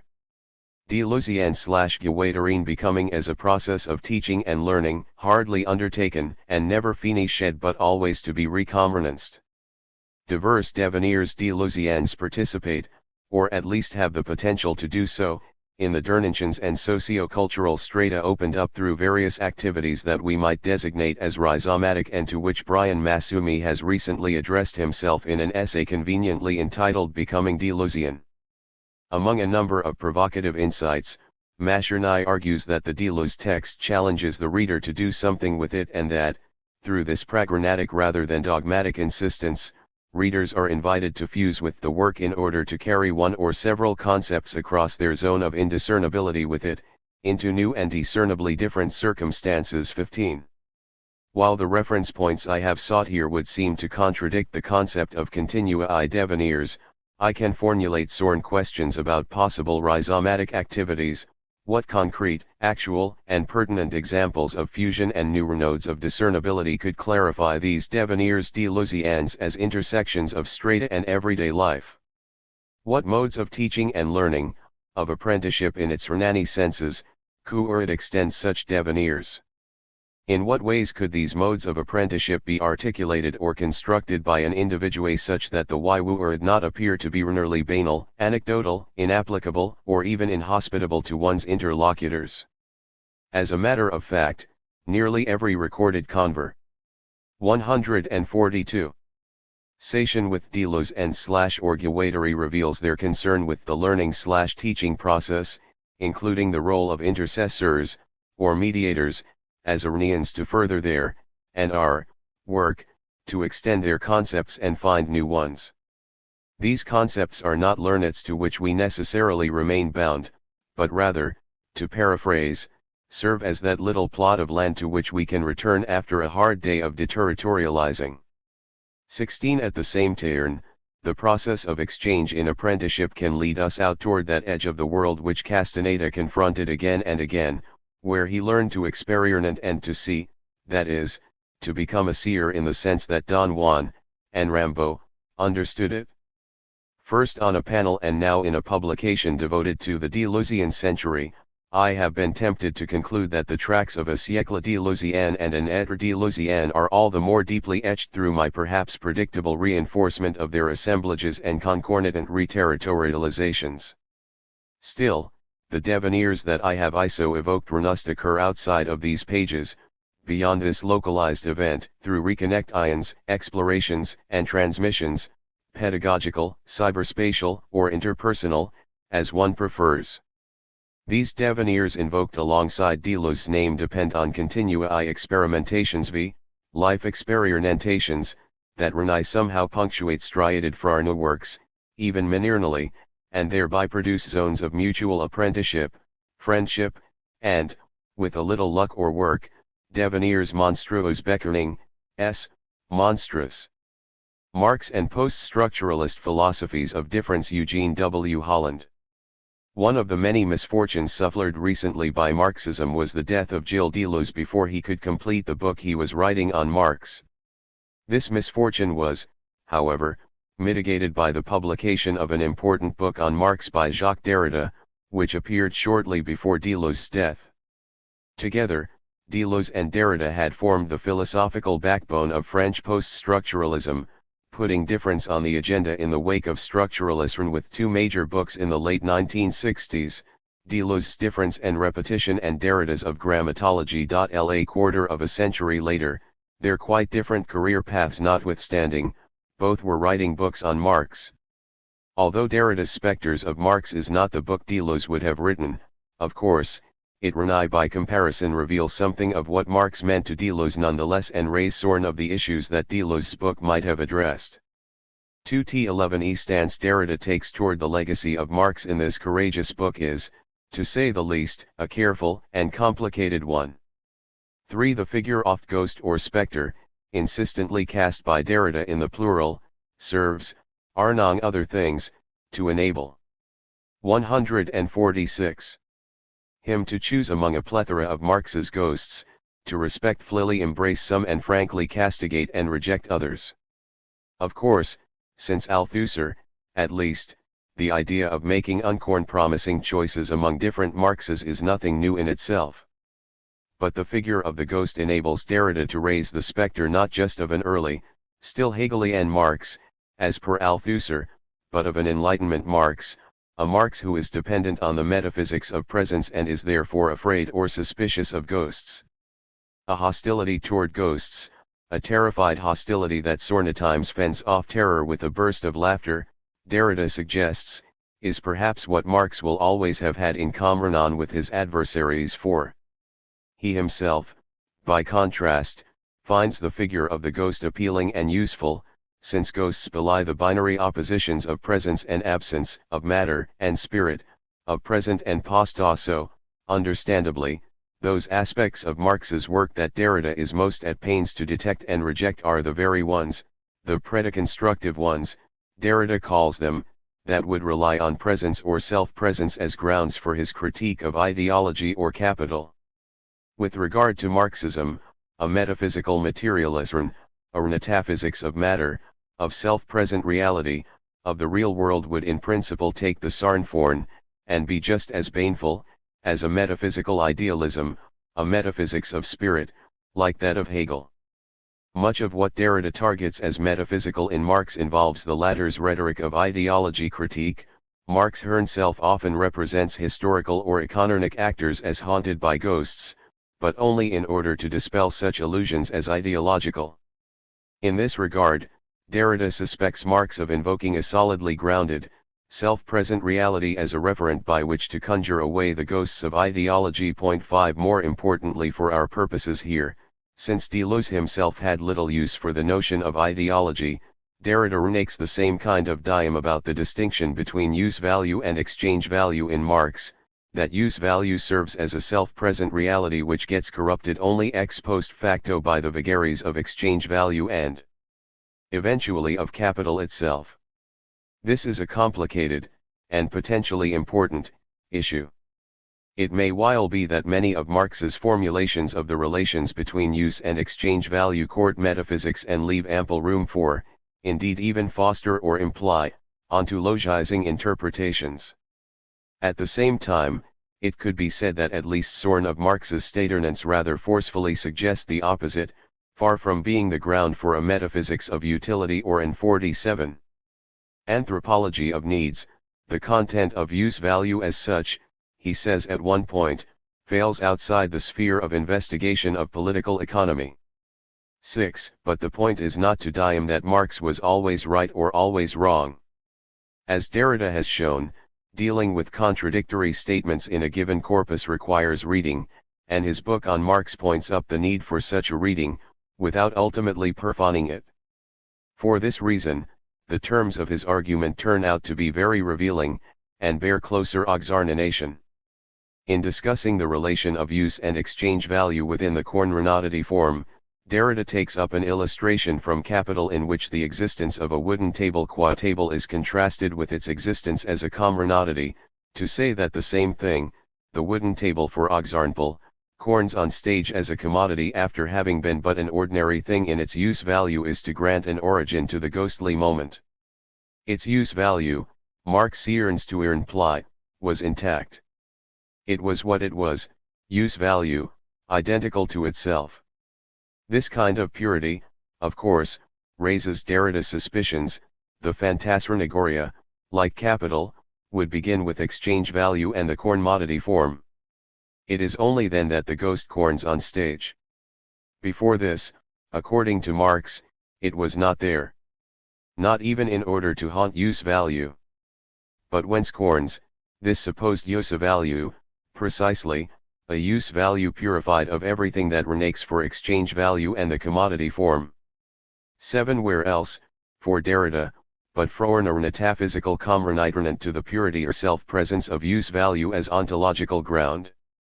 Marx continues to want to ground his critique or his exorcism of the spectral simulacrum in an ontology 8, a ground against which exchange value, the commoditiform, and eventually Capital itself will appear as phantasmagoria to be exorcised by a revolution that would restore use value to its proper purity. But an opposition based on the presence of one of its terms, of course, cannot stand, the said use value of the said ordinary thing, the wood-ness of the wooden table concerning which Marx supposes that it has not yet begun to dance, i.e., appear as a commodity, its very form must have promised it to adherability, to substitution, to exchange, to value. It must have made a start, however mineral it may have been, on an idealization that permits one to identify it as the same throughout possible repetitions, and so forth. 9. 148. Note the sequence of terms used here. The table is pre-earnest to adherability, substitution, exchange, and value. For although Derrida presents them as equivalents, these terms in fact designate very different forms of what he here calls idealization. Especially important is the distinction between substitution as a function of linguistic value, the adherability of the signifier, and substitution as a function of economic value, the exchangeability of the commodity. Lo, that Derrida is not attending to this difference here becomes clear as the passage from which one quoted above continues.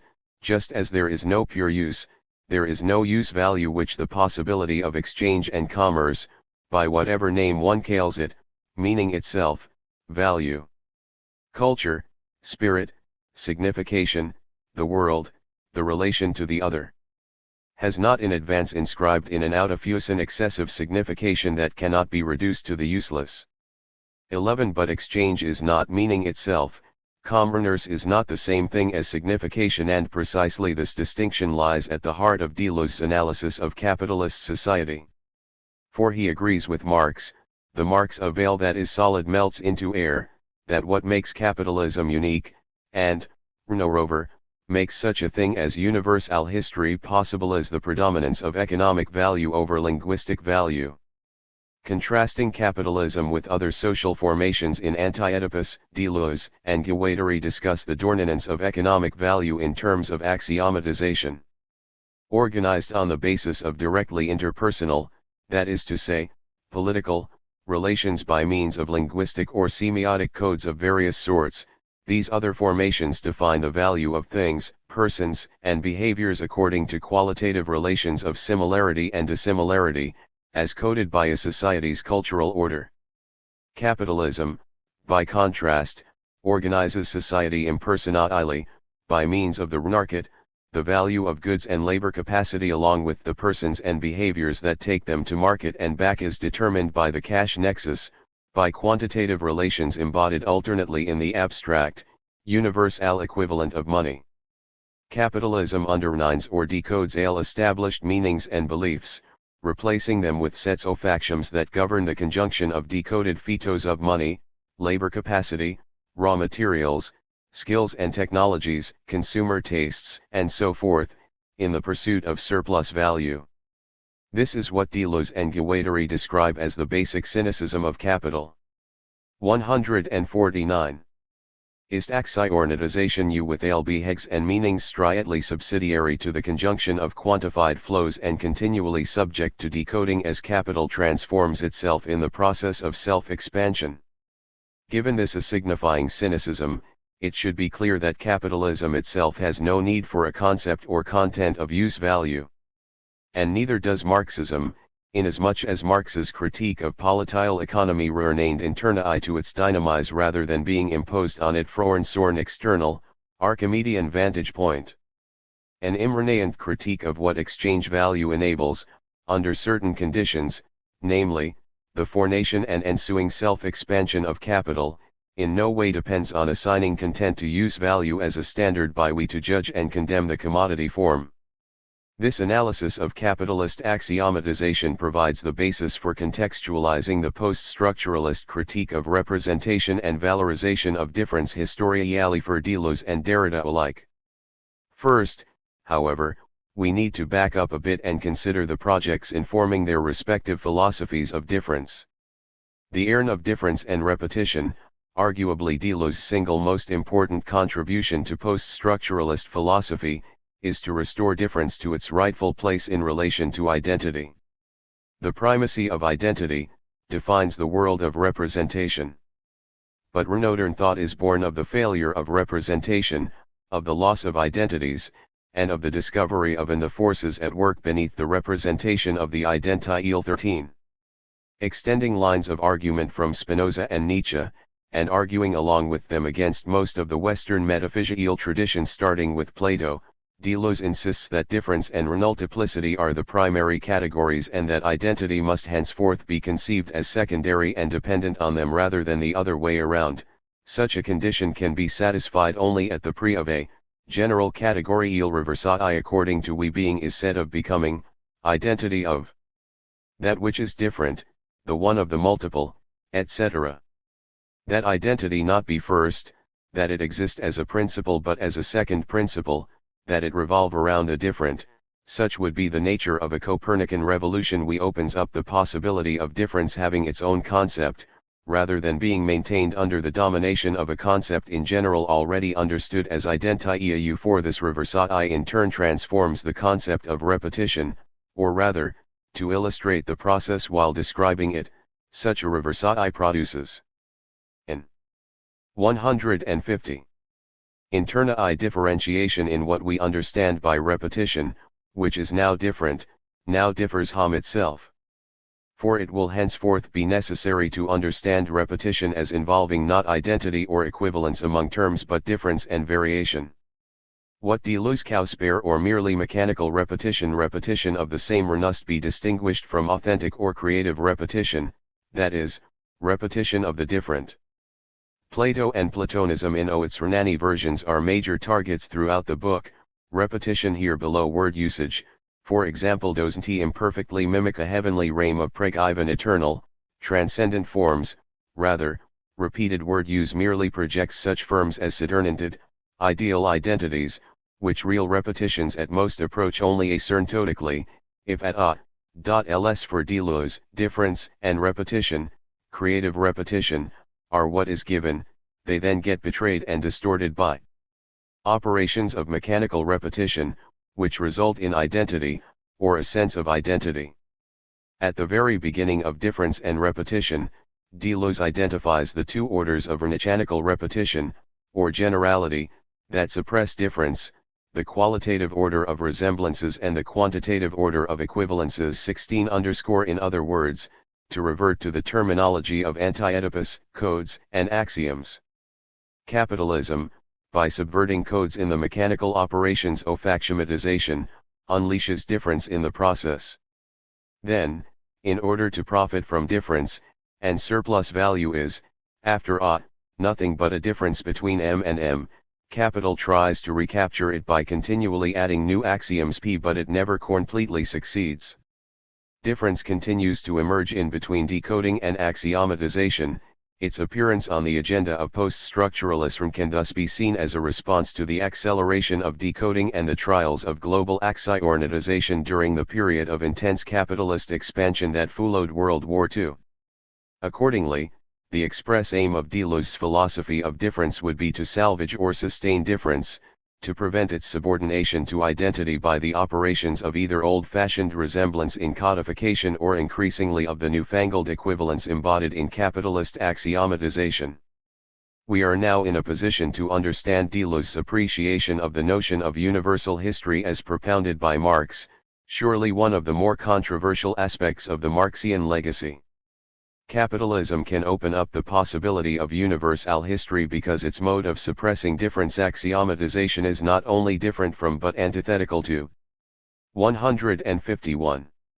All previous modes of suppression, which depended on the formation of identities based on codes. Axiomatization subverts codes, subjecting them to critique or simply dissolving them. Universal history is therefore, as Deleuze and Guattari put it, following Marx, retrospective, and thus emphatically not teleological, as well as singular, irony, and critical. Capitalism determines the conditions and the possibility of a universal history in Asrloka as it is absolutely unlike any other social formation and in fact undermines the principle of coherence, codification, on which all those others are based but only to the extent that it is capable of self-criticism. 18. Axiomatization subverts codification, but must itself be brought to the point of self-criticism, in turn, to make universal history possible. Now in principle, difference would be freed from the mechanical repetition of capitalist axioms if, for example, socially necessary labor time were no longer the abstract standard of equivalence for exchange value if, that is, labor capacity were no longer sold as a commodity but invested in production via different relations of production, such as self-managed worker cooperatives. But in reality, of course, such conditions already point well beyond any capitalist horizons, about which Deleuze and Guattari are not inclined to say very much at ALU 9.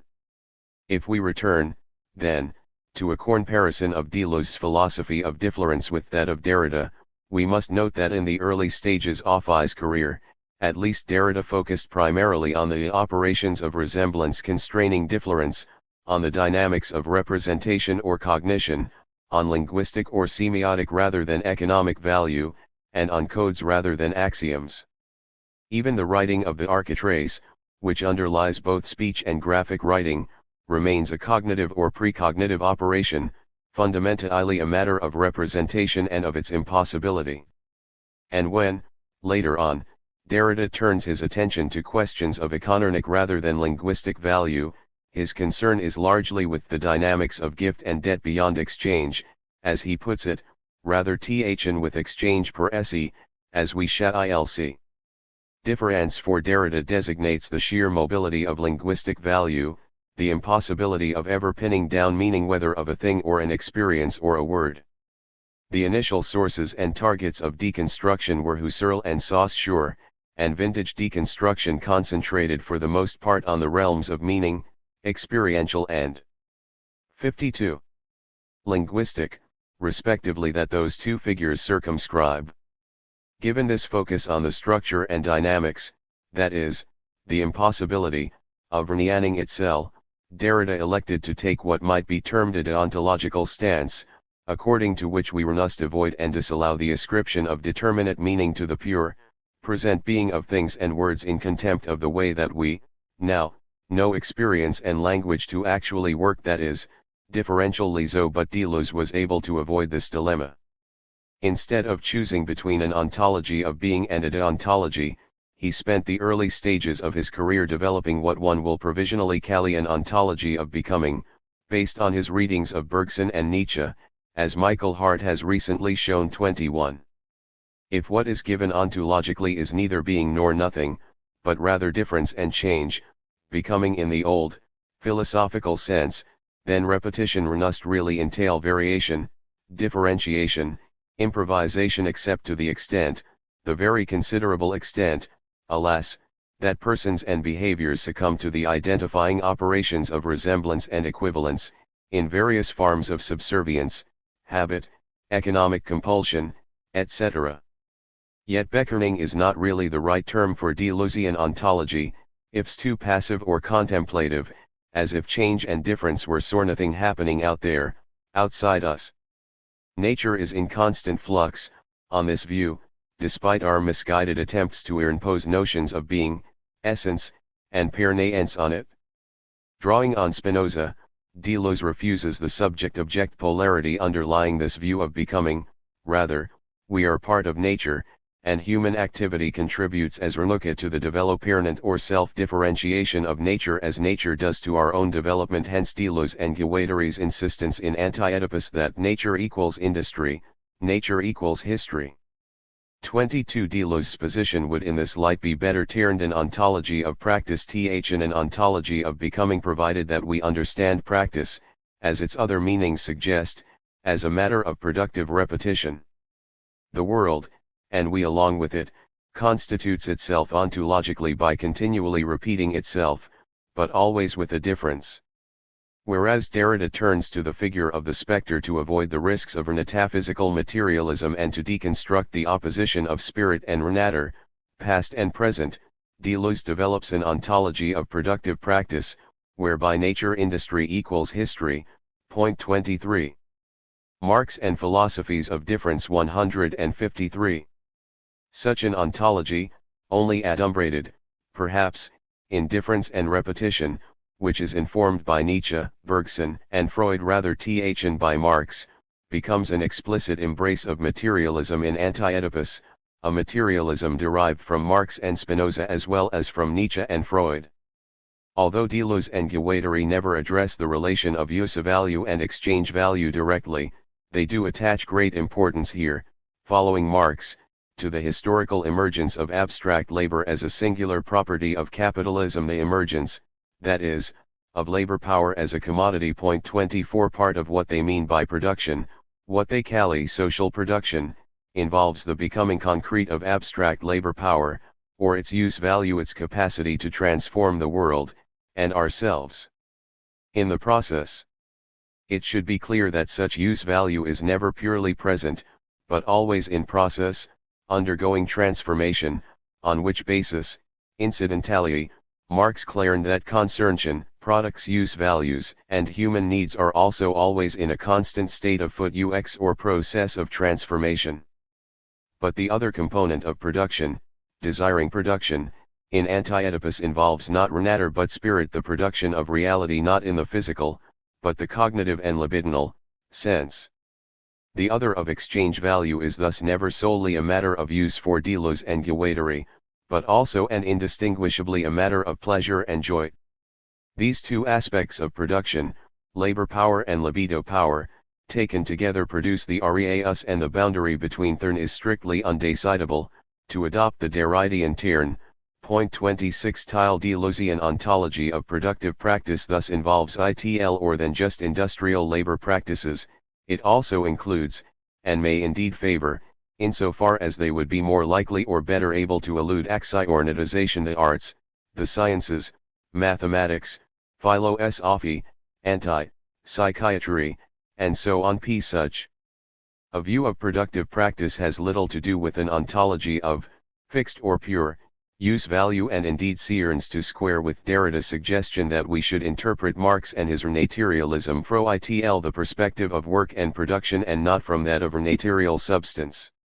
28. To understand why Derrida seems not to have followed through with such an interpretation in Spectres of Marx, we will need to consider the themes of Sorn of his more recent work, in which he has moved beyond experience and language to take up questions of economics and justice. 154. We can start by returning to the passage from Spectres quoted earlier, in which writer ability was seen to inhabit use value even before it was transformed by exchange value in the commodity form. To this, Derrida adds that one could say as much, for exchange value, it is likewise inscribed and exceeded by a preearnings of gift beyond exchange. In a certain way, renarchate equivalence arrests or renitionizes the dance that it seemed to initiate.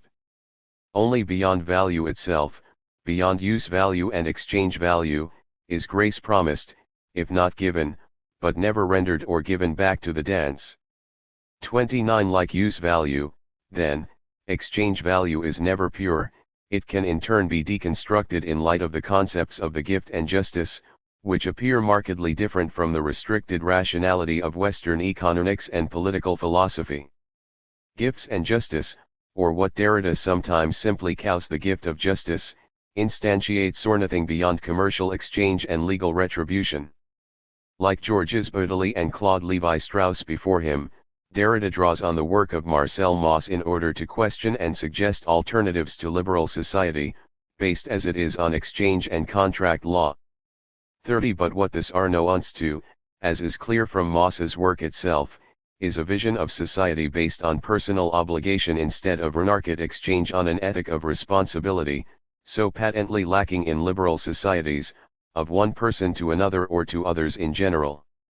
Such a sense of responsibility, also derived by Derrida from the work of Emmanuel Levinas, is precisely the reason Derrida gives for having accepted the invitation to speak at the conference on Marxism upon which Spectres of Marx is based.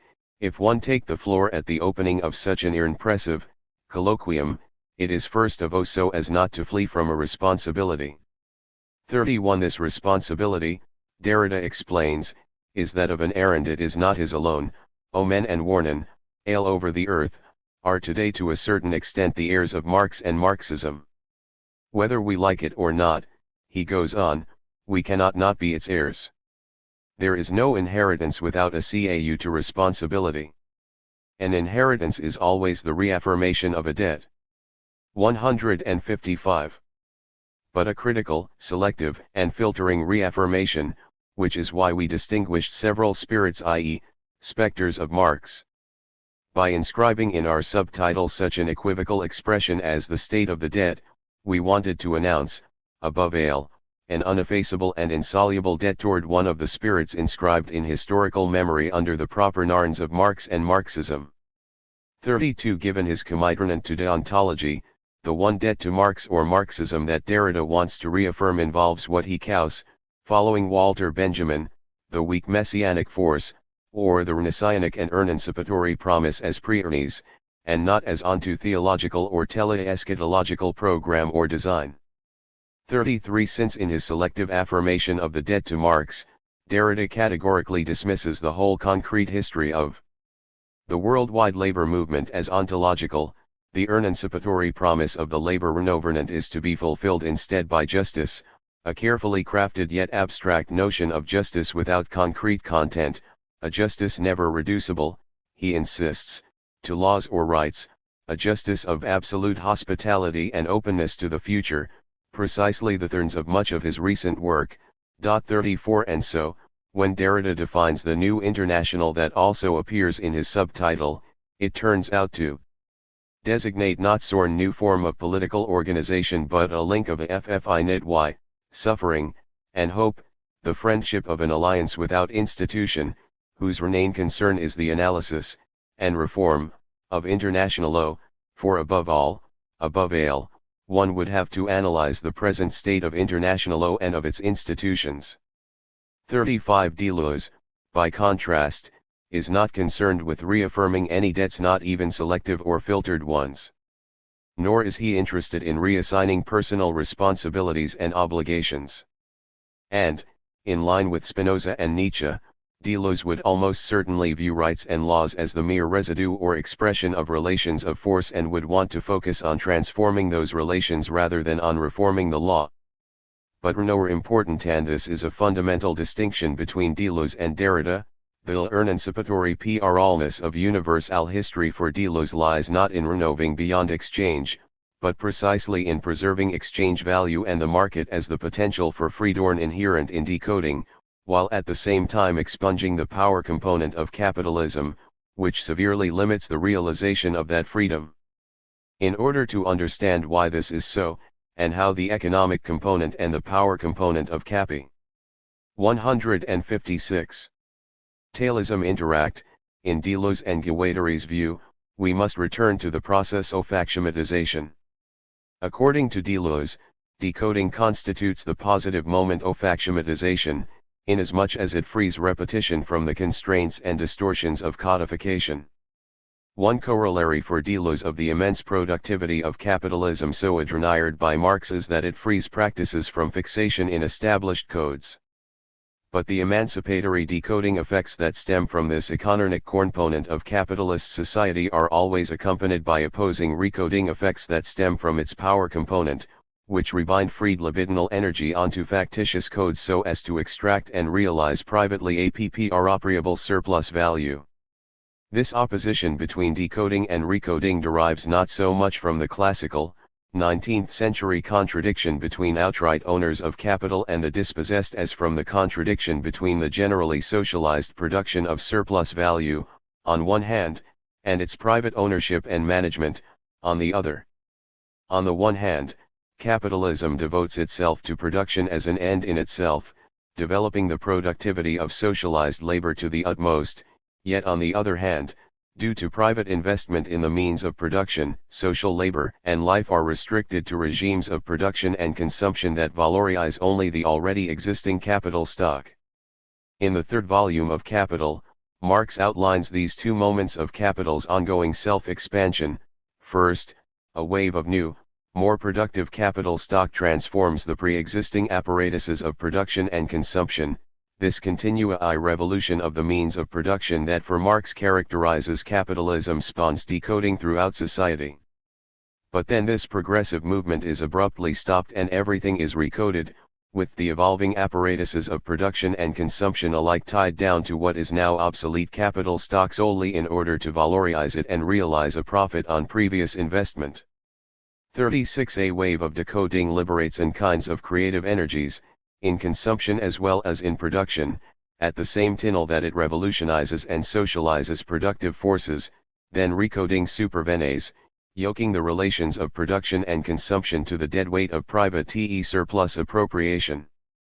Now, the ultimate goal projected by the logic of this analysis, a logical projection, not a historical one, not the telos of a teleology but something. 157. That would have to be brought into existence by the intersection of a number of productive practices, would be to learn in it the power component, the moment of recoding, by bringing the socialization of the appropriation of surplus value into line with the already existing socialization of its production. Absent the power component of private appropriation, decoding would proceed without being continually counteracted by recoding and would even, in all probability, accelerate. Truly free market conjunctions of decoded flows would replace the axiomatized conjunctions imposed by private capital via the power it wields through the market, but also through its component of the political process. 37 Economy value would be determined neither by socially necessary labor time nor according to the requirements of private capital, but by the fluid dynamics of the market. We would in effect express the creative repetitions of productive practice. Somic for the ultimate goal. In the meantime, and nothing Deleuze says suggests that such a goal would be reachable soon. On the contrary, 38, the ongoing process of capital self-expansion is bound to continue decoding and hence providing opportunities for productive practices, whether at the behest of capital itself or for a time outside or against its grain, until such practices either peter out on their own or an axiom is invented to capitalize on them by reintegrating them into the production realization. Appropriation circuits of surplus value.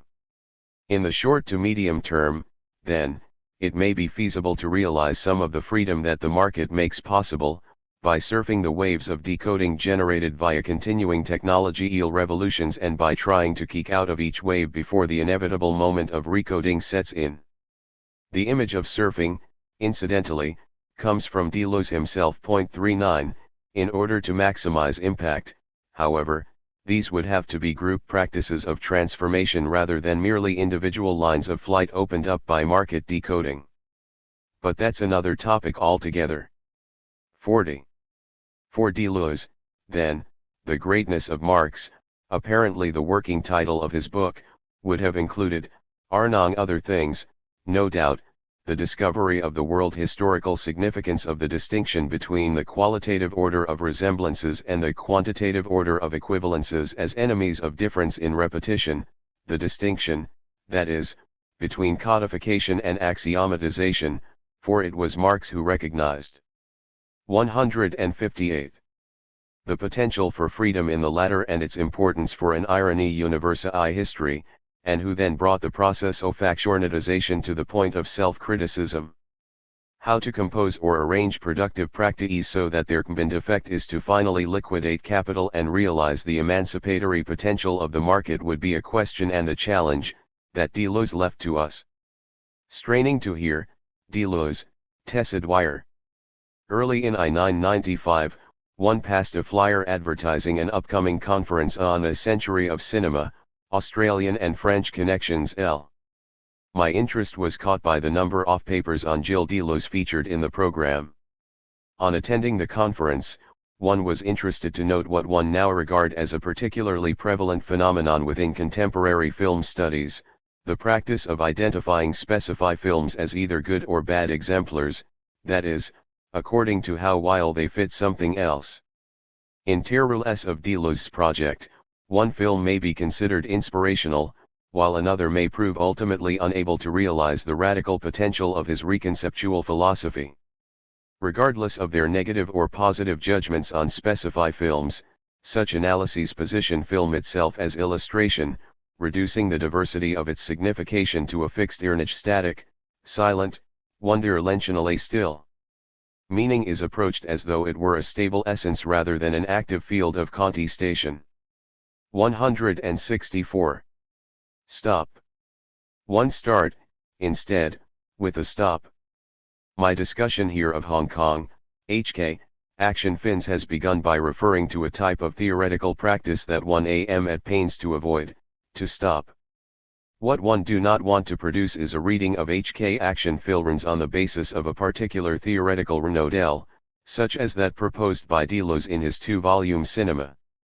One am interested neither in determining how Deleuze himself might have read the HK action film, by sifting through his scattered and quite general references to the karate film or the third world filmmaker, nor in judging how well these films fit, or may be manipulated in terms of, a Deleuzian trajectory, by deeming that certain films provide illustrations of Deleuzian concepts or meet specific Deleuzian criteria.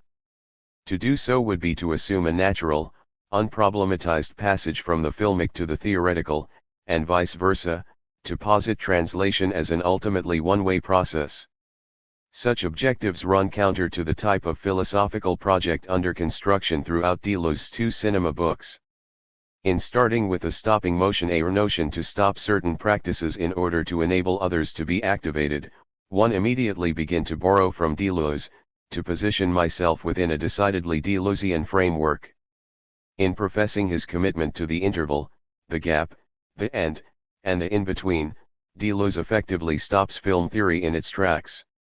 By affecting this pause, he actually produces a change in direction, a navigational maneuver.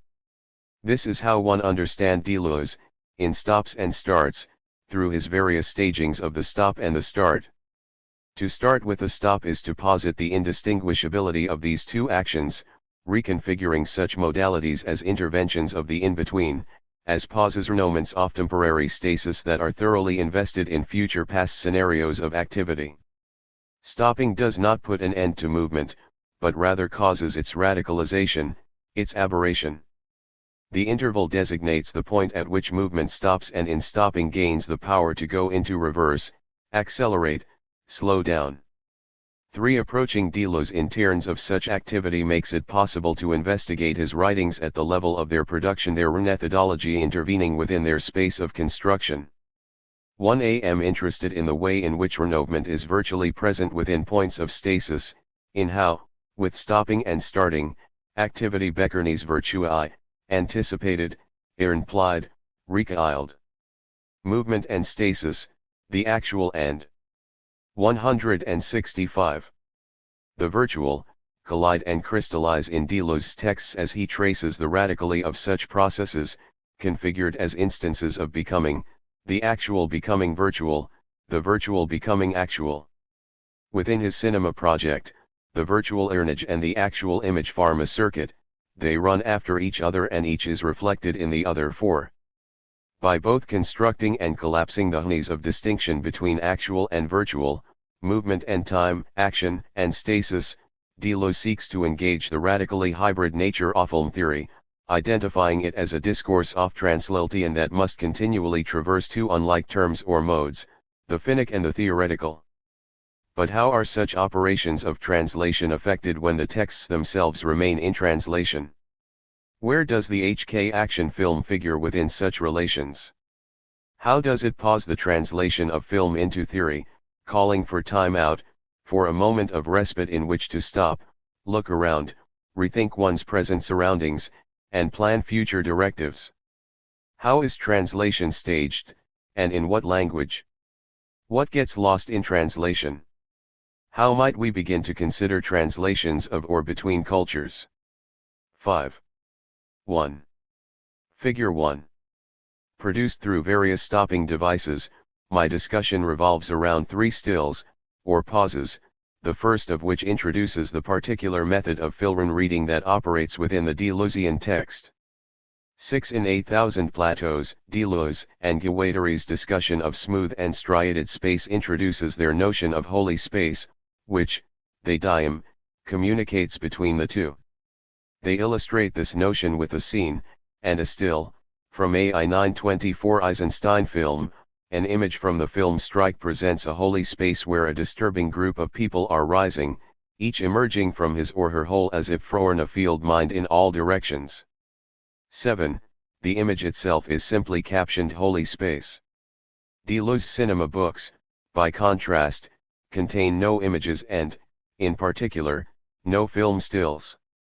They thereby push the notion of a film reading to its limit.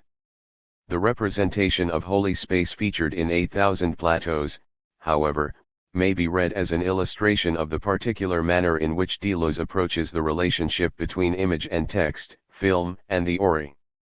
Figure 2.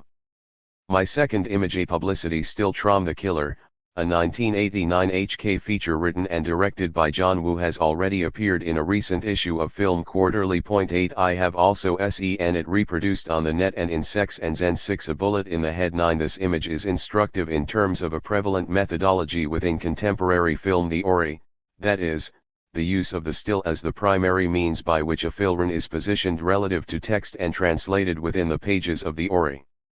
With the film still posited as illustration, interpretation is projected onto the side of cinematic production and a certain level of filmic specificity is thereby denied.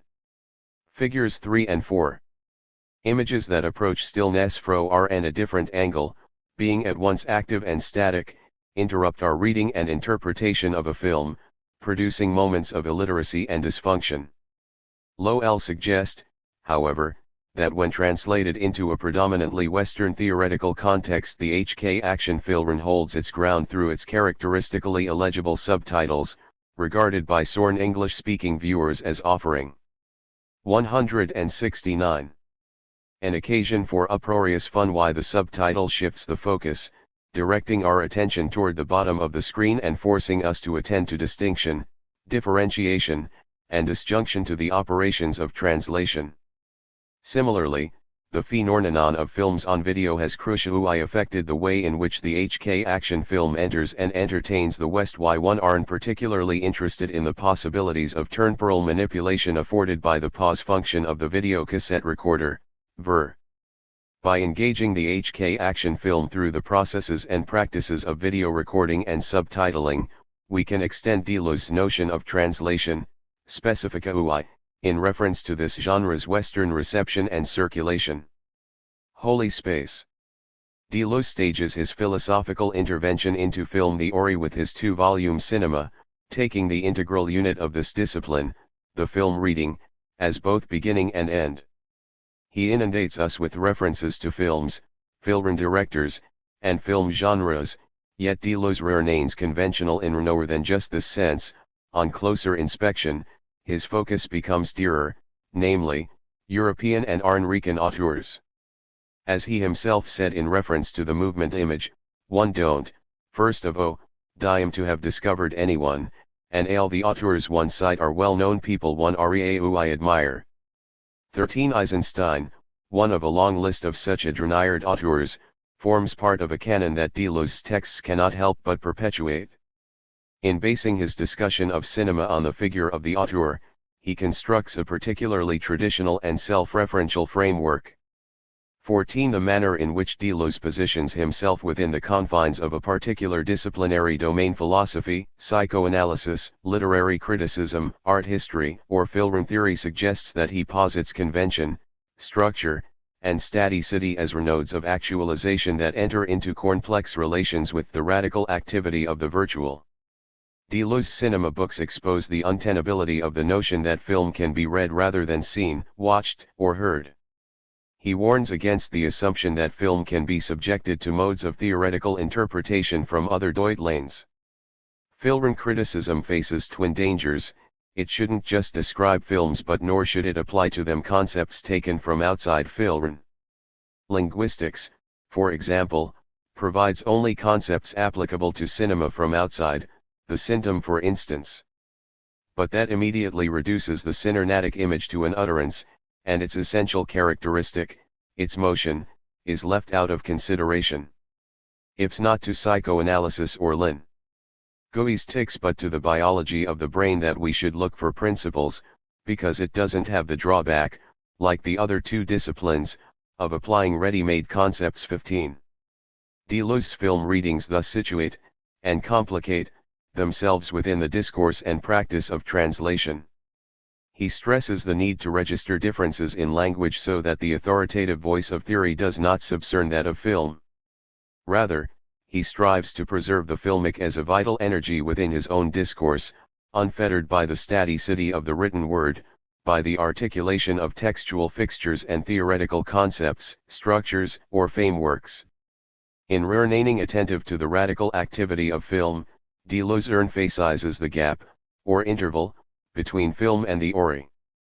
In this sense, his cinema books do not engage filmic signification, but rather interrogate conditions of non-engagement and incompatibility, thereby theorizing the specificity of that gap. In Bergsonism, Deleuze suggests that actualization constitutes a process of differentiation, divergence, and creation. The actual does not resemble the virtuality that it embodies. It is difference that is primary in the process of actualization. 16. The relationship between a virtual image that is in the process of being actualized and an actual image that is forming its own virtual image is, for Deleuze, the essence of the circuitous crystallizations of renouvellement and time effected through cinematic production. The actual and the virtual enter into a relation of translation. Since they do not approximate one another, they cannot be substituted for one another. Deleuze suggests the need to approach film indirectly, in terms of the virtui, not through description and definition. Filmic renouvellement is but from behind, from an elsewhere, out of field. Why, as Roland Barthes suggests, the filmic can only be glimpsed over the shoulder. 18. It is at its points of stasis and structure in lighting effects, shots, and edits that film's mobility radically persists in virtual form. At first glance, this interpretation appears somewhat at odds with Deleuze's stated thesis regarding the essential, though inherently unstable, distinction between movement and time, for his reconfiguration of cinema seems to be premised upon the sweeping assertion that film criticism has repeatedly emphasized movement over and above time. In constructing time and renouvellement as oppositional terms, Deleuze invests the signifier of time with connotations of stagnancy, immobility, and pause. With respect to movement, however, we might be better off looking not at what cinema says but at what it does, the movement it intends to effect or produce. By interpreting Deleuze's texts at the level of their surface rather than their hermeneutic depth, we may find a way into the interior, where we can access the content of his thought. The path thereby traced will constitute a reassessment, a rereading and reinterpretation of Deleuze's words as the building blocks of his textual formations. As an example of his reading-writing style, Chapter 7 of The Time Image, Thought and Synerne, reflects Deleuze's project as a whole, specifically, the way in which his concept of the whole is predicated upon division, not least in the twofold nature of his two-volume cinema. In moving from the first volume to the second, Deleuze returns to the interstice or in-between effected through movement, circuitous progression and regression, translation. This chapter of The Time Image opens with Eisenstein, moves on to Artaud, and ends with Goddard. In discussing Eisenstein's theories and techniques of montage, Deleuze emphasizes the importance of the shock, which has an effect on the spirit. It forces it to think, and to think the 172 whole. Then, shifting abruptly to Artaud's cinema of cruelty and introducing the notion of the unthought, Deleuze effectively undoes Eisenstein's theory of renontage without ever explicitly stating such an intention. What cinema advances for Artaud, says Deleuze, is not the power of thought but its power. The unthought concerns the fossilization of thought, the powerlessness to think that lies at the heart of thought. The whole cannot simply be thought, as Eisenstein contended, but rather needs to relate to the unthought, leading Deleuze to conclude that belief in the impossible is what makes the unthought the specific power of thought. 19. Finally, with Goddard, Deleuze returns to a belief in the whole, the same whole that Eisenstein sought to engage through the shock effects of montage editing. The cuts or breaks in cinema have always formed the power of the continuous. The chapter then ends with the suggestion that Goddard's cinema of disjointed narrative and disrupted dialogue leaves us with only a belief in this world. 20. Here, Deleuze has traced a circuitous route that brings him, and the reader, full circle. L. Interpret this redoubling as the life force that animates Deleuze's cinema project, a renouvellement as significant as the actual words upon which it hinges. The progression effected in the transition from the movement image to the time image is an uneasy and difficult one. It is not that the second volume presents a radically different or more challenging text, but rather that it represents renewal of the Sarn. The time image, as the sequel to the movement image, dimes the ending as the site of a new beginning. The movement image ends with the words beyond movement, and it is this very beyond with which the time image is ostensibly engaged. What happens, however, when you reach the end of the sequel? As contemporary blockbuster cinema makes dear, you wait for the next installment, learning never to trust the logic that endings necessarily signify closure. 21. Having reached the end of the time image, does one feel that Deleuze has arrived at or in any way engaged this notion of the beyond inscribed in cinema? Perhaps not. By the turn we reach the pure direct time image, we are far from being beyond movement, but are rather within its radical inside. We are returned to the movement image itself. It is this space of progression and regression, of relay and return, which needs to be emphasized, precisely the staging of an interstitial renouement. The gap that opens as one closes the movement image and turns to the time image is the gesture upon which Deleuze's fill-in theory rests, that is, the stop and start action. In a sense, cinema itself becomes the byproduct of the interval between its two volumes. In the time image, Deleuze calls for a method of between two images, the method of n, this and then that. 22. Elsewhere, he refers to the n as a creative stammering, the foreign use of language. 23. His words thus become both relevant and irrelevant, productive and dysfunctional.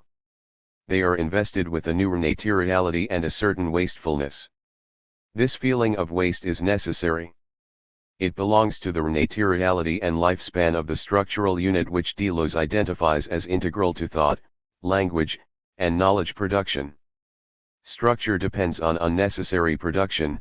Lines of flight are predicated upon instances of stagnancy and sedentary pauses. 24. Deleuze's film readings articulate this very translative tension between the actual and the virtual, movement and stasis, film and the ori. According to my calculations, in the 7th chapter of the time image, Deleuze cites 45 films, 36 directors, 2 philosophers, 6 theorists, 4 painters, 3 authors, and 1 mathematician. Deleuze's 45 films are further broken down into scenes, shot sequences, and sound or lighting effects. Deleuze's readers are subjected to one film reference after another in a manner that appears quite deliberately exhausting. Even those exceptionally film-literate readers who have seen every film listed could not possibly be familiar with all the different scenes, shots, and lighting effects that Deleuze details. It is exactly in this sense that these references become significant. In becoming unreadable, that is, non-meaningful, these citations function as punctuation rather than as text, marking pauses within the dense theoretical framework under construction. They yield a type of holy space.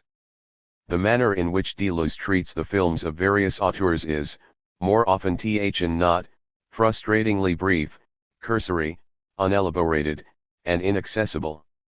In the movement image, he inserts bracketed film references at the end of complex theoretical discussions, thus formally rendering their disjunction from the rest of the text.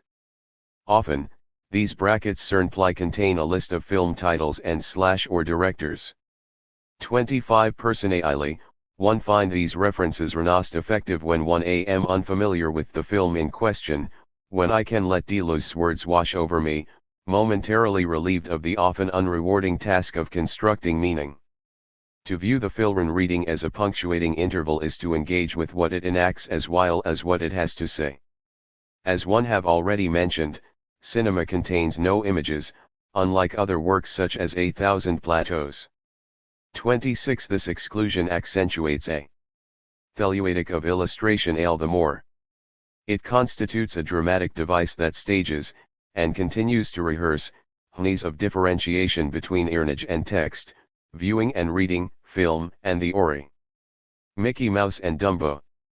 According to Gillian Sandy Il, the final scenes of The Killer perfectly exemplify Steve Neal's argument concerning the importance of spectacle within real action films.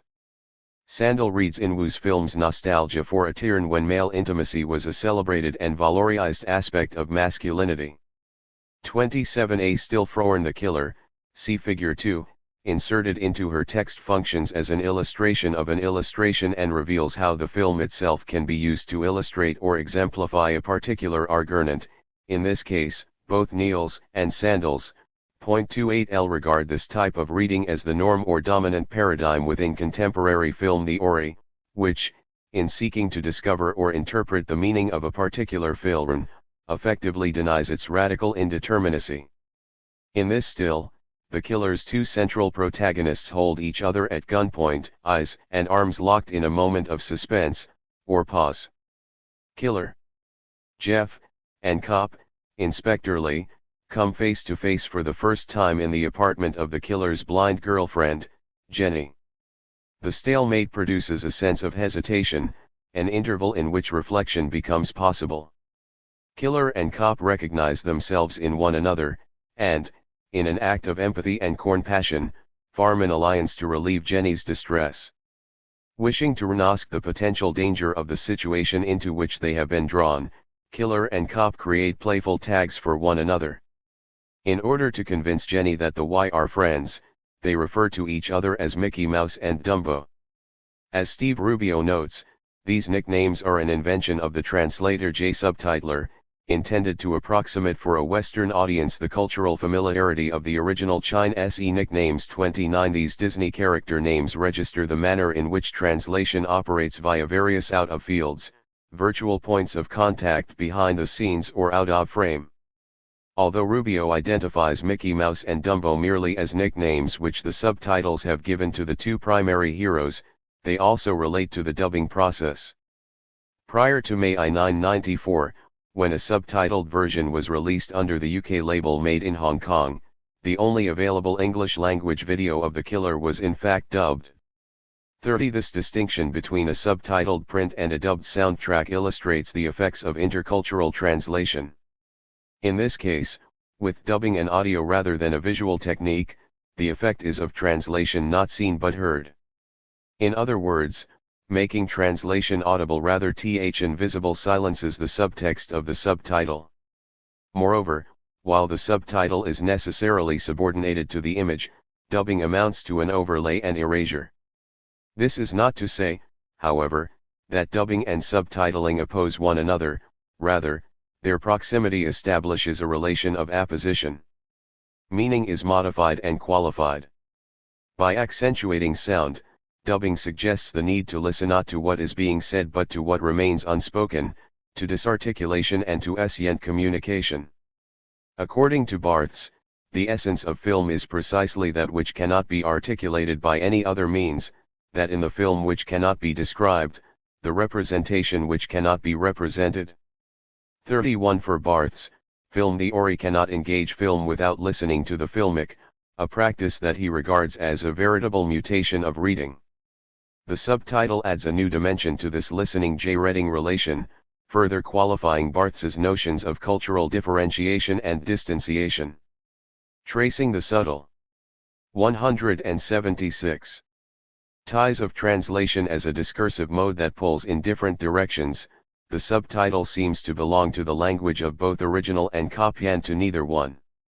In seeking to translate the foreign into the familiar, the subtitle affects a deterritorialization, one that makes the self sound other. In Deleuze and Guattari's terms, it affects the becoming minor of language and the written. 32. The language of the other persists in a virtuae relation with the actual language being articulated. With such hnees as 1 am damn unsatisfied to be killed in this way, or if's hard for me to tolerate such bitch, difference becomes audible precisely through the unspoken, the unrepresented, or unrepresentable, the virtual. 33 By analyzing the technicalities of an actual intercultural translation, we can put a film still, such as this one from The Killer, in Renotion, exposing Mickey Mouse and Dernbo as an image that is still in translation, in the process of being, or beckoning. Comprehended. Pulp diction. By pausing on the image or text of the subtitle, this discussion has ground to a hate, rebounding from a certain, impenetrable surface quality. The surface is, one contend, the only point at which the HK action firen Beckernes available to a Western audience. But how is such availability posited and EFIted? And how do certain texts become accessible despite points of untranslatability and illegibility? The surface marks an intersection for patterns of reception and patterns of production, yielding meanings that are contingent, conditioned by location and contextualization. The subtitle intimates one way in which the HK action film might begin to speak for itself, overlaying its Western theoretical interpellation. Despite their apparent user-friendliness and purported aim of enhancing a film's availability and accessibility, translated subtitles are not always potential agents of ambiguity, see Figure 3. HK action films expose translation as a process that is ongoing, occurring in a continuous present that never Beckernes. The post their subtitles constitute a site of slippage, of error and excess, that shows how translation can go wrong, can even work to unwork itself. In this sense, the HK Kung Fu genre resists translation, refusing to translate while in terms of the conventional measures of transparency and inaudibility. In stark contrast, HK action films in translation can be heard, fight, or otherwise noticed at every grading step. Their post-production translations consistently produce subtitles. From a list of English subtitles used in films made in Hong Kong, compiled Hammond and Mike Wilkins Fat their book A Bullet in the Head, published in 1 am damn unsatisfied to killed in this way. Fatage vivith your thick hurt my. Are very. Figure 3 Pulp diction. Reprinted with permission from Sex and Zen C, A Bullet in the Head by Stephen Hammond and Mike Wilkins. Copyright 1996 by Stephen Hammond and Mike Wilkins. Published by Simon & Schuster Fireside, 1996. And rights reserved. 178. Miswording, misspelling, mistiming, and a degree of miscomprehension that are nuanced to misprision ale of which nonetheless suggests new opportunities for meaning construction. The bad translation that we find in the HK action film Signa is a certain untranslatability of meaning, an mutability of difference. In this sense, as sites of unforeseen productivity, bad translations inscribe lines of disarticulation that need to be recognized as strategy for the reconceptual programs of both the postmodern and the post-colonia. P4 Focusing on instances of unsuccessful translation makes us attentive to emergent gaps in meaning. 35 These voids or moments of dysfunctionality indicate differences that are being preserved rather than elided, diff, pharynx that can be heard. When distinct texts and contexts are made to work against each other, their disparity becomes active, productive, effective. Bad subtitling linguistically registers cultural and generational differences, allowing us to hear, sense, or intuit the clashes and collisions that occur between different modes and levels of signification between images and texts, producers and receivers yielding messages that aren't received, images that refuse to speak, words that become unintelligible. Within such a context, reading between the lines assumes a renewed significance as both practical renouisseur and subversive act. Pause. Video constitutes a sublimated genre within current film theory. Its various push-button controls, rewind, fast-forward, pause, and still advance, perform a crucial role in the subjectification of film, that is, the process by which film is made an object of study. With the aid of video recording technologies, the cinematic experience can be dissected, repeated in slow motion, or advanced shot by shot. In this way, video serves a largely translative function, providing filmic texts with new, improved formats that are practical and easy to handle, accessible and readily amenable to manipulation. Video's prevalence within academic or institutionalized film studies rarely involves an engagement with production techniques or conditions of reception. Rather, video becomes invisibly positioned in between movie theater and lecture hall, library, and living room. In the case of HK action films, video technologies affect the manner in which they enter and are viewed in Western socio-cultural contexts. The HK action films' ready assimilation into video culture, both mainstream and marginal, is an important factor in its intercultural transportation and translation, see Figure 4. Through the modality of the pause, the HK action film can shift contexts and be either deterritorialized or reterritorialized. The video pause function has a particular effect on the translation, temporal, technical, textual, etc., of a film in terms of the act of reception and the various degrees of remote control attendant to this act. Producing a different view of the filmic, the pause remains necessarily distinct from film itself. It holds film in a moment of suspense, of isolation and analysis, whether to be reflected upon or simply to reflect, flat and surface-like. This surface quality plays a primary role within intercultural translation, where difference is read and apprehended in terms of its face value. The Schönrennering, illusionary texture of the surface returns the critical gaze with a blank stare, giving nothing away. 180. Restart. The HK action film cannot simply be read as a theoretical practice, for it effectively disorients the terms by which reading and interpretation proceed. In this investigation of video pragmatics and ineffective subtitling, film theory has been reconceived as a form of surface or speed reading. The effort to gain a practical level of intelligibility has produced a discourse replete with holes.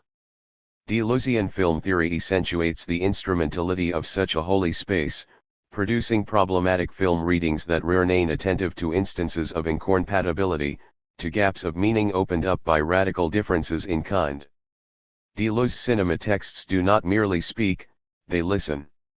Straining to hear, they seek to engage a language that is neither verbal nor textual but unactualized, inarticulate. How is the filmic to be translated?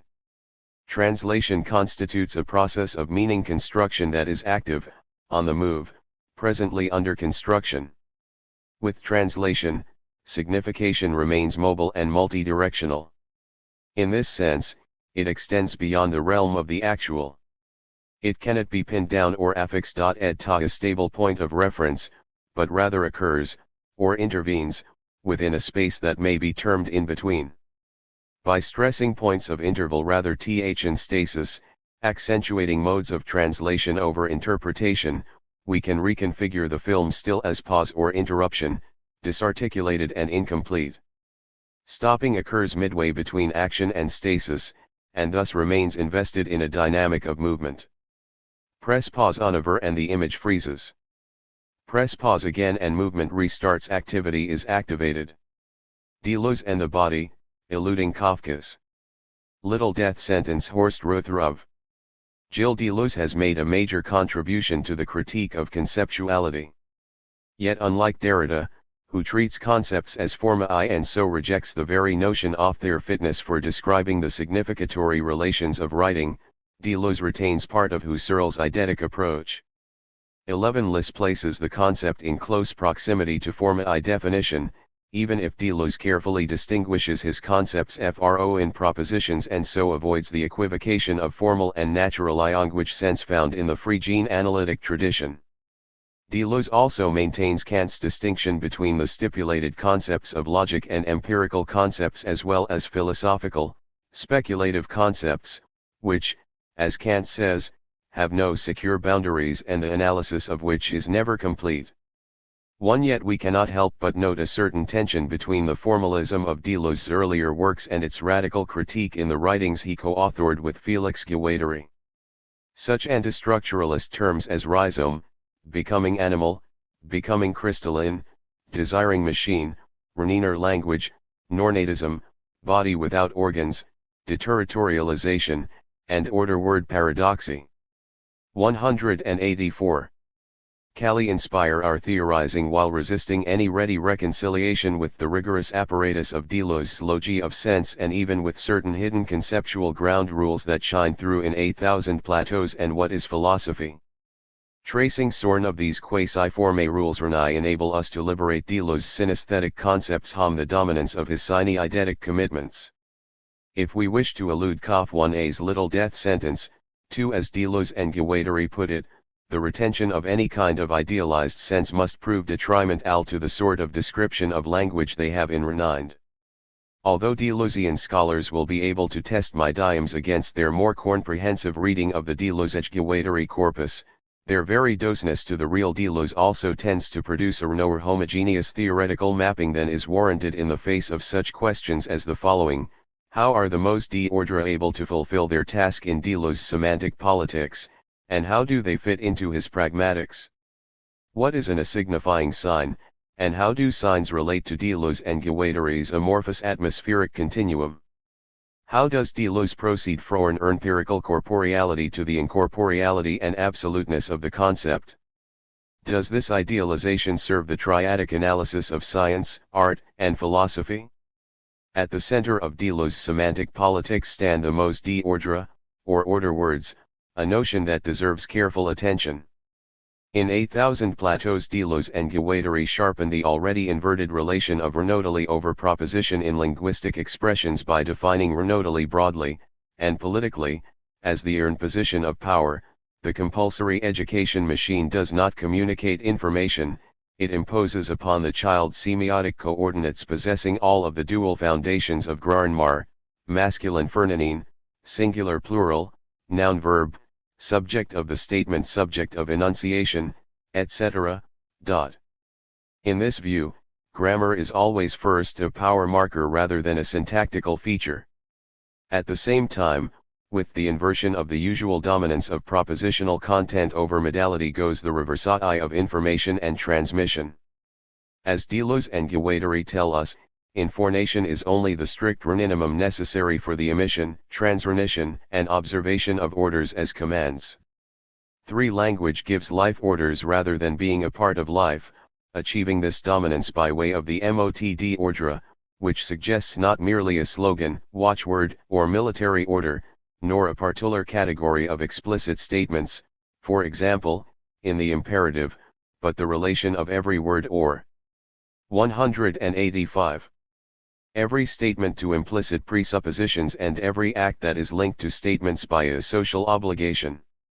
For if traditional descriptions of information transfer are premised on the principle of maximizing information while minimizing redundancy as a limitative condition, for Deleuze the redundancy of the order word is instead primary, with information merely a limit to the exchange of mots d'ordre as grammatically.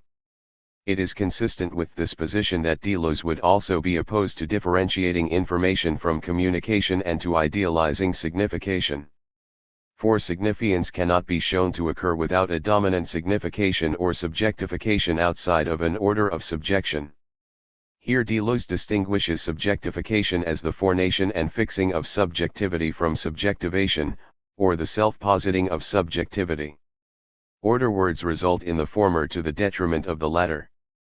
What we need to do in response to this situation is to try to evade Kafka's judgment, which is part of language and its concepts. It is obvious that this way of describing language cannot be carried out within an analytic approach, which isolates neutral sentence meanings by way of propositions, nor within a lean speech-act theory that retains the conviction of idealized sense. This is why Deleuze and Guattari insist on a pragmatics in which language plays no more than an important role as one form of semiotic regime. Pragmatics becomes the presupposition behind all of the dimensions, and, says Deleuze, practicing his transcendental empiricism, linguistics is nothing without a pragmatics, semiotic or political, to define the effectuation of the condition of possibility of language and the usage of linguistic elements. 5. Importantly, Deleuzian pragmatics has two sides, a political and a purely functional one. It is the latter that is summed up, under the heading of the abstract Renachin, as a moment at which nothing but functions and renatters remain. Yet language alone does not constitute an abstract Renachin, whether structural or generative, a misunderstanding Deleuze finds in the history of language theory from Russell to Chomsky. Instead, Deleuze speaks of diagrammatic functions and machinic assemblages and of their movernance of deterritorialization that cut across the stratification of various systems and elude both the coordinates of language and of existence. 6.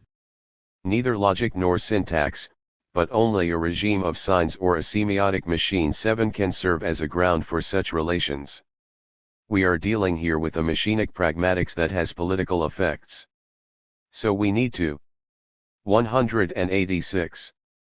Ask how Deleuze's semantic politics can operate as a pragmatics in a significatory harn, a semiotics, a question that does not seem to have been asked in the relevant literature. Deleuzian semiotic systems are made up of regimes of signs in which signifiers fulfill the role of the self-redundancy of deterritorialized signs in a multiplicity of circles or chains and so guarantee what Deleuze terroir signifiance.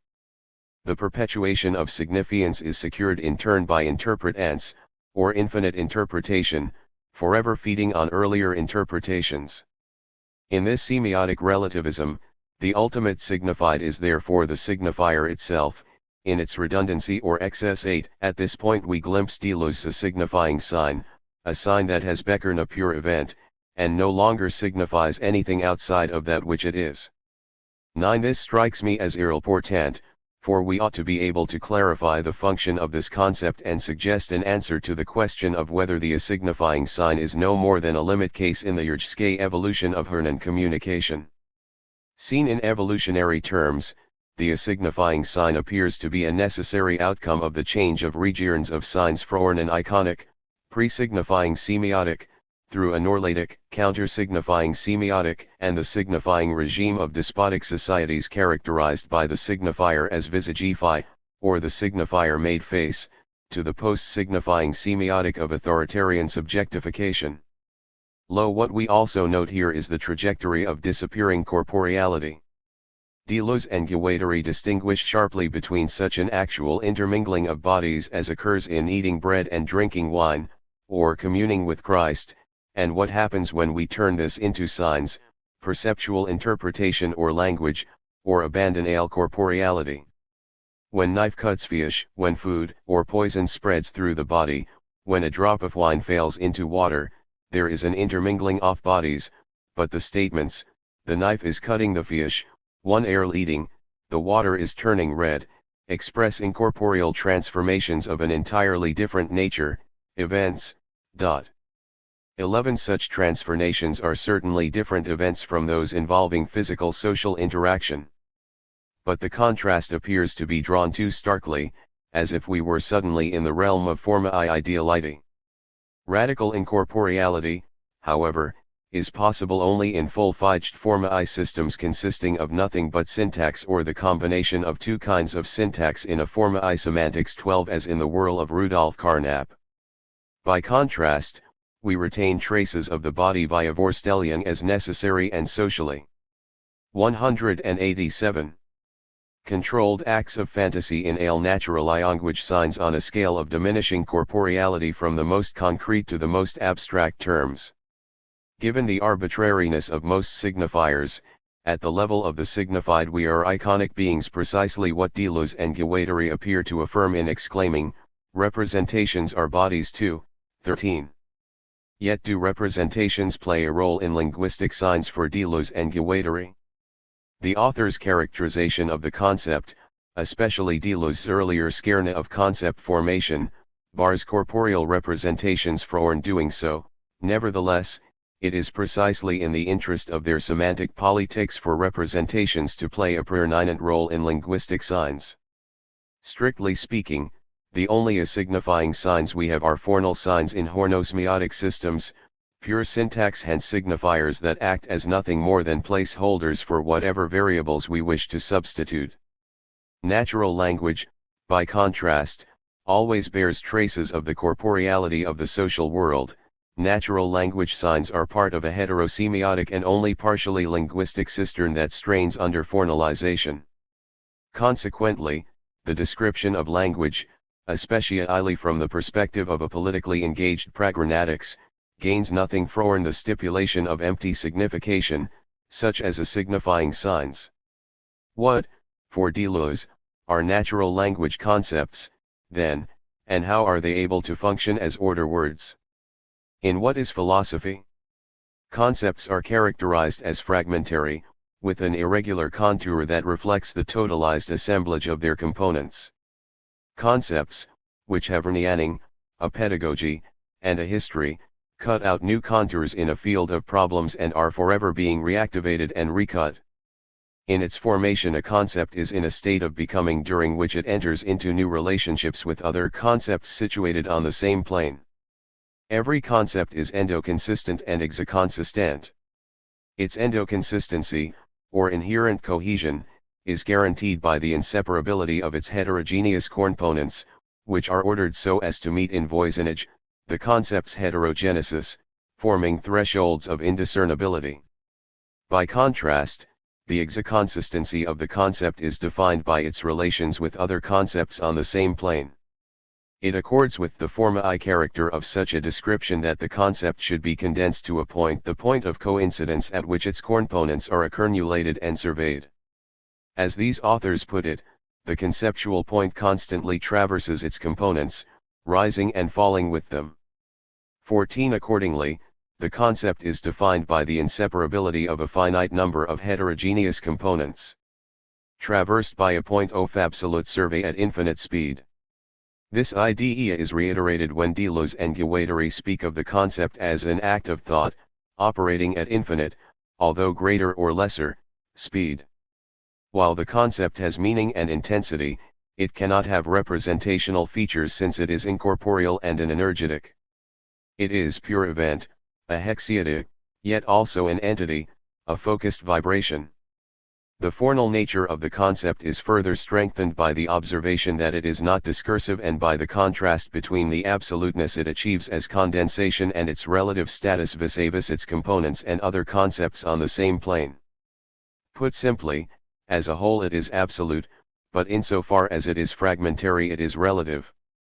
Ls at the SAINE time, Deleuze and Guattari are at pains to distinguish concepts from propositions, which they do by insisting that only propositions have references and associated states of affairs.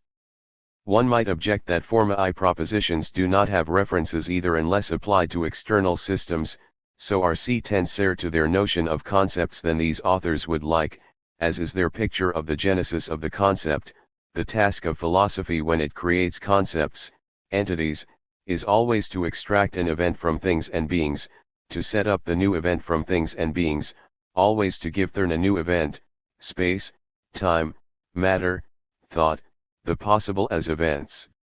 16. Once more, then, the extraction of such an event from things and beings always leaves corporeal traces in the non-linguistic representations, Vorstellungen, required to conceive of anything outside formal logic. The idealization of the concept that corns through not only in 8,000 plateaus and what is philosophy, but also in the logi of sense reflects a long-standing division between the body in which concepts are incarnated and effectuated and the pure concept in and of itself. This impression of formalism has been reinforced by Sorn of the commentary it has attracted. Brian Massumi, for example, unhesitatingly presents the Deleuzian Jaguatarian concept as fully formai. Nomad thought replaces the C10 set equation of representation, x equals not y, 1 equals L equals not u, with an open equation. Plus y plus z plus a plus urn plus brick plus window plus, dot 17. If Massumi is right, then Deleuze and Guattari have done nothing more than replace the formal relation of identity and non-identity with the formal relation of additive nexus. Yet since both are formai, neither captures what actually occurs in natural language and in standard, social conceptuality. In accordance with the difference between generalization and formalization, nothing in natural language is ever formai, but 189. Rather is situated on a continuum from a high degree of corporeality up to generalized corporeality. As long as the slightest referential or deictic trace can be identified, as it can be in even the renounced abstract natural language concepts, the C.1cept will be corporeal and hence synesthetic. Only with formai signs, from which both reference and deixis have been erased, as in let x and y relate to one another as do a and b, where, that is, the terms are empty placeholders, can we speak of actual incorporeal cerniosis at the level of the signified. I am not claiming that this is a fair reflection of capitalism and schizophrenia, however, the fact that it allows a Deleuze-Guattari convert like Massumi to sketch his logical schema the way he does in order to assist the reader suggests that the formai and corporeal tendencies in Deleuze and Guattari's picture of language are not sufficiently identified.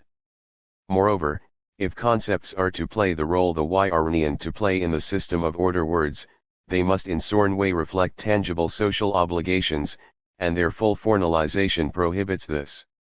According to Deleuze, barring philosophical counter-efforts, we cannot do what we like with language, we are its victims. This is so precisely because of the social traces that remain part of the most abstract natural language terms. However, no such condition applies to stipulated formal language. If concepts are socially controlled recipes for representation, then the links between concept and representation cannot be severed. The forma-irontiness of concepts is also conveyed unfortunately, think by the immanence with which concepts are endowed at their organizational level. Deleuze and Guattari cau the plane of consistency, or the plane of irrenaissance of concepts, the planomenon. Concepts as events require an indivisible renilio, horizon, or reserve, which they inhabit. 18 Expressed transcendentally, the planomenon is the base condition for the thinkability of concepts. It is here that chaotic variability achieves consistency and so reality. Hence they speak of the concept as a chaoid state to remind us of the transformation of chaos into chaosmos, chaos become thought. 19 What seems difficult to sustain in the face of this emphasis on immanence is the social nature of concepts and the specifics of power that they impose on the speech community. The picture of purity is not relieved by Deleuze's notion of sense either. Although sense has to be instantiated or incarnated, as he puts it, it has neither physical nor mental existence, rather, it inheres or subsists. Sense leads an in-between life, for it is both the expressible or the 190. Expressed of the proposition, and the attribute of the state of affairs. 20 Because of the double status it acquires by turning one side toward things and the other toward propositions, sense cannot possibly be equated with the proposition itself, it has what Deleuze calls an objective, objectite, or, better perhaps, an object status that singles it out from propositions. This may suggest the reintroduction of corporeality beyond the level of the materiality of the signifier. Furthermore, the attributive character of sense, says Deleuze, points us to states of affairs rather than to the abstractable content of a sentence, namely, the proposition. By contrast, the attribute of the proposition is the predicate. 21. So it is only in phonal propositions that are not applied to social reality, of which physical reality is a part, that we are dealing with self-referentiality proper. Sense in natural language always directs us to our world, including ourselves. It is therefore puzzling that Deleuze would insist on placing sense in the no man's land between world and full formalization. It is exactly the boundary between propositions and things. 22. Is sense then quasi-propositional or quasi-corporeal, or both? In this no man's land there is a point at which sense is about to take place as event, but hasn't yet do any so. It could still occur in a number of different ways. This is the aleatory point off meaning of which Hernti is the renoster. But why would Deleuze want to associate Lewis Carroll's nonsense verse so closely with the central function of sense? My tentative answer is that Deleuze's aleatory point already invites us to play with representations, many of which can be shaped into cohesive possible worlds. If this is so and we want to argue sense along the corporeal lines of fantasy, it must be defined in a less eidetic fashion than Deleuze appears to permit. Indeed, the perceptual, quasi-corporeal activity of projecting renantal representations in a community-sanctioned and thus intersubjective renaner could phone precisely the sort of bridge between world and formally empty signification to which Deleuze appears to be pointing. Yet this renove is once more made problematic, though by no means ruled out, by the fact that Deleuze understands sense in terms of a triple relation to states of affairs, subject manifestation, and signified concepts, properties, and classes, regarding sense as neutral with respect to and 3, an indirect inference 23 or, one might say, a transcendental condition for the actuality of social signification. Meaning is the sphere in which one must already be settled in order to perform various possible designations, and 191. Even to think their conditions.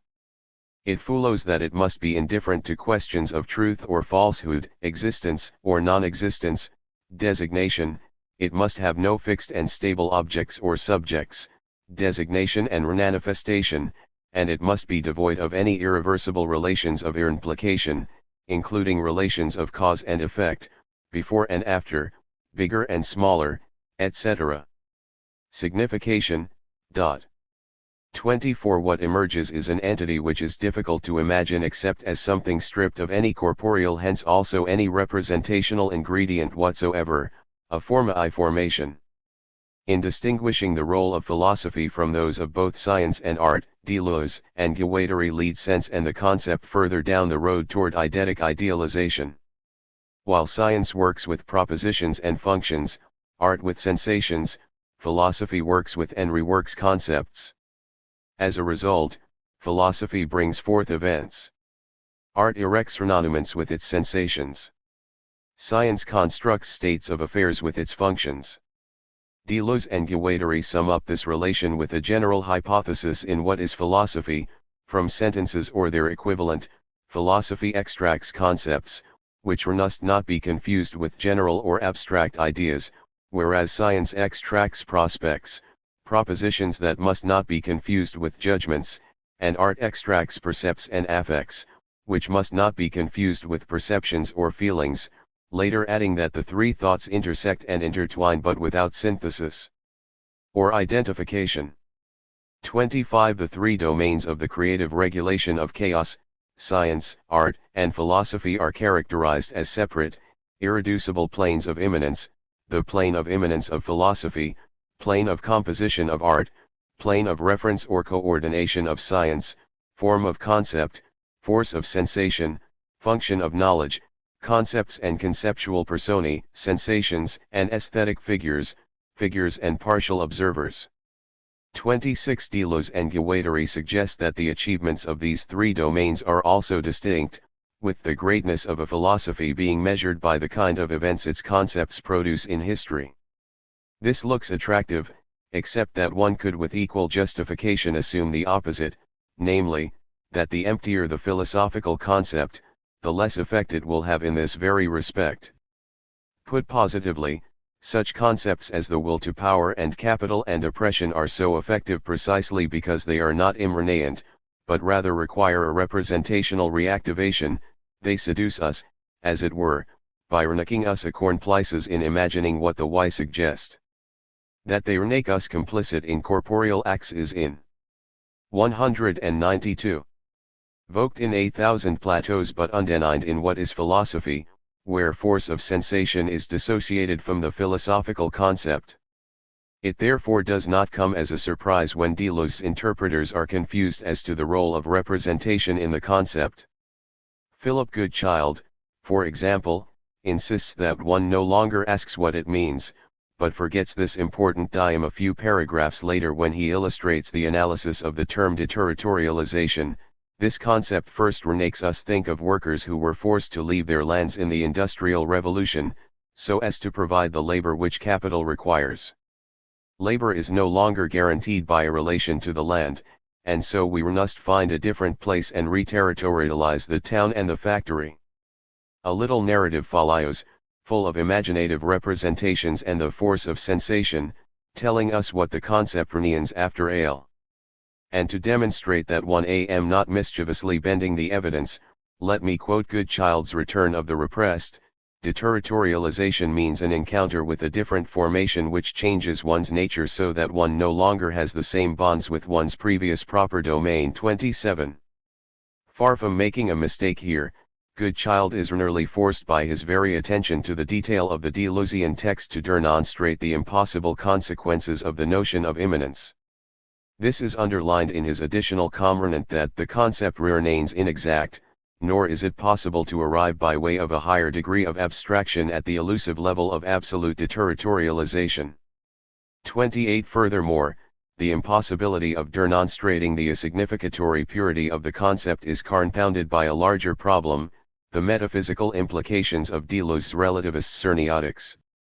In a world where every sign refers to another sign, and only to another sign, ad infinitum, we have nothing but the limitlessness of signifiance, a network of signs that is infinitely circular, a hint of the eternal return. 29. However, there is nothing else apart from signs as nothing but signs of signs, namely, what these authors call the amorphous atmospheric continuum. 30. In terms of a larger picture, an ontology and its inferable conditions, a metaphysics, we need to know how this amorphous atmospheric continuum relates to the infinite network of signs. According to Deleuze and Guattari, the significatory network projects its shadow onto an amorphous atmospheric continuum. That for the marnant plays the role of the signified, but it continually glides beneath the signifier, for which it serves only as a medium or wall. 31. This is important because it suggests that no. 193. Matter what this continuum is like, and we can of course know it only via signification, our significations function independently of it.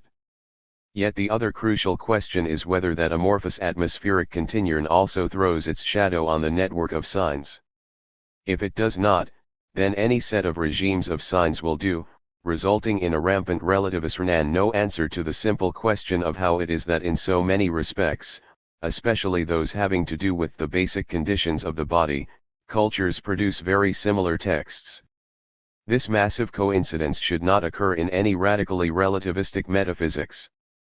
Rather, we should be able to observe major contradictions in the significations concerning death, the need to eat and drink certain things and not others, the inability to survive a fall from certain heights, and so on.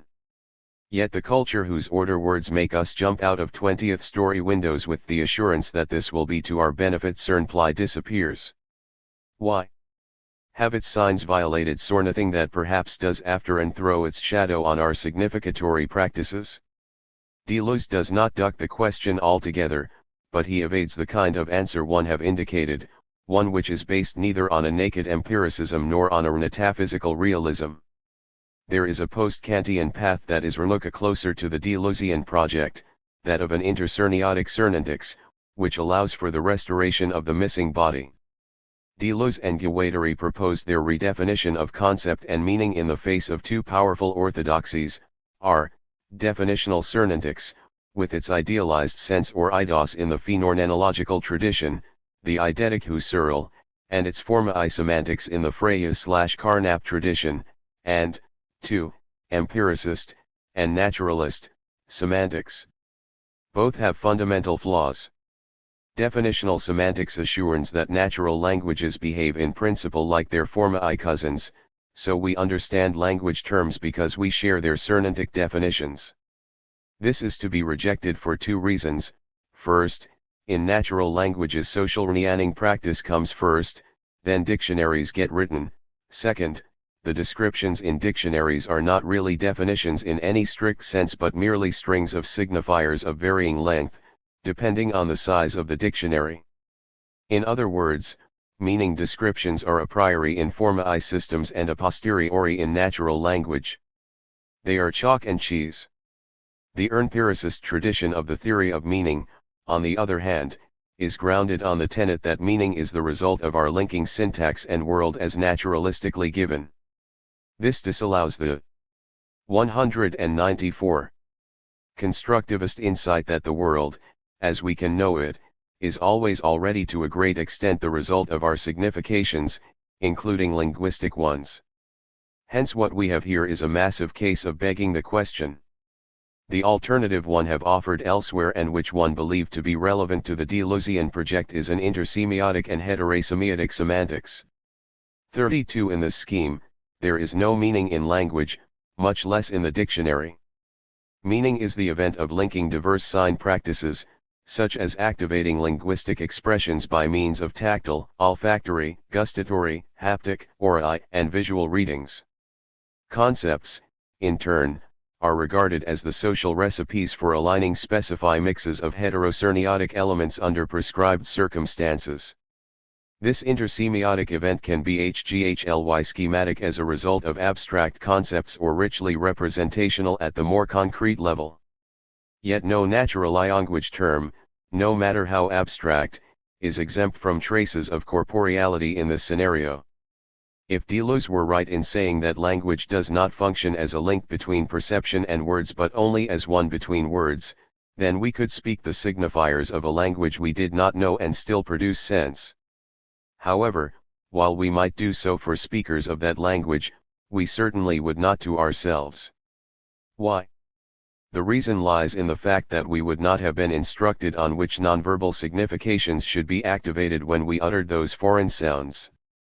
When we perform such linkages under social rules, we replay the social world at different levels of schematization, yet we do so without ever reaching the eidetic stage of empty immanence.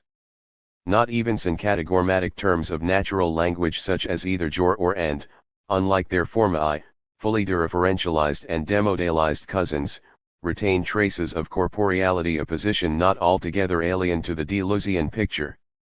Recognition, according to Deleuze, may be defined by the harmonious exercise of all the faculties upon a supposed same object. The same object may be seen, touched, remembered, imagined, or conceived. 33 What RAIE does the concept play in this process? 1. Arn suggesting that we can take this intersemiotic insight and use it to redress the eidetic imbalance in Deleuze's notions of concept and sense. Deleuze and Guattari are right to emphasize that in signifying we are not so much representing or referring as intervening by way of a speech act. 34 But before we can do so we must have grasped what our expressions mean and how they refer to the social. What we need is not the abandonment of reference but its 195. Redefinition in intersemiotic terms. Without representational corporeality there is no meaning, and without reference no application to social life. Yet reference should be regarded not as a relation between a sentence that has a meaning and a specified item in the physicalistically given world but as a specified relation between at least two distinct systems of signs, between the signifier that particular democratic practice and our typical representational schematizations which identify the item for us. United Nations armored vehicles in Bosnia are available to us as typical televisual representations rather than by way of definition. Deleuze tells us that a concept is syne-eidetic, that is, the result of synthesizing the eidos of each concept it subsumes and replaces. Concepts are not synesthetic. However, as one have suggested, unless they are formae, concepts always bear the traces of their synesthetic genesis. Even so abstract a term as being, as the condition of beings, bears traces of the human perspective of looking for an economizing sign in which to gather up a multitude of specifies. Or still, Derrida's difference, which gestures toward the mere condition without which the relations of differentiation are not thinkable, could be said to retain a tinge of the sensible, the human effort of gathering under one sign a multitude of acts of separating. In this respect, the concept, even at the most abstract philosophical level, continues a process in which language formation was probably the most decisively economizing step. To declare what the syne-eidetic core or center of a concept is would require a linguistic substitution for the concept, which would in turn need a further syne-eidetic declaration, and so forth. The very notion of concepts as syne-eidetic, the very idea of eidos, already betrays a linguistic bias, the economizing faculty of language at its most radical. The only way out of the infinite regress of thinking in terms of linguistic substitutions is to take the exit to non-linguistic signs. Instead of climbing higher on the pyramid of linguistic subsertion toward the eidos, we need to sidestep, in Deleuzian fashion, the linguistic whenever we must make sense of a concept. Although this procedure does not grant us an ultimate exit from significatory circularity, it nevertheless releases us into the much larger circle of general semiosis that is the horizon of our world. Ironically, the transcendental condition without which even the high flyers of philosophical concepts are not thinkable turns out to be the body, the beginning and end of an human science. And indeed, there are many in 196 stances where Deleuze embraces the immediacy of the body. He and Guattari know that we cannot simply escape the ignoble but must play the part of the animal, to growl, burrow, snigger, distort ourselves. Thought itself is sometimes docer to an animal that dies than to a living, even democrati, human being. 35. Why not sharpen this insight? In spite of endless possibilities of abstraction, human thought is always sensual and hence synesthetic. Consequently, all natural language expressions are also always more or less synesthetic, on a sliding scale from minimal abstraction to its high EV variance. This seems to make sense in the light of Deleuze's own observation that the perception of death as a state of affairs and as a quality, or the concept renortal as a predicate of signification, rerne extrinsic, deprived of sense, as long as the why do not encompass the event of dying as that we is actualized in the one and expressed in the other. 36. We are dealing here with the presence of subsense, sous-sense, or untersinn. 37. As Deleuze notes earlier in the Sarn book, everything is body and corporeal. 38. And so, one might add, is meaning in natural language. The reason why Frege banned Vorstellian from sense was that its subjectivity would contaminate his formae notion of sense as pure thought. However, since the so-called definitions of nature language are not formae, on the one hand, and Vorstellingen are controlled by the Cerniotic community just as much as Rnianing descriptions are, on the other, Frege's reason for banishing mental representations loses its force. Mentalism and subjectivity can no longer be used to denigrate the part that Vorstellingen play in the construction of Rnianing. 39. And if we can rewrite the Deleuze-Guattari project such that it forgoes its inherited, eidetic preoccupation and grants Vorstellian the central role in meaning, then the very corporeality they so treasure, the body, can be placed at the heart of their theory. Deleuze and the three powers of literature and philosophy, to demystify, to experiment, to create André-Pierre Colombat. The economy of literature sometimes seems to me more powerful than that of other types of discourse, such as, for example, historical or philosophical désirs. Sometimes, it depends on singularities and contexts. Literature would be potentially more potent. Jacques Derrida, this strange institution called literature here's food for thought, Had Ahab time to think, but Ahab never thinks, he only feels, feels, feels, that's tingling enough for mortal man. To think's audacity. God only has that right and privilege. Thinking is, or ought to be, a eoalness and a eelness, and our poor hearts throb, and our poor brains beat too much for that. Herman Melville, Moby Dick. T-Woe mountain chains traverse the Republic roughly, tom north to south, forming between them a number of valleys and plateaus. The first sentence of Under the Volcano could be used as a metaphor to introduce Gilles Deleuze's thought in general and the relationship of his work to literature in particular. Deleuze's analyses of numerous works by philosophers, scientists, writers, and artists always lead to the distinction between heterogeneous and parallel series, with two or more mountain chains traversing all his critiques from beginning to end. If the main task of the philosopher is to characterize precisely these series and to establish how they communicate with each other, for Deleuze they invariably originate in the Spinozist parallelism between substance thinking and substance extended, as well as in Bergson's matter memory parallelism. Every one of Deleuze's books entails comparable parallelisms, which were ultimately and explicitly systematized in the Logi of Sense. By analogy to the pair of mountain chains in Under the Volcano, Deleuze's philosophy relative to literature can be characterized as a complex relationship between two heterogeneous series, with Deleuze's own pair of mountain chains correspondingly expressing the unit Y of the sanal forces of life, of the Sarn unformed, pre-individual renagma pushing through the Sarn fault.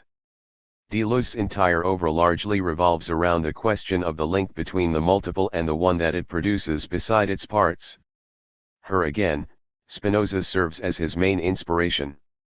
The most important event, in Deleuze's philosophy as in Lowry's novel, is what happens in between the parallel series, or two mountain chains, along the fault lines.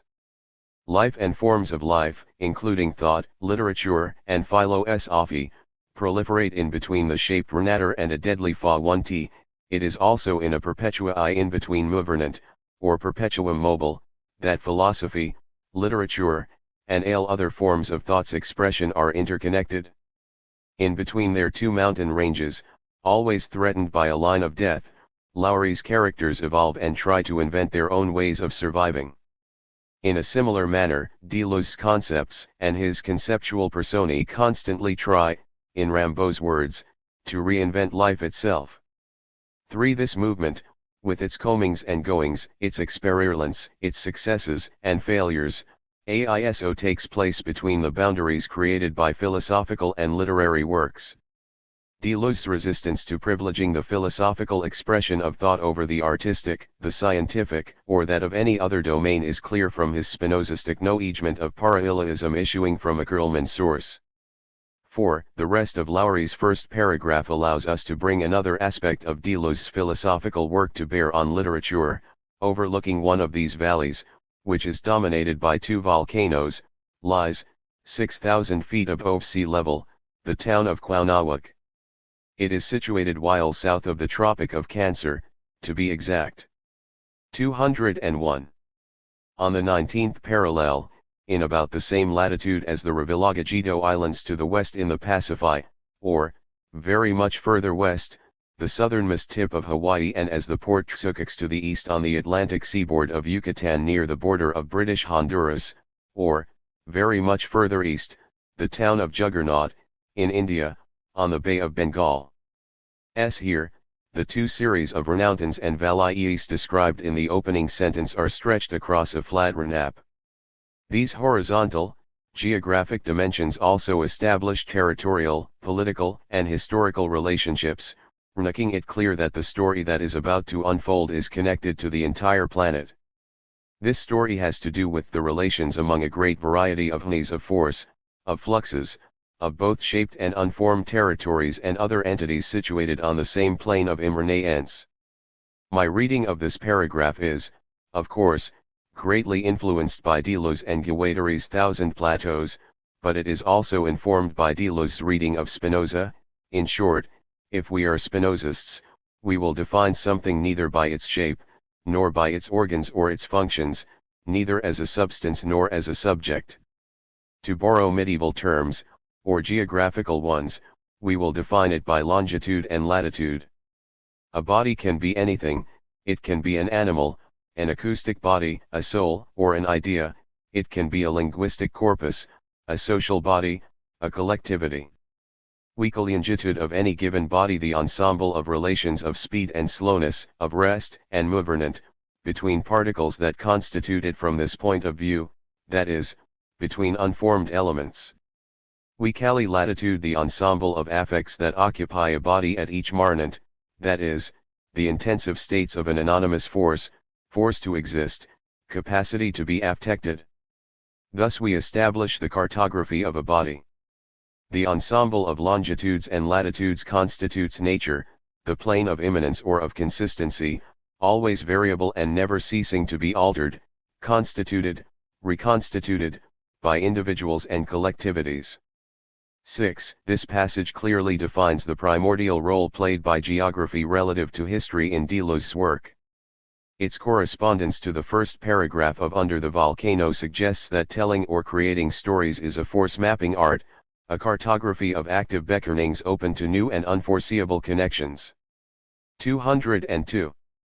The Lowry/Deleuze parallel raises the question of what Kornmann forces enable thought to develop or express itself in the parallel but heterogeneous series of literature and philosophy. There are three main powers that, according to my reading of Deleuze, seem to be common to both. Articulated as infinitives, or Deleuzian events, these are to demystify, to experiment, and to create. In many ways, these forces yearn to be parallels or developernents of Nietzsche's Farnes three metamorphoses of the spirit described in Zarathustra's first speech on how the spirit changes into a carnal, the carnal into a lion, and, finally, the lion into a child. 7. These metamorphoses of the spirit reappear as the three most active forces in Deleuze's work, illustrating his interest, and perhaps Nietzsche's as well, in literary writing. 8. To demystify is one of the primary goals of thought and philosophy, according to Deleuze. He systematizes this power of thought in concluding difference and repetition through a general critique of C1 asical representation and its four pillars, themselves based on the submission of the powers of differentiation to static repetition. 9. This well-known attack on Platonism and its consequences for modern thought is paralleled by Deleuze's treatment of literary writers and texts elsewhere. His readings of Proust, Sacher-Masoch, and Lewis Carroll begin with characterizations of heterogeneous series of signs, languages, postures, airnages, and so on.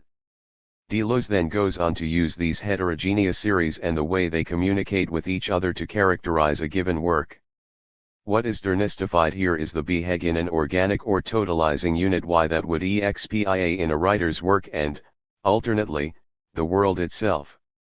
In this respect, these analyses are directly linked to Anti-Oedipus 10.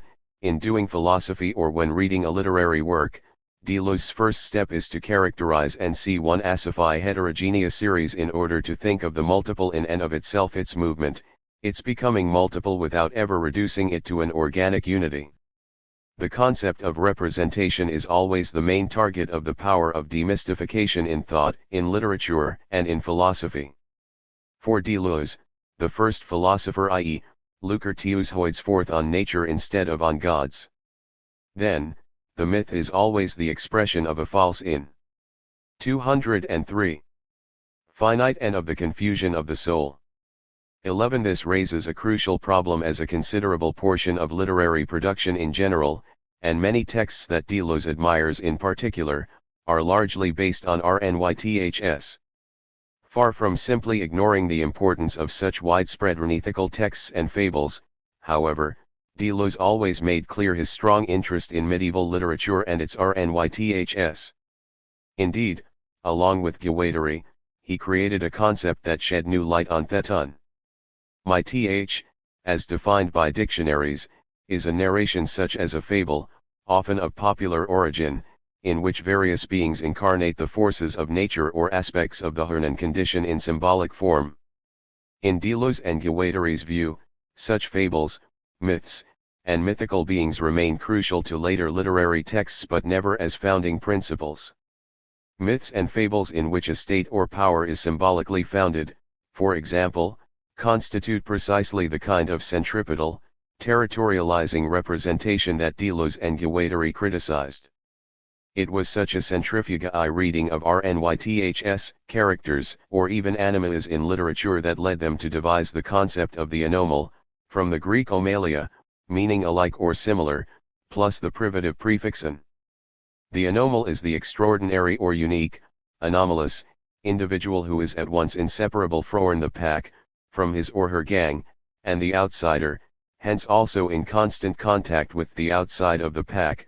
Of the multiplicity P not really an individual, the anomal defines a fringe or borderline at the limits of a multiplicity such as a pack, a gang, or a constellation of forces. Y in this respect, almost every centripetal founding myth or mythical figure could be analyzed, deconstructed, demystified, and maybe deterritorialized as such an anomalous figure, shifted from the symbolic center of a representation to its naturalized perior neater, where it denies, confronts, or captures the forces of the outside. For example, a renversement of this kind occurs in Deleuze's Francis Bacon with respect to the influence of religious sentiment in classical painting. One cannot say that religious sentiment was holding up figuration in classical painting, on the contrary, it was making possible a liberation of the figures, the sudden appearance of the figures outside of any representation. 14 In Renaudin painting, Bacon's figures provide us with exemplary anormals. The Baconian figure asserts the will to power of its own multiplicity. As a creator of such unique or extraordinary entities, the writer, like the philosopher or the painter, becomes a sorcerer.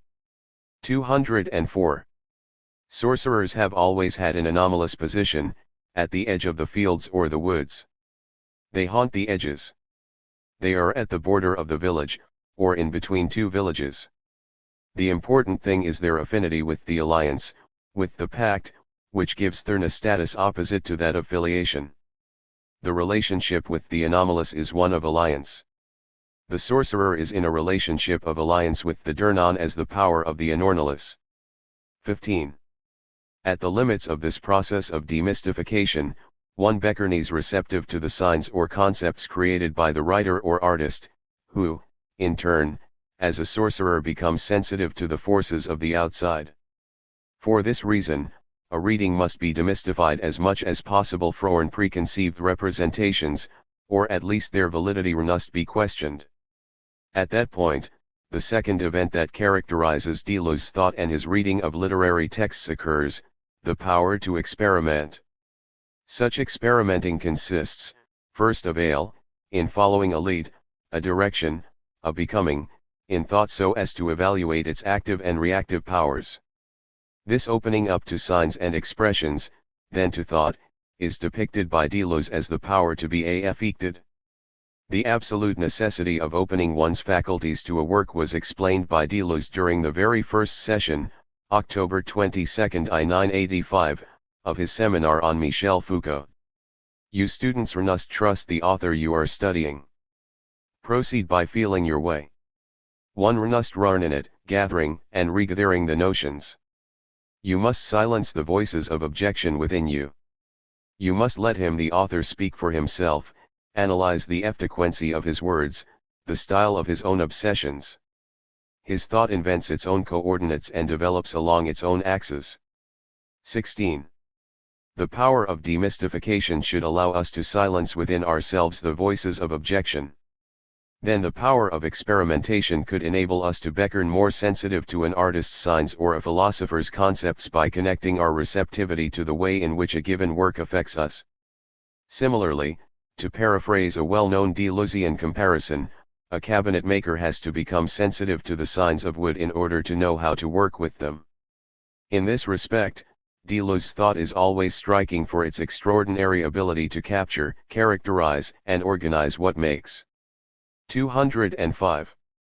A work original or uniquely powerful originality and forcefulness always being the focus of Deleuze's analyses of literary, artistic, and philosophical works. The centrifugal power of experimentation and its becomings allows Deleuze to assess how a given writer, artist, or philosopher progressively creates his or her own style. This opening up of thought is then complemented by a confrontation and consequent coupling, a couplement, of forces that tests the power of the becomings thus developed. The challenge is to create new forms of expression by becoming sensitive, by capturing and coupling forces furl the outside within a certain form of expression, or what Bacon called a figure. The accouplement, or mating, of human figures in Sorn of Bacon's paintings provides us with a clear example of Deleuzian experimentation, in which a confrontation between the intensive forces of two specified figures occurs and thereby produces a new Guattarian diagram, a new constellation of forces. Then, using the powers of der Leistification and experimentation, the philosopher will be able to attempt his own creation. In practice, however, these three powers operate simultaneously. To experiment is to reenact the Nietzschean throw of the dice, for experimentation affirms chance the multiple itself and in its beckonings. The player temporarily abandons himself to life and temporarily fixes his gaze upon it. The artist places himself provisionally in his work and provisionally above it. 17. It is only from this absolute affirmation of chance that the absolute necessity of the unique work produced will also be affirmed. The unit Y of the work will come about after the fact, that is, only as an affirmation of the multiple and not as a principle of creation. It is in precisely these words that, in Proust and Signs, Deleuze qualifies the creation of style as non-style, the style of those about whom we say that they have no style. It is never a principle of unit Y but a unit Y produced as an effect. It is never a matter of viewpoint, but constituted by the coexistence in the Searle sentence of an infinite series of viewpoints according to which the object is dislocated, sets up a resonance or is amplified. 18. If the power of experimentation throws the dice, the unique number produced in the present affirms the rules, being affirmed of becomings as such. In this movement, the game of the Nietzschean child or artist becomes a dance, and experimentation becomes creation, the number that retains the fire and which is affirmed of multiplicity when multi. 206. Plicity is affirmed, it is the dancing star or rather the constellation born of the dice throw. The formula of the game is, give birth to a dancing star with the chaos that one has in oneself. 19. To create, in Deleuze's view, also involves a certain kind of Blancholdian rapport/non-rapport, a relationship/non-relationship, that an individual may develop in between the heterogeneous series that characterize his or her work.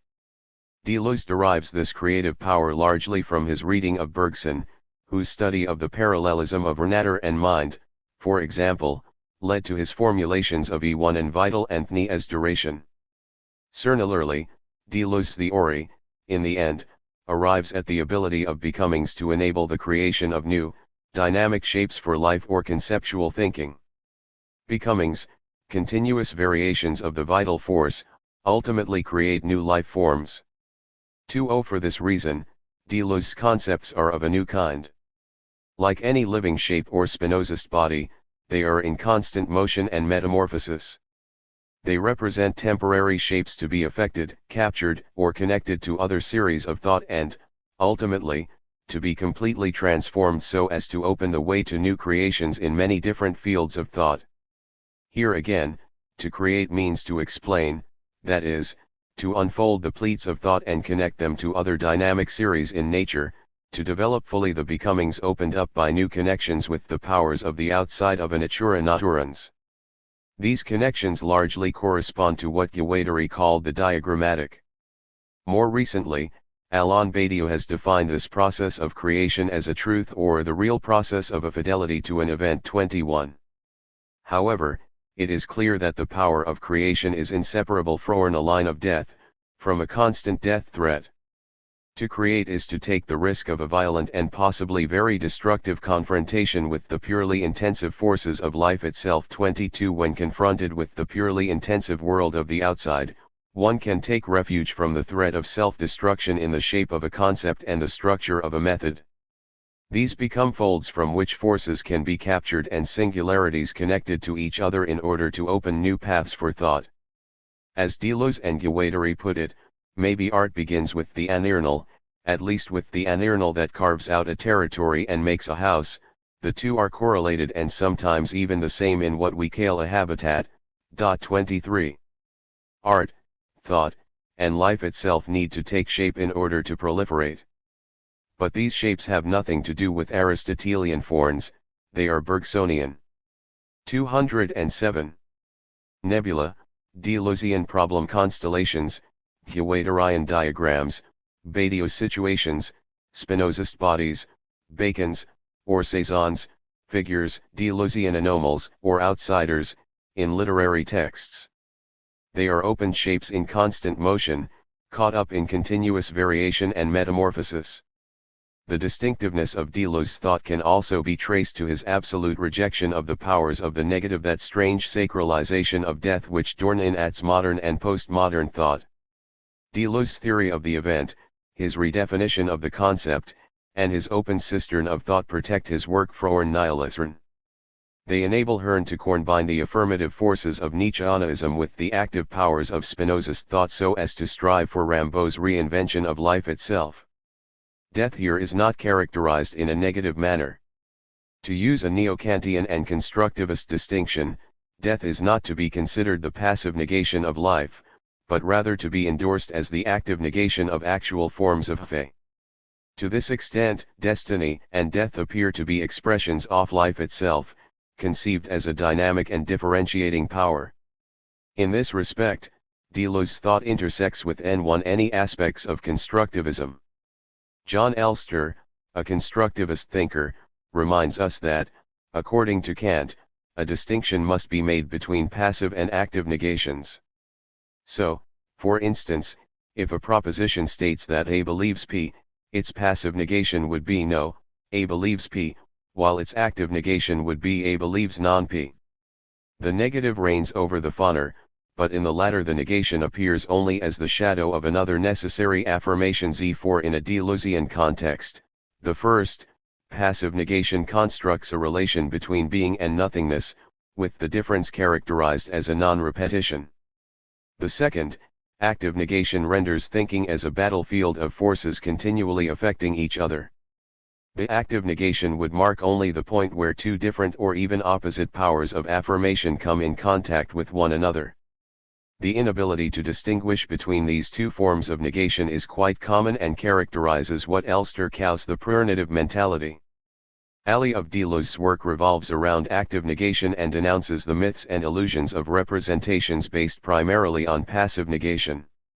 On this point, both Eister's constructivism and Deleuze's philosophy promote an active and paradoxical thought. 25. Similarly, in Francis Bacon, Deleuze distinguishes between two kinds of gray in painting. On the one hand, there is the gray obtained by mixing white and black, which is based on the light value of a color, as opposed to 208 André Pierre Colombat. Its tonality. This gray is characterized by light values on a continuum from absolute absence to absolute presence and, conversely, from pure light to pure darkness. It is based on an optical code and a passive negation, in other words pure light versus no light, with all the degrees in between. On the other hand, there is the gray obtained by mixing, say, green and red, which is based on the tonality of color, its warmth or coldness. It is based on an active negation, a shadow of the assertion and confrontation of two colors, so is not optical but haptical and creates a new kind of language in painting that Deleuze calls analogic language. 26. Of course, as Deleuze notes, it is certainly possible to treat black and white as colors. One need only cite Renani paintings by Manet or Frans Hals, for example. The conception of an active negation also has implications for the three common powers of literature and philosophy. As in Bergson's work, dualisms in Deleuze's thought are based not on a negative term but on a core, a kind of wrestling between forces. Deleuzian dualisms are always exceeded by a third term in excess, or creative power of the paradox, that emerges in between them. For literature, to demystify and to experiment could characterize such a pair, with to create a third power that is always interposed in their relation, but difficult and dangerous to reach and to explore. These three powers develop in a plane of consistency that they produce as a unifying field for thought and for any living shape that Lucretius would call nature, but that we can see after Rimbaud and Deleuze and Guattari, life itself. Deleuze always insisted on redefining unit Y as a whole produced next to its parts, a perspective that is consistent with the three powers of literature and philosophy, the unit Y of which is always to be produced. In order to be more precise, what still needs to be characterized is how, in both literature and philosophy, these three powers concur or develop together, simultaneously, in the same creative thought but in two different series. The plane of consistency that connects philosophy to life itself is partly characterized through the Deleuzian concept of style and its continuous variation, which corresponds to modulation in Bacon's paintings. Ultimately, for Deleuze, a great writer or a great philosopher is someone who can create his or her own style. To put it in Nietzschean terms, the laugh of demystification and the garden of experimentation open up on the dance of creation, the creation of a dancing star. 209. In relation to Zarathustra, the laugh, the game, and the dance are affirmative powers of transmutation. The dance transmutes the heavy into the light, the laugh transmutes suffering into joy, the game of dice throwing transmutes the low into the high. But in relation to Dionysus, the dance, the laugh, and the game are affirmative powers of reflection and development. Dance affirms the becoming and the being of beckoning, laughter eclats de rire affirms the multiple and the one of the multiple, the game affirms chance and the necessity of chance v. As in Proust and signs, style is the ultimate force, the metamorphosis of ale signs and ale concepts. 28. It appears as a Nietzschean affirmative power of transmutation, as themovernant of beckoning and of creation itself. The style of a work, understood as a Deleuzian non-style, is what largely gives it its power to affect us, to make us think even in a pre-philosophical manner. As Deleuze, after Plato and Proust, often reminded his readers, no more important than what we think is what forces us to think. In this respect, the power of a concept, of a thought, and especially of a literary work can likewise be gauged by its ability to force us to think. The Deleuzian concept of style then enables us to better understand how a philosophical or a literary text does or does not affect us or, ultimately, force us to think. In order to understand how style can be the source of the power common to literature and philosophy alike, we must first recall how literature and philosophy differ in their relationship to the affect and the percept. This is clearly explained by Deleuze and Guattari in the chapter of What One's Philosophy, entitled Percept, Affect, and Concept. For them, the goal of a work of art, particularly that of a literary work, is to create a block of sensations composed of percepts and affects. 29. This block of sensations made up of percepts and affects, that is, of perceptions and affections, is freed of the individuals who actually gelt them. Beyond perception and affection or sentiment, the percept and the affect create what in 8,000 plateaus is called, after Duns Scotus, a hexaede, a block of sensations that is non-human or prehuman yet inseparable from the human experience. It is by reaching the level of a hexaede that art reveals to us the becoming universe, animal, vegetal, the becoming zero, or imperceptible, of man that unites Hern with life itself. This is why a work of art, as a block of sensations, has 210 to stand on its own. It has to beckon independent of any perception, affection, or sentiment that is linked to the person who felt it. Thus was Bacon, in his famous study after Veltsch's portrait of Pope Innocent X, able to paint the scream without the horror, according to Deleuze. In other words, the work of art produces a block of sensations that we perceive and that affects us beyond the concepts offered, memory, or anecdote. Like Bacon's painting, it addresses our nervous cisterns directly. It creates a being of the sensation that exists in itself and reveals to us a state of becoming non-Hernan. In sum, for Deleuze and Guattari, art is what allows us to see life within the living. Art shows, invents, and creates effects, but style is the only power that enables the artist to reach the percept and the affect beyond or below the perception and the affection. In Bacon's paintings it is a style characterized by isolation, deformation, and dissipation. 30. In literature, for Deleuze, style is characterized, first, by a series of processes that each writer has to invent in order to trigger the metamorphosis between words and pure blocks of sensations. Style allows the artist to reach beyond and within language and signs to the level of Spinozist expression and expressivity. In every case one needs style: the syntax of a writer, the modes and rhythms of a musician, the strokes and the colors of a painter to elevate lived perceptions to the percept, lived affections to the affect. 3.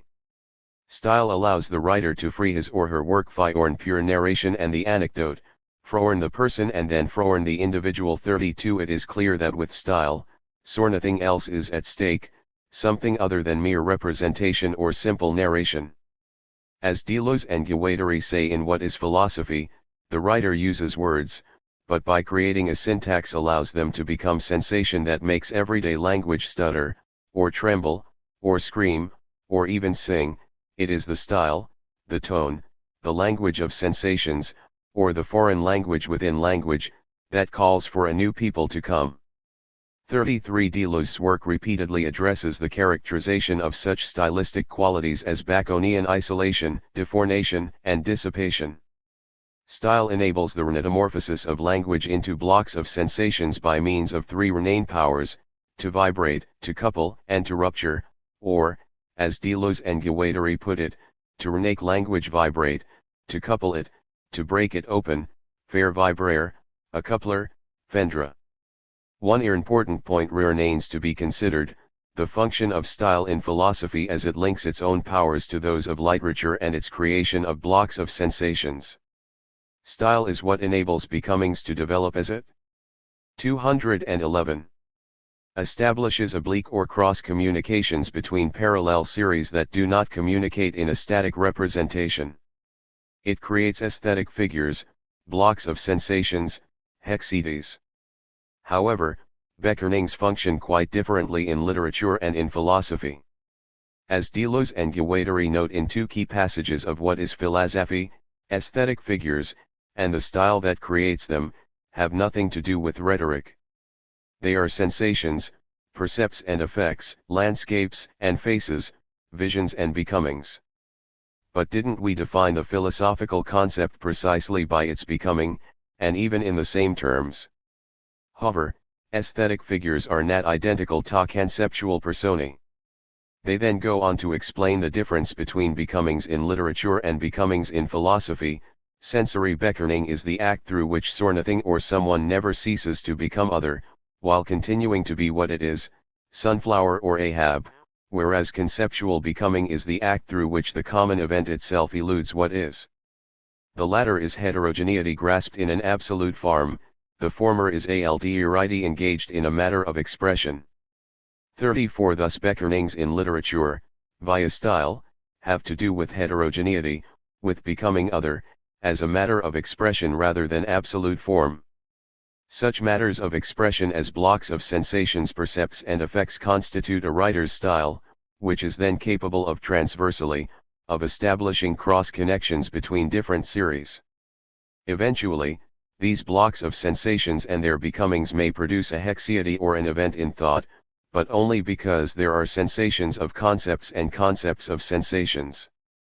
35. In this respect, literature, as a mode of thought, is neither inferior nor superior to other modes such as philosophy or the sciences.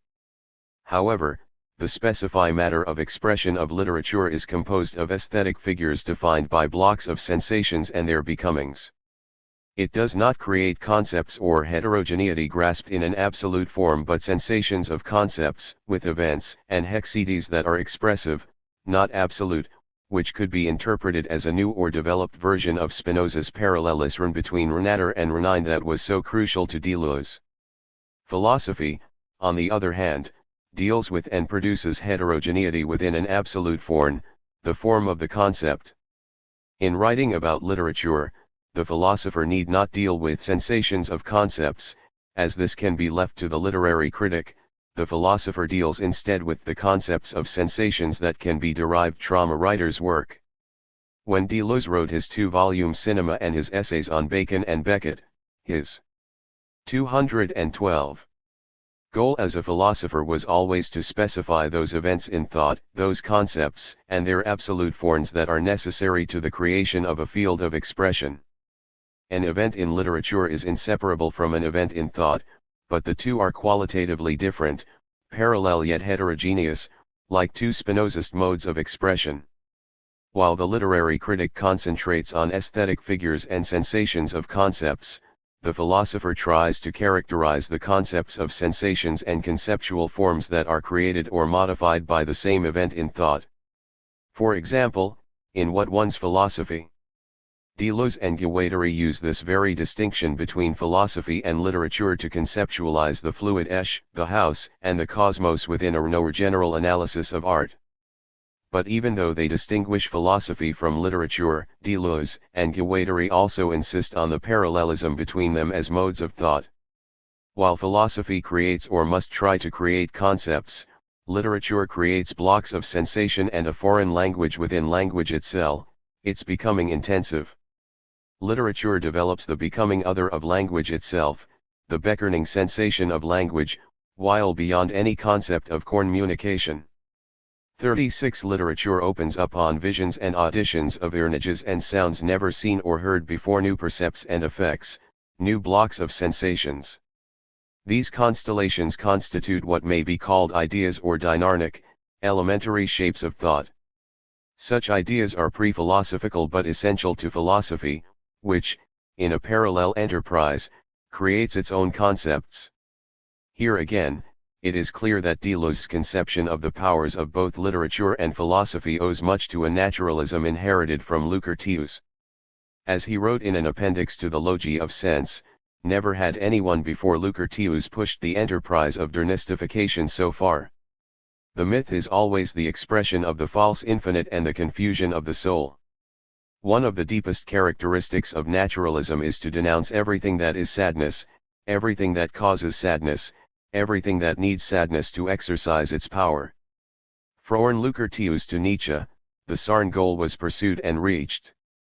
Naturalism makes of thought an affirmation, it makes of sensibility an affirmation. It attacks the prestige of the negative, it takes away the power of the negative, it denies the spirit of the negative the right to speak in the name of philosophy. Lucretius established for a long time to come the implications of naturalism, the positivity of three powers of literature and philosophy. 213. Nature, naturalism as a philosophy of affirmation, pluralism linked to multiple affirmation, sensualism linked to the joy of variety, and the practical critique of alienistifications. 37. This passage, written in 1969, clearly indicates that philosophy and literature belong to the same naturalistic thought by virtue of their critical power to demystify and characterize nature, or life itself. In a similar manner, Spinoza once fought against the RNYTHS created by theologians in order to define his own thought. However, for Deleuze, the event is what relates life and thought possible in the end, the event as the movement of differentiation itself, which develops and creates its expressions in the two parallel and heterogeneous series of philosophy and literature. Ultimately, style is what expresses the power of the event in both literature and philosophy. The very title of Deleuze's Critique et Clinique articulates this new parallelism, the relationship between the two series of philosophy and literature in thought, the former aligned with critical thought and the creation of concepts, the latter with clinical observations, the deciphering of signs and symptoms, as in the symptomatology outlined in Deleuze's Présentation de Sacher Masoch. Critique et Clinique, however, is devoted entirely to the study of literature, but in a series of philosophical essays. Its title refers to two of the renaissance powers of both literature and philosophy that enabled Deleuze to develop his own thought, his own becomings as a philosopher. In terms of critique, literature denounces the myths of language and representation. It demystifies thinking. In terms of the clinical, literature beckons sensitive to the highly localized signs and situations that it characterizes, articulates, and combines in order both to identify or diagnose a disease and to enable life to flourish. Literature experiments with signs and makes the writer the physician of civilization and the creator of new, possible, and dynamic forms of life. Here again, better than any literary criticism, Badiou's work develops the very rich implications of Deleuze's clinical thought on politics and advances a new kind of ethics that fights the repeated, bloody failures of the ethics of charity and human rights. 38. However, the most important part of the title of Deleuze's last book might well be the third term in the middle, the et caught between critique and clinique. This end indicates a zone in between, an outside where critique and clinique meet and create an actual literary work. This end both links and separates the critical and the clinical through the character. 214. Terroristic becomings of the power of creation. To create, as an infinitive, a pure event, develops itself outside of language. It is made of the sounds and visions of the outside that language makes possible, but doesn't learn it. Deleuze, like Rimbaud, believed every writer to be a voyant, a seer, a sorcerer, who eventually tells us what he or she has seen or heard in his or her encounter with the outside. The writer creates new regimes of visibility and new regimes of enunciation.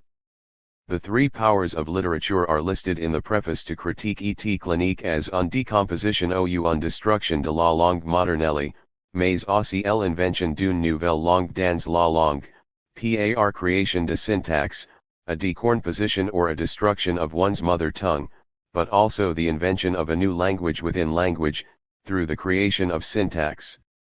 These powers finally push language itself to unlimit, unda or ou envers consistent en visions et auditions qui ne sont plus d'aucune langue.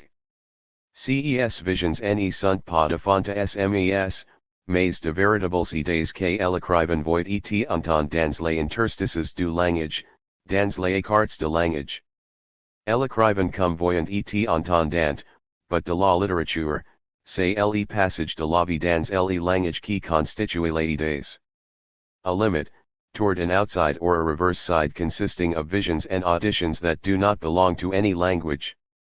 These visions are not phantasms, but true ideas that the writer sees and hears in the interstices of language, in the gaps of language. The writer becomes a seer and hearer, that is the goal of literature, the passage of life in language that constitutes ideas. 39. Overdetermined Oedipus, Mommy, Daddy, and me. As desiring machine Jerry Aline Flieger. There is only desire and the social, and nothing else. Gilles Deleuze and Félix Guattari, Anti-Oedipus. For in its pathfinding brilliance, Anti-Oedipus, the first volume of Capitalism and Schizophrenia, is perhaps the most unfortunately titled work in the ether of high theory. In spite of their anti-psychoanalytic posturing, Deleuze and Guattari are, in my view, neither anti-Freudian nor even anti-Oedipal, in the most interesting and nuanced sense of that term. Still, many newcomers to the daunting body of work by Deleuze, with and without Guattari, begin with Anti-Oedipus, the title most familiar to non-specialists, and, because of the caricatural treatment of institutionalized psychoanalysis there, many readers who value Freud and take psychoanalysis seriously as an interpretative strategy read no further in Deleuze's work. As an unrepentant postmodernist, premillennialist, Freudian anti-Oedipalist, I want to appeal to our fellow Freudians, non-specialists in Deleuze's work, to read further in his remarkable oeuvre. To that end, I take on scorn of the, perhaps deliberately overdrawn, tendentious characterizations. 220. Of Freud/Oedipus in Anti-Oedipus here, using Deleuze and Guattari's own theoretical apparatus to counter scorn of their more flagrant positions. One also respond in kind, for the sake of spirited debate and fun, to the anti-Oedipalist's flippant and parody tone, as when the Y repeatedly refer to the complicated Oedipal configuration as daddy mommyern, to refute scorn of their willfully provocative critiques of Freudian theory. Let me be clear, I am not about to speak as an apologist for that most reductive version of Oedipus, the only one Deleuze and Guattari attack as a complex whereby all problems are traced to a desire for mommy and a revolt against daddy. But if Anti-Oedipus is to be taken seriously, au pied de la lettre, at its word, and not as ironic, this nearly obsessive underreading of Oedipus, patently narrow and ungenerous, may even be disingenuous, for surely these brilliant pathfinders see nowhere in Freud than an invocation of Daddy Momreniern. Or do Deleuze and Guattari perhaps, like Enerny Oedipus, pay the price of lucent insight with a certain blindness? One want to raise another possibility, reading the stunning second volume of Capitalism and Schizophrenia, 8,000 Plateaus, which owes a profound and explicit debt to the renounced radical and interesting Freud. One wonders whether the first volume suffers from short-sightedness or renalis, as seems to be the case, or serves as a preliminary strategy of sorts, a setup. Deleuze and Guattari may have been drawing up an itinerary for the Big Zero, other, Oedipus, the faceless one, as Ernti placeholder, framing underdetermined Oedipus as hollow man, effectively setting up the Ernti tin man as straw man, a kind of cowardly lion/paper tiger who will only reveal what he is renative by undertaking a circuitous journey to a millennial Oz of sorts, the holy space of 8,000 plateaus. Z. In any case, whether Deleuze and Guattari are on the level in their reduction of Oedipus to the holy Farnelli Trinity, they pull no punches in squaring off against their adversary in anti-Oedipus, and at least scorn of that belligerence persists in 8,000 plateaus. In truth, Freud sees nothing and understands nothing. He has no idea what a libidinal assemblage is, with all the machineries it brings into play, all the renewable loves. For instance, the anti-Oedipalists charge Freud with tunnel vision in the case of Wolf Man, where Freud glances at his dog and answers, "If's daddy." 3. Just like Oedipus. Sees nothing and understands nothing, while playing the know-it-all. Doesn't know his own dad from a dog, or a beggar at the crossroads. Slays him with his rod and still corns up with the short end of the stick. 221. There is such animus in this frontal attack on psychoanalysis that it smacks of classic Freudian denial, the Vernianung, in which the patient protests too much. In fact, one think the virulence of this disavowal indicates that Deleuze and Guattari are more Oedipalist than they aver, and that this Renai be argued with the help of their own theoretical machine. The very title of Volume L of Capitalism and Schizophrenia is a case in point. In the syntactic terms that Deleuze and Guattari themselves formulate, their anti-Oedipal diatribe would qualify as an exclusive disjunction, a binary, oppositional, either/, or antagonism which draws a line in the sand. As they assert in Anti-Oedipus, two positions, and only two positions, figure in their theoretical scairn. There are only resistances, and then machines desiring machines. In this cistern, Oedipus is clearly a resistance, a learned, a constraint imposed on the infinite combinations produced by desire. And in Anti-Oedipus at least, the villain is not only guilty of resistance to the free flow of combinatory desire, as the Henkernan of psychoanalysis, he seems to be guilty of everything from the crimes of capitalism to the pre-notion of global psychosis, including perversion.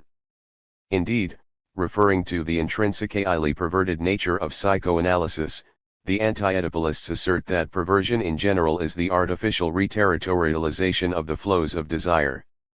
For like a morals squad, the anti-perverts seem determined to set the record straight, as it were, with all the subtlety of a heat-seeking missile. They aim to explode the myth of Oedipus and thereby, as they say, to discover beneath the familial reduction the nature of the social investments of the unconscious, so as to discover the abstract figures, the schizo's flows that it harbors and conceals. 5. This virulent critique is all the more disquieting because it is cornpelling. Capitalism and Schizophrenia fashions a strikingly original geology of morals, a brave new world of millennial theory cornplit with nornads, rhizomes, totemic emblems, faceless heads, and living rocks. But in upgrading theory for the new age, must psychoanalysis be jettisoned like a burned-out rocket stage? Does Freud corn with an expiration date, circa 2000? As a pro-Oedipal bimillennial, one suggests that it is time to suit Oedipus up for the third millennium, trading his toga for a spacesuit, wiring him like a state-of-the-art internaute probe head, in Deleuze's sense of the term, so that he may effect a deterritorializing line of flight across strata, across 1,000 plateaus, propelling us into the new age. On the eve of the millennium, it is perhaps time to put Oedipus back online, as 222. A proto-cyborgian emblem of the very desiring machine to which he is opposed by his critics. Let RNE muster the radical insights of the Freudian apostates themselves, then, to support the following critique of their position. First, the crux of the Freudian Oedipal paradigm is not the patriarchal fa-renilial romance of daddy-mommy-me, as suggested in Anti-Oedipus, but rather the configuration of connections, disruptions, and refractions of desire that constitutes the human organism and produces social interaction. Oedipus is a desiring machine, not a Greek matinee idol. Second, the BWO, body without organs, foreground in Anti-Oedipus a system of interacting force fields, like a weather map, rather than of discrete subjects or partial objects in conflict is already implicit in Freud's very early work, such as 3 essays on the theory of sexuality, I-905, as the polymorphous perversity of the always already sexualized infant. Third, by imputing the spectacular failures of late capitalist society to Oedipal neurosis and repression, Deleuze and Guattari conflate the symptom with its cause. In recapitulating only one key insight of civilization and its discontents, I-930, they have harnessed the crucial point that connections and disconnect ions of desiring circuits are socially productive in their sense of the word regardless of whether these circuits are ethical, politically progressive, or personally liberating. Oedipus, even narrowly construed, does not engender capitalist repression, he enacts it. Fourth, even while attacking Freud's notion of Oedipal repression, Deleuze and Guattari adopt the repression hypothesis wholesale, the Sarn notion brilliantly debunked in Foucault's writing on sexuality.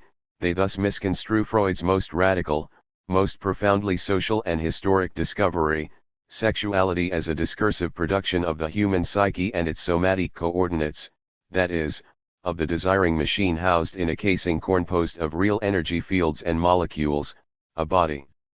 It is possible to think of the libido as a kind of propulsion, say Deleuze and Guattari, the fuel of the desiring machine, described not as a free flow but as a series of intermittent functions, of fits and starts. Everything functions at the same turn, but amid hiatuses and ruptures, breakdowns and failures, stalling and short circuits, distances and fragmentations. The essential thing, in other words, is not the smooth functioning of the machine but its production, which leaves something residual. To withdraw apart from the whole, to detach, to have something left over, is to produce, and to carry out real operations of desire in the 223. Laterial world 6. Thus the unconscious does not think or believe, and it is certainly not continuous or linear. Instead, it produces meshworks, rhizomes, a labyrinth. This is a striking formulation, but it is not inconsistent with the Oedipal assemblage. Many of these notions are adumbrated by Deleuze's impressive difference and repetition, in which difference is shown to be a decentering that inhabits a repetition, confounding the very notion of identity. 7L and this thoroughly psychoanalytic treatise on figure and ground, he concludes that Oedipus is undecidable and argues for the illusory nature of any originary model. What the critique of identity in difference and repetition demonstrates is that even at that early, avowedly Freudian stage, Deleuze has begun to cast Oedipus on the side of identity, stasis, sedimentation. For Deleuze in 1968, when lines were being drawn in France, Oedipus already has his place in the socius, and there is no question which side of the either-jor separating repression from desire he's on. But this Oedipus can only be received as astonishing by anyone with even a passing knowledge of Freud or Lacan, whose whole theory is based on shifting loci, let alone of sophodes. Not even in Greek tragedy is Oedipus the agent of law and unitary self-presence. He is, after all, the man who never knows who or where he is, can't tell his father from a homeless Renan, and actually marries his mother by mistake even after the oracle has alerted him to the danger. He doesn't even know that there's no place like home. The Oedipus narrative is indeed a machine la machine infernale of Jean Cocteau's version, whose characters have significance only when plugged into each other's histories and desires. Mother's wife is significant only as a conjunction, and a disjunction. Indeed, Jocasta is a force field, a strange attractor, drawing her son Uspenfort and De into an erratic and errant circuit. For Oedipus begins life as an exile, and ends up as one. The figure-round story is actually a parable of first time as repetition.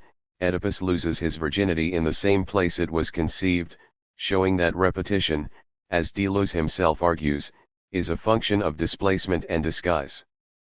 But in Anti-Oedipus, Deleuze and Guattari seem to have disavowed their own compelling insights on displacement and regressed to a straightforward either-or attack mode, exemplifying their own category of exclusive disjunction. Let's assume that we're acting as the advocate for Freud and his spokesman, who are conflated to such a degree that LRN tempted to refer to RNY. 224. Defendant as Freud-Oedipus. What exactly are the charges leveled by the anti-Oedipalists? Unarnit, he's done it. He's a crass commercialist, a shady inside trader, for psychoanalysis does not invent Oedipus, it renarcates it. He's a Lacanian, caught up in the holy trinity of lac, law and signifier 9. He's unkind to animas, especially those with talking heads, big paws and a penchant for riddles. Deleuze and Guattari howl, in 1,000 plateaus, that Oedipus kills our wildness, our becoming animal. He's a despotic kill-one-joy, the agent of ideological hegemony, far too powerful to be tolerated. It is at the strongest point that he must be attacked, for our society is the stronghold of Oedipus, he is everywhere low. In other words, he signifies blockage of the free, decoded flows of intensities and energies, which is an unpardonable offense. When it corns to the search for schizoid thrills, get on with the orgy or be labeled a pervert. He's a good-for-nothing, a ne'er-do-well. Oedipus is completely useless, Deleuze and Guattari state flatly, except for tying off the unconscious on both sides. 11. Threat Oedipus Rex. He's a capitalist, and into semiotics to boot, for the crimes of the signifier include commodity fetishism, for example, in the capitalist code and its trinitary expression, money as detachable chain is converted into capital as detached object. The same is true of the Oedipal code, the libido as energy of selection and detachment is converted into the phallus as detached object 12. In other words, Oedipalization converts all the break flows and discontinuities into the same major currency, flattening difference. But in the next section, Oedipus is accused of the opposite crime, not the deterritorialization of energy flows but the reterritorialization of desirane, the narn of family values. Now he's a linear positivist, let the signifier float as it will, there's just too much tendentious meaning in Oedipus, a conspirator with the international mafia of hermeneutes and therapists. Psychoanalysts are bent on producing man abstractly, that is to say ideologically, for culture. How does one prevent the unit chosen, even if a specific institution, from constituting a perverted society of tolerance? A. 225. Renutual society that hides the real problems. How will the structure break its relationship with neuroticizing, perverting, psychoticizing castration? Freud-Oedipus is a cultural imperialist, we are all little colonies, and Oedipus is always colonization. He drives us crazy, not good, schizoid crazy, just nuts. Everything in the system is insane. This is because the capitalist machine thrives on decoded and deterritorialized flows, while causing them to pass into an axiomatic apparatus that combines them, and at the points of combination produces pseudocodes and artificial reterritorializations. 13. Oedipus is at it again. So is Oedipus cause or effect? Does he oversignify hovercode, or is his Rnianing overrated? Does Oedipus Beckern colonized under capitalism, the product of religion or nation, or is he the colonizing agent? Oedipus gets blamed for everything by the Deleuzian Jaguatarian neo-oracle. Here, distilled for an anti-Oedipus, are the top 10 schizoanalytic reasons to hate Freud-Oedipus, as the lackey of lack. 1. Oedipus is the repressive agent of the capitalist state apparatus. 2. Oedipus reterritorializes decoded flows and represses the poor schizo, who would prefer mental illness to idleness. 3. He functions at the wrong level. Like Gulliver with the Lilliputians, he's too big to be molecular. Oedipus is molar and totalitarian paranoid, not rhizonatic and schizoid. 4. His language is overcoded and Saussurean, not decoded and Helmslevian. 14. 5. Oedipus airs his dirty linen in public. His family story, everywhere in the air, becomes so diffuse as to mean nothing. In other words, Oedipalists are solipsistic, confusing their petty, private unily squabbles with the human condition. Oedipus is definitely a bad son.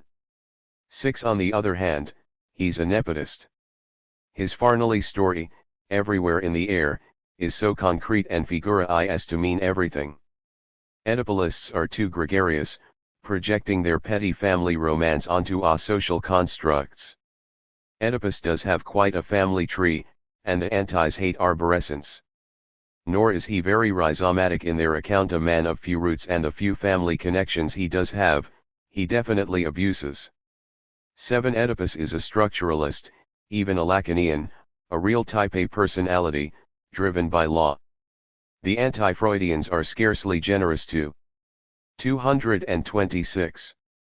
Lacan, even as they grudgingly acknowledge that he saved psychoanalysis from frenzied Oedipalization.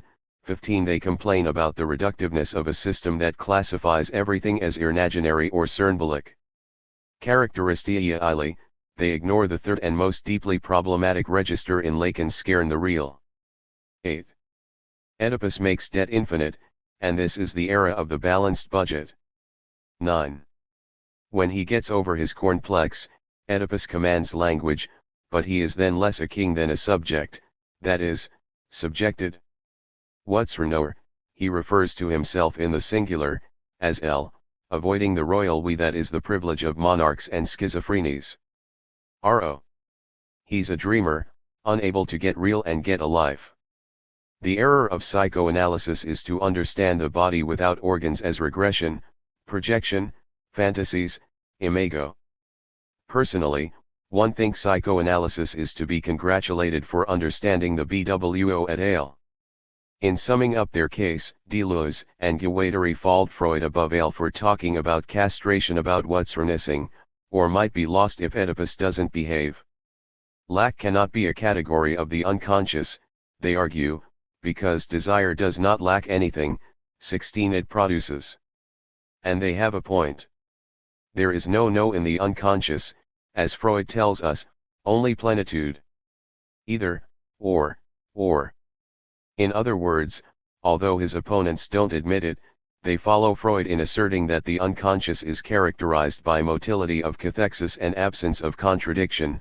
It is not the site of either / or the binary logi of exclusion, but rather functions with what Deleuze and Guattari call inclusive disjunctions, where inconsistent terms may coexist thanks to the extra or that, making, God forbid, a triangle, makes it nonetheless a paradox, an emblem of both connection and alterity.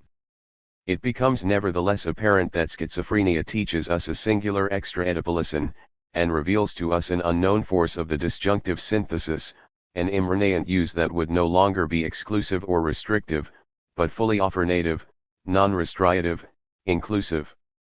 A disjunction that remains disjunctive, and that still offers the disjoint terns, that affirms them throughout their entire distance, without restricting one by the other or excluding the other from the one, is perhaps the greatest paradox. Either, or, instead of either / or. 17. 227. Disjunctive inclusion. One think this is a more productive syntactic model for reading Oedipus than the either-or, stratified anti-stance in which Oedipus himself is considered a straightern, a hardening of the fluidity of human desire. But Deleuze and Guattari are right, the unconscious doesn't lack anything. There is no no in the unconscious, no either, mother, or, wife, as Oedipus learns the hard way. How does the defendant plead? Guilty, of course. Freud-Oedipus invented the guilty conscience. What is the sentence? The plaintiffs have a suggestion. A true politics of psychiatry would consist in Undoing Ale the Reterritorializations that Transform Madness into Mental Illness. 18. Rehabilitating the culprit means convincing him that schizophrenies aren't crazy and teaching Hearn that desiring production is one and the sarn thing as social production. The problem is that Freud might while agree. TT matters how you read Freud and which Freud. Deleuze and Guattari themselves convincingly frame two alternative theoretical visions, whereby the same territory, the sea, for example, may be experienced as smooth or striated. Srnuth is fluid, molecular, destratified, striated is territorialized. While Oedipus is at once smooth and striated, something like Deleuze and Guattari's holy space. Subject 0 is but a placeholder, occupying a site that every nomad occupies in turn, just passing through. The Farnley Threesorn is but one of the desiring assemblages Jaernekines configured by the Oedipal J-Freudian diagram, globally construed. In fact, Freudian theory, particularly as read by Lacan, Lapi Anc, Pontalis, and company, describes a trajectory how the unconscious functions, not what its content is. To use the high-tech lingo of 8,000 plateaus, the Oedipal parable might be said to describe a self-organizing process at a moment of bifurcation when the self crystallizes in response to both catalysts and detractors.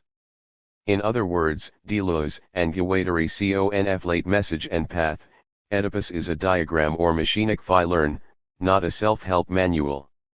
In any case, Deleuze and Guattari seem to be less than jurisprudent in handing down an indictment that puts Oedipus in triple jeopardy. They seem to pronounce him guilty, on the one hand, either because he's too influential and significant or, on the other hand, because he's meaningless and insignificant, or, on a third hand, because meaning doesn't matter, only function does. Inclusive disjunction can come in handy in court.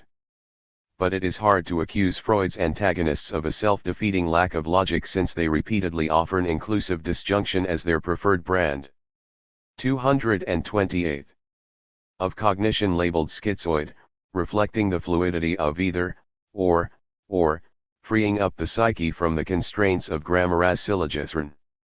The paradox of the inclusive disjunction is indeed instructive and productive, but is it schizoid and non-Freudian Oedipal, as Deleuze and Guattari would have it?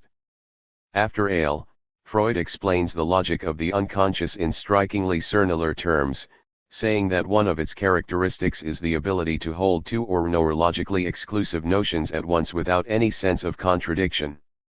In fact, this logic is the centerpiece of a work on machinic, autonatic desire in which Freud foregrounds triangulation and the social jokes and their relation to the unconscious.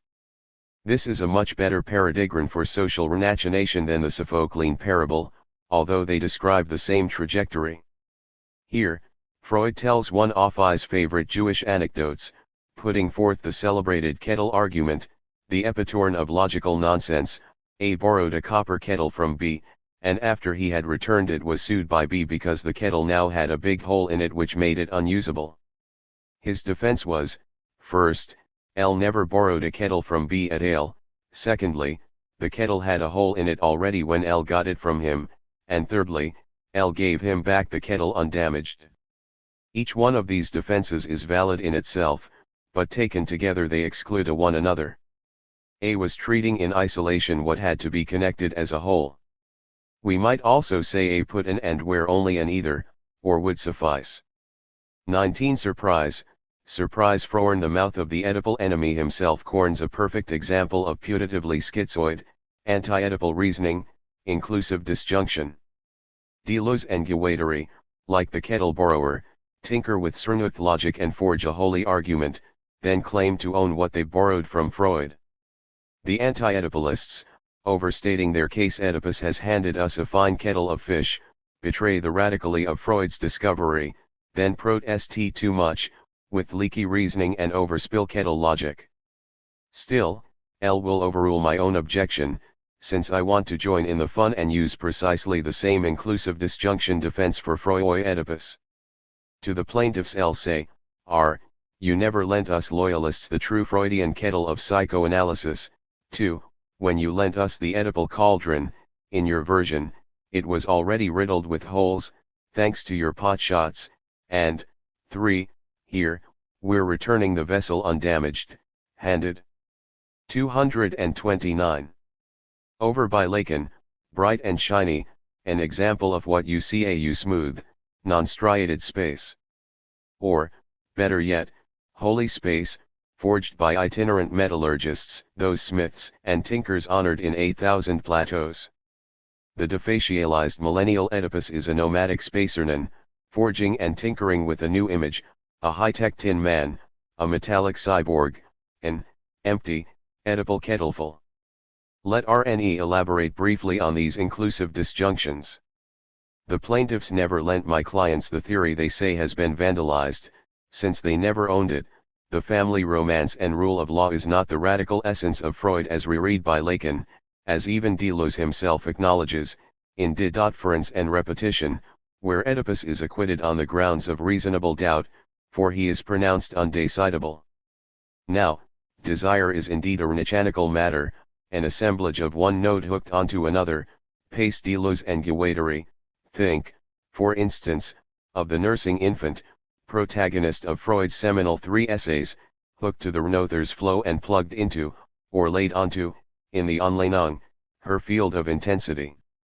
The mother of 3 essays is by no means the contested Oedipal mother, or even the pre-Oedipal Madonna, she is an agent of production, a dairy factory overlaid with hallucinatory desire. Moreover, the formulation of desiring Rhinakian versus Oedipal blockage or stratification does not begin to account for the complexities of this Freudian notion of Anlehnung, or of polymorphous perversity, also central to 3 essays. But it is an excellent example of the infant body as a body without organs, or rather a body of nothing but organs, one big erogenous zone entertaining multiple intensities and flows.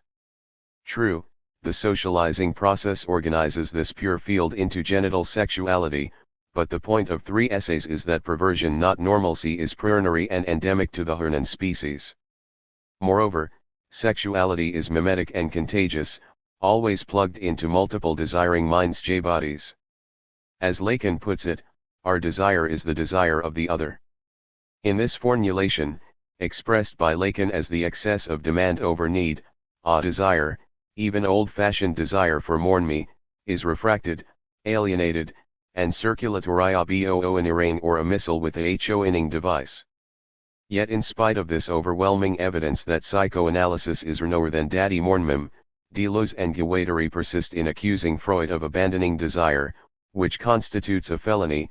The Freudian blackmail is this: either you recognize the Oedipal character of infantile sexuality, or you abandon all. 230. Positions of sexuality. 20. This additional charge of blackmail is not only overstated but incomprehensible, for 3 essays focuses on distinctly non-Oedipal avatars of desire, or perversions. Freud's radical point is that desire is automatically perverse, deflected from its object, the breast, to a substitute, which Lacan would later formulate as an excess, of demand over need. Every baby cries, and when all its needs are met. This is polymorphous perversion, but perversion, as Freud reads it, is above all deferral of and deflection from goal, one of the principal expressions of destratified, deterritorialized flows that Deleuze and Guattari invoke. They see a psychoanalysis an ideology of lack, but it is really a knopping of excess, of perversion as the very condition of sexuality. In fact, citing perversion as the opposite of neurosis, Freud says we must imagine the pervert a happy man. So Deleuze and Guattari certainly never lent us a truly Freudian kettle, but tried to pass off a fake, the figure of Daddy Mournery me, as the real article. Second defense, the Oedipal kettle was riddled with holes when you gave it to us. It is hard to believe that Deleuze, psychoanalytic savant, is not being disingenuous when he accuses Oedipus of not being a political onianal, of being insufficiently cathected to the social field.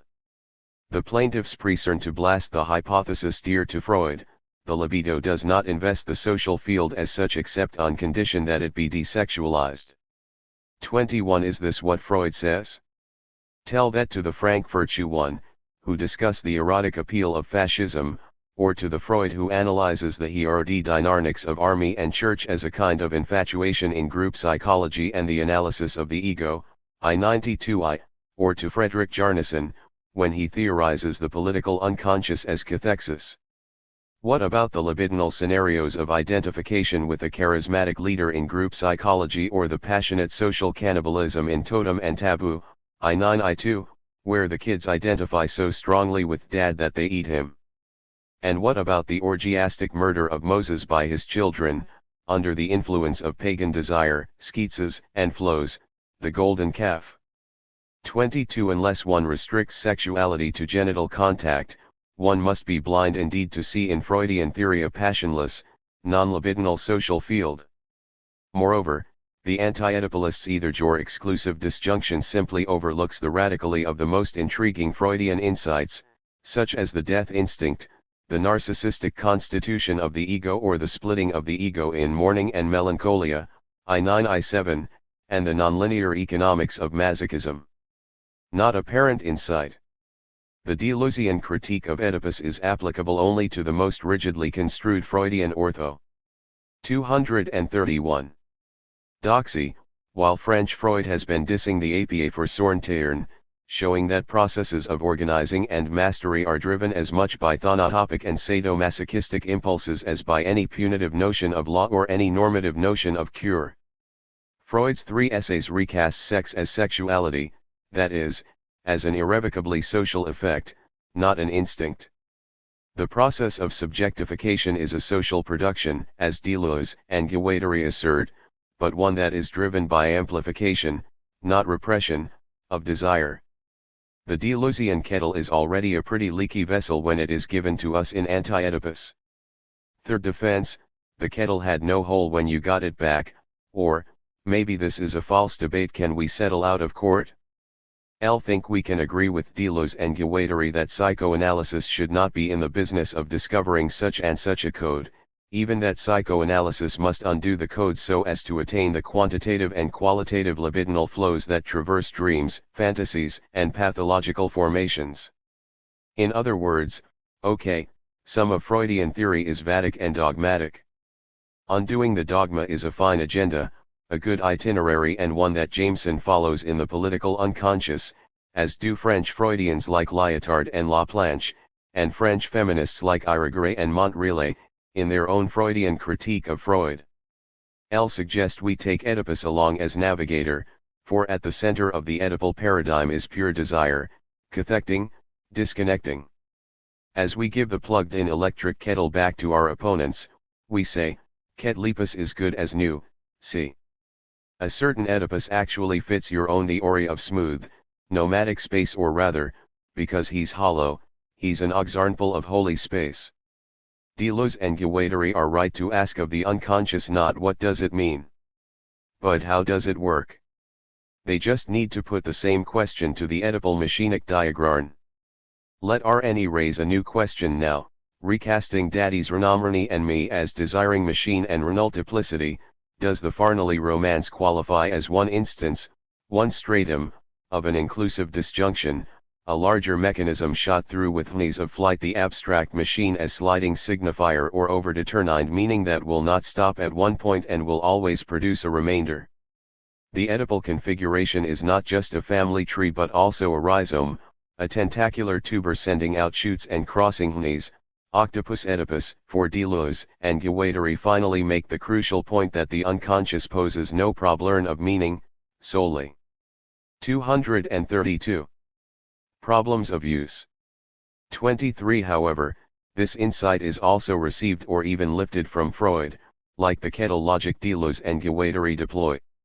In any case, we could consider Freud's jokes an alternative scenario to the Oedipal one, in which Freud is elaborating a functionalist conception of intersubjectivity as abstract machine. What this reading suggests is that Deleuze and Guattari get it backward. Rather than projecting Oedipus onto everything, a radical Freud sketches Oedipus as a parable or even as a machinic blueprint, nearly one instance of a Renault-inclusive narrative or operation in the anthropomorphic strata.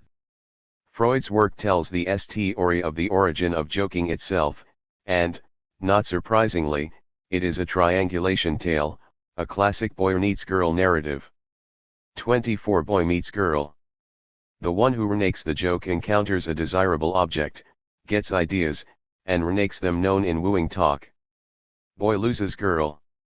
But the wooer's design is confounded by the entry of a second a potential rival and decidedly importunate third party. Alas, the implicit rivalry between the boys interrupts the natural course of events. Joke conquers all. But never fear, boy does get girl, by exposing her in the obscene joke and enjoying the spectacle of her embarrassment, affecting an imaginary exposure or put down which is clearly both voyeuristic and exhibitionist. The hapless woman is now exposed before a listener who has been bribed by the effortless satisfaction of his own libido. Joker and listener, poles 1 and 3, boys will be boys, share a laugh at the expense of pole 2 in the locker room joys of male bonding. 25 But the laughing listener does not escape unscathed. Freud points out the aggressive nature of this capturing of the listener's attention, hit by a surprise punchline, and he insists on the pleasure the joker takes in misleading his hearer. This dupe damps down his annoyance by resolving to tell the joke himself later on, to the next victim in the joking chain. Point 26 Thus the joking triangle is always a quadrilateral of sorts, a social chain in which the imaginary capture of both the joke's object, pole 2, and its listener, pole 3, is perpetuated by a changing cast of players.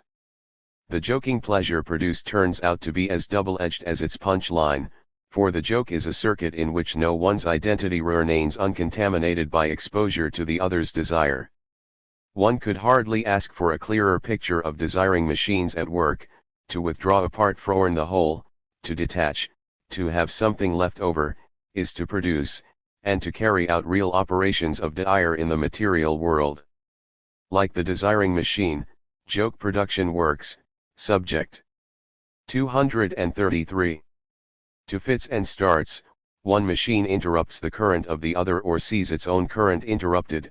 27 Just as the wooer is interrupted by the entry of the rival. Although this diagram yearns to be content-specific, it is actually functionalist, showing not what joking means but how it works. It should remind us of another shady story of love, aggressivity, and renunciation. In the classic Oedipal myth, of course, boy does indeed get girl, by Cernply eliminating the paternal rival. Freud's own retelling of the myth, however, the postulation of outcome in the Oedipal phase of human development reinstates the happy ending of the joke paradigm. The subject identifies with the former rival, renounces the impossible love, and chooses a substitute object to ensure the long-circuiting of his desire, a productive remainder that sends him on his way in search of another hookup. Finally, in another crucial text on social constructs and triangulation, creative writers and daydreaming, Father Freud insists on the role of veiling, Ankleidung, in the creative process. The writer softens his or her own daydreams, themselves already veiled versions of the certain sort of erotic impulses that motivate the joking process, by changes and disguises. 28 In other words, in order to satisfy a wish, the writer must display an object to a voyeur, the reader, but only after a costuming, a dressing up which eroticizes the dressing down, as in the joke. The joking triangle may be overdetermined, as in the diagram below. 29. L. Desiring subject joker Oedipus child writer dreamer. 2. Desired female but of joke jocasta mother writer's daydream object character. 3. Joke listener intruder accomplice Leo's father reader. This diagram shows how the Oedipal scenario is really only an instance of a larger, automatic process. Far from simply blocking desire, it recycles it, hooking up one desiring machine with others who read, who laugh, and who compulsively repeat the circuit that defines their own drives, hard. 234. And soft. The joke must be told to someone else, for payback and production of pleasure. The joke is consistent with the Oedipal dharana not because everything reminds the joker of mother and father, but because, in the desiring chain, everything hooks up to other planes, other desiring linkages, other planes of consistency. The Oedipal diagram is a rhizome. At the end of the joking process, the triumphant listener takes flight into holy space in search of a new connection.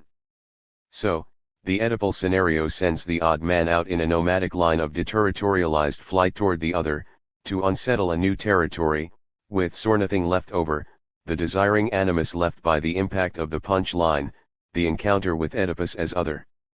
And what is the joke scene? It is the space of the unconscious, neither smooth nor striated but either smooth or striated or wholly, like outer space itself, a big zero feud with heavy black holes which riddle a vacuum where much of the matter, and of the gravit is missing. So let's take internaut Oedipus into the next millennium. The ludic field of the joke is not unlike cyberspace. What is a labyrinthine message path but a voyage in space, a peregrination, traced in the header a signifying chain in which the subject is a subject for another signifier, the address a message for another address. It is a path that is also a string knot tying off the unconscious on both sides, as Deleuze and Guattari charge, but taking us hither and yon, fort and passing linked bits of desire from terminal to terminal, subject to subject. In this formula, cyberspace is a virtual playground of desire as excess. For do we in fact need this information, on and? The act of chatting is more significant than the chat. More important than what millennial Oedipi ask is how and where they ask it, by what circumlocution. Cyberspace voyages entail zigzagging paths, an effect of our situation relative to the other's imaginary identity, a kind of psychic URL, where the other may be located but not found. To quote Deleuze and Guattari's love ode to the probe head, a faceless avatar of the Lacanian other, you are longitude and latitude, a set of speeds and slownesses between unformed particles, a set of non-subjectified affects. Wonder of a non-Hernan life. 30 Just so, Oedipus, vagrant space voyager, monstrous and human, a desiring Rnakin, in the information age, desire and the social are still the only players, just changing. 235. Sites. The cyber version of their interaction manifests Oedipal prohibition as screen and detour, the labyrinth of hypertext links, the conditions of eccentric communication, thou shalt not go directly from point A to point B without navigating the web. For being online does not assuage or even reflect desire, it engenders it. Cyberspace is filled with Oedipal questions: who are my others? What is human? Who is out there?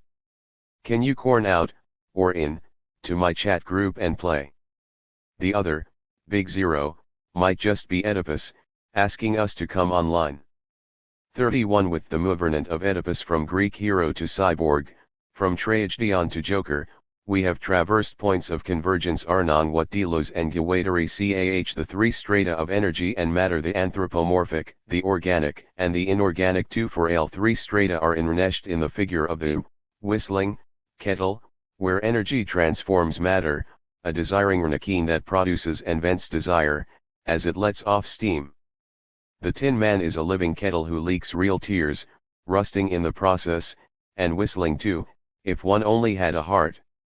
A template of Deleuze and Guattari's robotic probe head, Ketlepus is human, an organism, and Metallica at once, a body without organs on a line of Fiat over the rainbow in search of a good cardiologist. Let RNE conclude with what Deleuze and Guattari cah the wonder of a non-human life, which one Kali non-organic Oedipus, following Manuel de Landa's imaginative essays Non-Organic Life and Immanence and Transcendence in the Genesis of Form. 33 In these essays and elsewhere 34 de Landa expounds upon the difference between tree and rhizome, applying the distinction between hierarchies and meshworks. Hierarchies, he says, are formed by coagulation and deceleration in the fluids of biomass, genes, memes, and nons as a result of hardening and sedimentation, or stratification. Meshworks, however, are characterized by fluidity, resulting from the erosion and proliferation of nodes, segments, and assemblages. Hierarchies such as trees settle and consolidate vertically, while meshworks, rhizomes such as crystals or the internet spread and branch out. Furthermore, there are abstract machines behind the structure generating processes that yield, as historical products, particular meshworks, and hierarchies. Delanda also provides a helpful exegesis of the notion of abstract machines as engineering diagrams, such as a blind. 236. Probe head or searching device, defining the edge of a process or the parameters governing the emergence of assemblages. 5. Similarly, in their conclusion to 8,000 Plateaus, Deleuze and Guattari tell us that abstract machines constitute beckonings, that is, they make something open onto something else. 35. Hence their granting of a special status to metallurgy, which studies changes of state fluidity and hardening, and to metalwork, the craft of nomads. Matter energy is deterritorialized by non-adic metalworking, in which tool, ornament, and weapon manifest intersecting forms and functions. 50. Is Oedipus a cutting edge, an abstract machine or diagram, or a blockage, a resistance to energy flows? Is he, like a kettle maker, a metal worker, or an itinerant tinker, ambulant and deterritorialized matter energy? Or does he settle in and down, having successfully resolved Russ complex? Does he create meshworks or stratifications? Does he postulate an itmal unconscious with one immutable family romance, or describe a functioning assemblage, cutting across boundaries, intruding into new territories, unsettling any home to which he returns, the catalyst intruding into consciousness, the return of the foreclosed, provoking cataclysm?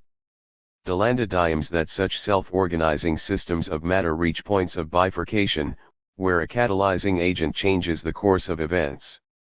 Energy oscillations, like the forte, seek the right viscosity, transforming stasis or chaos into a stable pattern of oscillatory movement, such as that of weather or chemical clocks.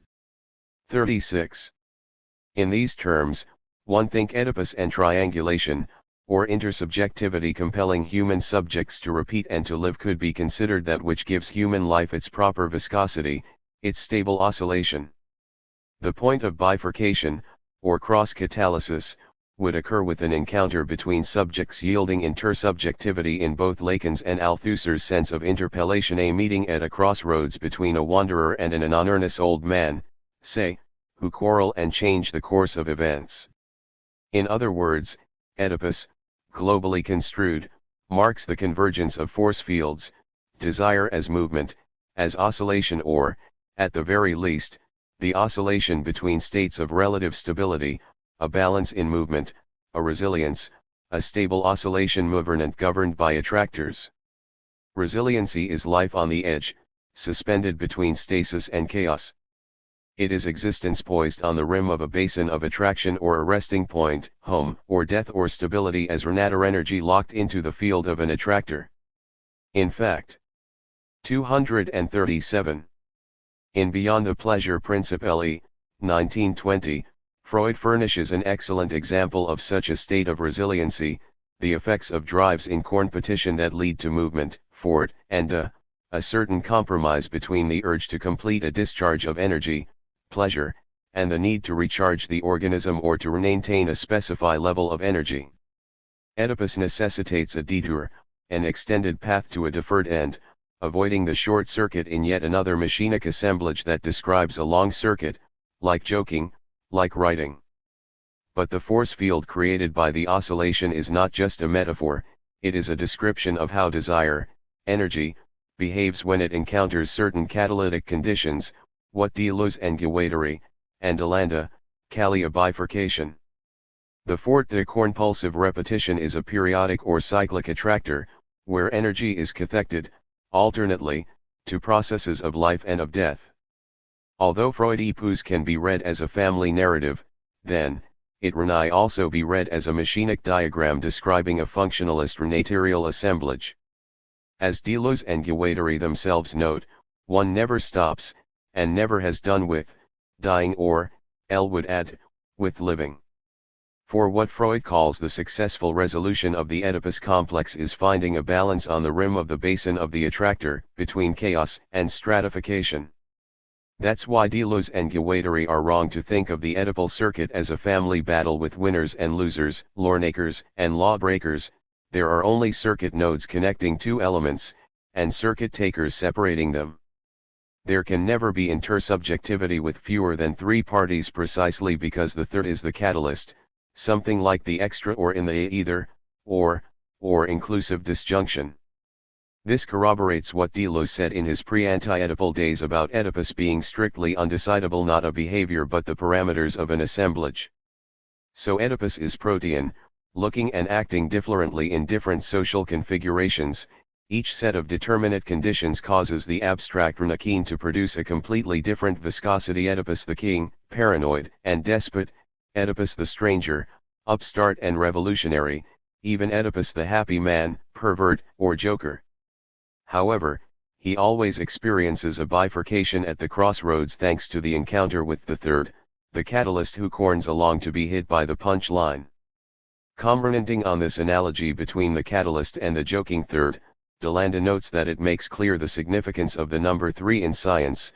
A mini-muon of 3 actors to get the intersubjective dynamic going sounds like a critical mass threshold, which after being crossed causes the 238 emergence of new assemblages.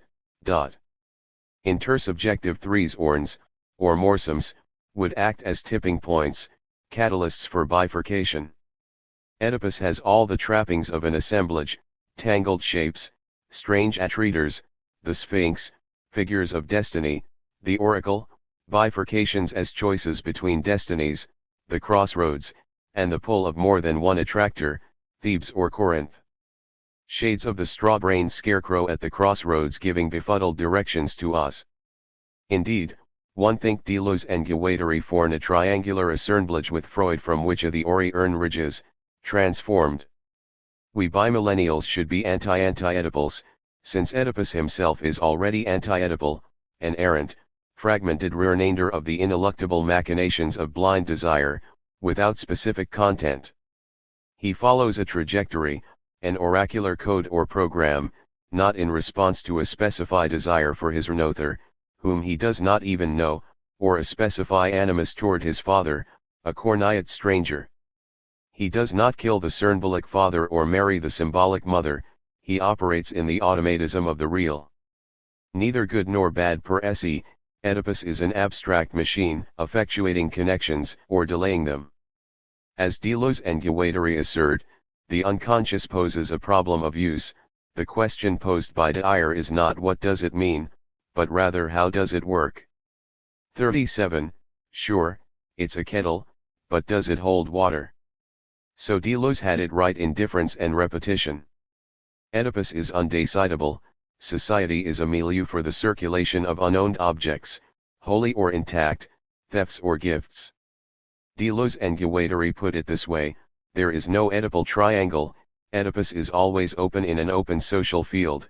38. One whose effects will be determined by the conditions we shape and that shape us. But even if they disavow the ménage à trois, Deleuze and Guattari concede that one never deterritorializes alone. Blind Oedipus takes along Antigone, who is 3, mutually exclusive, companions in own either mentor or sister or daughter. Blinded, this probe head has black holes for eyes, holy spaces, holes in his head, a quixotic knight-errant with holy armor, renissing links in his chain mail, Oedipus and Antigone as Don Quixote and Sancho Panza, warriors not at war but a war Rhinakin in Deleuze's sense, on a holy quest. This need for companions in flight is also familiar to the Tin Man, who joins an intersubjective assembly for the journey to the Emerald City, the Big O capital of Oz. The Internaut, voyaging through holy space, Star Trek meets the Odyssey, riddled with riddles, with black holes and pitfalls navigating between voracious Renan. 239. Stirs and ruthless living rocks, is part of an assemblage subject to a force field. The wizard is indeed a strange attractor, a distractor on the long journey over the rainbow, even though there's no place like home. The rainbow is smooth and striated space, an arc/arc ending at a leaky cauldron filled with fool's gold, the punch line being that we have gone to the ends of the earth but never left home. Like Oedipus. For although Earth's Renuth global space is striated with inscribed coordinates to govern progress, it always brings the wanderer full circle. Deleuze and Guattari call this itinerant disjunction nomadic renouvrement or flight, Freud calls it displacement, the motility of desire, the return of the repressed. But we cannot agree with the lyrical enigma that is the last word on space in 8,000 plateaus, which assures us that the most satisfying closures have loopholes, that the road of golden bricks has potholes. One need only solve the riddle of the Sphinx, or unveil the wizard, or get the punch line to be riven by the discovery. Deleuze and Guattari warn us, in closing their round on the Cernunth and the Striated, of what Oedipus and his avatars have always been up against. Never believe that a smooth space will suffice to save us. 39.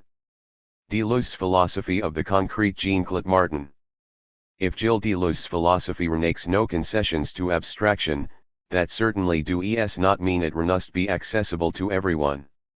The concept takes place in silence, in that twilight moment entre chien et lu when we are no longer sure what it was we were supposed to understand, when communication is blocked and reflection comes up against its own stupidity. Bêtise, a moment when we don't really know what to think, a moment of difficulty for thought. 1T is in the sense that Deleuze often said the concept needs an idiot in order to be realized.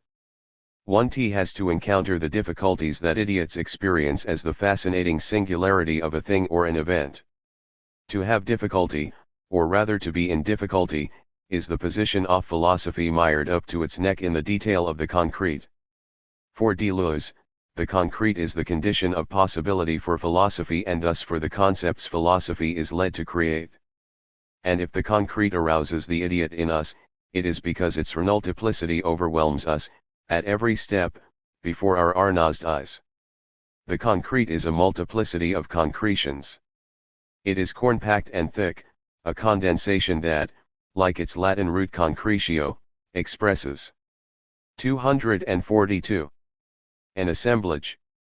The concrete is thick, thickened by anything capable of growth as an ensemble, an aggregation of forces, or, as in Spinoza, a composition that increases the power of that agglomerate. The concrete is anything that comprises itself, anything that, in this composition of forces, will grow in ensemble va croître ensemble, not without increasing in dimension. Such a composition, such an assemblage of concrete forces, is called a concrescence. In botany, for example, concrescence refers to the grafting of two plants that have sprouted together, side by side. Sometimes even two plants of different kinds will become a concrescence, with a branch of one grafting to a branch of the other. But then nothing remarkable happens, these two engage in a cornman becoming, a marriage against nature that produces seedless fruit the idiot cannot plant and whose ripening he cannot understand. We are talking about a cornposition, a botanical concretion, a rhizome of forces, a thicket of singularities that, acting like plants, do not so much foliate as polliolate. Confronted by the rhizomes of the concrete, we cannot help but lose the power of linear thinking or deductive reasoning. Neither the mandarin orange nor the renewal can reproduce in accordance with seminal reason. Stupidity, or idiocy, the inability to grasp the rationale of certain concretions, is thus a passion for the concrete without which there would be no concepts. The concept can no more be obtained through reflection than a mandarin can. No one can't deduce a concept, there is no filiation, no father. Philosophy is not the labor by which a concept is birthed, for it is not subject to genesis. It is obtained by grafting rather than bifiliation, through the encounter, the crossing, of different species. And, as with the concrescence of two branches, you never know what kind of fruit you'll get. You can't reason your way to an a priori deduction of fruit. Arrlul has neither ancestors nor descendants. It is an event for an idiot, an event without any ratio, without any reason that could be considered originary or any anteriority from which a genealogy could be derived. Faced with such a configuration, agencement v reflection and logic have nothing left to say. This is why the idiot, whom Deleuze describes as a conceptual persona too, is lost at first. He becomes absorbed in the assemblages of the concrete without knowing how to find those concretions that AC 243 accord with his ability to persist in his own being, not knowing a priori with what he should join forces avec quoi entrer en concert in order to extricate himself. Idiocy in this sense is a kind of groping, an experimentation with often dangerous concrescences. Standing before a flower bed, absorbed by each pistil, by a myriad of petals, the idiot can't immediately formulate a concept by which to fashion a bouquet. He is too caught up in detail. The multiplicity of the concrete disintegrates, swarms, fragments into a cloud of pollen impossible to configure in any vital way. It suddenly escapes our control over the persistence of being. Sometimes the idiot starnrunners excitedly, lost in the flux of co and sireta he cannot reassemble. At other times, he manages to channel agencer his stamrunnering into a kind of concetto, even a concerto, examples of which abound in literature and music, and that philosophy, for its part, elaborates in the form of the concept. Neither the concetto nor the concerto, less the concept, is given ready-made in the face of the swarming singularity of the concrete. And everyday nouns cannot save us from the multiplicity that batters us from all sides, for such nouns cannot be used to foreign concepts. Lt is a commonplace that the metaphor, in bearing meaning from one domain to another, can take on the heterogeneity of the multiple.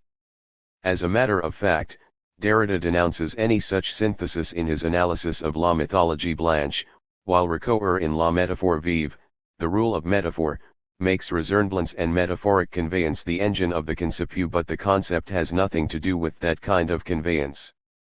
To the categorical error of metaphors, which consists in obliterating boundaries between genres through a transfer or conveyance of sense capable of arousing new resemblances and thereby new meanings, Deleuze, it seems to me, continually opposes particular regions of signs, configurations that he calls diagrams.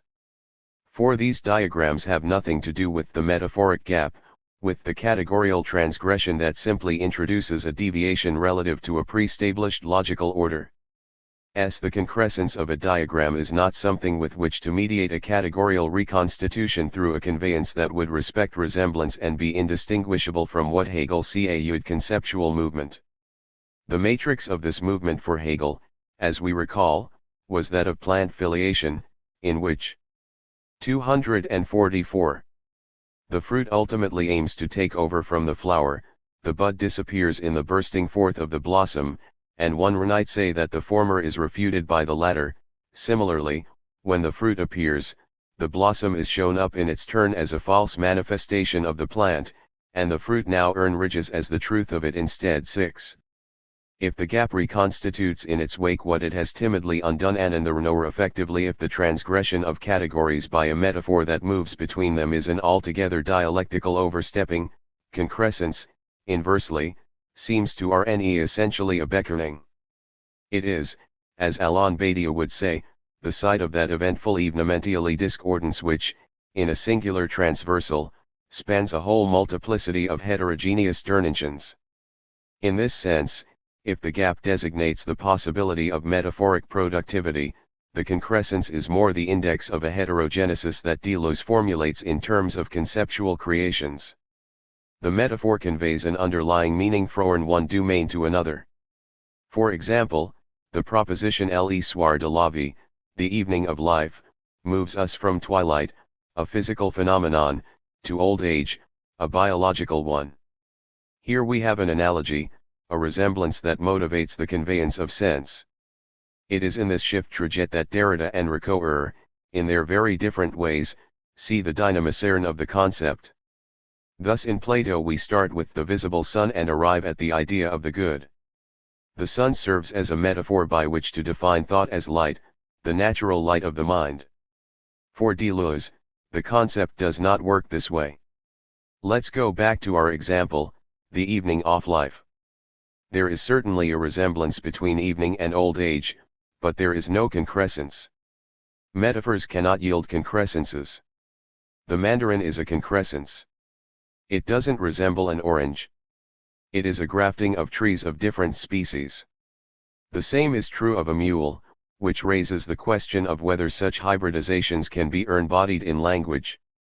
And this is precisely the question that Deleuze poses apropos of the concept, something that occurs au milieu, between two series, as with the grafting of two branches.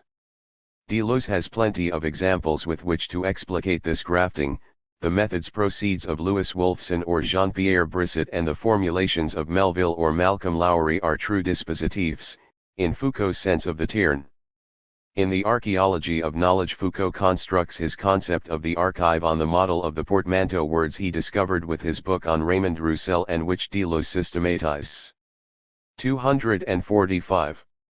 Within the series that are splayed out like a fan across the pages of the Logic of Sense, the most striking example is alternately the French typewriter keyboard, AZERT. This statement énoncé makes no sense. It is neither a proposition nor a metaphor. It is above all incomprehensible, and yet it is not pure nonsense. It is simply a figure of speech that is difficult to think. It has to do with the juxtaposition of the first letters of a typewriter keyboard. AZERT is the statement of a confluence, a statement made au milieu, a graft between two heterogeneous series. The first series has to do with the frequency of the letters of the alphabet in the French language. A, Z, and E don't occur with the same frequency in German, for example. The second series has to do with the fingers, with their span and respective length. AZERT is the concrescence of the French alphabet together with the span, or gaps between the fingers, of the hand. In no other language will the keyboard be the same, the frequency of the letters requiring a new distribution of the keys in accordance with what's feasible for the hand. With the metaphor the evening of life we had a conveyance of sense from the physical to the biological. AZERT, on the contrary, is a graft between hand and language, la main et la langue. And there is no resemblance between a hand and a language. This is a matter of two dimensions that can't be articulated by a metaphor, which, according to Aristotle, can only be yielded by analogous categories. To effect a concrescence between hand and language requires nothing else, what Foucault calls an énonce and Deleuze an agencement. We need to create a concretion. AZERT, as an example, is a bit bizarre and utterly trivial. But it has the merit of showing us the existence of a logos that is not one of signification, of the phrase or the proposition. Now, it is just this type of semiotic that governs the constitution of cultural formations and geohistorical mentalities. 1 am thinking, for example, of the name of Saint Marcal, which, between the 11th and 12th centuries, served as the archive or Siongraphon from which the Capetian dynasty constituted itself, as one have shown elsewhere. 8 Saint Marcal's hagiography has made his name the concretion of an illness, a royal contagion, an animal, a place name, and a curson and symbol of forces with which the Capetian dynasty has an almost vegetal relationship. As with AZERT, multiple meanings and heterogeneous dimensions intersect in Saint Marcal. It is the name of an archive in which religious politics, literature, and 246. Geography clashed, a confrontation that drew the established power into the process whereby relics were scattered and the feudal system dissolved. The issue in this case can't be the margin, which, as we know, always marks the limit of a text. The history Larn speaking of is tied to an order of events that is not at an marginal, not at an obscure or out-off way, one that would thereby be accessible only to the scrupulous interpretations of Talmudic exegesis, eminently respectable but a hermeneutics that would be useless to us here. For too long the text has imposed itself as a substantification of history, exporting narratology to the heart of the history of the arts and sciences, images and signs, gestures and practices whose archives and regimes of actuality regimes d'actualitel are in fact dependent, as the archaeologue, J of knowledge has forced us to recognize, on neither the play of the phrase nor the structure of the proposition, but rather on a cornplex of strata that would be difficult to show here in its parenthestic superpositions. 9 The text is the torn of any history that fails to acknowledge the alloying of forces of resistance in which a strategy of struggle intersects with living needs of friendship, the true machinery resorts of an actuality or an archive through which pass bundles of singularities that may be pictorial or musical, architectural or artisanal, even religious or thaumaturgic, and whose peaks take the narn of a particular epoch. The exception of French philosophy, removed, as Heracles has so accurately noted, from the phenomenologic-analytic division of the world, is timely fate actualitel in that it doesn't subscribe to Wittgensteinian language games where we are expected to stifle what can't be said and consequently to ignore those regimes of signs that no longer depend on the text. Such descriptive regimes signaletics, in escaping the jurisdiction of language, must nevertheless not allow themselves to fan back on the seduction of the unspeakable non-dit conceived of as a primordial world. Lo, a concept is no more dependent on propositional syntax than is a tirnpanurn or a stained glass window, an earnage, or a song. But this is not to imply the inverse, the dark depths of the unseen, the unknown, that only prayer can lift up through an interna idonation which eludes the analytic constitution of the transcendental ego.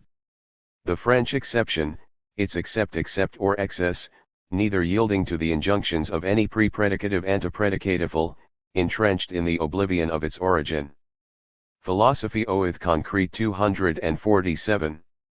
Nor letting itself be carried away by analytic charns that offer everything up to the multiple resources of the play of language, subscribes instead to a pragmatics in which, as Maurice Blanquat has said, to speak is not to see. In other words, what we shouldn't stift is the very thing that can't be spoken, recited in the logical form of the text, a seeing whose visibility is accessible only to hybrid, a signifying discursive for nations. This kind of concretion is what Deleuze means by concept, a movement of the concrete, the signs of which are no longer consolidated by phrases or propositions but according to new assemblages that are proper to philosophy.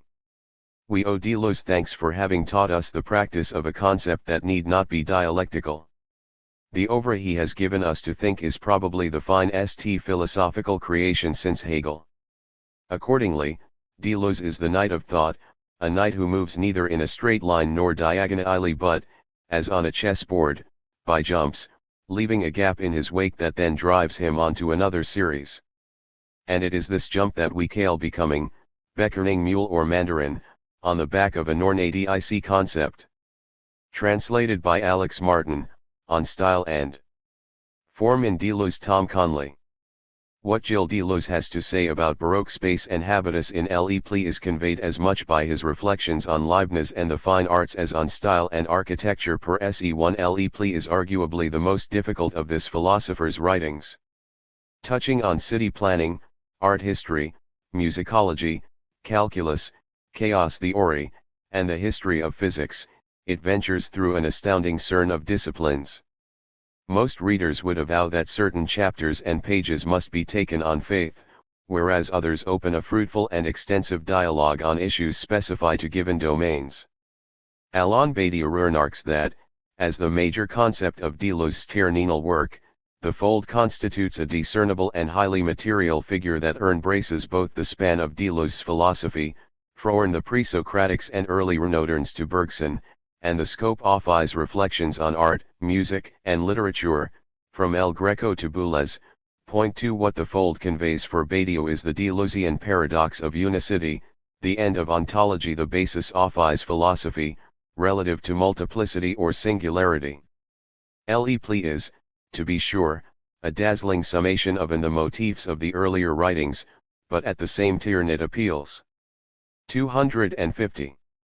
To the history and theory of art less on account of its conclusions than because of its rivalry with its sources, that is, the demand that its own style be read as the content of those conclusions. An assertion of this temper should not surprise political and aesthetic historians of the Baroque, for it places Le Pli squarely in the tradition of aesthetic politics that includes Elie Faure, Henri Fauchelon, and André Malraux. One of the poets in this tradition was Victor Hugo, who declared that the physical mass and infinite energy of his poetry were constitutive of its politics and ethics. What Le Pli makes especially obvious is that Deleuze belongs to a tradition that similarly invests plastic and verbal expression with political efficacy. A style of composition conveys a tactic and a way of dealing with the world, hence a habitus, understood in a general fashion, that determines both being and action. Authors in this mold, in which are also cast the writings of Deleuze, seek to create styles of thinking consequential enough to supersede their content.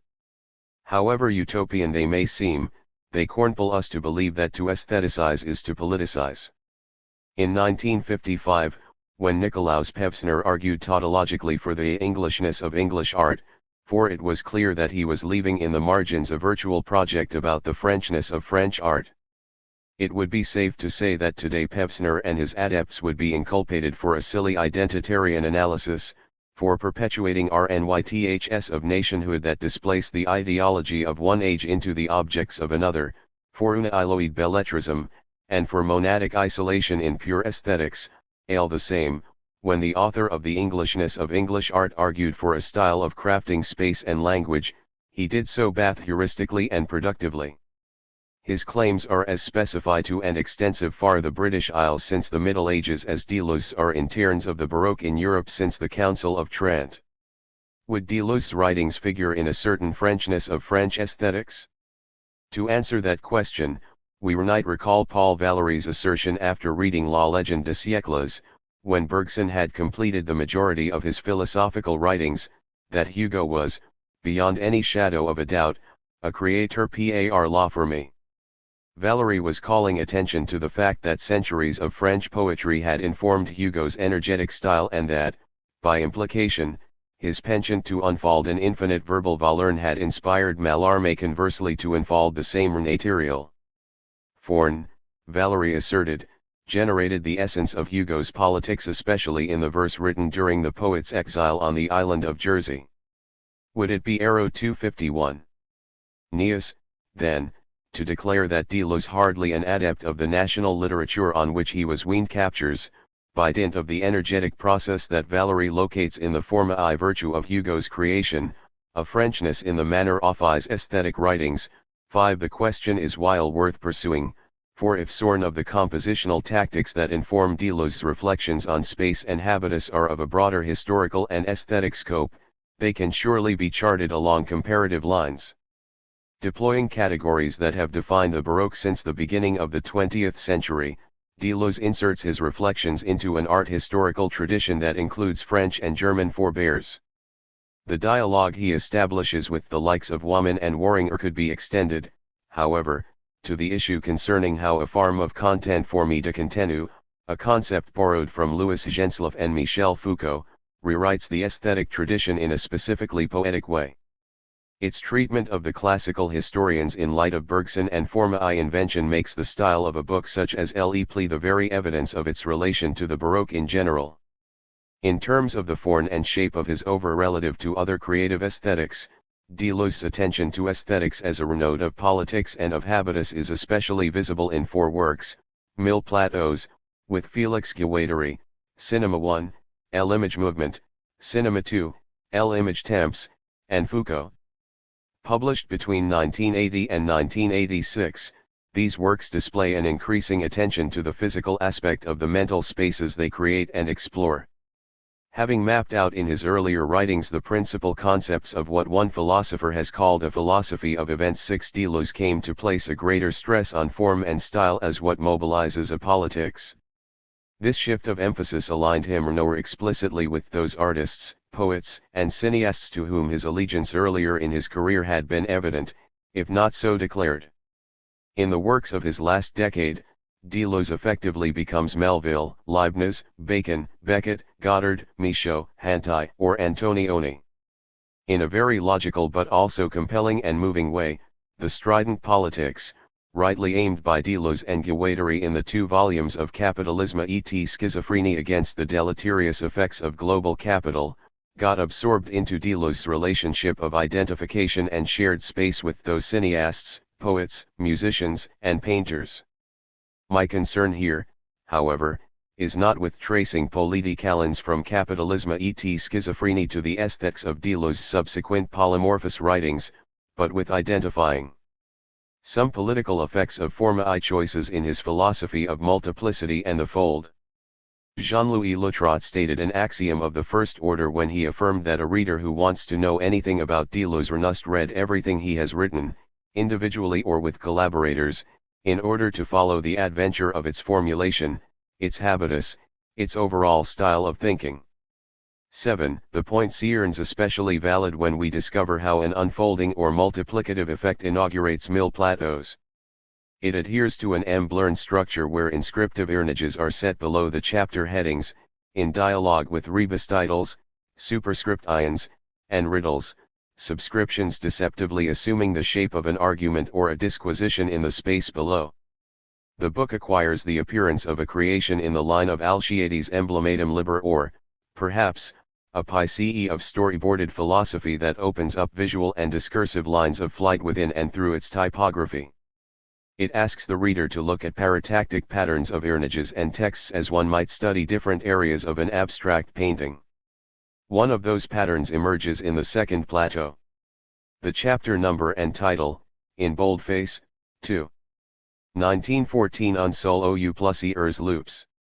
A single or several wolves, is suspended over an image of a snowscape pocked with a vaguely vertical line of black dots and captioned, in italics, Charn de traces ou lignes de loup, field of tracks or wolf's line.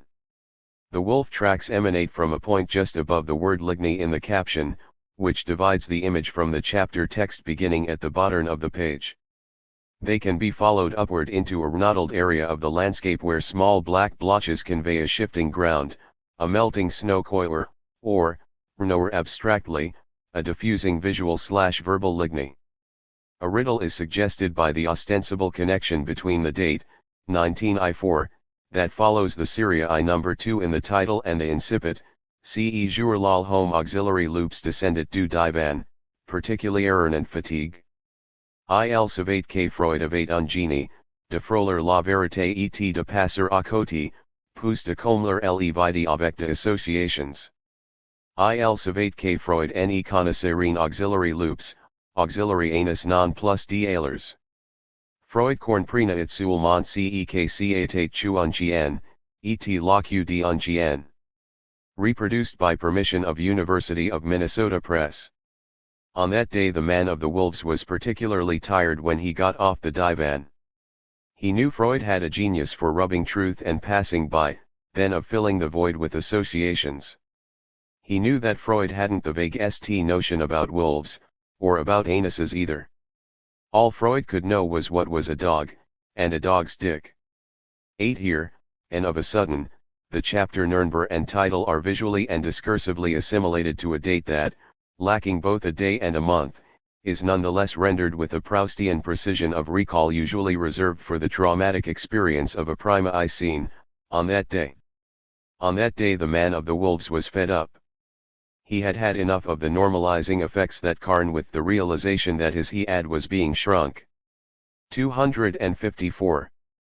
To ordinary size. In a word, he knew he was getting lobotomized.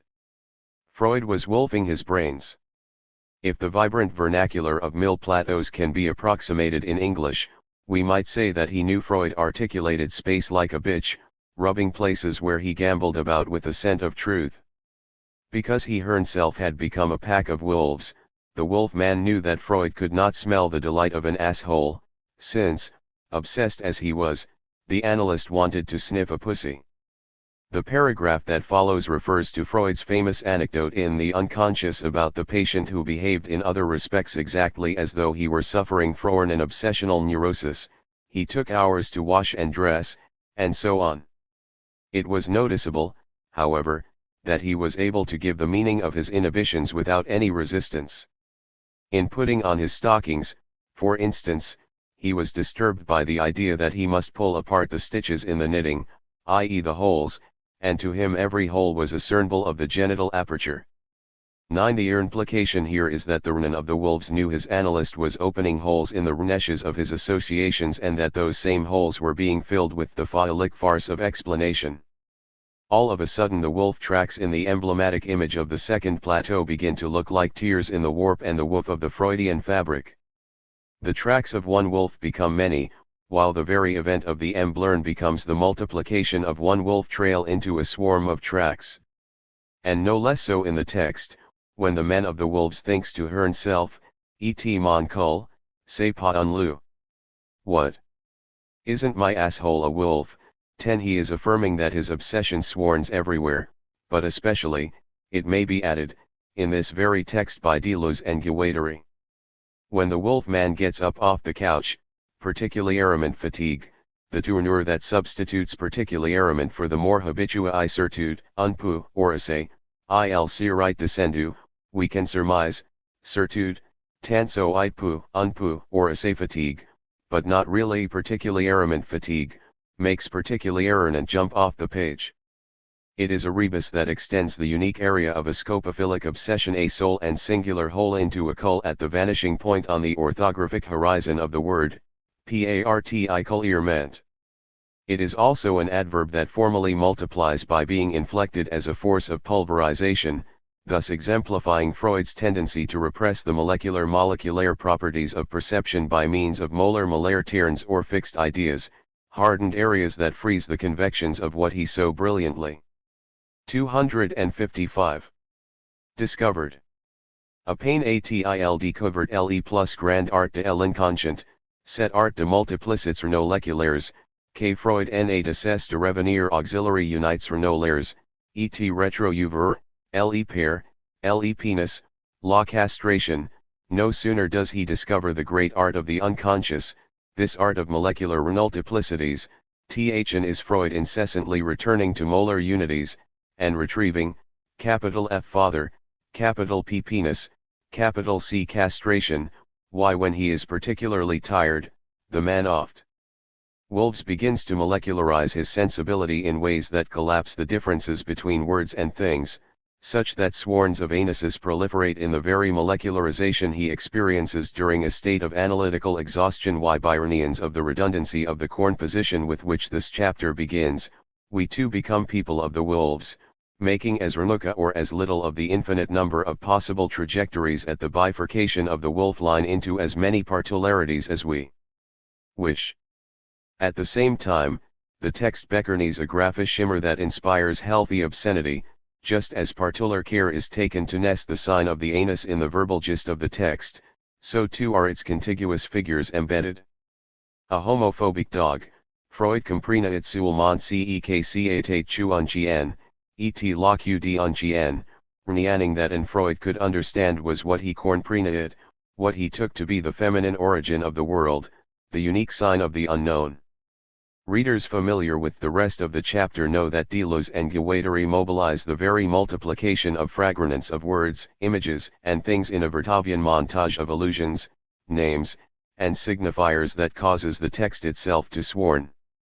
Reference is made to Louis Wolfson, the author of Le Schizo et les Langues 13, and to Virginia Woolf, whose initial V beckons the W recalling the wolf's ears that multiply in the patient's dream.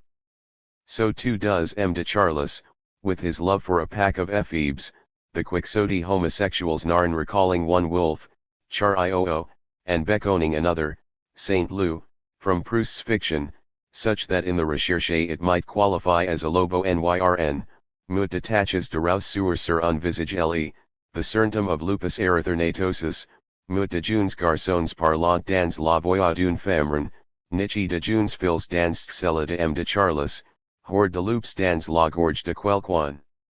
Multiplicit d'anus dans l'anus. Example the cul in Charlis, a horde of red spots on a face, a horde of young boys speaking in the voix of a woman, a nest of girls in that of M. de Charlis, a horde of wolves in Sornion's throat, a multiplicity of anuses in the anus.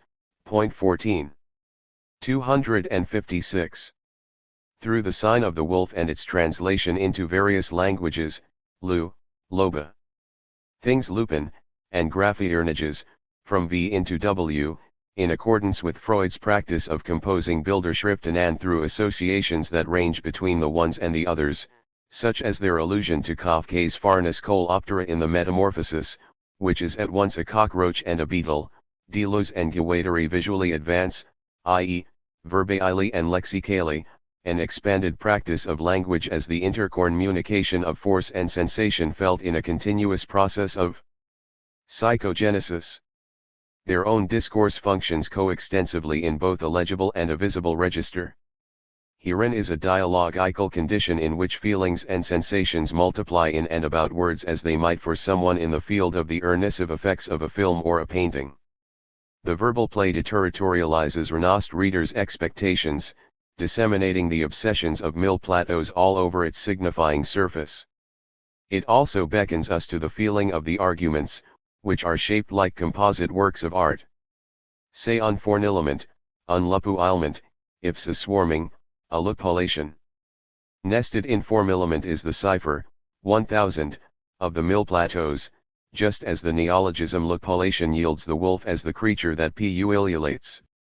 Both wolf and lu are proper narns, or what these authors calli l'apprehension instantanea d'une multiplicite, the instantaneous apprehension of a multiplicity, adding that le nom propre est le sujet d'un per infinitive corn precum tel dans un champ d'intensite, the proper name is the subject of a pure infinitive as such in a field of intensity. 0.15 He proper name both locates and sets in motion the very site it denotes. When Deleuze and Guattari advocate a pluralization of singularities by rendering Freud's Wolfman as Lhom auxiliary loops, their hero sustains the anti-Lacanian bias of the work, returning to a more immediately practical and pragmatic, but also prescient, theory of communication.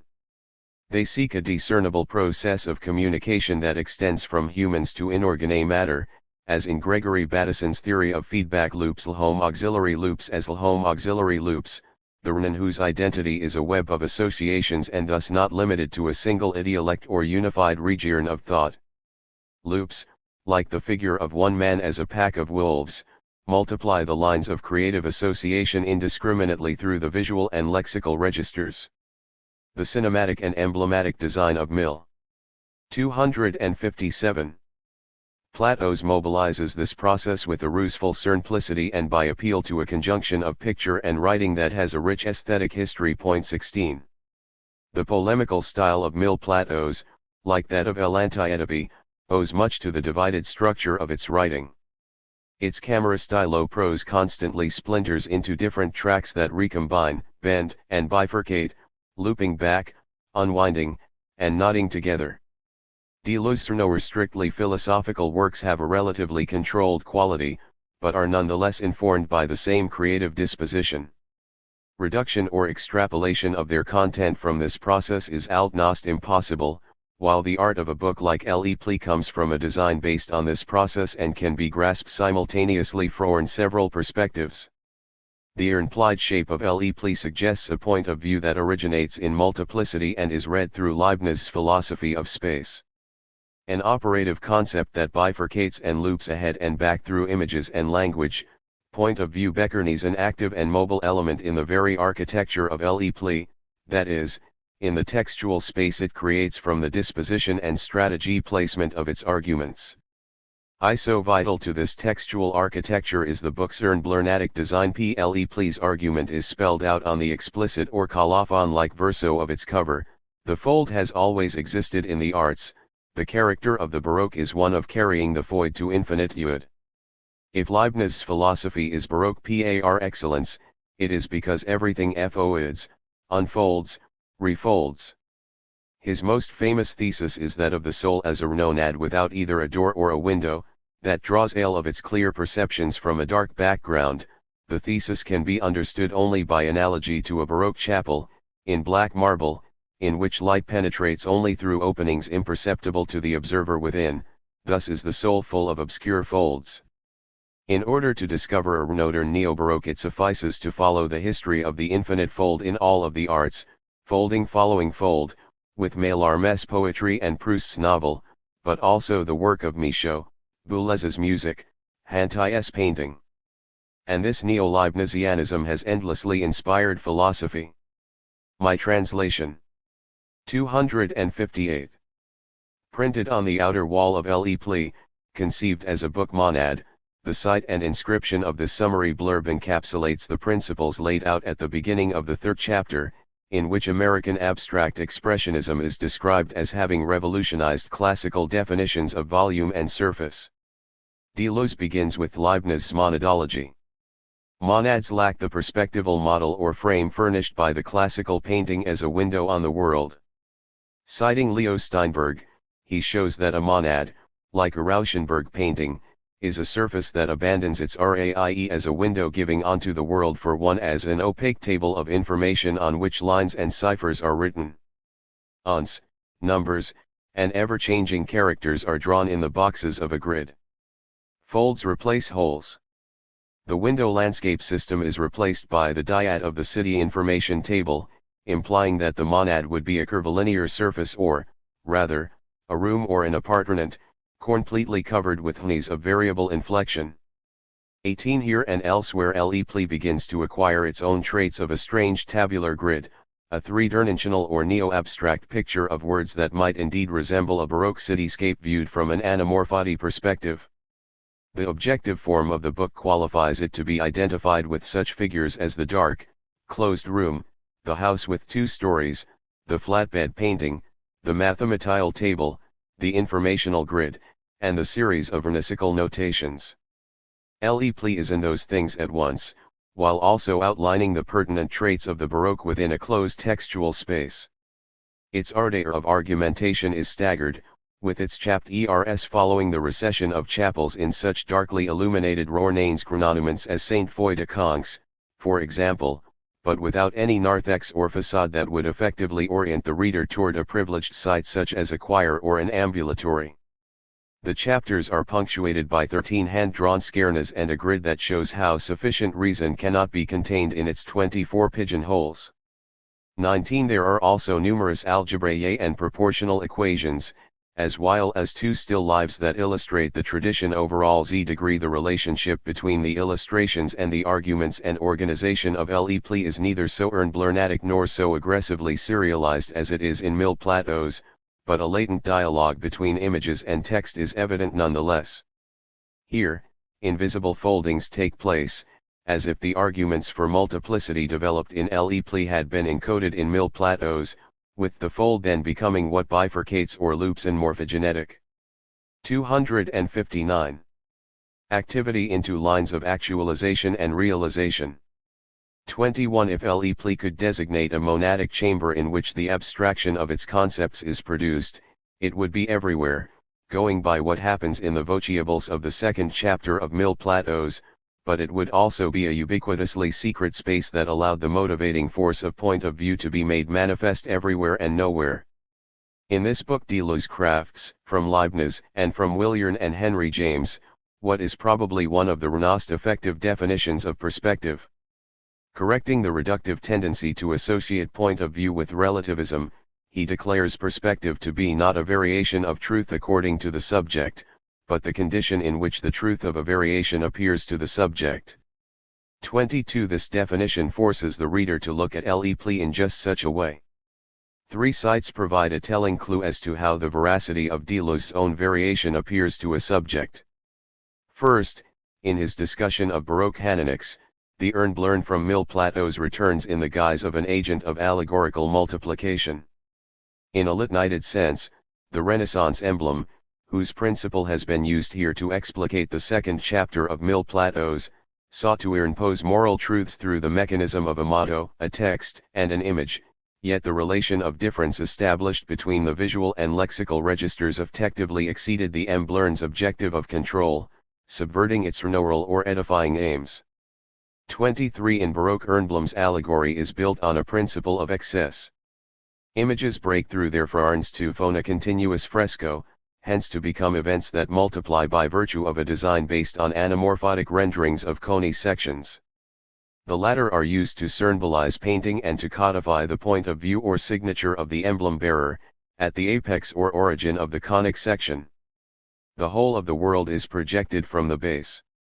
In this context, point of view cannot be anything other than the realization of the way in which a variation is being apprehended and of how that variation, as multiplicity itself, could be grasped otherwise than the way in which it is presently being discerned.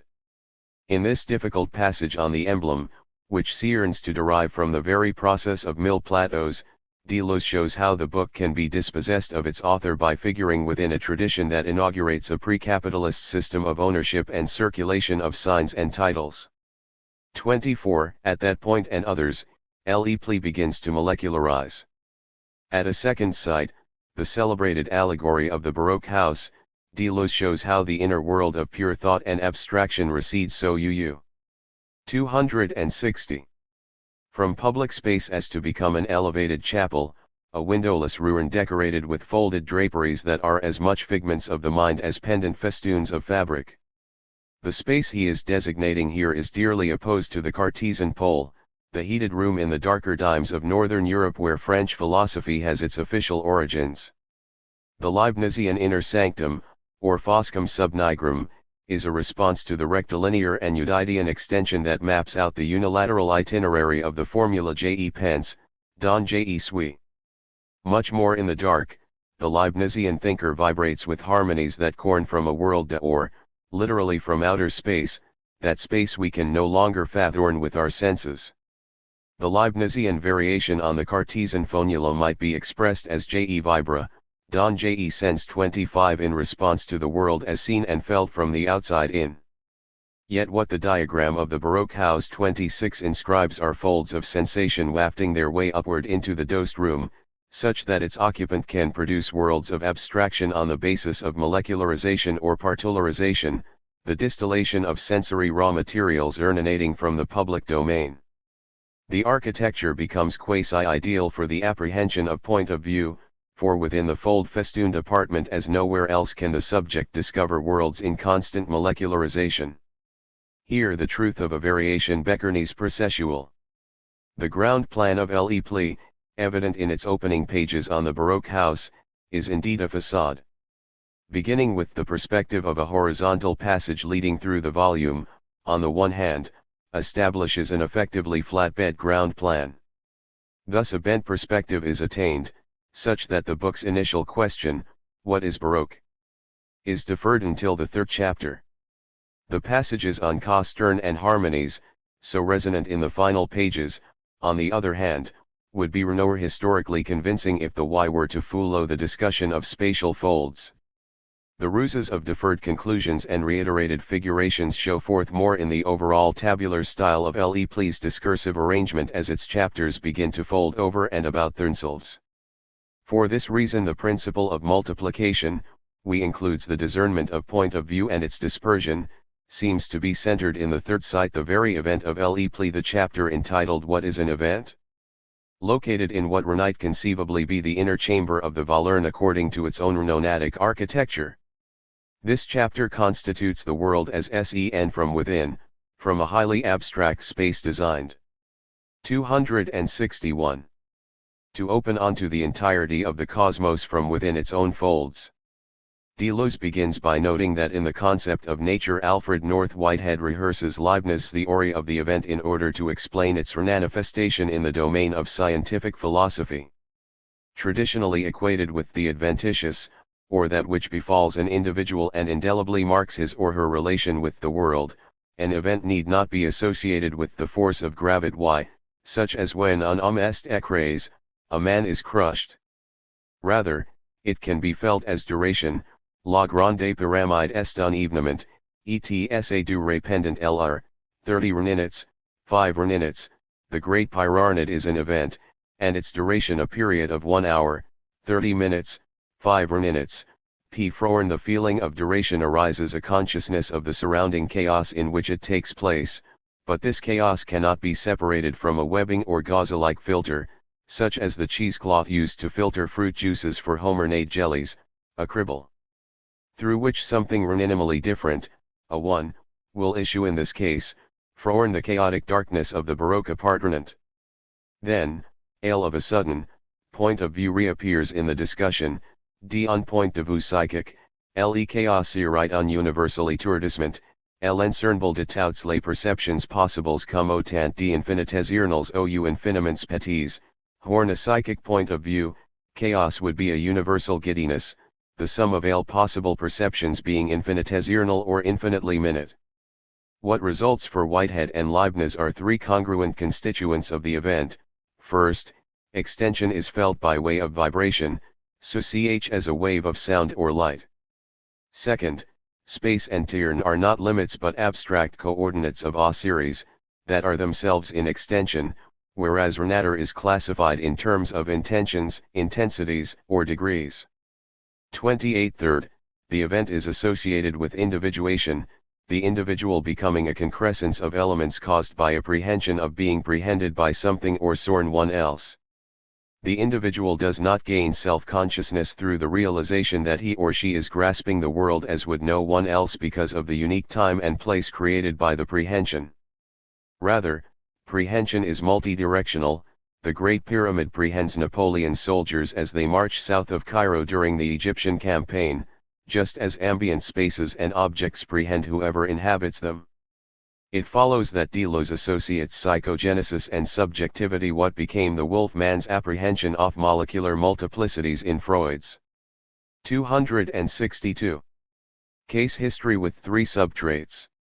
Subjectivity is the manner by which a perception is expressed within the subject, that is, how the subject actively prehends a datum, whether an emotion or consciousness in general. Second, prehensions follow each other in a becoming that places the past in a present portending the future, which leads, third, to a feeling of self-enjoyment. 29 In developing this way, an event becomes a sort of prehension that reveals the molecular play of flux and permanence in all things. The only decisive difference between Leibniz and Whitehead, remarks Deleuze, is that the monadic closure essential to the former's sense of space gives way in the latter to a chaotic seriality, to divergences and multiplications, to a fluorescence of harmony accords, and to emancipations of dissonance that turn closures into polytonal effects. Events are the prehensions of what, quoting Pierre Boulez, Deleuze calls a polyphony of polyphonies. 30. At this point in Le Pli, after the chapter devoted to the event, the spatial renodel that initially described Leibniz's monad now includes a museal component. A greater degree of abstraction has thus been gained, enabling Deleuze to generalize the concepts of bifurcation, looping in the Batesian sense, multiplication, simultaneity, succession, and permanence, and of which are felt in the act of prehension. This new fluorescence or broadened chromatic scale confers a limitless possibility upon the reader's experience of space and form, with the space of the monad becoming an event in the very dilation of the kind that the reader encounters in the shift of emphasis from a closed to an open space. The darkened confines of the monad apartment described at the beginning are infused with, but also traversed by, harmony waves that multiply, sworn, and endlessly produce more and more affect, inspiring no reprehensions of prehension. Harmonies traverse infinite nirnbergs of monads as both sound waves and continuous beams of light would.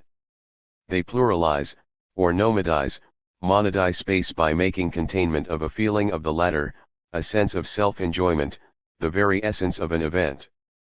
As a form of molecularization or a consciousness of the atornic flux of permanence, the event is now tantamount to what is described elsewhere as multiplication of swarming, of movement along infinities in perpetuae bifurcation.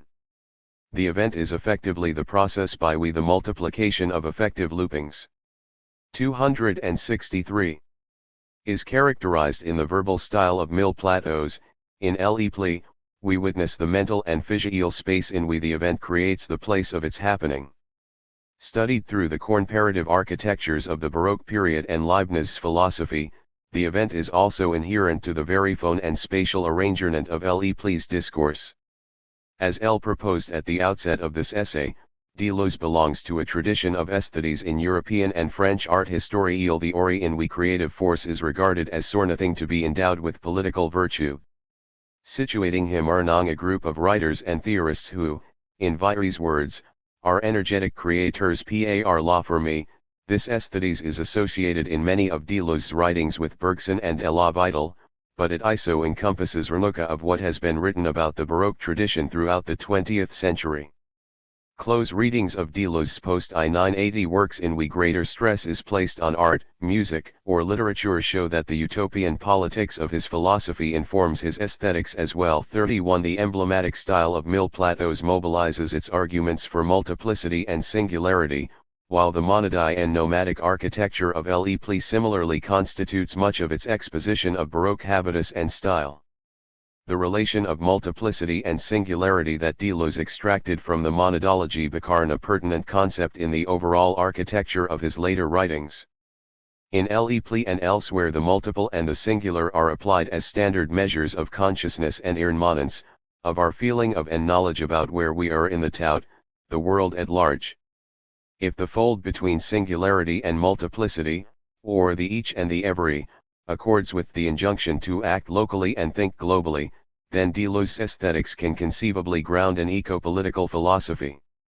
Insofar as we are witnessing an accelerated eradication of social and biological diversity in the world, what he says about immanence, harmonies, continuous folding, and the proliferation of events can suggest ways of thinking about and coping with SORN of the effects of geocide.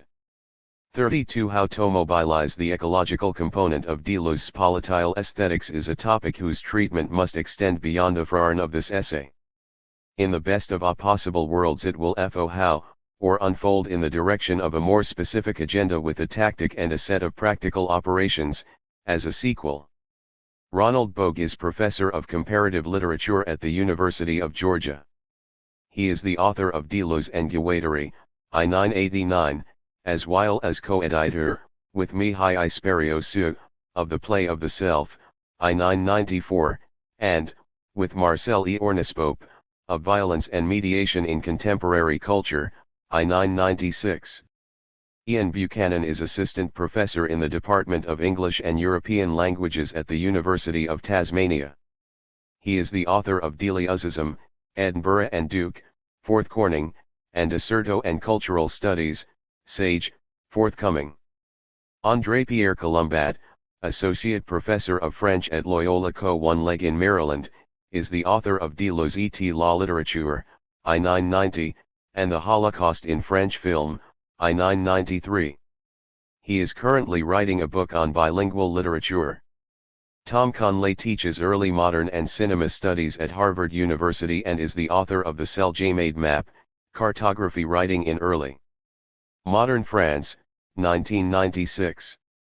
He has translated The Fold, 1993, by Gilles Deleuze and Culture in the Plural, forthcoming, and The Capture of Speech, 1997, by Michel Desserteau. Manuel Delanda teaches a Cerniner at Columbia University on theories of self-organization and urban history and lectures around the world on the philosophy of science and technology. The author of War in the Age of Intelligent Machines, 1991, and 8,000 Years of Nonlinear History, 1998, he also contributed an article to the 1993 SAQ special issue Flame Wars, edited by Mark Dury. Tessa Dwyer is a graduate student in art history and cinema studies at the University of Melbourne. Her article Literary Exoticism and the Post-Colonial Wardrobe, Travel Writing in Pierre Lodi, Mark Helles and Isabel Eberhardt appeared in Antithesis, 1995, and she co-edited LST Floor, 1996, a volume of catalogue essays from the Melbourne Gallery of the same name. Jerry-Aline Flieger, professor of French, Comparative Literature, and Women's Studies at Rutgers University, is the author of The Purloined Punchline, Freud's Comic Theory and the Postmodern Text, 1990, Colette and the Phantom Subject of Autobiography, 1992, and a forthcoming book, The Listening Eye, Hypervisibility, Paranoia and the Millennial Text. Eugene W. Holland, Associate Professor of French and Comparative Studies at The Ohio State University, is the author of Baudelaire and Schizoanalysis, The Socio-Poetics of Modernism, 1993, and Introduction to Schizoanalysis, Routledge, forthcoming. He is currently writing a book on Marxism and French post-structuralism. Frederick Jameson is director of the literature program at Duke University and general editor of the South Atlantic Quarterly. His most recent book is Brecht and Method, 1998. Jean Clet Martin, professor of philosophy, Lycée d'Altkirch, is the author of Variations, La philosophie de Gilles Deleuze, 1993, forthcoming in translation from Hernandez Press, Ossuaires, Une anatomie de Moyen Age Roman, 1995, L'image virtuelle, 1996, and the forthcoming Van Gogh, L'Œil du Monde. John Malarkey, lecturer in philosophy at the University of Sunderland, has published essays on metaphilosophy, philosophy today, and process studies. Bergson and Philosophy, The Rule of Dichotomy is forthcoming from Edinburgh University Press. D. N. Rodowick, professor of English and Visual J. Cultural Studies at the University of Rochester, is the author of The Difficulty of Difference, Psychoanalysis, Sexual Difference, and Film Theory, I 991, The Crisis of Political Modernism, Criticism and Ideology in Contemporary Film Theory, 1994, and Gilles Deleuze's Time Machine, 1997. Horst Ruthroff is Professor of English and Comparative Literature at Murdoch University. The author of The Reader's Construction of Narrative, 1991, Pandora and Akam, On the Limits of Language and Literature, 1992, and Semantics and the Body, Meaning. From Freya to the Postmodern, 1997, he is currently completing a book on language and the corporeal turn to be published by Castle. Charles J. Stivell is Professor of French and Chair of the Department of Romance Languages and Literatures at Wayne State University. His books include The Art of Rupture, Narrative Desire and Duplicity in the Tales of Guy de Maupassant, 1994, and The Twofold Thought of Gilles Deleuze and Félix Guattari, Intersections and Animations, 1998. He has also edited special issues of Substance, 1984, 1991, on Deleuze and Guattari, and of Works and Days, 1995, on cyberspaces.